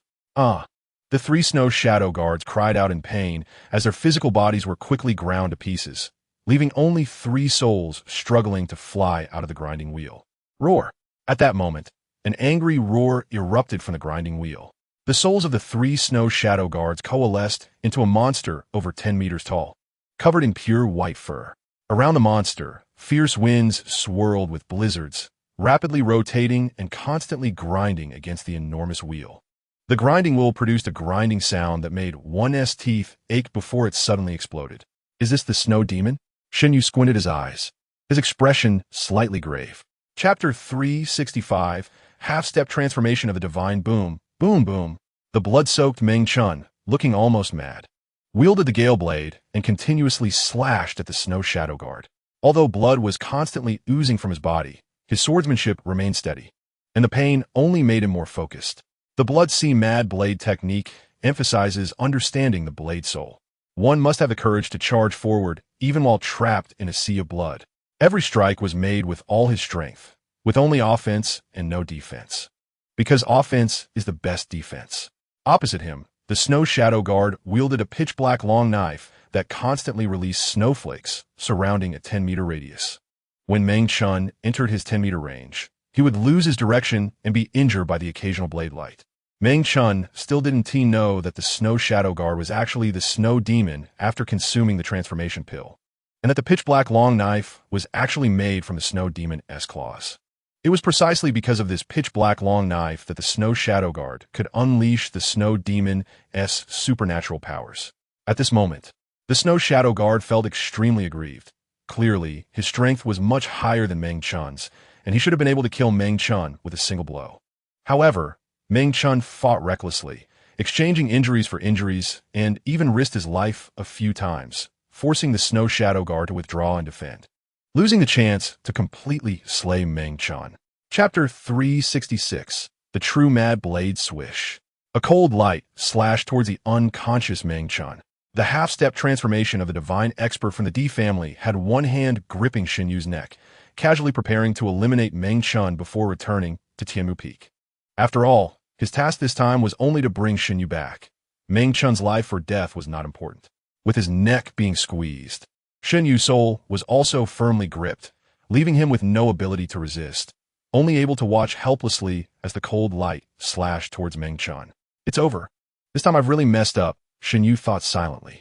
He originally believed that no matter how strong the D family was at most, they would have a few more peak 9th layer spirit movement realm experts. It was impossible for them to have a top-tier transformation of the divine expert. With the Bloodbone Netherfire, Shen Yue truly did not fear any spirit movement realm experts. He just didn't expect that the D family would send a half-step transformation of the divine expert, leaving him with no ability to resist and forcing him to surrender. Could it be that this time he was really going to die? Boom! At that moment, the cold light shot out by the half-step transformation of the divine expert was directly shattered by a brilliant blade light. Huh? The half-step transformation of the divine expert who was gripping Shen Yue's neck was momentarily stunned. Chapter 367. All-out attack. Fourth update. Boom.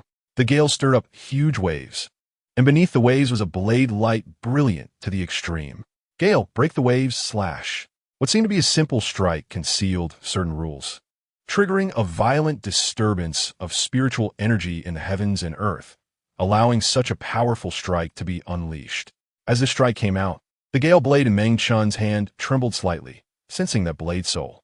The ancient large knife in Meng Ji's hand was merely an 8-star divine weapon, but it had a very long history, being the weapon most favored by his ancestor, the Tianyuan, during battles. At that time, this long knife was only an ordinary 6-star divine weapon named Break the Waves, but after continuous nurturing and refining by Tianyuan, combined with a trace of soul fusion, it finally advanced to an 8-star divine weapon. Later, after Tianyuan received a 9-star divine weapon, the Cloud-Breaking Blade, this Break the Waves knife was put aside. The descendants of the Yin Meng clan have always enshrined the Break the Waves knife in the ancestral hall to show respect for their ancestor. Until one day, Meng Ji accidentally activated the Break the Waves knife, and since then it has always followed him, becoming his weapon. Chapter 368. Hero saves beauty. Crack. A crisp sound echoed. The wave-breaking blade in Meng Ji's hand instantly showed a dense array of cracks, as if it would shatter at any moment. This was the 8-star divine weapon that the King of Heaven once wore and nurtured, yet it was almost shattered by that small golden axe. Open sky axe. Meng Ji's eyes were about to split with rage, his heart bleeding.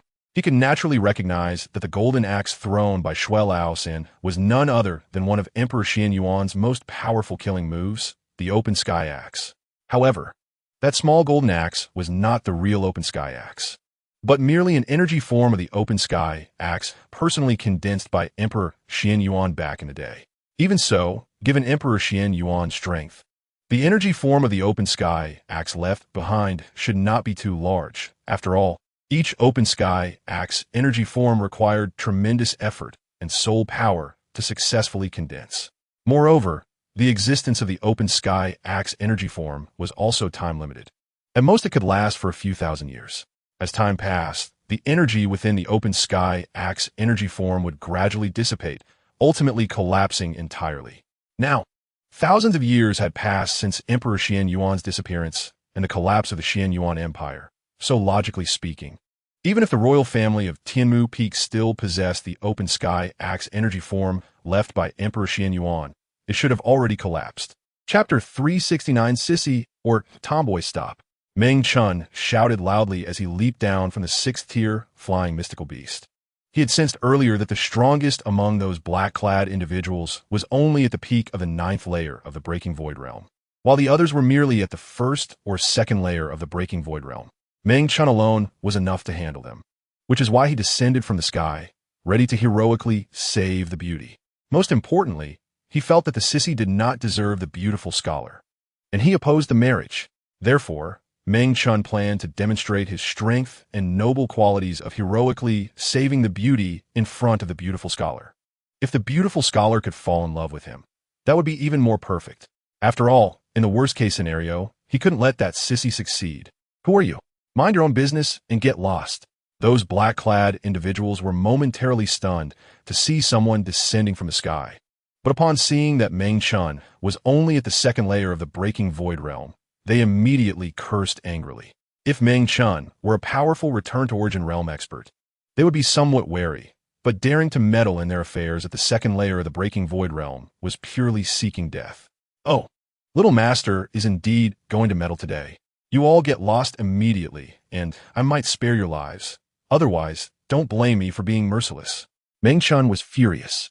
Chapter 370. Listening. Cloud Academy. What? She's a girl?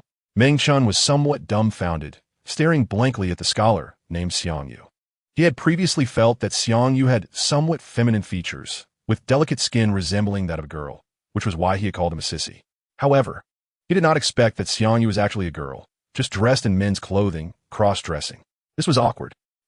Sorry, it was all a misunderstanding. Meng Chun scratched his head and said apologetically, "Can't blame the benefactor. After all, Shen Yue was dressed in male attire. By the way, my name is Nansheng. May I ask where the benefactor is from?" How should I address you? The female scholar smiled and said, My name is Meng Chun, from Central Land Divine Continent. Meng Chun hurriedly replied, Nansheng, what a beautiful name. Just like her person. Shen Yue is injured and needs to return quickly to heal. I wonder if the benefactor could take us along? Nansheng politely asked.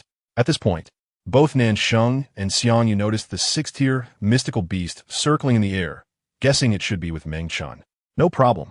By the way, my boss is a master alchemist. He has plenty of spiritual pills. If I ask him for one, it should help Miss Shen Yue heal. Meng Chun quickly agreed. Chapter 371 Conflict at the Door, 4th Update. You two stinky girls actually have the face to come back? A round figure weighing over 200 pounds, almost blocking the entire academy gate, coldly snorted, blocking Nansheng and Shen Yue outside. Sister Liu, we have urgent matters to discuss with the teacher today. Please move aside quickly. Shen Yue frowned and said unceremoniously. This Sister Liu, whose full name is Liu Yinan, is one of the oldest scholars at Listening Cloud Academy, having stayed there for over 20 years but still unable to graduate. This has made her character very strange, often picking fights with younger students for no reason, especially Nansheng and Shen Yue. As the two fastest rising geniuses in Listening Cloud Academy, they have become thorns in Liu Yinan's eyes, frequently being troubled by her. Usually, Nansheng and Shen Yue turn a blind eye and avoid conflict with Liu Yinan. But today was different. Shen Yue and Nansheng had nearly been killed by a group of unidentified black-clad individuals during a secret assessment trial, and they needed to report this to their teacher in person. Moreover, Meng Chun was their lifesaver, and Meng Chun's boss, Shen Yue, had suffered significant soul damage and urgently needed the teacher's help. Chapter 372, A Word Can Split Mountains and Crack the Earth at the Gate of Listening Cloud Academy. Many students had gathered to listen to the commotion, whispering among themselves. The captain of the discipline team, Zhao Zitong, was a genuine sage in the realm of scholars. With just one more step, he could become a master and teach, founding his own academy.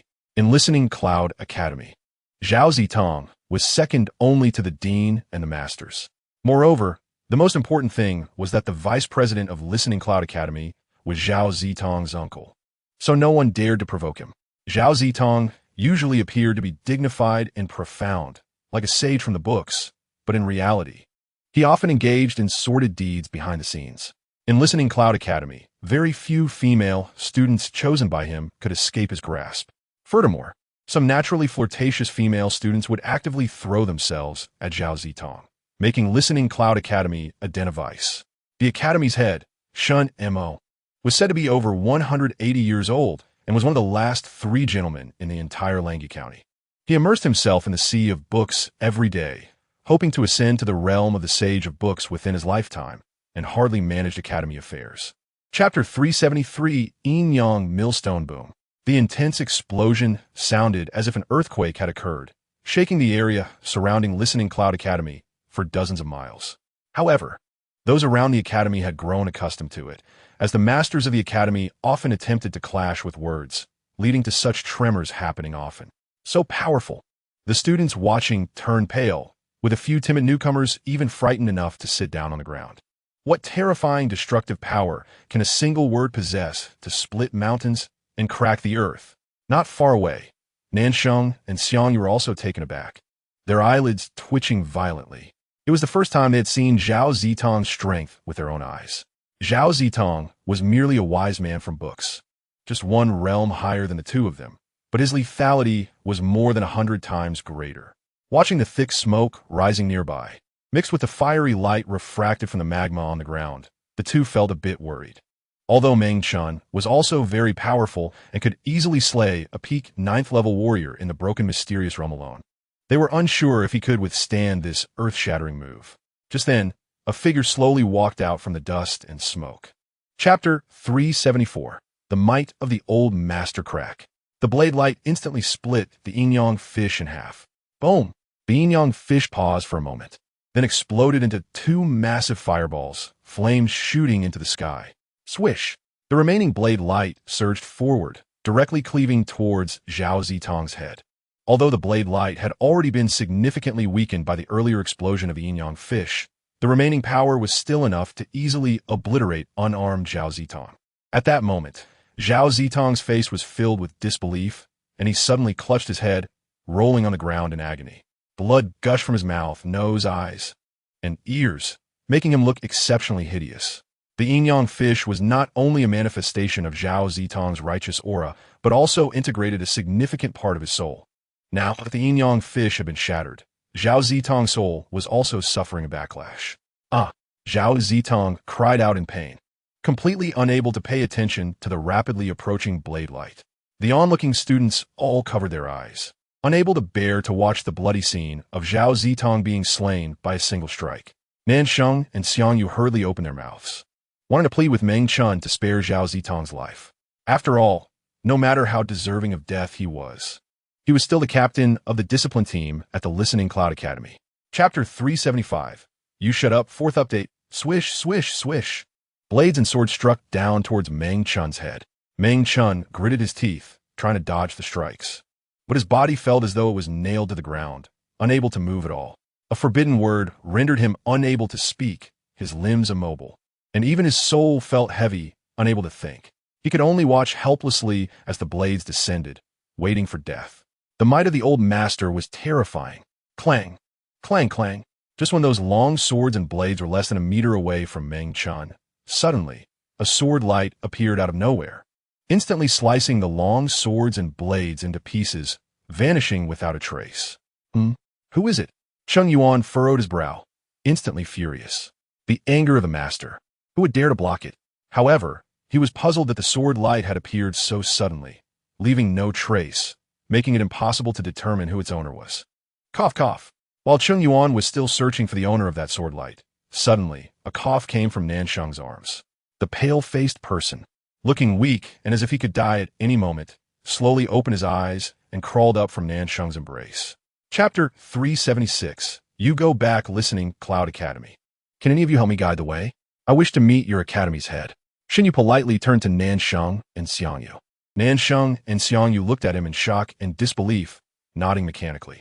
They never expected that Shen Yue, who was merely an alchemist, would possess such formidable strength, easily defeating Chen Yue, the vice-head of Listening Cloud Academy and a master.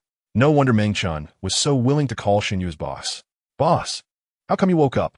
Meng Chun blushed slightly as he walked to Shen Yue's side, then beamed as he spoke. Just now, when he was teaching Zhao Zitong a lesson, he was so domineering and handsome, greatly boosting his image in front of Nansheng and Xiang Yu. However, when Chen Yue, a master, appeared, Meng Chun had no capability to resist. If Shen Yue hadn't stepped in to save him in time, he would have been dead by now.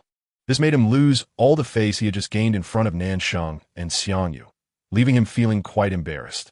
However, he secretly glanced at Nansheng and Xiang Yu, only to find that they didn't even look at him. Their attention was entirely focused on Shen Yue. Chapter 377. Powerless you go back, your injury, the old master is also powerless. An old voice came from the small courtyard.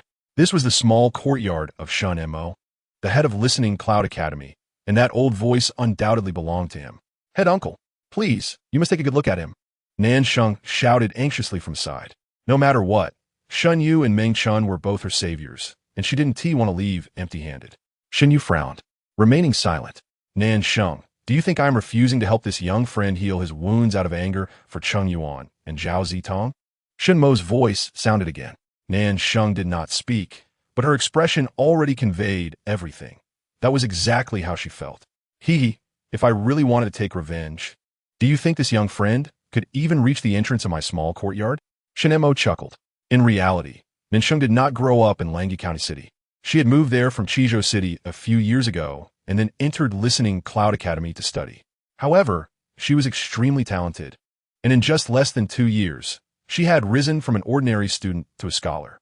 This time, she was participating in the assessment trial with Xiang Yu, preparing to advance to a wise man. Chapter 378. The Zhuge family, Langyi County City, the Zhuge family mansion. Shen Yue and Meng Chun left Listening Cloud Academy, initially planning to leave Langyi County City directly. However, after much pleading from Nansheng, they had no choice but to follow her back to the Zhuge family mansion. After all, no matter what, Meng Chun and Shen Yue were also the saviors of Nansheng and Xiang Yu, so how could they not repay their kindness? Nansheng had planned to take Shen Yue to find head uncle to help treat his soul injury, only to be rejected by him. This made Nansheng feel quite uncomfortable, It was too painful not to be able to help her savior. With no other options, Nansheng could only let Shen Yue and Meng Chun rest in her family's mansion for a few days before thinking of other solutions. Although Listening Cloud Academy was the largest academy in Langya County City, and Head Shinemo was undoubtedly the first, there were several other well-known academies in the city, and their heads had also reached the Gentleman Realm. Nansheng planned to take Shen Yue to visit the heads of those other academies to try their luck, and if that didn't work, she decided to take Shen Yue to Qizhou City. After all, as the capital of Qizhou, Qizhou City was the center of the entire Qizhou, a holy place for scholars, and it also had no less than 3 academies founded by book saints in the past. Chapter 379, Shock and Unease, 4th Update, Zhuge Family Old Mansion. Zhuge Yun, although already over 160 years old, only broke through to the Return to Origin Realm when he was just over 50, so his appearance has remained that of someone in their 50s, making him look quite youthful. In the past 6 months, the Zhuge family shops have suffered a serious blow to their reputation due to several high-level alchemists being poached at high prices by rival factions, resulting in a temporary inability to supply pills. Just when the Zhuge family finally managed to hire new alchemists to restock their shelves, the rival shops launched a new type of higher-quality pill. As a result, over 90% of the customers were lured away to the rival shops, leading to severe losses for the Zhuge family stores, forcing many to close. To manage these issues, Zhuge Yun has been running around the entire Qizhou, but the final outcome is still unsatisfactory. If they cannot find new high-level alchemists soon and produce higher-quality pills, the remaining fewer than 100 shops and auction houses of the Zhuge family may all have to shut down. Chapter 380, The Terrifying Power of Alchemists in the Back Courtyard of the Zhuge family's old residence. Zhuge Yun and Shen Mo hurriedly walked toward a small courtyard. Stop! Who are you? At that moment, Meng Chun suddenly emerged from a side path, blocking the two with a vigilant look on his face. We would like to seek an audience with Master Shen Yue. Zhuge Yun was momentarily taken aback, but quickly smiled and said politely, No way. My boss is already asleep and won't wake up for 12 hours. No one is allowed to disturb him during this time. Meng Chun flatly refused, his face dark. He wasn't lying. Shen Yue was indeed in a deep sleep, and during those 12 hours, he was not to be disturbed. Zhuge Yun and Shen Mo were both stunned, unsure of what to do. Mengu, this is my father, and this is Uncle Shen Mo from the Listening Cloud Academy. At that moment, Nansheng ran over from a distance, hurriedly explaining, Oh, it's Uncle and Uncle. Meng Chun immediately changed his expression, his mouth nearly stretching to his ears, his eyes squinting with a smile. Chapter 381, Gift of Pill Formulas. After chatting a bit more with Shen Yue, Shen Mo took his leave, going back to look for the materials needed to refine the soul-nourishing pill according to the list provided by Shen Yue. In fact, compared to the soul-fixing pill, the rarity and difficulty of refining the soul-nourishing pill were significantly lower. The soul-fixing pill could increase the success rate of breaking through to the spirit movement realm for peak return to origin realm experts to over 80% within a year, creating a large number of spirit movement realm masters. However, the soul-nourishing pill primarily focused on stimulating the potential of one's own soul to slowly repair damaged souls.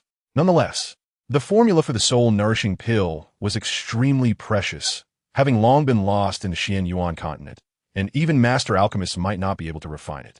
Previously, after Shen Mo was injured, he had thought of going to the Alchemist Alliance in the Central Continent to ask the 9-star alchemist Song Wuming for help in refining pills.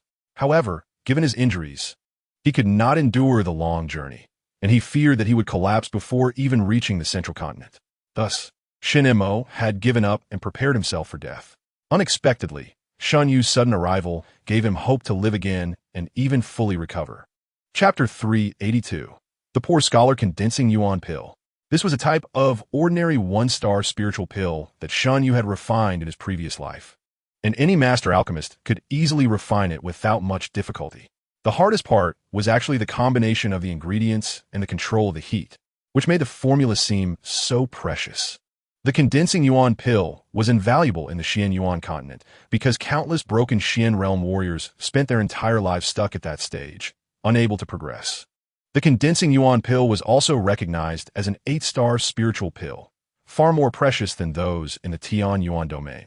Although Shen Yue was only at the broken Tianyuan Realm, He had long since broken through to the spirit movement realm without any bottlenecks, as his soul was already at the spirit movement realm. The reason he was willing to give the condensing yuan pill to Zhuge Yun for free was actually to use the Zhuge family's influence to distribute this pill, allowing more human broken Xian realm warriors to break through to the return to origin realm and enhance the overall strength of humanity. Others may not yet feel it, still lost in the beautiful dream of human peace, thinking that humanity has been at peace for 1,000 years and will continue to prosper in the future. Little did they know, the hearts of the demonic beasts have not died, and they're always preparing to emerge from the demon abyss forest to turn humanity into their slaves and food. Chapter 383. The Sima family comes knocking. Fourth update. Time passed slowly. Shen Yue remained motionless with his eyes closed.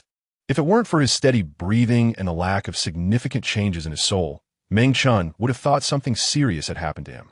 Ever since that poor scholar suddenly appeared and knocked on Shen Yue before leaving, Shen Yue had maintained this state for a full 3 days and nights. During these 3 days and nights, Meng Chun, Nan Sheng, and Xiang Yu dared not blink, let alone sleep, staring wide-eyed at Shen Yue, fearing something might happen to him. However, after 3 days and nights, Shen Yue really seemed to be fast asleep and appeared to be sleeping soundly. Meng Chun had just been complaining to Nan Sheng and Xiang Yu that Shen Yue had just snored, but Nan Sheng and Xiang Yu stubbornly refused to believe it, saying that Meng Chun must have closed his eyes and dozed off for a moment and was the one who snored. "Miss, the lady requests your presence."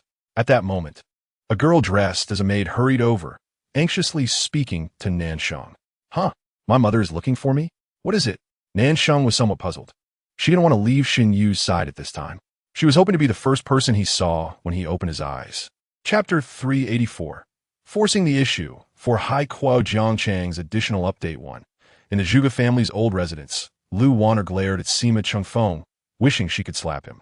The daughter of the prestigious Zhuge family could only be a concubine for the Sima family? This was a blatant slap in the face to the Zhuge family. Although Lu Wanner came from scholarly family, she had always been a combative tomboy and could not tolerate such humiliation. "I am sorry, Uncle Sima. I forgot to tell you. Let's call off the engagement between me and Sima Yin. I already have someone else's child." At that moment, Nan Sheng suddenly walked up to Lu Wanner, quietly grabbing her hand that was about to strike, and said with a big smile, "What?" This time, not only were Sima Chengfeng and Sima Yin stunned, but even Lu Wanner looked shocked. When did Nan Sheng fall in love with another man? And when did she have someone else's child? At this moment, Nan Sheng gently pinched Lu Wanner's hand, and Lu Wanner finally realized that Nan Sheng was intentionally trying to provoke the Sima family. "You indeed," upon hearing Nan Sheng's words. Sima Chengfeng's face turned red with anger, his beard trembling. They had clearly arranged a childhood engagement, but unexpectedly, Nan Sheng not only privately got together with another man, but also became pregnant with someone else's child. Chapter 385. Unbearable blow. "I don't care who you are. Kneel down immediately." Sima Yin shouted with a twisted and crazy expression. The sword light just now scared him so much that he wet his pants. He lost face in front of so many people and had to make this right. He had to carve him up in front of everyone to relieve the hatred in his heart. In his view, this kid in front of him, whether he was at the broken Xian realm or the Lingdong realm, didn't matter at all. The Sima family had 2 experts at the 8th level of the Lingdong realm hidden nearby at all times to protect them. "I'll give you 3 breaths of time. If you don't leave by then, I will break your legs and throw you out." Shen Yue said expressionlessly, snorting coldly. "Ha ha ha, so arrogant. I wonder where you got your courage from. Someone, break his legs for me." Sima Yin commanded with a cold smile. However, after he spoke, there was no response for a full 2 breaths. The 2 experts at the 8th level of the Lingdong realm, who were supposed to protect the Sima father and son in the shadows, didn't know what was happening. "What's going on?" Sima Yin suddenly panicked, feeling a bit flustered. Chapter 386. Secret Realm of the Book Mountain in the old residence of the Zhuge family. Sima Chengfeng's eyes were bloodshot, looking insane, as if he was ready to perish together. He could compromise. He could admit defeat. But for the reputation of the Sima family, he absolutely could not be made to have his legs broken. That would be even more unbearable than death. Nan Sheng was at least the young lady of the Zhuge family. She didn't want to meddle in other matters, but could still guess Sima Chengfeng's psychological thoughts. The Zhuge family didn't originally have such a deep grudge against the Sima family, but the Sima family had pushed too hard.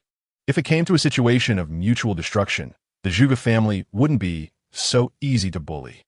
As one of the prominent merchant families in Qizhou, with once thousands of shops and auction houses, even if they had fallen on hard times now, a dead camel is still bigger than a horse. Uncle Isima, you all should leave. The engagement with Sima Yin is void from today. From now on, the Zhuge family and the Sima family will have no dealings with each other. Nansheng said to Sima Chengfeng. Good. Sima Chengfeng agreed without a second thought. As long as they could leave safely today, he would agree to anything. However, when they returned to Qizhou, Sima Yin was initially so scared that his face turned pale and his legs trembled, almost wetting himself.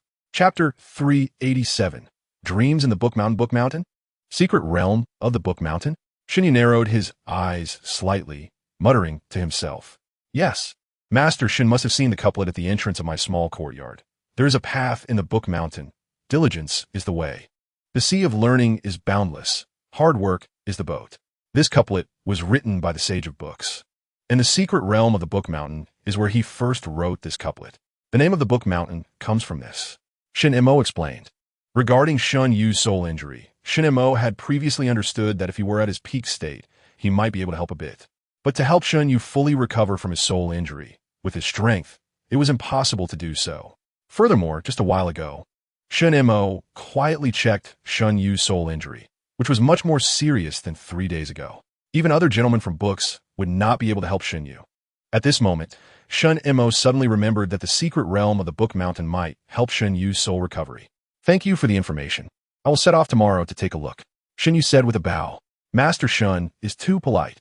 My life was saved by you. So this is what I should do. I will come again tomorrow to accompany you to the secret realm of the Book Mountain. Shen Mo hurriedly returned the courtesy. Chapter 388. Unbearable to recall under the bright moon. Fourth update. In the dream. Shen Yue looked at the enormous pillar that reached the heavens and the earth, filled with anxiety and helplessness. The giant was too smooth, with no path to climb. Shen Yue wanted to fly up, but found his body incredibly heavy. Unable to fly at all, he felt like an ordinary person, wanting to climb to the top of the mountain, relying only on himself. And at the top of the mountain, there was something he desperately wanted to obtain. What to do?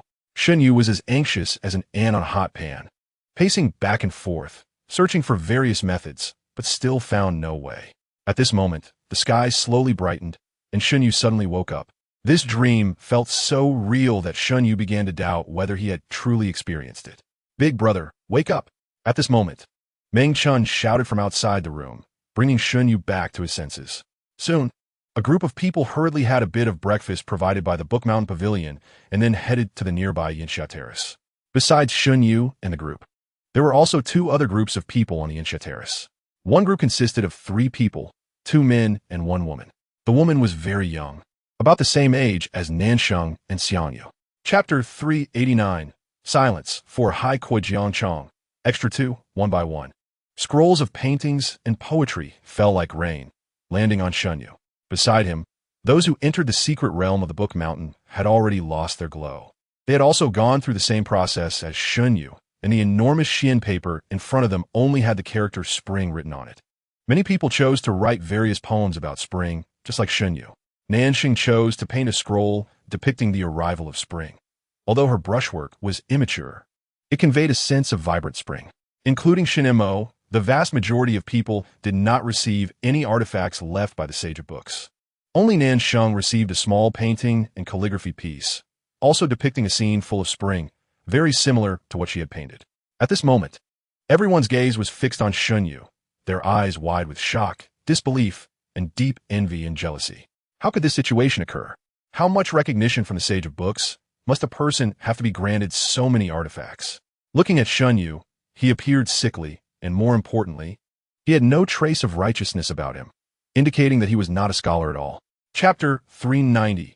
Life character. Shen Yue slowly opened his eyes and looked around.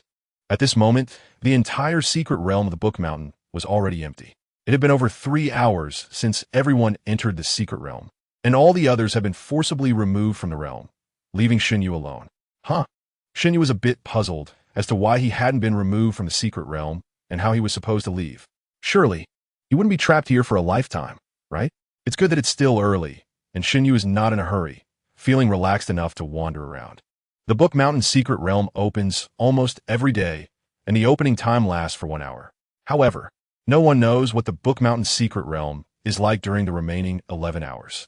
Shen Yue is perhaps one of the few who can stay in the Book Mountain's secret realm for more than 3 hours, and it's very likely he will stay for a full 12 hours.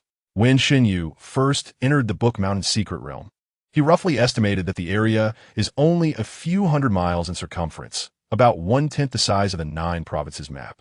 However, for some unknown reason, Shen Yue's strength is suppressed here. Both his flying speed and his own power have been reduced to about 1/5 of their original strength.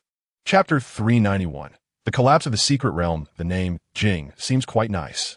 Shen Yue cautiously gathered his soul power, always on guard against a sudden outburst from Jing, while also keeping an eye on the void hunters sealed in the soul realm. It wasn't until Jing completely fell silent, with no further sounds, that Shen Yue felt completely at ease. He wasn't sure if his guess was correct, but he could sense that Jing had become much stronger than before. As for whether it was indeed the original name of that book sage, Shen Yue didn't know. However, this name Jing seems to have a connection with him, and it would be a good idea for it to become Shen Yue's original name. After this incident, Shen Yue's heart gradually calmed down, and he began to attempt to cultivate in the soul realm once again. The void hunters sealed away had always been a concern for Shen Yue, as they could potentially erupt at any moment. Only by making his soul realm more stable and stronger, completely eliminating the void hunters, could Shen Yue truly feel at ease. Time passed little by little. A ray of dawn suddenly lit up in the Book Mountain's secret realm. Shen Yue hurriedly opened his eyes, stood up, and prepared to welcome the reopening of the Book Mountain's secret realm, as that would mean he could leave. Chapter 392. The Three Saints of Confucianism and Taoism in Qizhou City. Shen Yue, along with Meng Chun, Nansheng, and the lively Xiang Yu, swaggered through the city gates. As the capital of Qizhou, a state of etiquette, Qizhou City is also a holy place in the hearts of all Confucian and Taoist practitioners. Over thousands of years, 3 book sages have been born in Qizhou City, with countless gentlemen and sages. There are hundreds of academies in Qizhou City, but the 3 major academies stand out above all. The first major academy, named the Filial Confucian Academy, is the oldest academy in Qizhou and even the entire Tianyuan continent, founded by the first book sage, Confucian Daozi. Before Confucian Daozi established the Filial Confucian Academy, the idea that studying was useless was prevalent among the human race. At that time, the human race was constantly battling against the Xian beast race, and only those with strong physiques could kill more Xian beasts and survive. As for reading and writing, could it save your life when you encounter a Xian beast? Would reciting poetry to a Xian beast prevent it from killing you? Obviously not. If that's the case, what is the use of studying? However, not everyone is born suited for cultivation, nor does everyone enjoy brutal violence. Chapter 393. The colorful inkstone. That day, Nansheng instructed the cooks at the manor to prepare a grand feast to warmly welcome Shen Yue and Meng Chun. They agreed to visit the Qi-Yuan Academy, the closest to the Zhuge family, the next morning. In the afternoon, someone suddenly came to visit. A very enchanting girl, claiming to be Nansheng's childhood playmate, wanted to invite Nansheng to a beautiful valley outside the city for some fun. Nansheng initially wanted to refuse, but considering that the other party belonged to a well-known family in Qizhou City, she feared that a direct refusal might hurt the harmony between the two families. So she reluctantly agreed. Nansheng, it's been 8 or 9 years since you went to Langyi County City, hasn't it? We were the best of sisters when we were young, the bejeweled girl said with a bright smile. She was the 3rd miss of the Situ family, Situ Qingyu. The Situ family is a second-tier family in Qizhou City, with a significant gap compared to the Zhuge family. However, that was in the past. Nowadays, the Zhuge family is on the brink of bankruptcy, while the Situ family has latched onto the Sima family, gaining momentum and seemingly poised to replace the Zhuge family. Chapter 394. True and false colorful inkstone. Suddenly, a colorful ray of light flew directly into Shen Yue's arms. Shen Yue was taken aback and hurriedly looked down, discovering that the colorful light was actually a colorful inkstone. The inkstone was only palm-sized and made of colorful gemstones, with a small illusion resembling a colorful phoenix inside, constantly swirling with the light. What is going on? Shen Yue was filled with confusion. This inkstone clearly didn't seem to be an ordinary item, let alone the fact that it had flown out from the ink-washing pool of the Qi-Yuan Academy. However, Shen Yue didn't understand why it had jumped into his arms. Could it be because of the character Jing in his Naiwan palace? Shen Yue pondered silently, looking at the colorful inkstone in his hand, unsure of what to do. Taking it for himself didn't seem right. Hey, someone is stealing from our Tianyuan Academy. At that moment, someone suddenly shouted. Immediately, dozens of people emerged from all directions, surrounding Shen Yue and the others. The leader, an elder with gray hair and triangular eyes, stared at Shen Yue like a venomous snake. Chapter 395, Words of Gold and Jade, 4th update, at the Tianyuan Academy, in a long-abandoned courtyard. Situ Mingwei and the old Confucian were shocked and incredulous. This is impossible. The colorful inkstone they had previously commissioned to be carved as a fake suddenly burst forth with a brilliant light, melting the prison character cast by the old Confucian. That was a character cast personally by the old Confucian. Even a returning Origin Realm expert wouldn't be able to break it. Yet, under the colorful inkstone, it melted away in less than 2 breaths. This left the old Confucian and Situ Mingwei with no choice but to believe that the colorful inkstone in Shen Yue's arms was not a fake, but the genuine one hidden deep in the ink-washing pool. Legend has it that this colorful inkstone was personally crafted by the book sage Mu Qiyuan, accompanying him for a full century, constantly bathed in the words of the sage, and had long ceased to be an ordinary item. After the book sage Mu Qiyuan's lifespan was exhausted and he fell, this colorful inkstone sank deep into the ink-washing pool. Many sought the recognition of the colorful inkstone to claim it as their own, but none succeeded. Unexpectedly, Shen Yue, who was clearly not a practitioner of the Confucian Tao, managed to gain the recognition of the colorful inkstone, which actively jumped into his arms. Chapter 396, Hidden Identity Buzz. A grinding disc shaped like overlapping eyes, formed by a full 18 strands of sword intent, shot toward Situ Mingwei, directly swallowing him whole. This was the 3rd move of the heart sword seal created by Shen Yue, called Sangxingpe. At this moment, Situ Mingwei was bathed in golden light, the protective words of Jin Yu firmly guarding his entire being. The grinding disc spun rapidly, continuously pressing and eroding the golden light. Kid, unleash whatever tricks you have. If I even furrow my brow, I'll consider myself defeated. Situ Mingwei's face was filled with disdain and arrogance, convinced that Shen Yue could never break through the defense of Jin Yu. The Jin Yu of the gentleman in the book was equivalent to the defensive power of a peak master at the 9th level of the spirit movement realm. Under normal circumstances, only a peak master at that level could hope to break it. How old was Shen Yue? How could he possibly possess the strength of a peak master at the 9th level of the spirit movement realm? The huge grinding disc of Sangxingpe continued to press down, yet still failed to break through the defense of Jin Yu, instead causing the disc to be consumed and grow smaller and smaller. Chapter 397, Heart Collapse Bang. The elderly man of the Confucian realm had no time to react and was blown to pieces, dead beyond recovery. Shen Yue slightly furrowed his brows, coldly watching and saying nothing. Clearly, the old Confucian had learned a secret he should not have known, and thus his fate was sealed. Death was his only outcome. Shen Yue was also evidently on the list of those who must die. Watching the vice president of the academy kill a Confucian elder was of no consequence to him. Moreover, Shen Yue had already noticed that an invisible wave had enveloped the area within hundreds of meters since the arrival of the gentleman exterminated. People outside could not perceive anything happening inside, even if the fight within was earth-shattering, even if blood flowed like rivers. So you want to kill my child? The gentleman exterminated asked coldly. He was the one who tried to kill me first. I was just forced to defend myself, Shen Yue replied to Dun. Although he knew that whatever he said, the gentleman exterminated would not spare him, there were some words he had to say. If he wants to kill you, then you deserve to die. You dare to harm my child, then you deserve to die even more. So, you should just die, exterminated snorted coldly. Chapter 398, The Collapse of the Original Heart. No, this is impossible. The gentleman exterminated's face was filled with madness, his heart completely in chaos. Maintaining one's original heart is the most fundamental and important aspect of Confucianism. Once the original heart is disturbed, all his previous efforts and all that he had cultivated would be negated. The collapse of the original heart in the Confucian path is as fatal as the collapse of a martial artist's martial heart.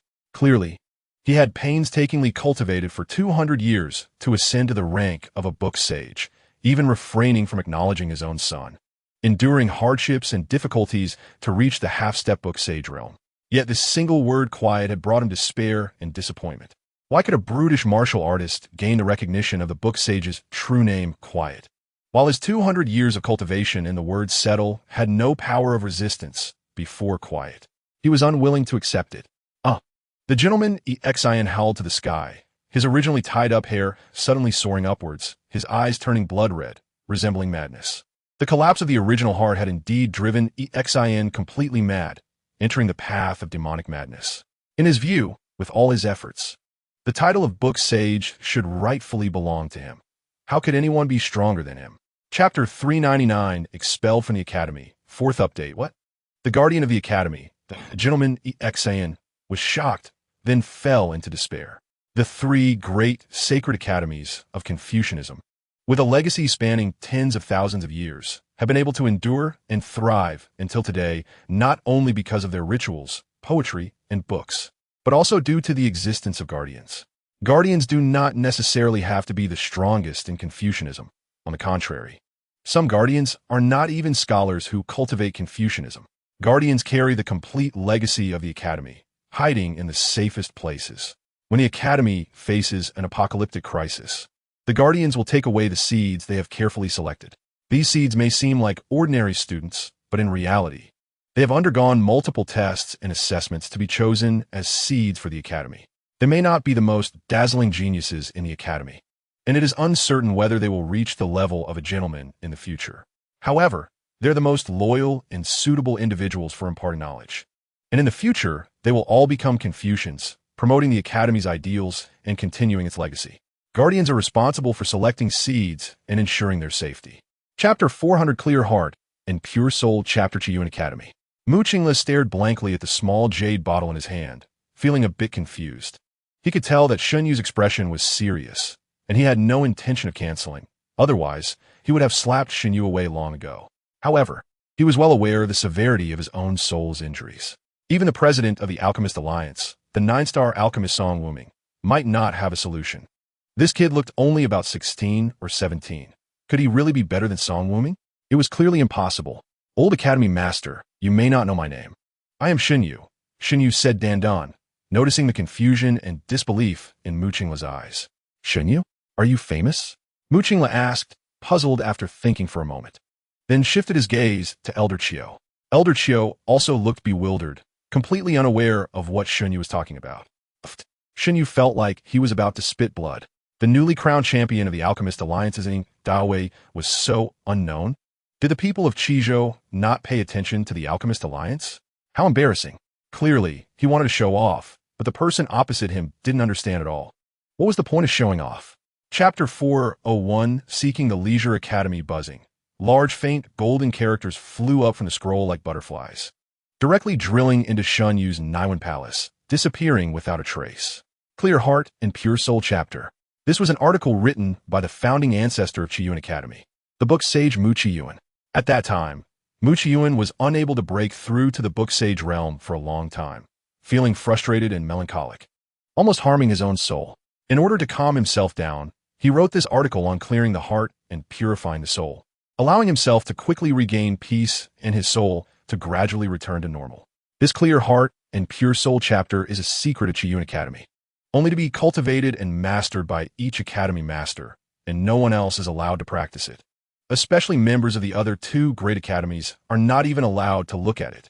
It all started because Mu Qiyuan was stuck at the Tianyuan Realm for a full 100 years without making any progress, wanting to borrow the book sage's notes from the Xiaorujian Academy and the Xuanyo Academy. As a result, both major academies rejected him and mocked him for overestimating himself.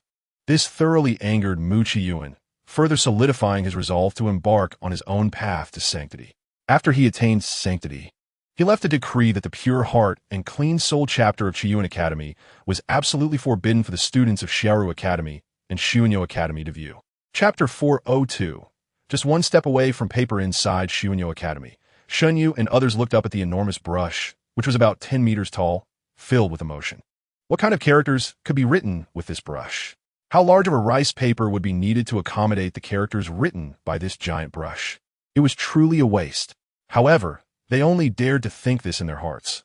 If they dared to say it out loud, they would likely be beaten to death by the students of Xuanyo Academy. Shen Yue silently glanced at the brush, feeling nothing special about it. He was already prepared to follow behind Nansheng and walk into Xuanyo Academy. However, at that moment, suddenly, the colorful inkstone in his arms uncontrollably flew out. The inkstone, originally only the size of a palm, suddenly expanded to a radius of 3 meters when it flew in front of the giant brush. Subsequently, the colorful inkstone landed right in front of the brush, causing the brush tip to sweep across the inkstone. Buzz! The huge brush, suspended high above, instantly lit up. A vast and ethereal aura emanated from the brush. The brush trembled violently, as if it wanted to fly or write something. Chapter 403. Scramble for the Brush, 4th Update. At Shen Yue Academy, Shen Yue followed behind Nansheng, wandering around while admiring the scenery. It must be said that as a Confucian Taoist holy land not far behind Xiaoru Academy, Shen Yue Academy also has a history of thousands of years. Xiaoru Academy, as the undisputed top Confucian Taoist holy land, holds an unassailable position. However, Shen Yue Academy finds itself in an awkward position. Established not long after Xiaoru Academy, it now finds itself beneath Tianyuan Academy, its influence gradually waning. Currently, the number of students at Shen Yue Academy is less than 1/10 of that at Tianyuan Academy, which is quite miserable. How to revive the reputation of Shen Yue Academy is a problem that every academy head must face. Yet, none have been able to solve it. The reason lies in the overly strict requirements for students at Shen Yue Academy, who must nurture their brushes as weapons at all times, leaving them with significantly less time to study poetry and songs. Moreover, Shen Yue Academy is divided into 2 parts, the Academy and the Painting Institute, with 1/3 of the students choosing painting as their subject of study. However, creating a painting with enough lethality is extremely difficult. Chapter 404. The Brush Falls. Stirring wind and rain at Shen Yue Academy. Xiang Yu helped Nansheng up and glared fiercely at the 3 seniors on Brush Knife Mountain. Fortunately, those 3 arrows had paused. Otherwise, Nansheng would have been in danger.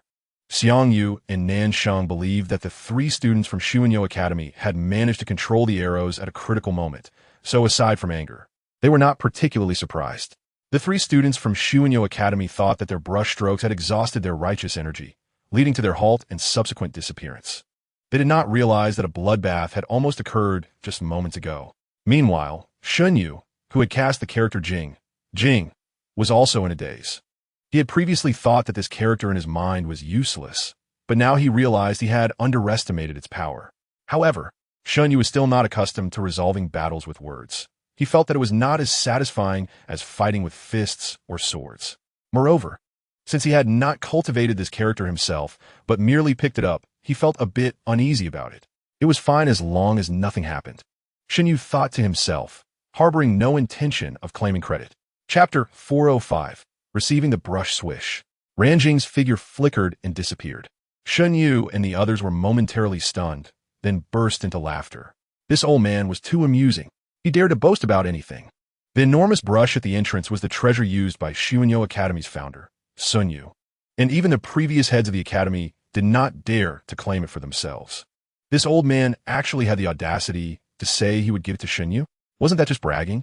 Therefore, Shen Yue and the others did not take it seriously and continued exploring other areas of Shen Yue Academy.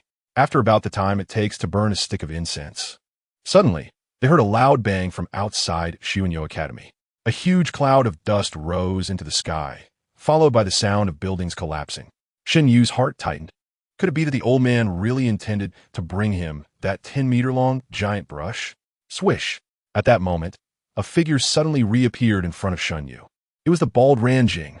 At this time, he was holding a 10-meter-long giant brush high above his head, which appeared to be the same one that had stood at the entrance of Shen Yue Academy. Here you go, Ranjing said, pushing the brush toward Shen Yue with a proud expression. Chapter 406. A 1,000-year dream received the brush. Ranjing pushed the giant brush directly toward Shen Yue, exuding an aura of dominance and arrogance, leaving no room for doubt. Shen Yue was sweating profusely, unsure whether to accept it or not. He had clearly just come to Shen Yue Academy to take a look and see if he could find a way to treat his soul's injuries. How had it turned into this? He was being forced to become a student by a bandit-like academy head. If it were Nansheng or Xiang Yu, they would have eagerly nodded in agreement long ago. After all, Shen Yue Academy was one of the 3 great Confucian Taoist sacred academies. Even if it was not as good as Xiaoru Academy, it was still a genuine sacred academy, far superior to Tianyuan Academy. And the head of Shen Yue Academy, Ranjing, was at least at the level of a gentleman from the books. Having such a teacher would allow Qi Prefecture to flourish. Who would dare to bully them? Especially Nansheng.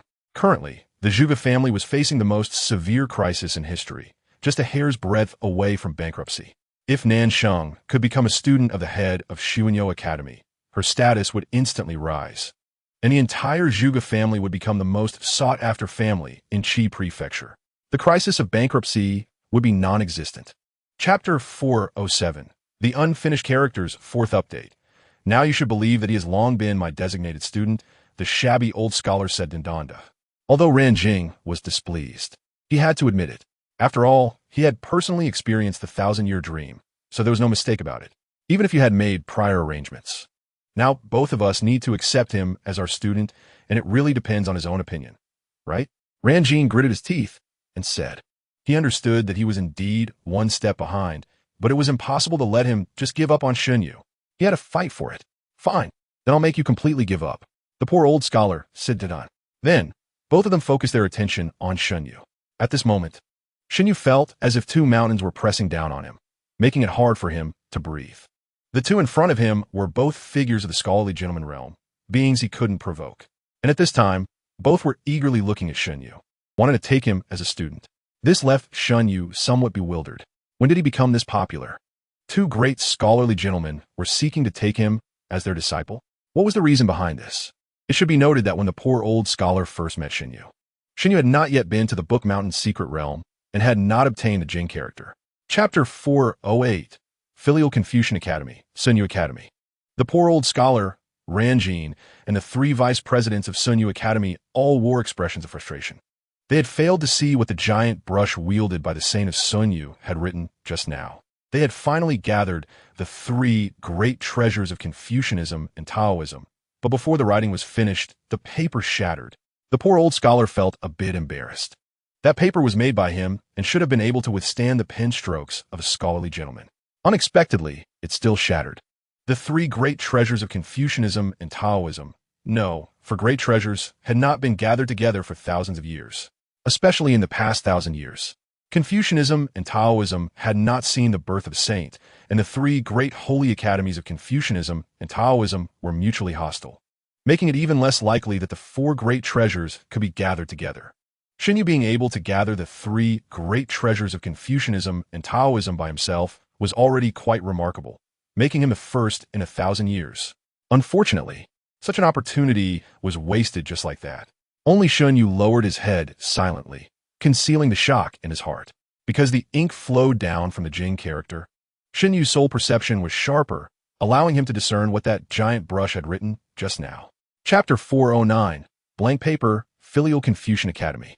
The heavy wooden door slowly opened, and Shen Yue and the others walked along the moss-covered stone path. The layout of the academy still resembled that of tens of thousands of years ago, with the path as the central axis, symmetrically flanked by several large halls. Each hall was 9 meters wide and 18 meters long, extremely spacious, yet only a few students were attending classes inside. The teacher was instructing the students on how to concentrate their scrolls, and in front of him, a scroll that was 1/2 meter wide and over 1 meter long slowly opened. At the beginning of the scroll was a large character for filial piety. Among all virtues, filial piety comes first. This was the motto of the Filial Confucian Academy. Shen Yue stood quietly outside the door, watching for a while, and couldn't help but feel a bit emotional. Those children, only 7 or 8 years old, were just beginning to awaken their intelligence. Whatever ideas were instilled in them would shape what kind of people they would grow into in the future.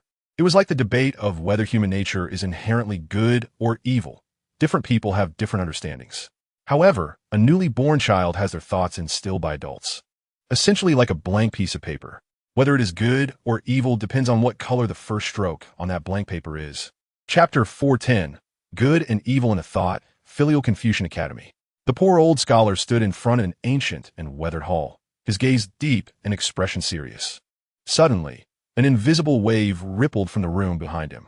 He showed no intention of turning around to look, as if he already understood everything. I hope for a good ending, the poor old scholar muttered to himself.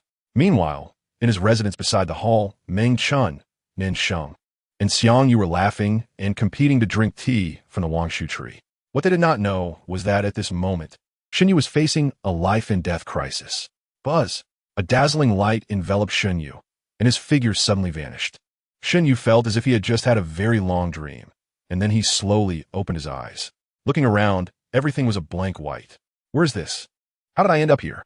Shen Yue felt momentarily bewildered, even forgetting who he was. Fortunately, his memories soon began to return. Could this be the blank paper on the table? Shen Yue stood up and started walking around in the white space. Chapter 411, Transformation of the Soul Realm, 4th update, inside the paper space. Shen Yue's consciousness manipulated that person, continuously retreating without clashing with the massive mysterious beast. The enormous beast, like an infant that had just been born, curiously followed that person, constantly opening its mouth to shout, swaying left and right, playing games with him. Originally, Shen Yue was just suppressing the killing intent in his heart, unwilling to conflict with the mysterious beast. However, the beast acted like a child, constantly asking for hugs and companionship. Shen Yue's mood gradually changed. He no longer resisted contact with the mysterious beast. In his eyes, this beast had nearly the same intelligence as a human child, as if he were just playing with a little kid. Time passed little by little. Unknowingly, the sky slowly darkened. The large mysterious beast became tired from playing, lay down beside him, and soon fell into a deep sleep. However, Shen Yue remained in high spirits. Feeling no sleepiness at all, he quietly watched the mysterious beast before him. If he wanted to, he could easily slay this beast. Even if the person he was manipulating was just an ordinary person, he had 100 ways to kill that beast. Chapter 412. I'll give you a piece of paper, Filial Confucian Academy. Shen Yue walked out of the room, turning back to glance at the seemingly ordinary white paper on the table. If it weren't for that piece of ordinary-looking white paper, which helped Shen Yue discern good and evil and solidified his strong conviction, perhaps he wouldn't have been able to recover from his soul's injuries until now. At this moment, the soul realm he had condensed had undergone a complete transformation. Originally, the soul realm was something he had condensed to trap the Void Hunter, risking great danger. It was quite simple and immature. According to Shen Yue's own estimates at that time, it could only trap the Void Hunter for about half a year. After half a year, the Void Hunter would likely break free from the restraints of the soul realm. At that time, whether Shen Yue could seal it again was uncertain. However, after this transformation of the soul, Shen Yue's soul realm had undergone a metamorphosis. The originally loose soul realm now resembled the most solid cage forged from mysterious iron, continuously pressing down on the Void Hunters trapped inside. Shen Yue estimated that with his current soul strength, he could completely crush and devour the Void Hunters within a month. Chapter 413. The Picnic Conspiracy Night. Inside the Zhuge family's mansion, Shen Yue sat at the table, opened a long box, and took out an ordinary piece of white paper, quietly observing it. At this moment, the white paper was completely different from the first time Shen Yue had seen it. Perhaps it was because he had passed the assessment within the paper space. Shen Yue's soul perception swept across the white paper, but his soul did not directly enter the paper space. However, for some reason, Shen Yue felt a close connection to the white paper, as if it were linked to his bloodline. Swish! The white paper suddenly flew up from the table and directly dove into Shen Yue's Niwen Palace. The character jing that was originally floating in Shen Yue's Niwen Palace immediately imprinted itself onto the white paper without hesitation, like a weary bird returning to its nest. The speed was so fast that Shen Yue didn't have time to react, as if the character jing was naturally meant to be written on that piece of paper. Isn't it normal to write on paper? Moreover, Shen Yue noticed that this white paper had a similar effect to the scrolls condensed by scholars of the Confucian Tao. With a single thought, the white paper floated into the air, and the character jing slowly flew out, growing larger. Chapter 414. Underestimating oneself in a small valley outside Qizhou City. A horse-drawn carriage sped towards it, carrying an excited and flushed Sima Yin. Before reaching the valley, he had already spotted the two great gentlemen of virtue, Qin Shou and Sha Jun, completely sealing off the entire valley. Shen Yue and Nansheng were also entirely imprisoned within an invisible barrier. Ha ha! Sima Yin laughed wildly in the carriage, showing no restraint in his arrogance and arrogance. Soon, the speeding carriage arrived at the valley and stopped. The servant driving the carriage hurriedly lifted Sima Yin out and placed him in the prepared wheelchair.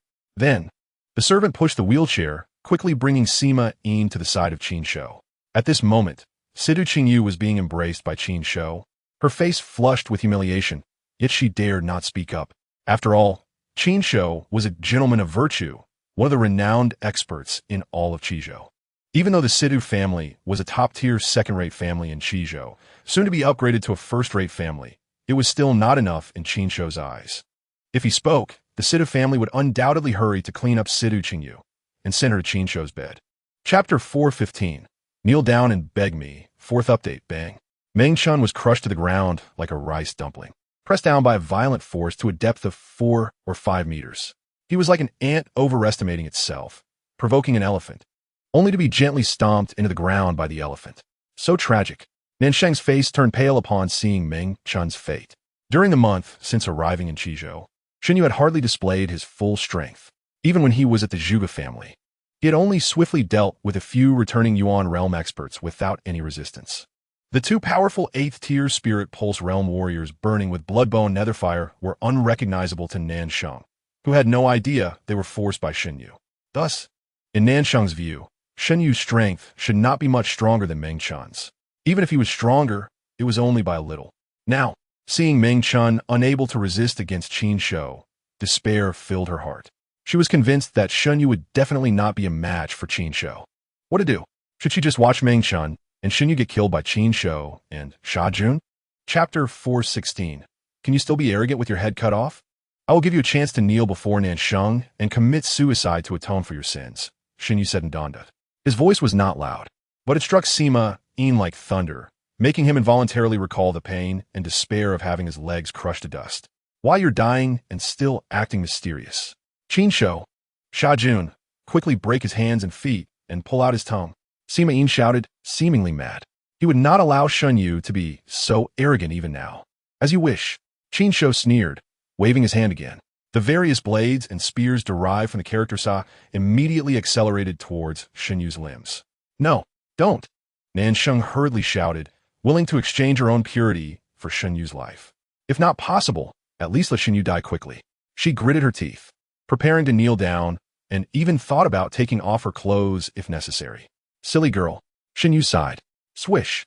A piece of snow-white paper suddenly flew out from his Niwen palace. This white paper was extremely ordinary, just like the kind sold in shops for 10 coins. Not a bit different. No, the white paper in shops was even whiter than this one. Chapter 4:17. The Sima family. Expelled, do you still have the audacity to be arrogant with your head cut off? Shen Yue drew the ink light sword and held it against Qin Shou's neck, Dan Dan de Soda. Cold sweat broke out on Qin Shou's forehead, his eyes filled with fear. Yet he could not move at all, unable to even plead for mercy. Only able to watch the ink light sword approach his neck. Shen Yue was filled with rage. Nansheng was almost forced to strip off her clothes. How desperate must she feel? If it weren't for Shen Yue having this character ing, he would have likely had his limbs broken and tongue pulled out by now, quietly waiting for Sima Yin's torturous death. No matter when, one must possess powerful strength. This is the true Shen Yue derived from repeated life and death crises. Never entrust your life to others. Killing you would dirty my hands. Shen Yue snorted coldly, moving the ink light sword away from Qin Shou's neck. Seeing the sword moved away, Qin Shou immediately breathed a sigh of relief. Although he did not know why Shen Yue had not killed him. As long as he was not dead, that was a good thing. Chapter 4:18. Starting chaos and abandoning it? Within Qizhou City, several explosive pieces of news suddenly spread. The Sima family, which ranked among the first-rate families in Qizhou City, mysteriously disappeared overnight, along with a total of 368 family members and servants. You should know that this is a first-class family in Qizhou City. Just overnight, without anyone knowing, they were exterminated, which frightened the other families in Qizhou City, making them increase their guards and patrols day and night, fearing that they would be the next to be wiped out. Another explosive piece of news is that the top 2 scholars of the Confucian Tao lineage in Qizhou City, Qin Shou and Sha Jun, inexplicably killed each other in a small valley outside the city, resulting in mutual destruction. The Confucian Tao lineage suddenly lost 2 masters at the Junzi level. These 2 incidents plunged Qizhou City into panic and shock, even stirring the 3 major holy academies of the Confucian Tao, which sent people to investigate. However, after half a month, no clues were found and the matter ultimately ended without resolution. In the Zhuge family mansion, the family head, Zhuge Yun, was warmly hosting Shen Yue and Meng Chun, also to send them off. Chapter 4:19. See Soul Clan, 4th update, in the Zhuge family mansion. Meng Chun had already changed his clothes and sat slumped in a chair, his face full of conflicting emotions. After Shen Yue accidentally discovered that he had spent the night in the same room, even on the same bed, with Xiang Yu, he had been sitting there in silence for more than 2 hours. He clearly liked Nansheng. He He wanted to propose to Zhuge Yun and be with Nan Sheng. So how did he end up confusedly sleeping with Shen Yue after a night of drinking? Meng Chun even suspected that Shen Yue had set him up. He had long noticed that Nan Sheng liked Shen Yue. But Meng Chun knew that Shen Yue had already promised his life to Yi Liu Shuang and wouldn't be involved with Nan Sheng. Therefore, Meng Chun foolishly thought he had a chance with Nan Sheng. As a result, after the commotion last night, he had confusedly ruined Shen Yue's reputation and couldn't even take responsibility.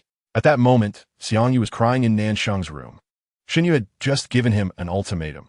He must marry Shen Yue, otherwise, he would no longer acknowledge Meng Chun as his brother. Chapter 420.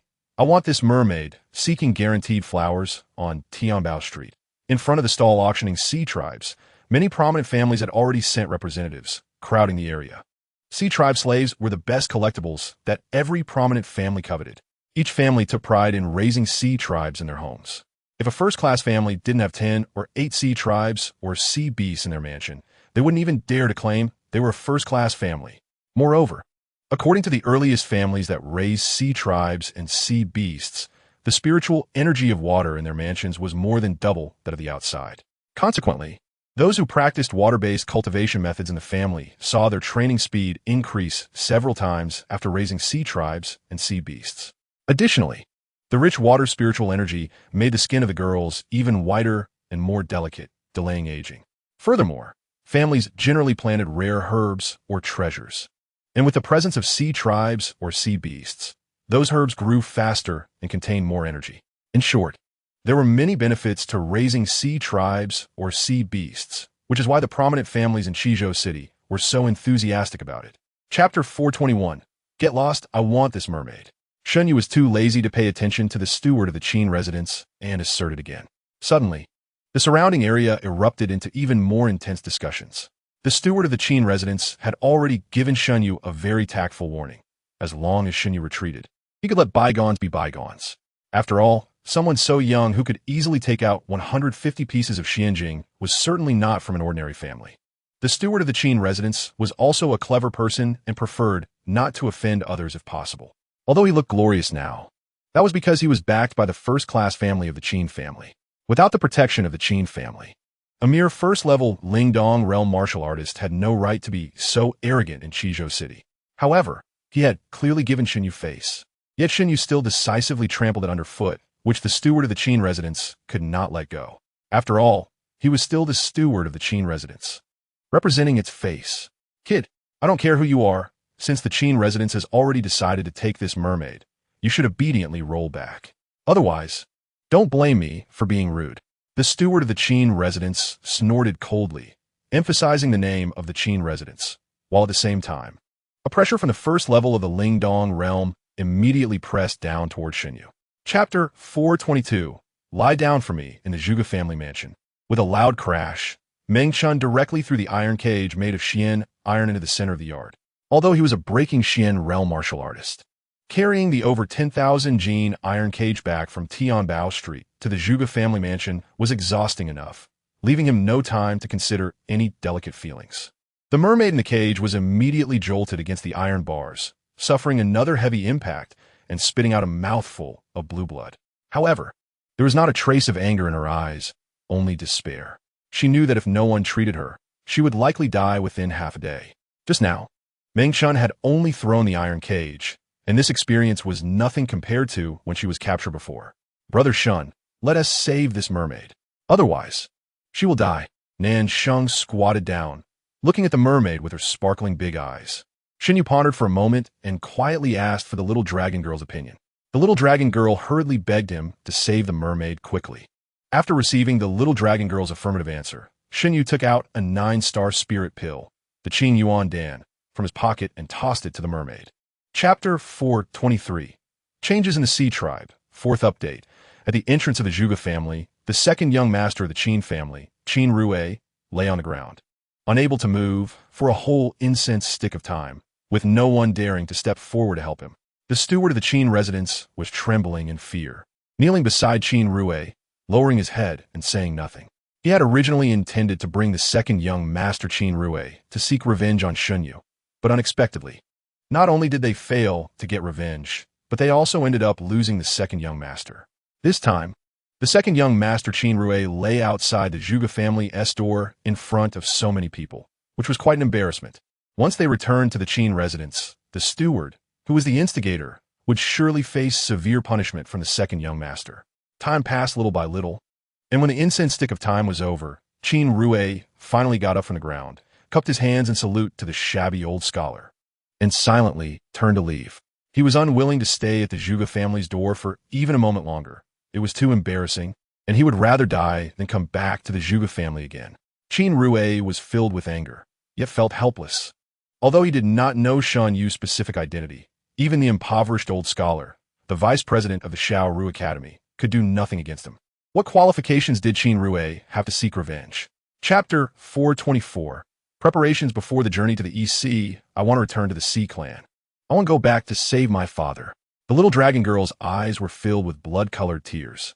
Originally, she was a carefree little princess of the Dragon Clan, the most beloved and popular princess among all the Sea Clans. However, after having been playful and leaving the demon-sealing sea for less than a year, such a dramatic change had occurred within the Sea Clan, which was completely unexpected, making her anxious to return. Seeing the little dragon girl crying so sadly, Shen Yue felt a pang of sympathy. Sigh. I wonder if your father has been beaten in prison. Is he still alive? Shen Yue pretended to show concern. The little dragon girl cried even harder, blood-colored tears continuously flowing from her eyes. These tears fell to the ground and transformed into brilliant blood pearls, each one incredibly precious and sought after by noble women from prominent families as the top-tier accessories. It is said that blood pearls contain rich blood energy and ocean spiritual energy, which greatly benefit in delaying aging and enhancing one's own blood energy. Hence, they are coveted by noble women. A single tiny blood pearl could sell for the price of 10 pieces of xianjing. After crying for most of the day, the little dragon girl had almost produced 100 blood pearls on the ground, which amounted to a total of 1,000 pieces of xianjing. Chapter 425. Condensing elixir in the underground secret chamber of the Zhuge family mansion. Shen Yue solemnly summoned the chaotic alchemy cauldron from his dantian. This time, he aimed to refine the 9-star spirit pill, the condensing elixir, although he had already refined the 9-star spirit pill multiple times before. Most of them were simple pills like the Tianyuan pill, which only restored true essence and healed injuries. The condensing elixir, however, was completely different, even in the Tianyuan domain.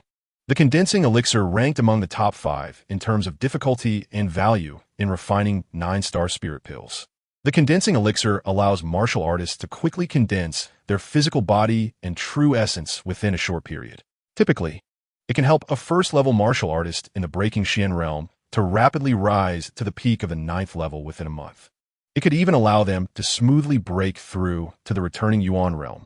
Of course, a first-level martial artist breaking through to the returning Yuan realm in just a month would come with significant drawbacks. Rapid breakthroughs lead to unstable realms and potential overexertion, causing many who consume the condensing elixir to remain stuck at the returning Yuan realm for life, unable to advance. A single valuable 9-star spirit pill could only exchange for one returning Yuan realm martial artist, making it impossible for even major families to use them in bulk, only willing to purchase them for their less talented direct descendants. Chapter 426. The first immortal mountain abroad in Qizhou City, within the Zhuge family mansion. Han Yi stood neatly in a row with 15 members of the Hanin Fish clan. Before leaving, Shen Yue had sent a pill formula to the Yuezhou Alchemist Alliance. Although it was not as valuable as the soul-fixing pill he had given to the Alchemist Alliance, it was still a top-tier pill that helped martial artists in the Breaking Xian realm break through to the returning Yuan realm. Master Wuchen, in gratitude to Shen Yue, would send a portion of the refined pills to Han Yi and the others after producing a batch. Because of this supply of pills, Han Yi and the others had significantly increased their strength over the past year. Now, Han Yi had broken through to the first level of the Lingdong realm, making him a genuine little expert. Meanwhile, all 15 Hanin Fish clan members, including Han Ro, had broken through to the returning Yuan realm. Such a force could completely rival the 7 stars and even the 8 stars sex, causing envy in Meng Chun, who hailed from a hidden family. Accompanying Han Yi were Lin Qingwan and her brother Lin Qi. Big brother, Lin Qi shouted excitedly. It had been almost a year since he last saw Shen Yue, and he had grown quite a bit taller, now nearly 1.85 meters. Chapter 427. The Shura Heavenly Array, 4th update at the foot of the Penglai Mountain. Shen Yue and the others were cutting down some trees to build a few small wooden houses. This would become a secret base for Shen Yue and others at sea, as well as a logistics supply station. On regular days, the little dragon girl and the mermaid would go out to gather information, and they had to return to the Penglai Mountain by night. After all, the Sea Clan had already been occupied by the Poison Serpent Clan, making the little dragon girl and the Fish Clan targets for their pursuit. If they were to be spotted by other sea clans at the bottom of the sea and reported to the Poison Serpent Clan, it would be dangerous. After arriving at the Penglai Mountain, Shen Yue and Meng Chun did not rush to explore, but planned to head to the mountain peak at dawn. Han volunteered to accompany them. The remaining members of the Hanin Fish Clan dispersed around the Penglai Mountain to hide. 3 figures swiftly climbed toward the top of the Penglai Mountain. For some reason, after entering the Penglai Mountain, neither Shen Yue nor Meng Chun, nor even Han Yi, who was at the Lingdong Realm, could fly. It felt as though something in the air was gripping their legs, rendering their true essence wings useless for flight. Chapter 428. Mysterious Ring at the first immortal mountain abroad, Penglai Mountain. Shen Yue stared in astonishment at the 18 corpses of 9-tier demon emperors before him, filled with shock. Killing 18 9-tier demon emperors just to activate the Shura heavenly array to escape. How powerful must the person escaping be?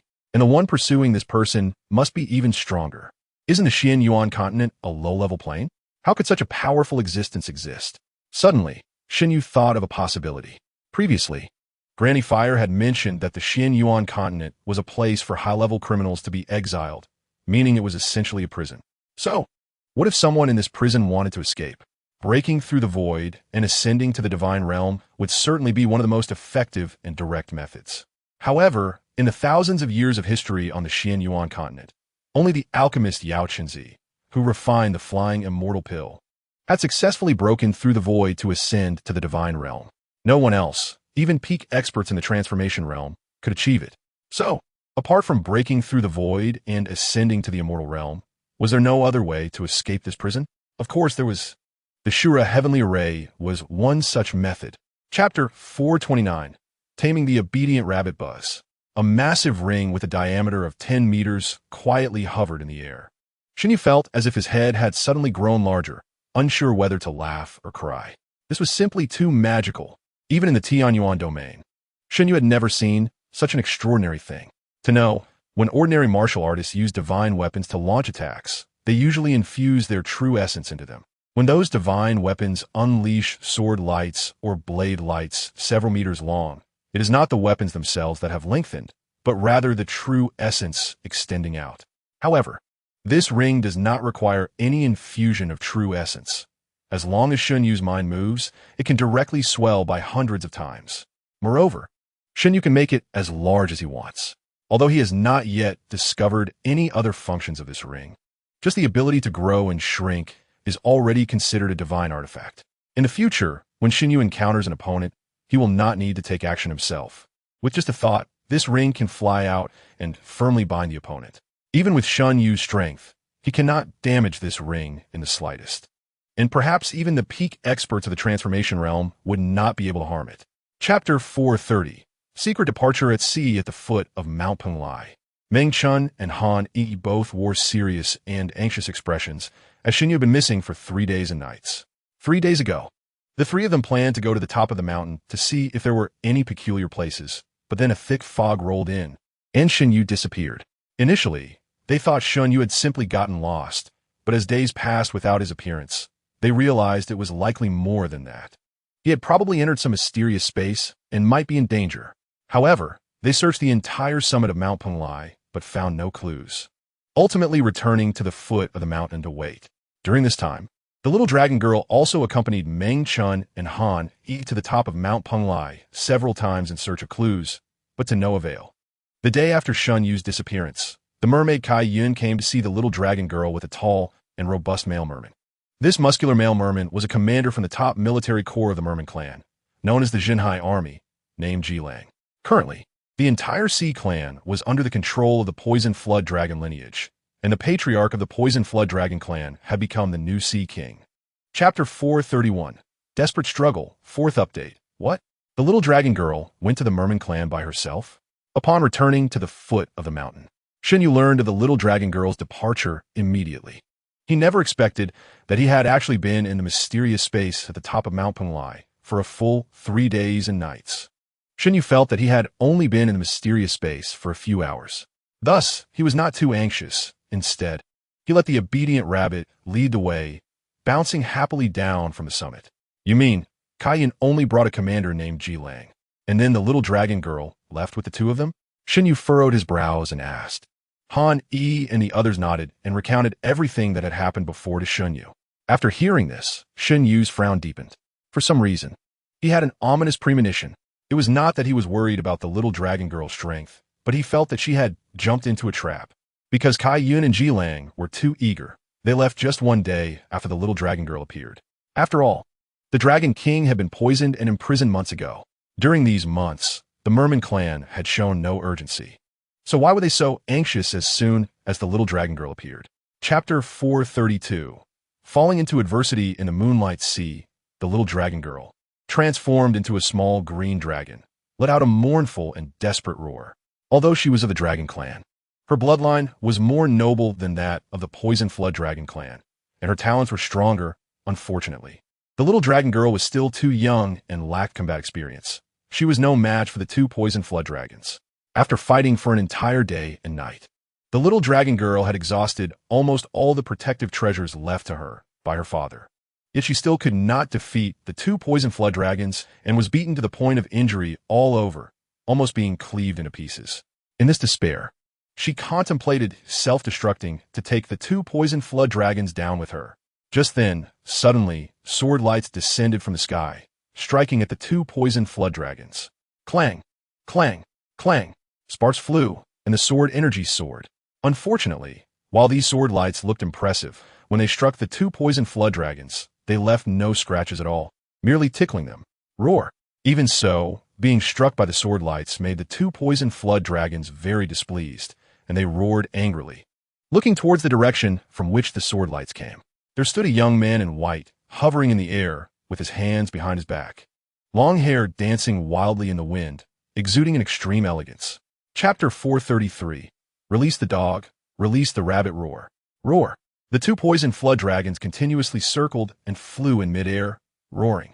Through their earlier battle with Meng Chun and Han Yi, they had already assessed their strengths. With such little strength, they dared to oppose the Poison Flood Dragons? It was simply overestimating themselves. Come back, Shen Yue called out somewhat helplessly. He had sensed the two Poison Flood Dragons before, and they were roughly equivalent to the strength of 8th grade profound beasts. By rights, with Meng Chun and Han Yi's strengths, they should be able to handle them. However, he miscalculated. The defense of the Poison Flood Dragons was too formidable. Moreover, this was without the Poison Flood Dragons using their poison. Once they sprayed poison and toxic smoke, Meng Chun and Han Yi would have no ability to resist at all. It seemed that sending Meng Chun and Han Yi to deal with the Poison Flood Dragons was indeed a bit much for them. In the Moonlight Sea, many members of the Merman clan, including Kaiyun and Ji Lang, were quietly observing. They had previously betrayed the little dragon girl for their own purposes, and now they were waiting for the final outcome of the little dragon girl's struggle against the Poison Flood Dragons. If the little dragon girl were killed, then Ji Lang and the others would win their bet, and from then on, the Merman clan would be completely tied to the war chariot of the Poison Flood Dragon clan. Chapter 434. The Fate of the Merman Clan Boom. The corpse of a several-meter-long Poison Flood Dragon fell directly into the sea, creating waves over 100 meters high. The waves surged, and then endless seawater poured down from the sky. Those Merman clan members hiding nearby were all drenched to the bone. Their hearts also fell cold. Originally, the two Poison Flood Dragons had an absolute advantage and were just a step away from killing or capturing the little dragon girl. But then Shen Yue arrived, causing all the Merman clan members to become tense. And when Meng Chun and Han Yi took action, they were simply no match for the two Poison Flood Dragons, which relieved the Merman clan members. Unfortunately, before they could fully relax, a little dog, a little rabbit, these two seemingly ordinary little creatures easily killed the two Poison Flood Dragons. This was simply unbelievable. This left the Merman clan members feeling as if their emotions were on a roller coaster, from hope to despair, completely chilled. In an instant, the entire Moonlight Sea fell into a dead silence. Crack! At that moment, a crisp sound of breaking bones echoed. The clown dog Bin Bin finally bit off the head of the other venomous serpent.